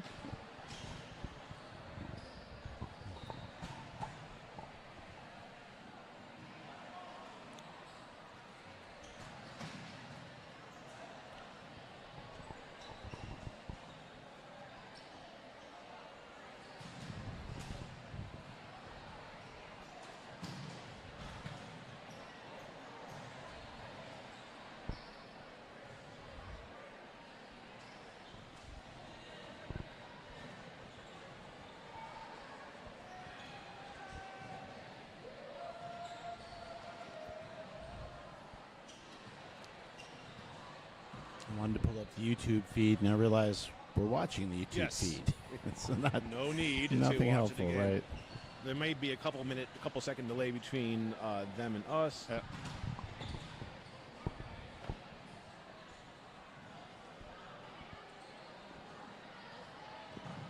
Was it tied up when I've already forgotten. Was it tied up, or had Pixies pulled ahead a little bit? I think Pixies was up by maybe, right around 12 points maybe. Okay, that sounds right. 87 to 75? That sounds about right. Okay. I was a bit involved in calling it, so I don't, my unofficial score sheet here, Mhm. let me see what I have. I don't think I got, nope, I only have 2 jams recorded. Okay. Well, we could check the scoreboard if we had one.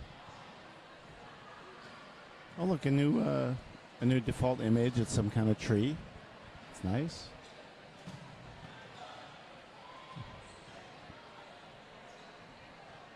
It's a nice desert scape there.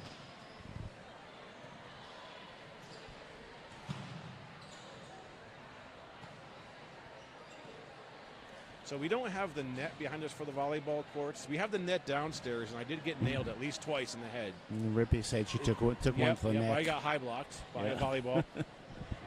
We have had a lot of people here. I mean, not so much today, but yesterday it was packed. It was packed. Right. I got to recommend, if anyone is in Rockville and wants to watch some sports and eat some amazing Peruvian food, the concession stand here is run by a Peruvian family that does empanadas and tortas. And the roast pork torta is to die for. Never a bad time for empanadas. To die for.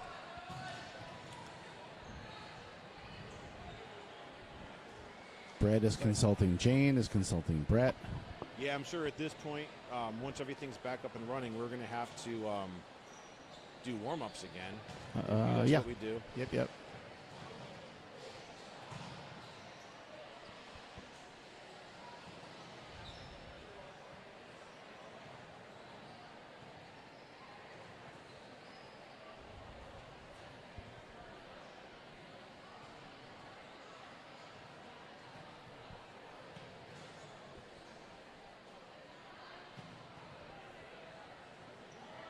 Crowd has not yet turned to ugly.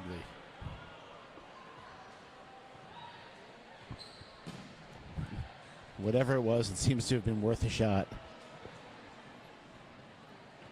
out of material. We ran out of material 20 Oh, minutes yeah. ago. No, look, we'll keep it going here. We're having fun. I don't mind. Yeah, we're not. I mean, even if the crowd does get rowdy, we're on the second floor. We're on the balcony. And we have these nets, these anti-boarding nets. That's Yeah. right. They can't get at us. Or they can climb. That's right. You can probably fit a wheel through there and climb up. Then it would get scary. We have the fire exit here, so I think we'll be okay. I think that leads back to just into the hornet's nest. All So, right, to so I'm speak. seeing Kirsten there and Jawbreaker. They're wearing those hoagie roll shirts. Oh, yeah? Let's see. Jawbreaker there walking across. She's headed to France here in a couple days. Looks like she's paying a That's visit to her friends. That's going to be great. Now, here is the question is, and so is that feed available on the JRDA site? Can people watch the World Cup? I would assume so. Okay. And Okay. yeah, well, I'm sure. While I'm here, it's no secret. There's been so many side conversations up here through the weekend. What will happen is the host will have a URL that they will send out, and then we will share it. The JRDA organizations will share it, so it will come from a legitimate source, just like all the others. Mm-hmm. Yeah, Good and to know. we have actually called out and tried to report a spoof JRDA event, and the way you can tell is whether or not it is actually when you click on the event, it'll say hosted by the JRDA. This came up with somebody's name. That's how we knew it was not a legitimate event. I actually got a friend request from something called the Junior Roller Derby Association yesterday, and then a couple hours later, it was gone. So The leagues make come sure and go, that, yeah. okay, I don't believe the JRDA will ever charge for a live feed. I think that's a pretty safe assumption. They haven't charged yet, but do not pay for a live feed if you have not actually verified that it is straight from the JRDA. I would assume check their website first. Please don't fall for any kind of scam like that. The only reason I say that, oh, it's okay. So I crashed without Java. I need Java to keep alive. The only reason I bring this up is a couple of days ago, like I said, we did have it looked like a legitimate event webpage on Facebook where it had the logo and everything, but it was not the real thing. We don't know if they were trying to get money from people or not. Or every couple of weeks, I'll be tagged in a comment from somebody who's trying to sell merchandise for a league, so they'll follow a league's page, post a link to merchandise, trying to sell it, and they'll tag anybody who's recently commented. And we don't want anybody to, lose money in a scam like that. Right, So we're looking out for our people here is all it is. You can spend as much money as you want on stickers and shirts, as long as you're getting them. Just nothing. As long as it goes to the leagues you are trying to support. That's all we care about. Nothing for Larry the Scammer.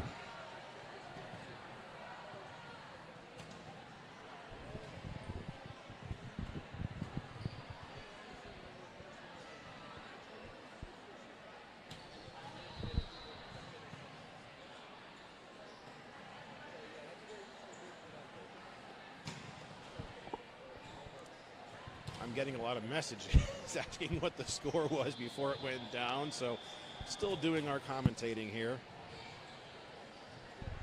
Why not? It's not like we can go anywhere before this is over. I've got people in the crowd messaging me and who are in the building right now. No, it's all good. If you are, I don't mind helping out people who are trying to keep track. Like I said, if you're just tuning in or just kind of, if you're sidetracked, we lost our scoreboard about 20 minutes ago or so. From what I'm being told, they have to reinstall a piece of software to make this work. So that's what we're currently waiting on. We, give or take, the score was roughly 75 to, I believe, around 87 with the Pixies in the lead.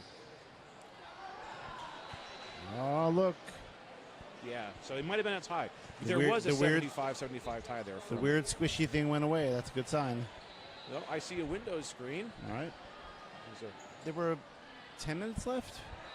We were counting down the minutes. Yeah, Okay. it wasn't much. So there's French Thwarter. Frenchie is one of our local officials who travels a lot. Does everything in our neck of the woods. Helps out our Black Rose juniors quite a bit and our Black Rose adults. Just kind of pointing out who I recognize here on the officials table.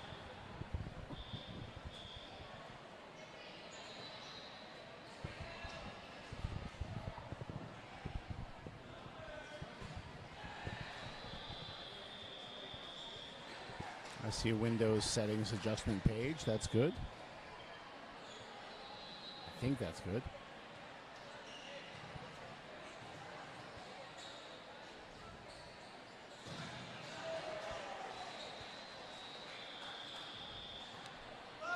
We probably could have recruited one of the skaters here just to kind of come up and give some commentary as well. Yeah, we could have. Hindsight's 2020. Yeah. We didn't think it'd be this long.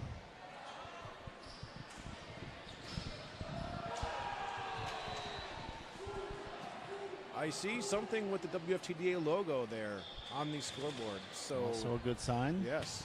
And we have another new nice Southwestern U.S. Wile E. Coyote Roadrunner type graphic up on the penalty board.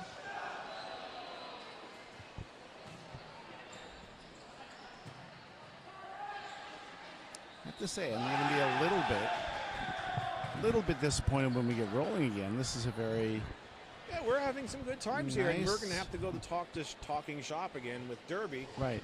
I mean, to be honest, that game was cranking me up a little bit. You know, a little too close for my comfort. I mean, especially after the last 3 barn burners. But this is an oasis of calm and serenity. You know, this is really kind of chilling me out. Apparently, it's chilling out the There's some skaters selfies. too. Here's Glitter Bomb taking a selfie. We are going to be so not liked when they watch this live feed. No. Although Glitter Bomb's got some very good transitions there with those pixie wings. Yeah. Look at that.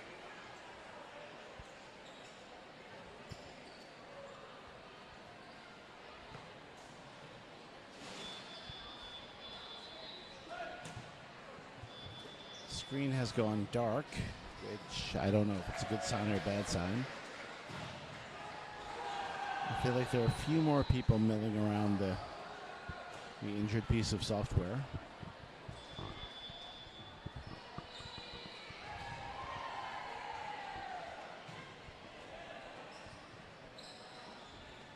Once again, we are live here at the Rockville Sportsplex, also home of Free State Roller Derby, just outside of the nation's capital, Washington, D.C., at the 2023 JRDA Championships. This is the championship game for the Open Division. Philly Roller Derby Juniors versus the Spokane Pixies. And we were right around somewhere between a tie to possibly a 12-point lead in the hands of the Pixies, right around the 75 mark for both of our teams. I believe the Pixies might have had a tiebreaker by a matter of maybe 12 points or so. Without a scoreboard, I can't give you any official verification on that. Oh, wait. We want Cheez-Its up here. Hey, my wife is here. Hang on, I'm going to step off the mic for just one moment. Tripney looking pretty unimpressed there. Oh.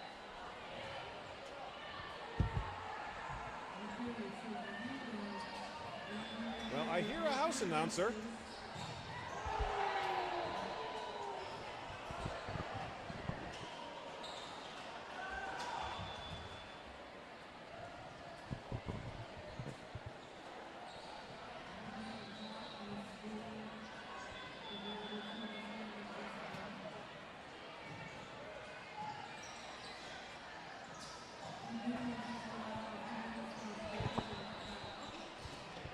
Philly Juniors sharing a snack on the bench.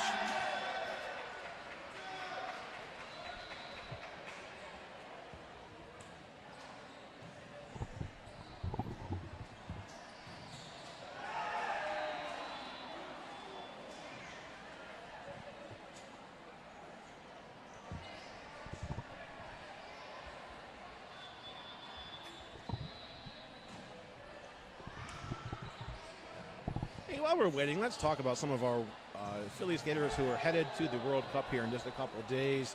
We're still looking at a blank screen on the scoreboard, so they have to reinstall some software to get everything back to working. We're not quite sure why it failed so catastrophically, but we do have a full team of NSOs working on it. We have TIE Fighter headed to France here. TIE Fighter is one of the team captains for 2023.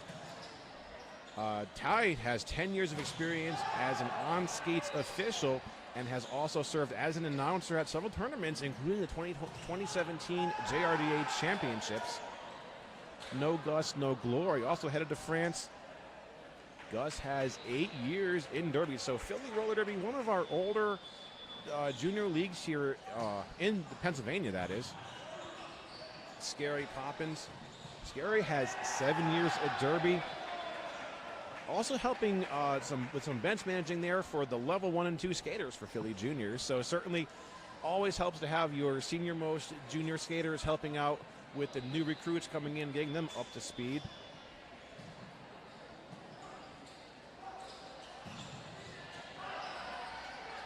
Bad Blood, skating for 8 years for Philly Juniors. Also helps doing some officiating for the lower level, level 1 and level 2 games. Cookies and Scream. Cookies and Scream came out to a small tournament at Mars back in the beginning of the year and actually co-announced a game with me. And Cookies and Scream did a pretty awesome job. I've been trying to get her on the mic since then, but the cards just never worked out with getting things just right for that to happen. But Cookies and Scream, one of our aging out skaters, is also headed to France. Cookies and Scream is actually going to be attending Penn State University for Agricultural Science, Community Environmental and Development Program. This is her 7th year of playing roller derby, and she has also been heard announcing at home games.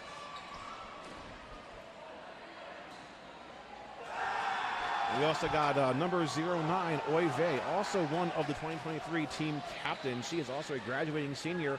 Oy Vey is headed off to the University of Michigan. Oy Vey also helps to bench manage the level 1 and 2 skaters.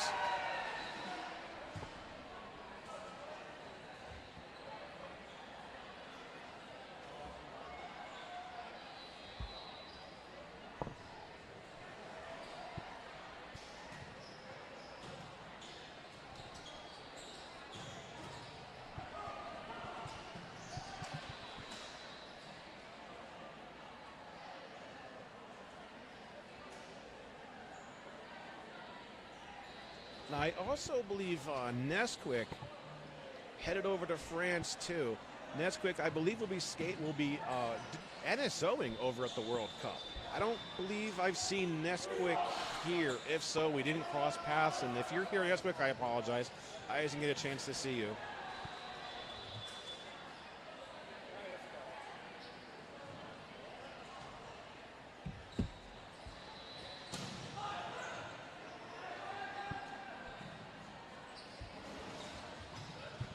Philly Juniors started in 2014, and so they are excited to be celebrating their upcoming 10-year anniversary in January. They would like to thank 187 Killer Pads and 888 Helmets for keeping us protected from all that rolls our way when we are on the track. We are so grateful. Also, a shout out to Rydell Skates. Hey, we have a scoreboard, everybody. Thank you for sticking with us.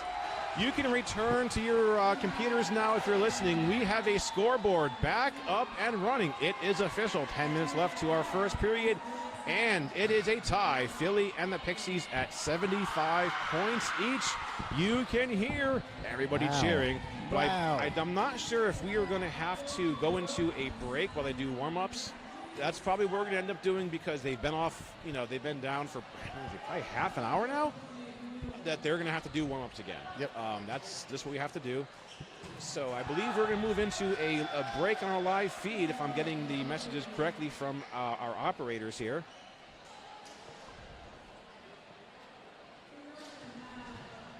Getting a thumbs up. So that is where we are going to be. I didn't think we'd live to see this day. I was sure we would end up. We'd have a few more aging out here, I thought. Yeah, that's right. And then we lost our B team. So on that note, the PRDJ would I'd like to thank all of the officials, NSOs, and announcers who have supported our games this year, the members of Philly Roller Derby who volunteered and helped us prepare for upcoming tournaments, all of the members of Philly Roller Derby Juniors who have supported us all season, our coaches who continue to help us see our potential as skaters as well as human beings, and most importantly to our families for always being our biggest source of encouragement in all that we do on and off the track. We are moving officially back into team warm-ups.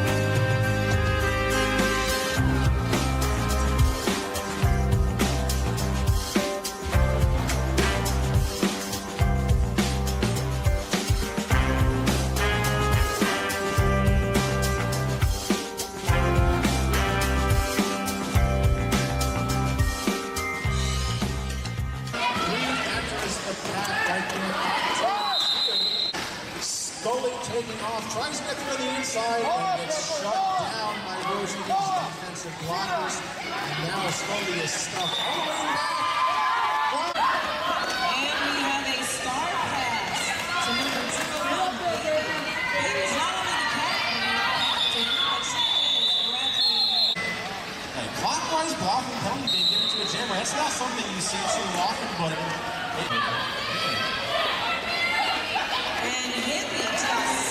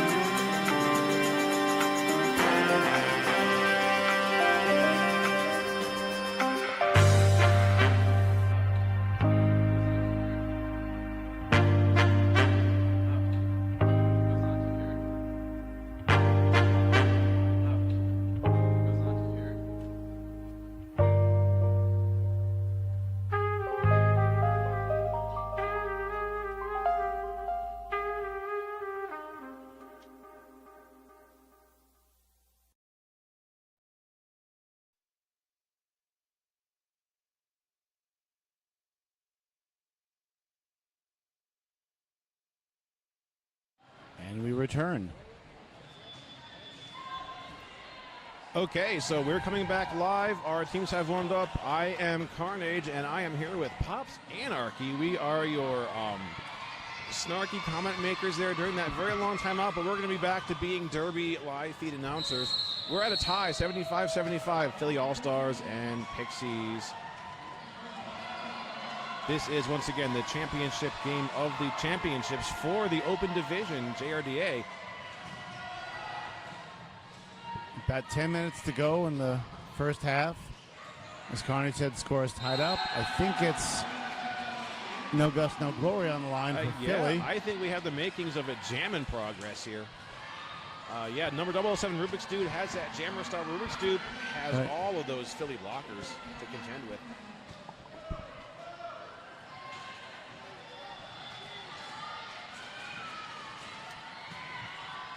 Be curious to see how well the kids pick up from where they left off, because that's hard to take a break. Okay, and there's Gus grabbing lead for Philly.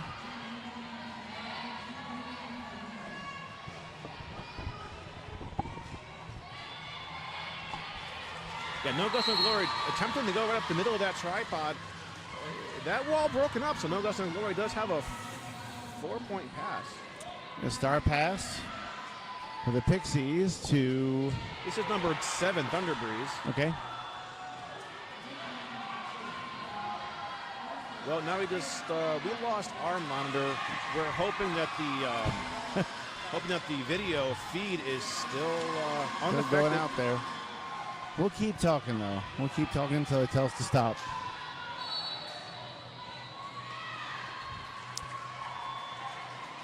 Both skaters still going.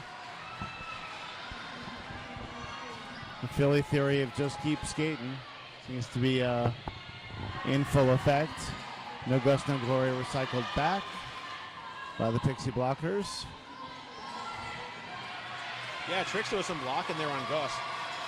Gus steps out around Trickster, comes out with 4 points. Oh, the Philly wall just comes out of nowhere and coagulates around the jammer. Yeah, Trickster's been giving Gus a run for his money in the jam. 4 points on the board, and we are broken with that tie. 95-88, Philly in the lead. 8-point game, though.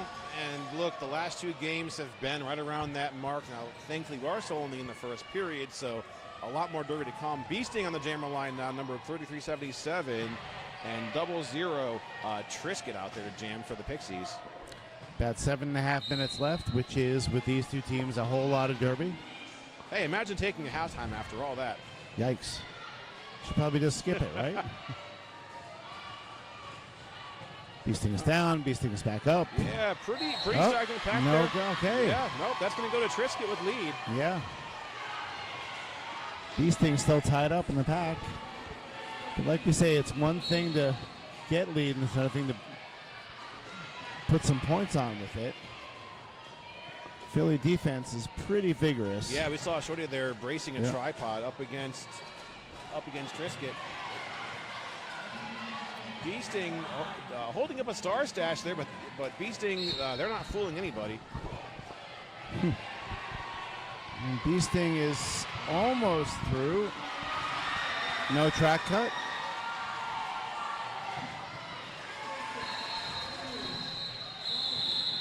Looks like they might have been hit out. The referees didn't think so.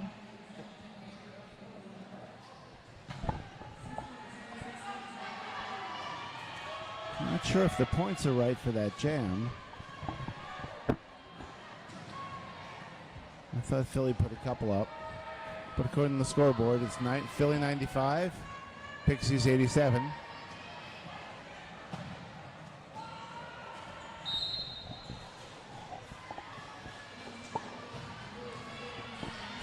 No Gus, no glory back on the line for Philly. Finds his way through to get lead. And Little Miss Savage. Yeah, Philly losing TIE Fighter 2 with the penalty box, so Philly now down a blocker. And Little Miss Savage through on her initial pass. Yeah, Little Miss Savage is jamming. You want to have your entire defense there on the track. Oh, she goes through it like butter. Wow.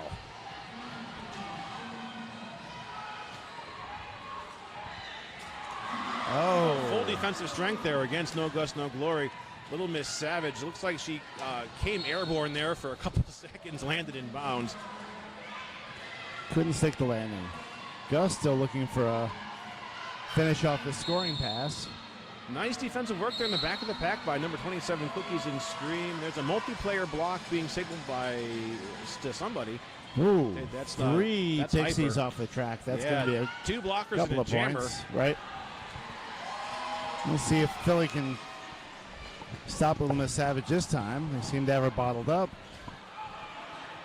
She's got some help from her blockers. TIE Fighter back on the track. Yeah, Philly picking up quite a number of points now in this jam, 91-111. So we're at a 20-point game. We were just tied a few moments ago, so it's going to be one of these games. There's going to be a lot of ups and downs back and forth. TIE Fighter back to the box for Philly, which is of concern because I think that starts to put him into penalty trouble. I haven't been counting. And the handy-dandy penalty scoreboard is now displaying the Grand Canyon, so it's not really helpful for us. Although it is soothing and serene. I did feel like we were in the bottomless pit a few minutes ago during that timeout. in a good way? I can see the significance. So there's an official review being called by the Pixies bench. Being so far from the action, so normally if I do the house, I'll jump out there during official review and listen in. We are on a whole different floor. I'd love to give our viewers the details of these reviews, but we just don't have the ability to do that, unfortunately. Next year we install the official cam. Well, you know, one thing we did do in 2018 is we had the two-way radios between the the floor and between the floor. Okay. So we had an announcer with the mic, and we had kind of like a producer next to the announcer, radioing the jammers and everything up to our live feed. I don't really think anybody really thought, none of us thought to do that this year. So definitely to have some information, that was something that we could maybe move forward with doing down the road. Noted for the future. Yeah, all of us taking something away. There's our ref huddle there.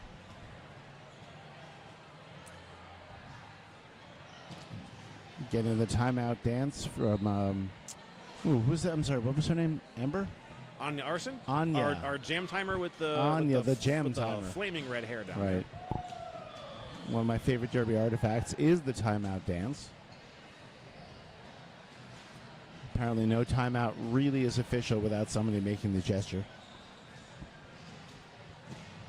So when we have our games at Pittsburgh, a lot of times we have Bionic coming out there to do the jam timing, and Bionic will do that signal, and then we have some of our Pittsburgh skaters occasionally go and Help stand out. next to her Right. and do the same thing. Right. The timeout is even better if more people are doing the timeout dance. Even more timier outier. Oh, I can see if we're. Let me see if we're going out on feed.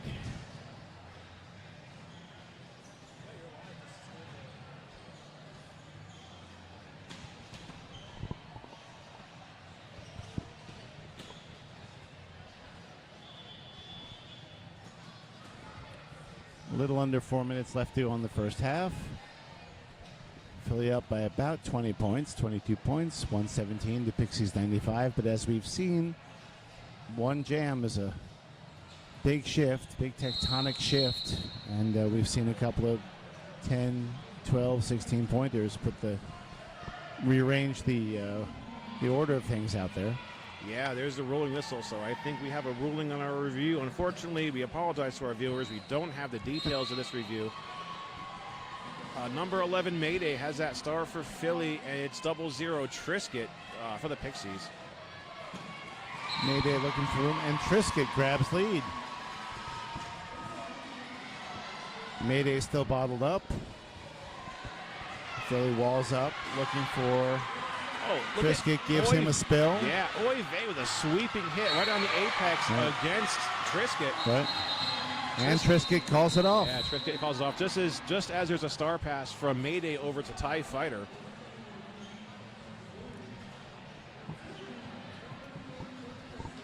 Oh, we're going out. I don't know if it's helpful, but we have our feed there. Yeah, so it looks like there is a bit of a delay between what we Yeah. give you and what you see.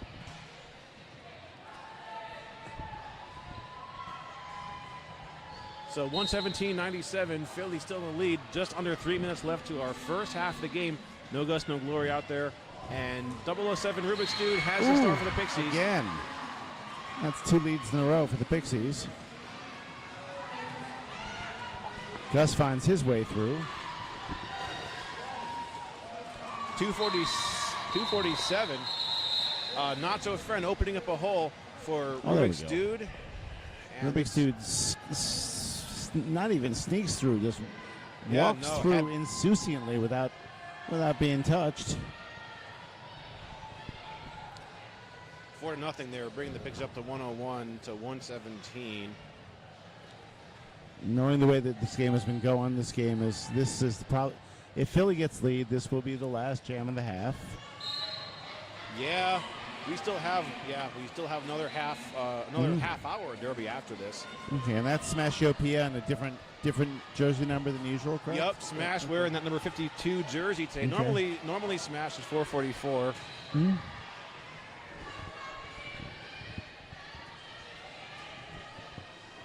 Smash getting a good bit of defense.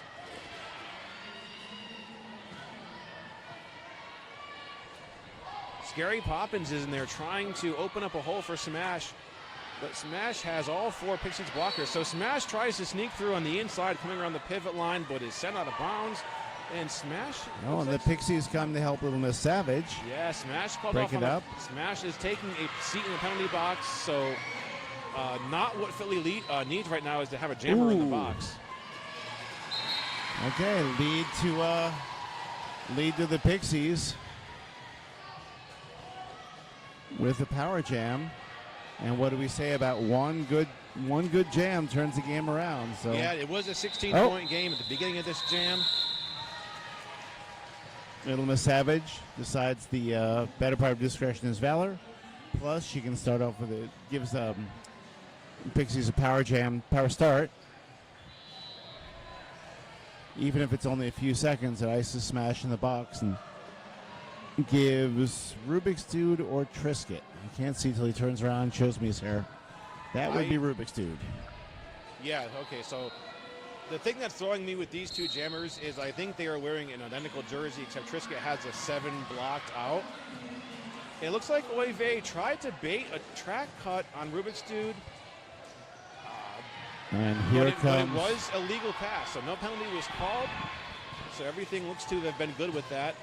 No penalty issued, so both jammers, Rubik's Dude's still on the track, and Rubik's Dude is our lead jammer.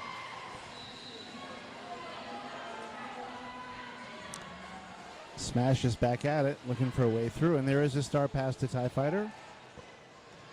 There is not a star pass to TIE Fighter. TIE Fighter, though, is working the butt position of that tripod. Really hard. Look at Philly with how quickly they reform their defense now. Oive racing that blocking wall. Right. And the clock is Philly's friend. They keep just. Yeah, our jam clock is over, our period clock is over. The jam clock still has a minute left. And there goes Smash. The Philly may actually be able to pick up some points here. Smash with a bit of a star stash now. And Rubik's Dude calls it maybe. Philly sneaks in 1 point. But a very. Yeah, we're going to move over to our scoreboard here and see what we got. Looks like the Pixies did pick up 4 more points despite all that. So we're going to take a halftime. Yeah, let's take another break. Let's take another break. Somebody make sure you keep a At least cooling this is fan on that. not an open-ended break. We'll be back to you in about 14 and a half minutes. Going to halftime, Philly 117, Spokane Pixies 108. Thank you.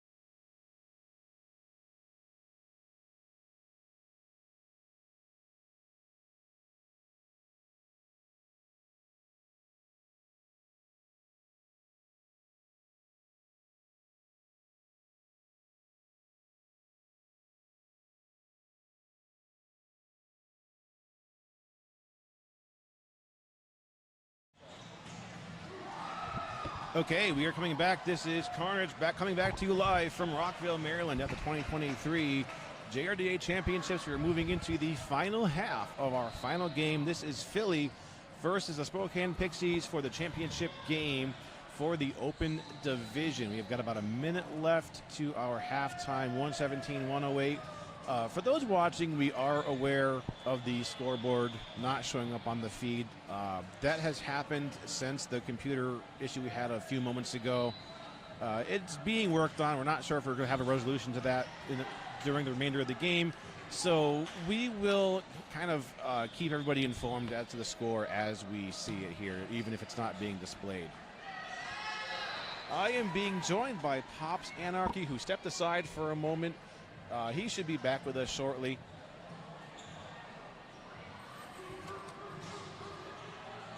Looking at about just a few minutes before 7 here on the East Coast, going into the second half of our game. So we were tied coming out of that pretty substantial technical glitch. We had our scoreboard software crash. I guess it had to be reinstalled from scratch. It was a tie, 75-75. And Philly kind of came out with a 20-point lead, and now we're at a 9-point game, 108-117. Philly still with the lead, but the last couple games of the championships have been very close games. I'm not sure.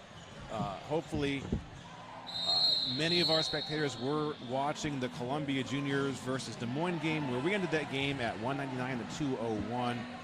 That's kind of been the theme for some of our past couple games, and I have a feeling that as this game progresses to the end, it's going to get pretty intense too. Those of us who are in my area in Pennsylvania who've seen Philly play, we're just used to them being just a very strong, dominating team. When they've come and played teams like the Black Rose Juniors, Pittsburgh Derby Brats, Crooked River, Philly's always had a very strong upper hand. But they're being the Pixies Pixies are holding up and showing them some competition. So still on the table for either of these two teams. It's only a 9-point game. I feel like the Pixies have even been warming up to it. I feel like they have the last 3 leads. I mean, their jammers are really right. So the Pixies, they're jamming their rotation with number 3 there, Little Miss Savage and Trisket and Rubik's Dude. Strong players. Yeah, that's their jammer rotation, and they are doing the thing out there. So even though they're not necessarily scoring a lot of points once they get lead, they still have the upper hand because they have control, and they can play their game, which is to shave a few points off that difference each time.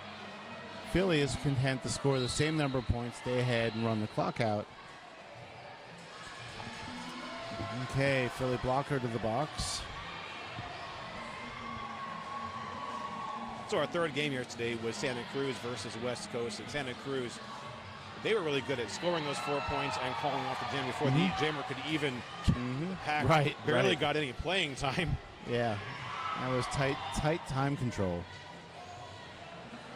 Yeah, so None Guts, No Glory on his way through the pack now, getting some blocking by number 88. That's Trickster from the Pixies. So Pixie, okay, 12-8. So both teams have put some points on the board in this jam. Right. Both blockers just going around and around and around.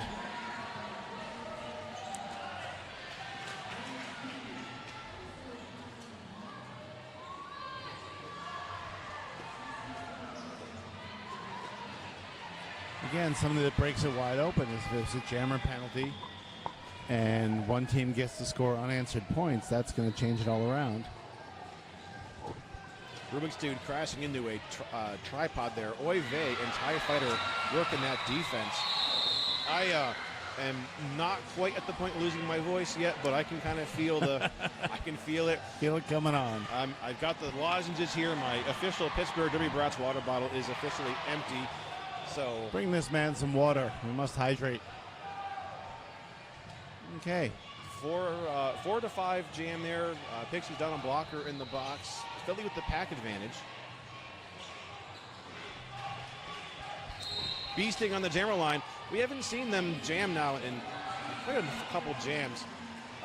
Beasting, though, is ahead and only has 3 blockers to contend with.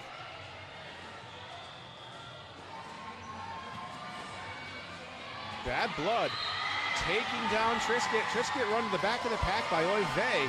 And we got a Philly lead now. This is Beasting in control.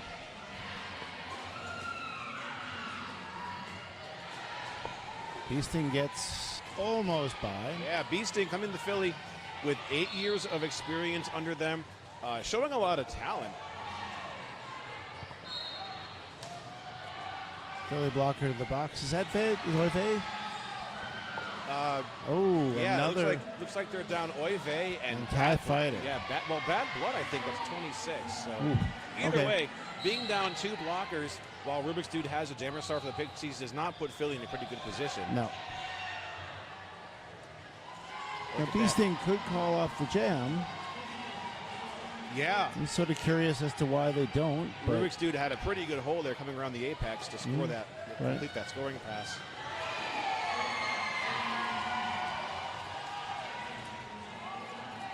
Scary Poppins going in, trying to slow down Rubik's and they Dude. do. Yeah, it's called off. Called it. So that's going to bring Philly 145 over Pixies 129. Still completely within spitting distance. Whole lot of derby left. Philly starting this jam 2 blockers down. Actually, a jammer and a blocker. Oops. Looks like Beasting was given a jammer penalty. Ooh. Must have been toward the end of that last jam. Okay. So there it is. They There put out a Little Miss Savage and Here's picking up that lead very quickly. Here's Philly's nightmare scenario. Yep, there it is. Little Miss Savage with a very quick 4 points. I don't think she even slows down.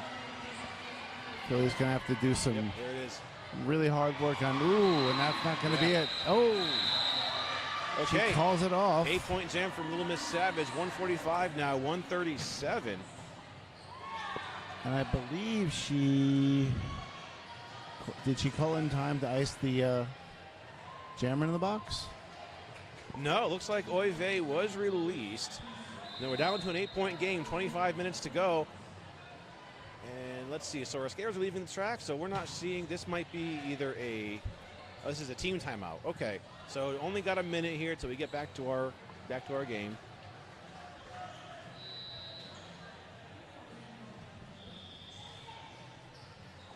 So after our game here, precisely at 7:45 p.m., game permitting, we are moving into our awards ceremony. So please make sure, hey, if you've watched us this far, if you've been keeping up with the tournament all weekend long, don't stop now. Don't stop now. The awards ceremony is going to be a very important thing. Support our junior skaters here. Tears will flow, hugs will be given. I've done it. I've cried during award ceremonies, okay? That's right. If it doesn't move you, you're more of a monster than we thought. I can't go out and talk about graduating seniors without shedding a couple tears. A very emotional announcer here. Yeah, I'm not crying. You're crying. I'm not crying. I just don't want to see you go. So this is a power start for the Pixies. Yeah, so, okay, It's so I'm very sorry. short start. I Yeah, thought I that got was it Oive, backwards, but too. it's Beasting. So Yep. Beasting, Right. in the final 10 seconds of their penalty, though, because Beasting is standing. Mm-hmm.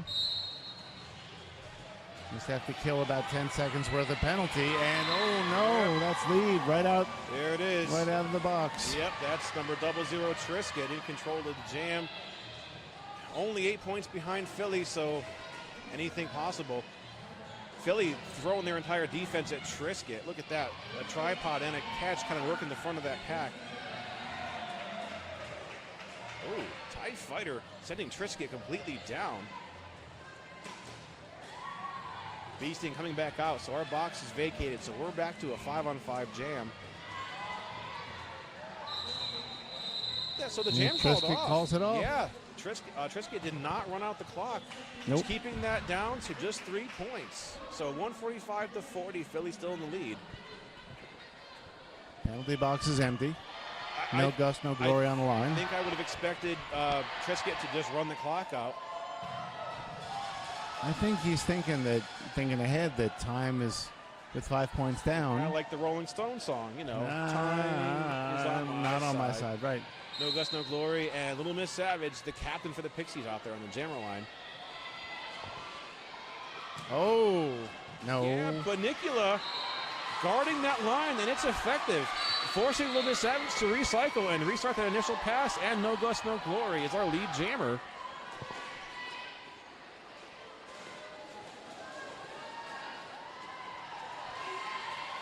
Little Miss Savage threw her initial pass. Yep. And Gus gets by on the inside. Pixie's down a blocker, so it's a 4-3 pack. Oh, Little Miss Savage again. Skates Yeah. through insouciantly, untouched. Watching her jam's like playing a pinball machine and pulling that big handle back and letting it go. They seem to have might have to measure for this time. Benicula bracing a tripod there. Oy vey doing some blocking, keeping Savage kind of stuck. We got the bird's eye view here. We have to lean over a table.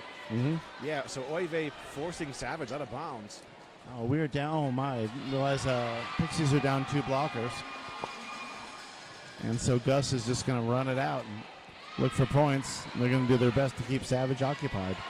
Yeah, Gus winding up that point spread by, it was 13 points, 17 points now, I believe.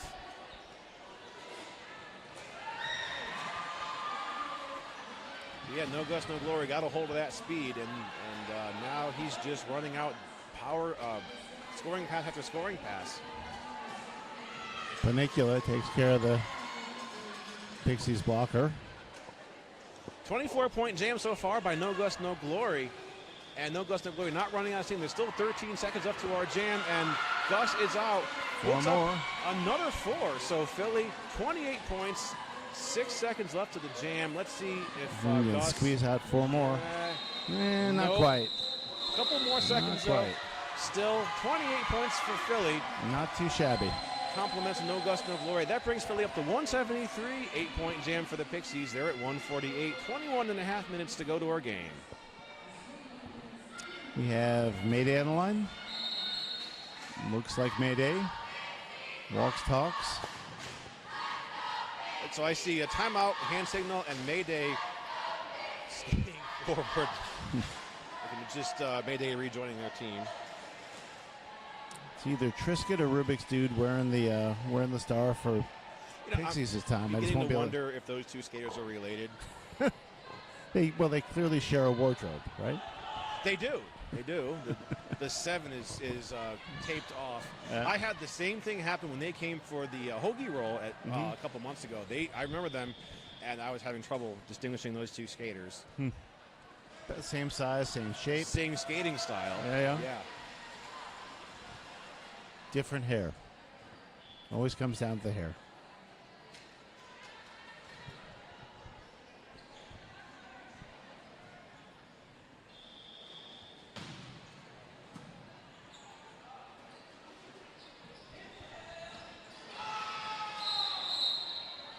Team timeout coming to an end. I think that was called by the Philly bench.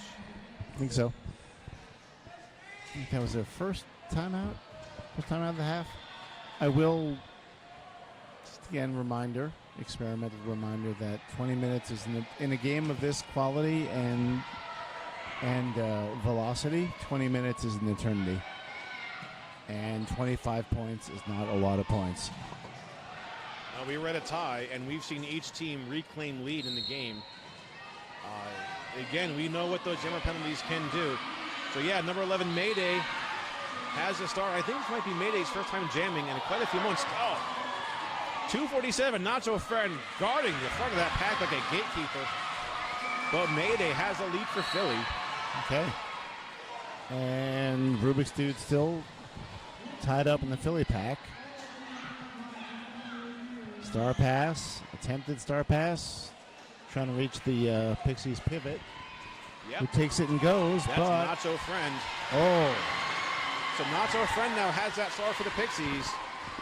I haven't seen too many star passes. Nope. It's like you either see a lot or you see none. None, right. We saw one fake out before, I think, but no actually successful passes. Nacho Friend not afraid to take that tripod straight up the middle and break it apart. Maybe let her jam once in a while. Mayday bottled up on the inside. Get it out of your system. Yeah. It's okay. Philly, they're throwing all 4 blockers there at Nacho. Taking it seriously at this point. Mayday is through and no track cut. Yeah, it looks like there's going to be a low block assessed to Trixta on that block on Mayday. So Trixta tried to close a hole on the inside line and ended up getting a low block on that. Philly recycling. Oh my God. I've forgotten the name. Not your friend. At some point, the numbers kind of collide.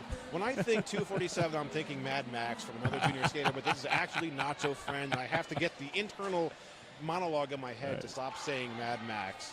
I think we had 3 jawbreakers here. Each one spelled differently this weekend. So we had a 253 mini tack, but we have a 253 on my own juniors team. We have Ange Jovi, so again, it's trying to train my own brain to say. That's a great skater. Yeah. She is a treat to watch.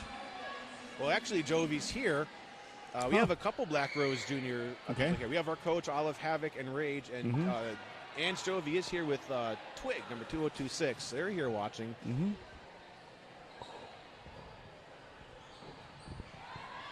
19 minutes left. Philly 184. Pixies 155. The penalty box is mercifully empty.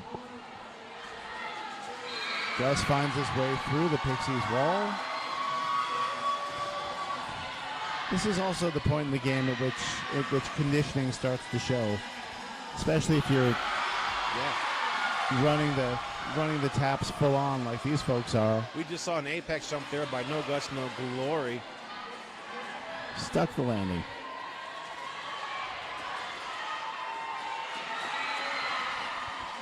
Little Miss Savage now working in blocker position, chases Gus out of the engagement zone up the front.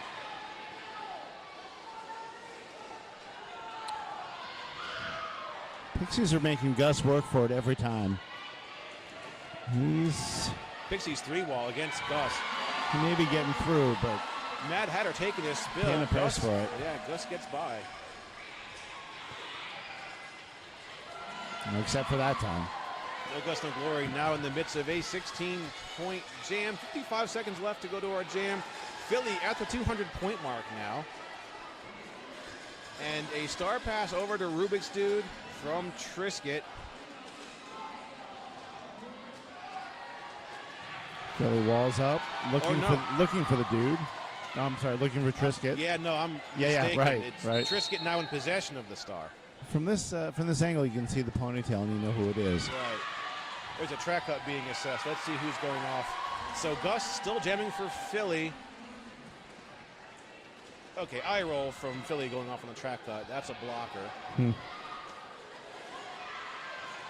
Gus knocked out of bounds. Pushed out. Yeah, that's number 594. That's Lip Buster. All the way back. Oh, a little jammer on jammer action. Trisket taking a poke at Gus. Okay. And 1 second to go. That's the end of the jam and that now. should be it. All said and done. Hey, look, this is a scoreless jam for the Pixies. No points scored. They're at 150. I'm sorry, no, they picked up 3 points. So 158. Philly at 208 with a 24-point jam by No Guts, No Glory. I did promise that if Iroll found his way into the box, I would intercede with the refs on his behalf, tell him he's a good kid, and he probably didn't do anything. It was me. I made that back block. I trust the refs much more than I trust my own. No, we have a fantastic ref crew here. We can make jokes, but we do have some of the best referees this area has to offer. Not even this area. We have refs from across the country here working this. Very fortunate to have a good officiating staff, ref staff, photographers. Dare I even say it, the announcers. Oh, you dare. I went there. I gave ourselves a shout out. I don't do that normally. Well, we're good. We've had a great week. If you don't mind my saying so. Next time a scoreboard goes down, I'll be hearing helicopters in my head and CCR, like flashbacks. Next time I see a scoreboard go down, I'm going to see the Grand Canyon. and soothing forest scenes. I once offered to do taglines for a team back, and that was even that long ago. And I said, hey, help me come up with them because I can't do them all. And of course, 30 people, I can't think of one. And I'm like, oh no. So now it's like I hear taglines and it's just nope. Big hit on Bee-Sting. Yeah, Bee-Sting with the jammer star for Philly now, and Bee-Sting is out. Not lead. How did that happen?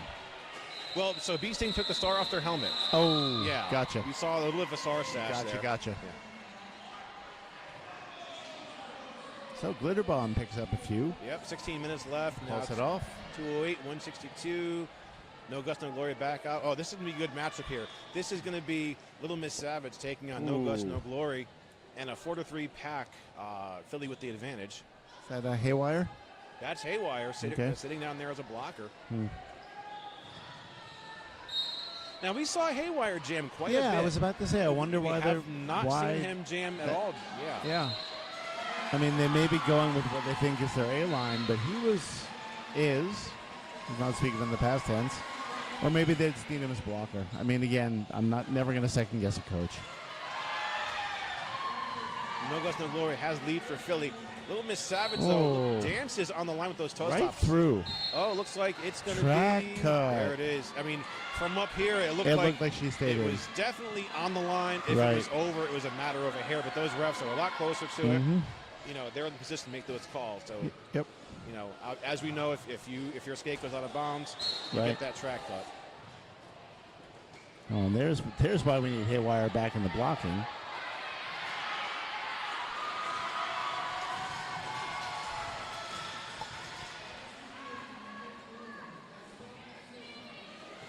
Power Jam is coming to an end.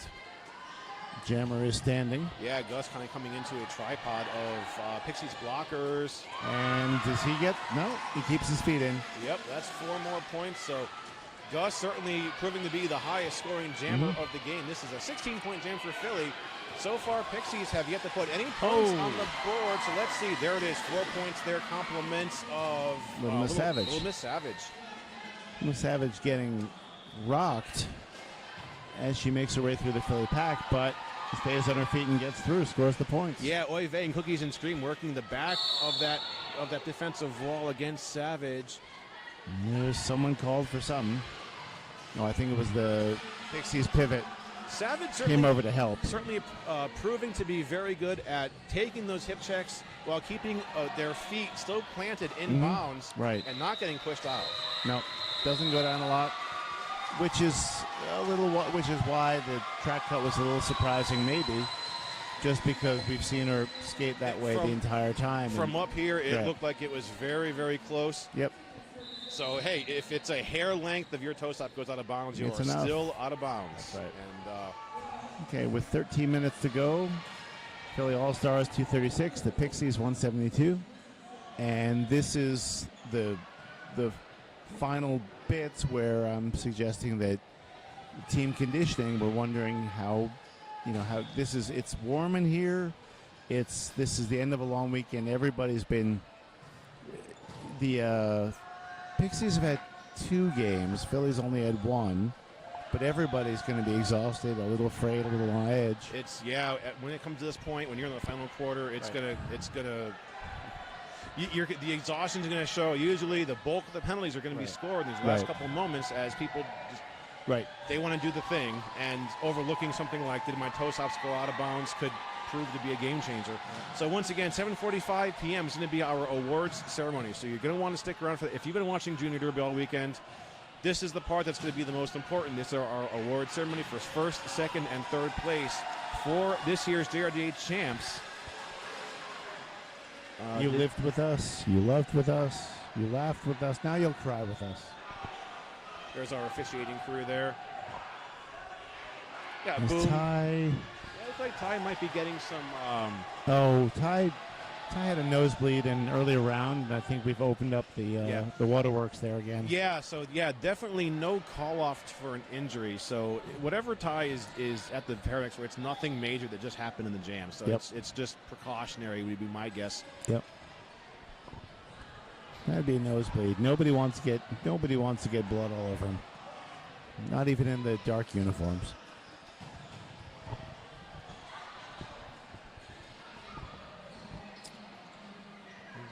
Glamour shot of two of our referees there. Probably talking about Gemma-related things like, remember the days of 5-point passes, ghost points, box points. Spin the penalty wheel. Lap points. That's what I was thinking of, lap points. Lap points. Okay, so I'll bite because I admit I don't know. Okay, so up until I'd say maybe 5 years ago, your jammer used to, if your jammer made a complete lap around the other jammer, you would actually earn an additional point, provided that you scored that. So when you get a ghost point, you have to pass one blocker. So if you have a pending point, like a box point, Right. a opposing blocker in the box, you come into the pack and you pass your first opposing blocker, you're gonna score 2 points. You're gonna score that point for that blocker and one for the one in the box. Okay. The lap point, you would actually score a fifth point. So back in the day, it wasn't even that long ago.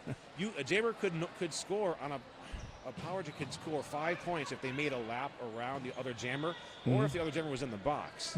So these power jams from years ago could yield game-changing amounts of points. Right. If you had 5 scoring passes, 5 points each, that's 25 points That's right right. there.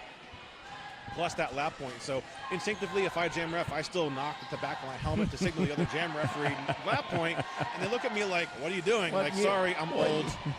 I started in the days of minor penalties and 2 whistle starts. I'm trying to unlearn these. I'm going to say the year 2018 called and wants its code to go on its rule set. It might have even been before 18. I don't quite remember. Meanwhile, we've this is Mayday. Mayday has lead, followed closely behind by Rubik's Dude. And Philly has a blocker in the penalty box.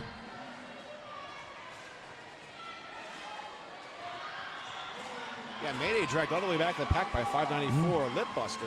Okay. I feel like we don't give enough love to our blockers all the time. We're always talking about the jammers, but the blockers, they're making the game happen. They're doing the too. work. Yeah, absolutely doing the work. We don't always focus. I mean, we call out the jammers at the beginning of the jam. Blockers do the hard work. They're the ones who are helping their own team.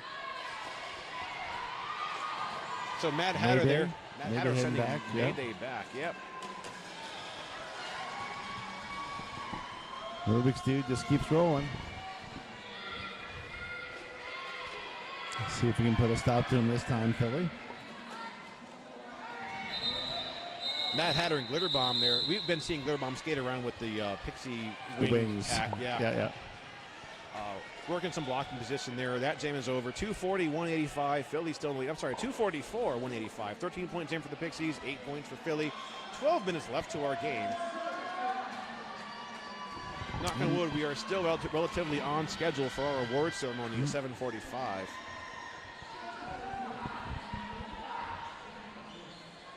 Oh, here's a new jammer in the rotation. This is number 46, Donna Dangerous.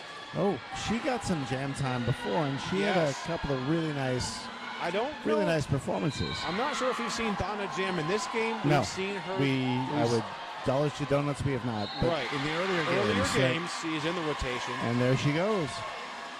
So Donna Dangerous is out of the pack, but No Gust, No Glory is getting this lead.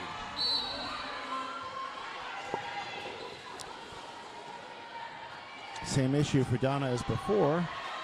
You can get through once or maybe twice, but then Philly coagulates around you like an impermeable fluid. Oh, but she finds a hole on the outside and permeates the impermeable. That's points for the Pixies.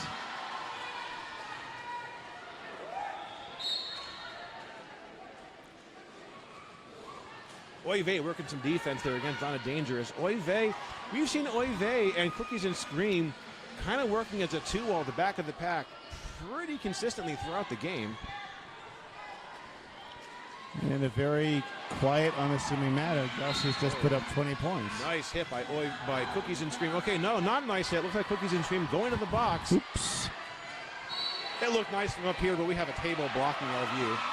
So Philly now down 3 blockers.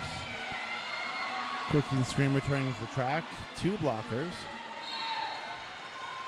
Yeah, about 20 seconds up to our jam here.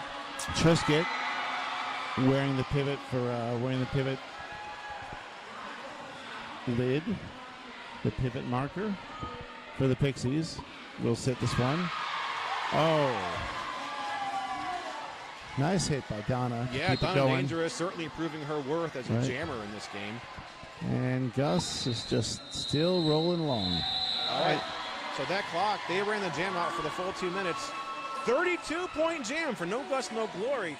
the lion's share of points have been scored just in the past maybe 10 minutes, particularly by Gus. 32-point jam. That brings Philly to 276. 12 points for the Pixies. They're at 197.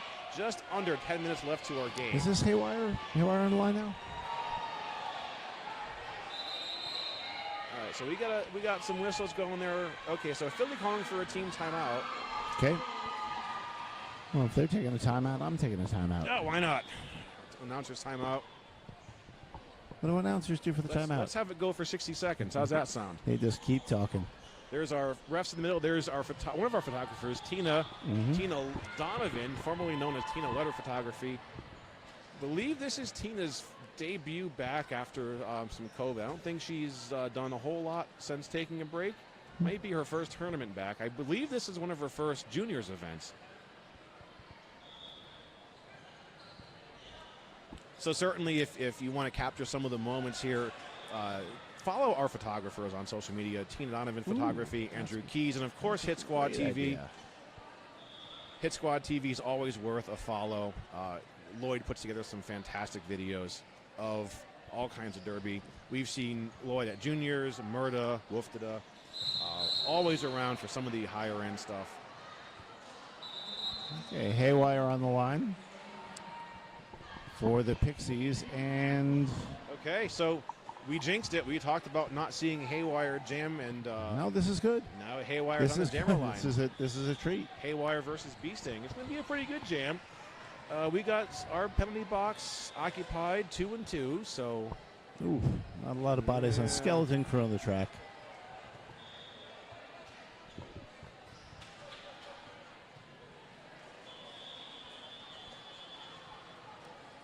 Avoid a Mercy and Teflon Donna. They're on the bench coaching this game for Philly. Longtime Philly coaches. They put this program together. They've watched these kids grow up. Yeah, Teflon Donna, I believe, also a PA All-Star skater. She was World Cup a couple of years ago. She's been on the U.S. national team. I don't know how much skating she's doing these days. I spend a lot of time with the kids program.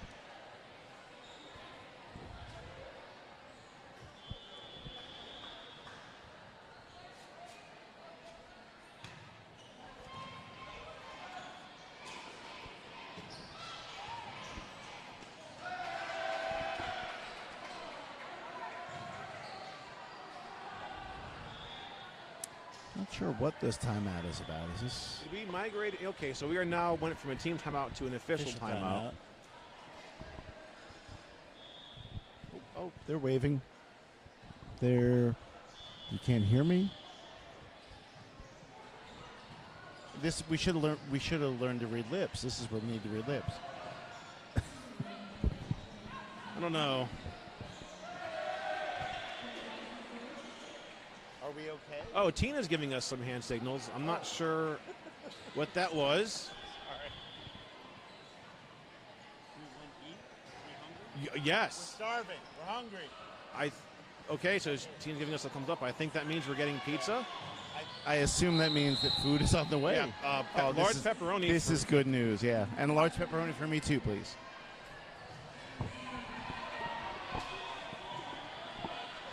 Meanwhile, back in real life on the track. And Haywire out right ahead. Haywire has lead. Yeah, Haywire coming in that pack, full speed ahead. Cookies and cream slowing Haywire down a little bit, but Haywire. Oh, and this is a power jam. Yeah, Bee Sting to the box. That's a track cut call on Bee Sting. This is going to hurt some. I don't know how much of the margin you're going to make up, but this is going to hurt Philly some. Yeah, so Pixies that now, penalty. They've broken the 200-point mark. They're at 201. Philly currently at 276 mid-jam. And Haywire with 4 points for the Pixies. Philly's not going to make it easy on them. Haywire, calls it off. Yep, that's going to freeze Bee Sting in the Oh, box. that makes sense. Yep, going to leave Philly jammerless for this next jam, at least the start of it. Okay. 276 there, 205, 8 minutes to go. Philly in the lead. Haywire back to back. Sure. He's fresh. He's got fresh legs. We've seen quite a few back-to-back jams for some of our skaters here throughout the whole weekend. It's probably the smart call to ice her in the box before well, as it turns out, perhaps, yes. Yep, so 2 leads back-to-back for Haywire. Oh, he's on fire. Haywire's on fire. You can even see Philly's defense working hard, trying to keep Haywire stuck in the back. Oh, yeah. Beasting completing their time in the box, but is sent out of bounds coming around the apex. A full rollback there by Trisket. All the way behind the Philly triad.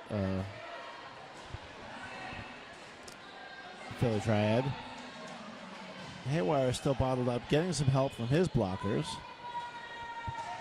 Is that the actual Rubik's dude is trying to help out? Matt Hatter with a shoulder block like puts Beasting out of bounds.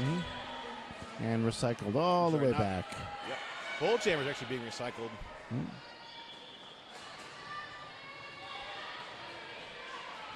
Everybody rolling backwards. We got a reverse pack now. Okay. Everybody rolling backwards. Philly would love to kill this jam. Again, right now, the clock is Philadelphia's friend. So we're still looking at a scoreless jam. Nothing on the board. Beasting completing an initial pass. And Haywire calls it off sensibly. All said and done with that jam. Only 4 points going on the board. That's going to Pixies. Ooh, a lot of work for those 4 points. And we have a timeout from Philly. Going in for another team timeout. Okay. You think that pepperoni will get here before the game is over? Well, it's 7:28. Awards are at 7:45. Nothing personal, but I don't want to bring my pizza down there and have to share it. And why should we? We've worked for it. It's not selfish. It's just not selfish, just equitable. Equitable. I really am dying to know what Tina was talking about. The first call after the game is what was that all about? I don't know, but unfortunately, Tina and I are very close as friends, so when she sees the video, I'm going to have it, I'm sure. Well, I don't think it reflects badly on her. I think it reflects badly on us as idiots not being able to figure out what she was clearly telling us. It looked like she was signaling, do you want food? And that's a perfectly reasonable thing to assume. Well, it's also possible she was saying, why are you still talking? Possible. That's literally why I'm here. If I didn't talk, I wouldn't be doing very well. Oh, Tia's looking at us again. Oh, so she's talking into her watch. Is she sending us an email? I don't know. I'm old enough to know that was a Dick Tracy thing back in the 80s. Oh, my God. Remember talking into your watch in a cartoon? The two-way radio wristwatch. Yes. Yeah. And we said, that's never going to happen. Dick Tracy predicted the future. Chester Gould, 100%.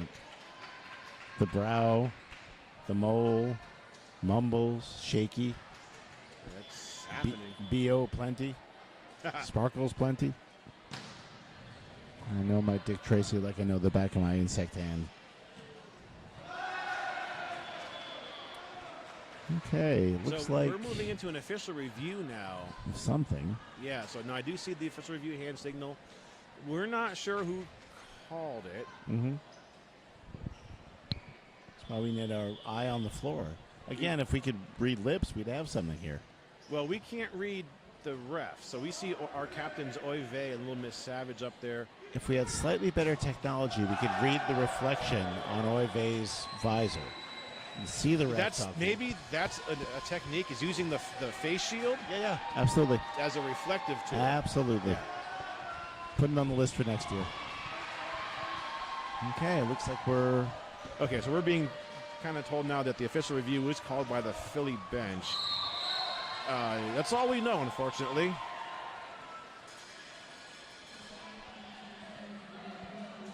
Truth is beauty, beauty is truth, and the review is called by the Philly bench. That is all we know and all we need to know. And we know now that Little Miss Savage is taking the Jammer Star for the Pixies versus 10-14. No Gus, no glory for Philly.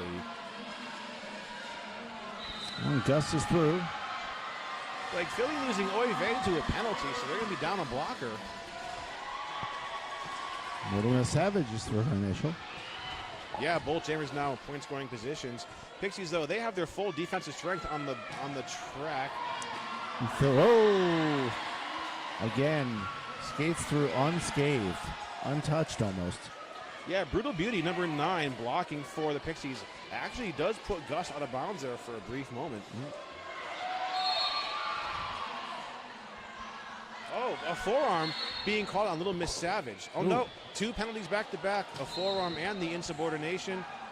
Oops. I've been seeing a good number of insubordination, additional penalties. As loud as it is in here, I imagine it's kind of hard to hear these officials. Yeah. I know the officials have been very, very tight this whole weekend. No, for calling for conduct and officiating. for sportsmanship. We have top-notch officials here. Very grateful to have them. But the result is it's a power jam for Philly, and Gus is going to rack up some points, unanswerable. Gus getting stopped there by Rubik's dude. Pixies are not making this easy on him.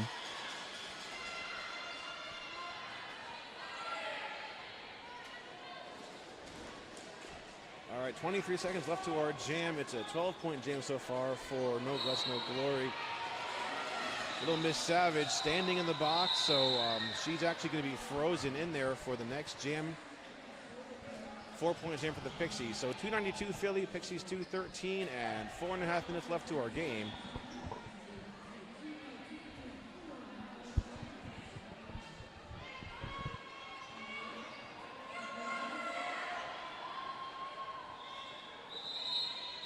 Okay, going in for another team timeout. Or no, official timeout. Following the hand signals up here.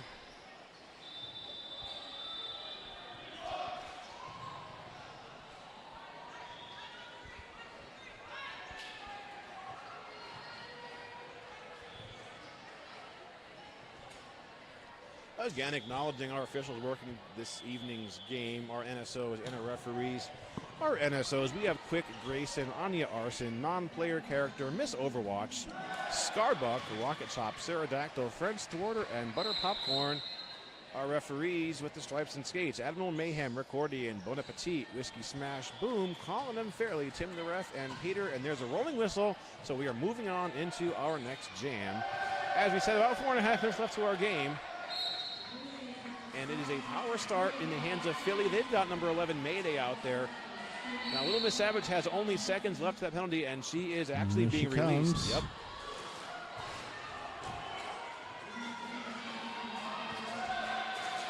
Oh. And she's recycled back, or is that a penalty? Yeah, another penalty going to Little Miss Savage. Didn't see what it was.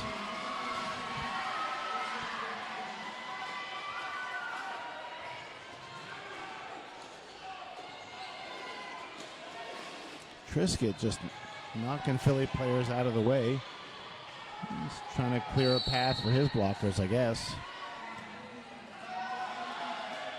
And Mayday is through. Yeah, Matt Hatter there doing some blocking at the front of the pack. Haywire headed to the box.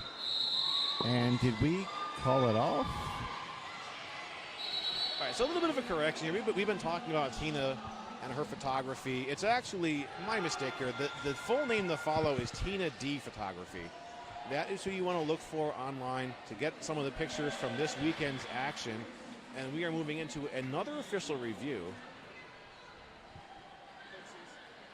A review called by the Pixies this time. So let's do our lip reading here as to what the Pixies coach looks like. There might have been some kind of hand signals going on there.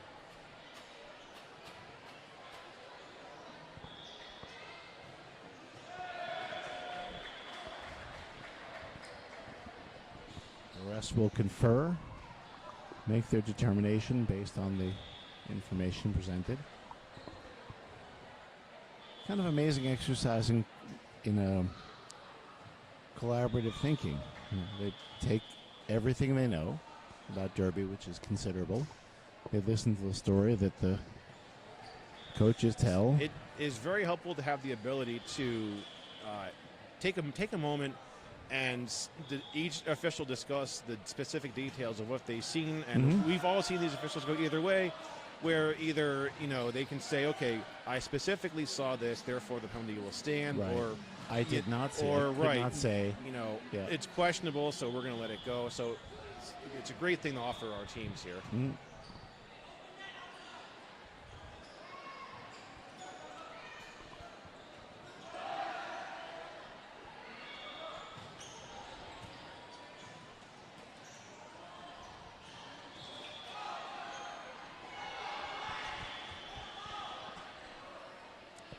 Looks like we're ready to get rolling again. 3.5 minutes left. Philly All-Stars 296, Pixies 215. We start off with a jammer and a Pixies blocker in the box. A bit of a power start, which no glory is able to take advantage of. He's able to push through and grab lead. Wilma Savage is back on the track, but is called for something and is back to the penalty box. Yeah, so the Pixies down 2 blockers and a jammer as Philly crosses the 300-point mark. An 85-point game. No Gus, no glory coming out. And sometimes I think Gus is part machine because I don't see any signs of exhaustion with these kids whatsoever. No. He's not hurrying. Just very casually racking up the points.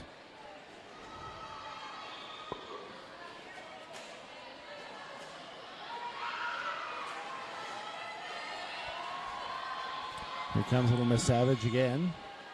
Back on the track. Looking for a way around that Philly wall.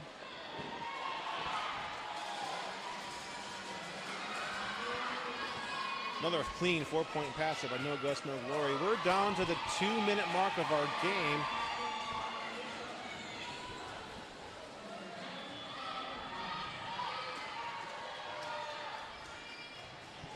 All right, No Gus, No Glory putting up another 4. So this is now a 24-point jam for Philly.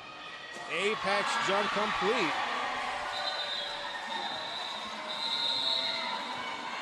And the jam runs down.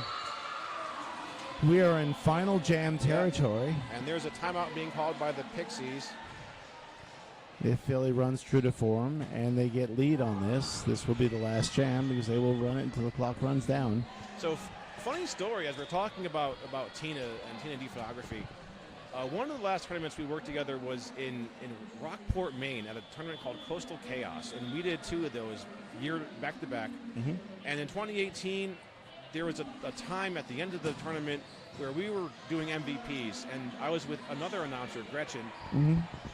and Gretchen and I are doing MVPs, and there is a still picture that they took of Tina, me, and Gretchen. Mm-hmm. And there's a picture of me looking at the roster, and Tina just has this look of craze, like she sees a ghost. It is this. She was cheering on her teammates. So Tina had skated for State College, and State College was up at Coastal Chaos. And one of her teammates had made MVP, and it's just a perfect still shot of this crazed, scared look. And there's always a funny story that whenever we're at a tournament together, I have to bring that picture up from 2018. So photographers always catch some of the most awkward moments sometimes. Well, it's funny that the way vision and time work, that any single moment isolated just is often, usually it can be and is often bizarre. Right, that frame, that image in just a fraction of a second, what they can capture with that piece of machinery, and when that picture goes to the internet. Yeah. Hilarious hijinks ensue. So remember, kids, keep your pictures off Facebook or Instagram or Mastodon or Twitter or Threads. I don't know that many social media platforms. Or Discord. Yeah, so we got Beast. I think this is Beasting back out there. And just Donna Dangerous. Donna Dangerous. Yeah. So they're giving what could be the last jam to Beasting. Oh, and Beasting has lead. I'm sorry, Donna Dangerous has lead. Yeah, I probably get her 4 and call it off. Pixies didn't jam, like we were saying. They didn't jam Donna and Haywire as much as we're used to seeing, but they have certainly proven their weight in gold. Oh, yeah. In this game. Oh, TIE Fighter puts a hit on Donna, but looks like TIE Fighter has gone out of bounds, so it's just an incomplete scoring pass. Just no pass, no penalty. Okay.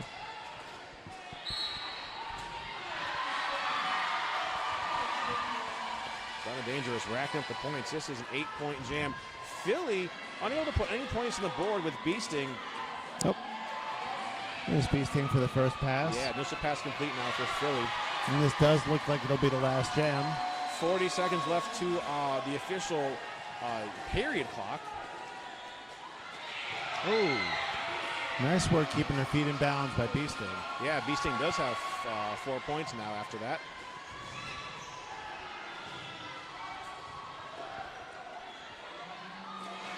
And again, Beasting and Donna just putting on the points, one after the other.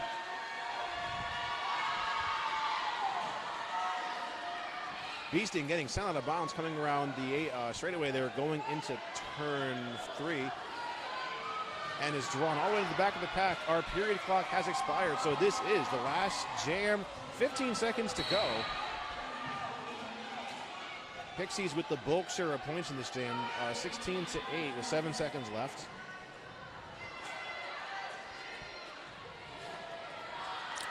And I can see all those skaters are tired. And there we go, the final score, unofficially. Philly, oops. No, yeah. Ending our game just within a few minutes of our scheduled time for the award ceremony. It is 7:43. Oh, my God. Unofficial score now, 237 Pixies, 335 Philly. Well, thank you all. This is Pops Anarchy, probably signing off because I got to go home and clean up and go to work tomorrow. Oh, no, I took the week off. Oh, you are. I wasn't going to You try to are go a home wiser and- man than yeah, I. no, I have unused time to take up, so I said, you know what, I'm not going to try to go to work tomorrow. Oh, I worked the next day after the JRDA World Cup in Philly a couple years ago. Biggest mistake you I was made. talking like this for 3 days. All right, here it is, the end of the 2023 season. Yeah, final score declared. Pixies 237. Philly taking the win at 335, but that was not a given. The Pixies certainly gave Philly a run for their money and then some in this game. It didn't. It was a close game until about the last half of the last half. Pixies were in it, and one thing and the other. Yeah. Alrighty.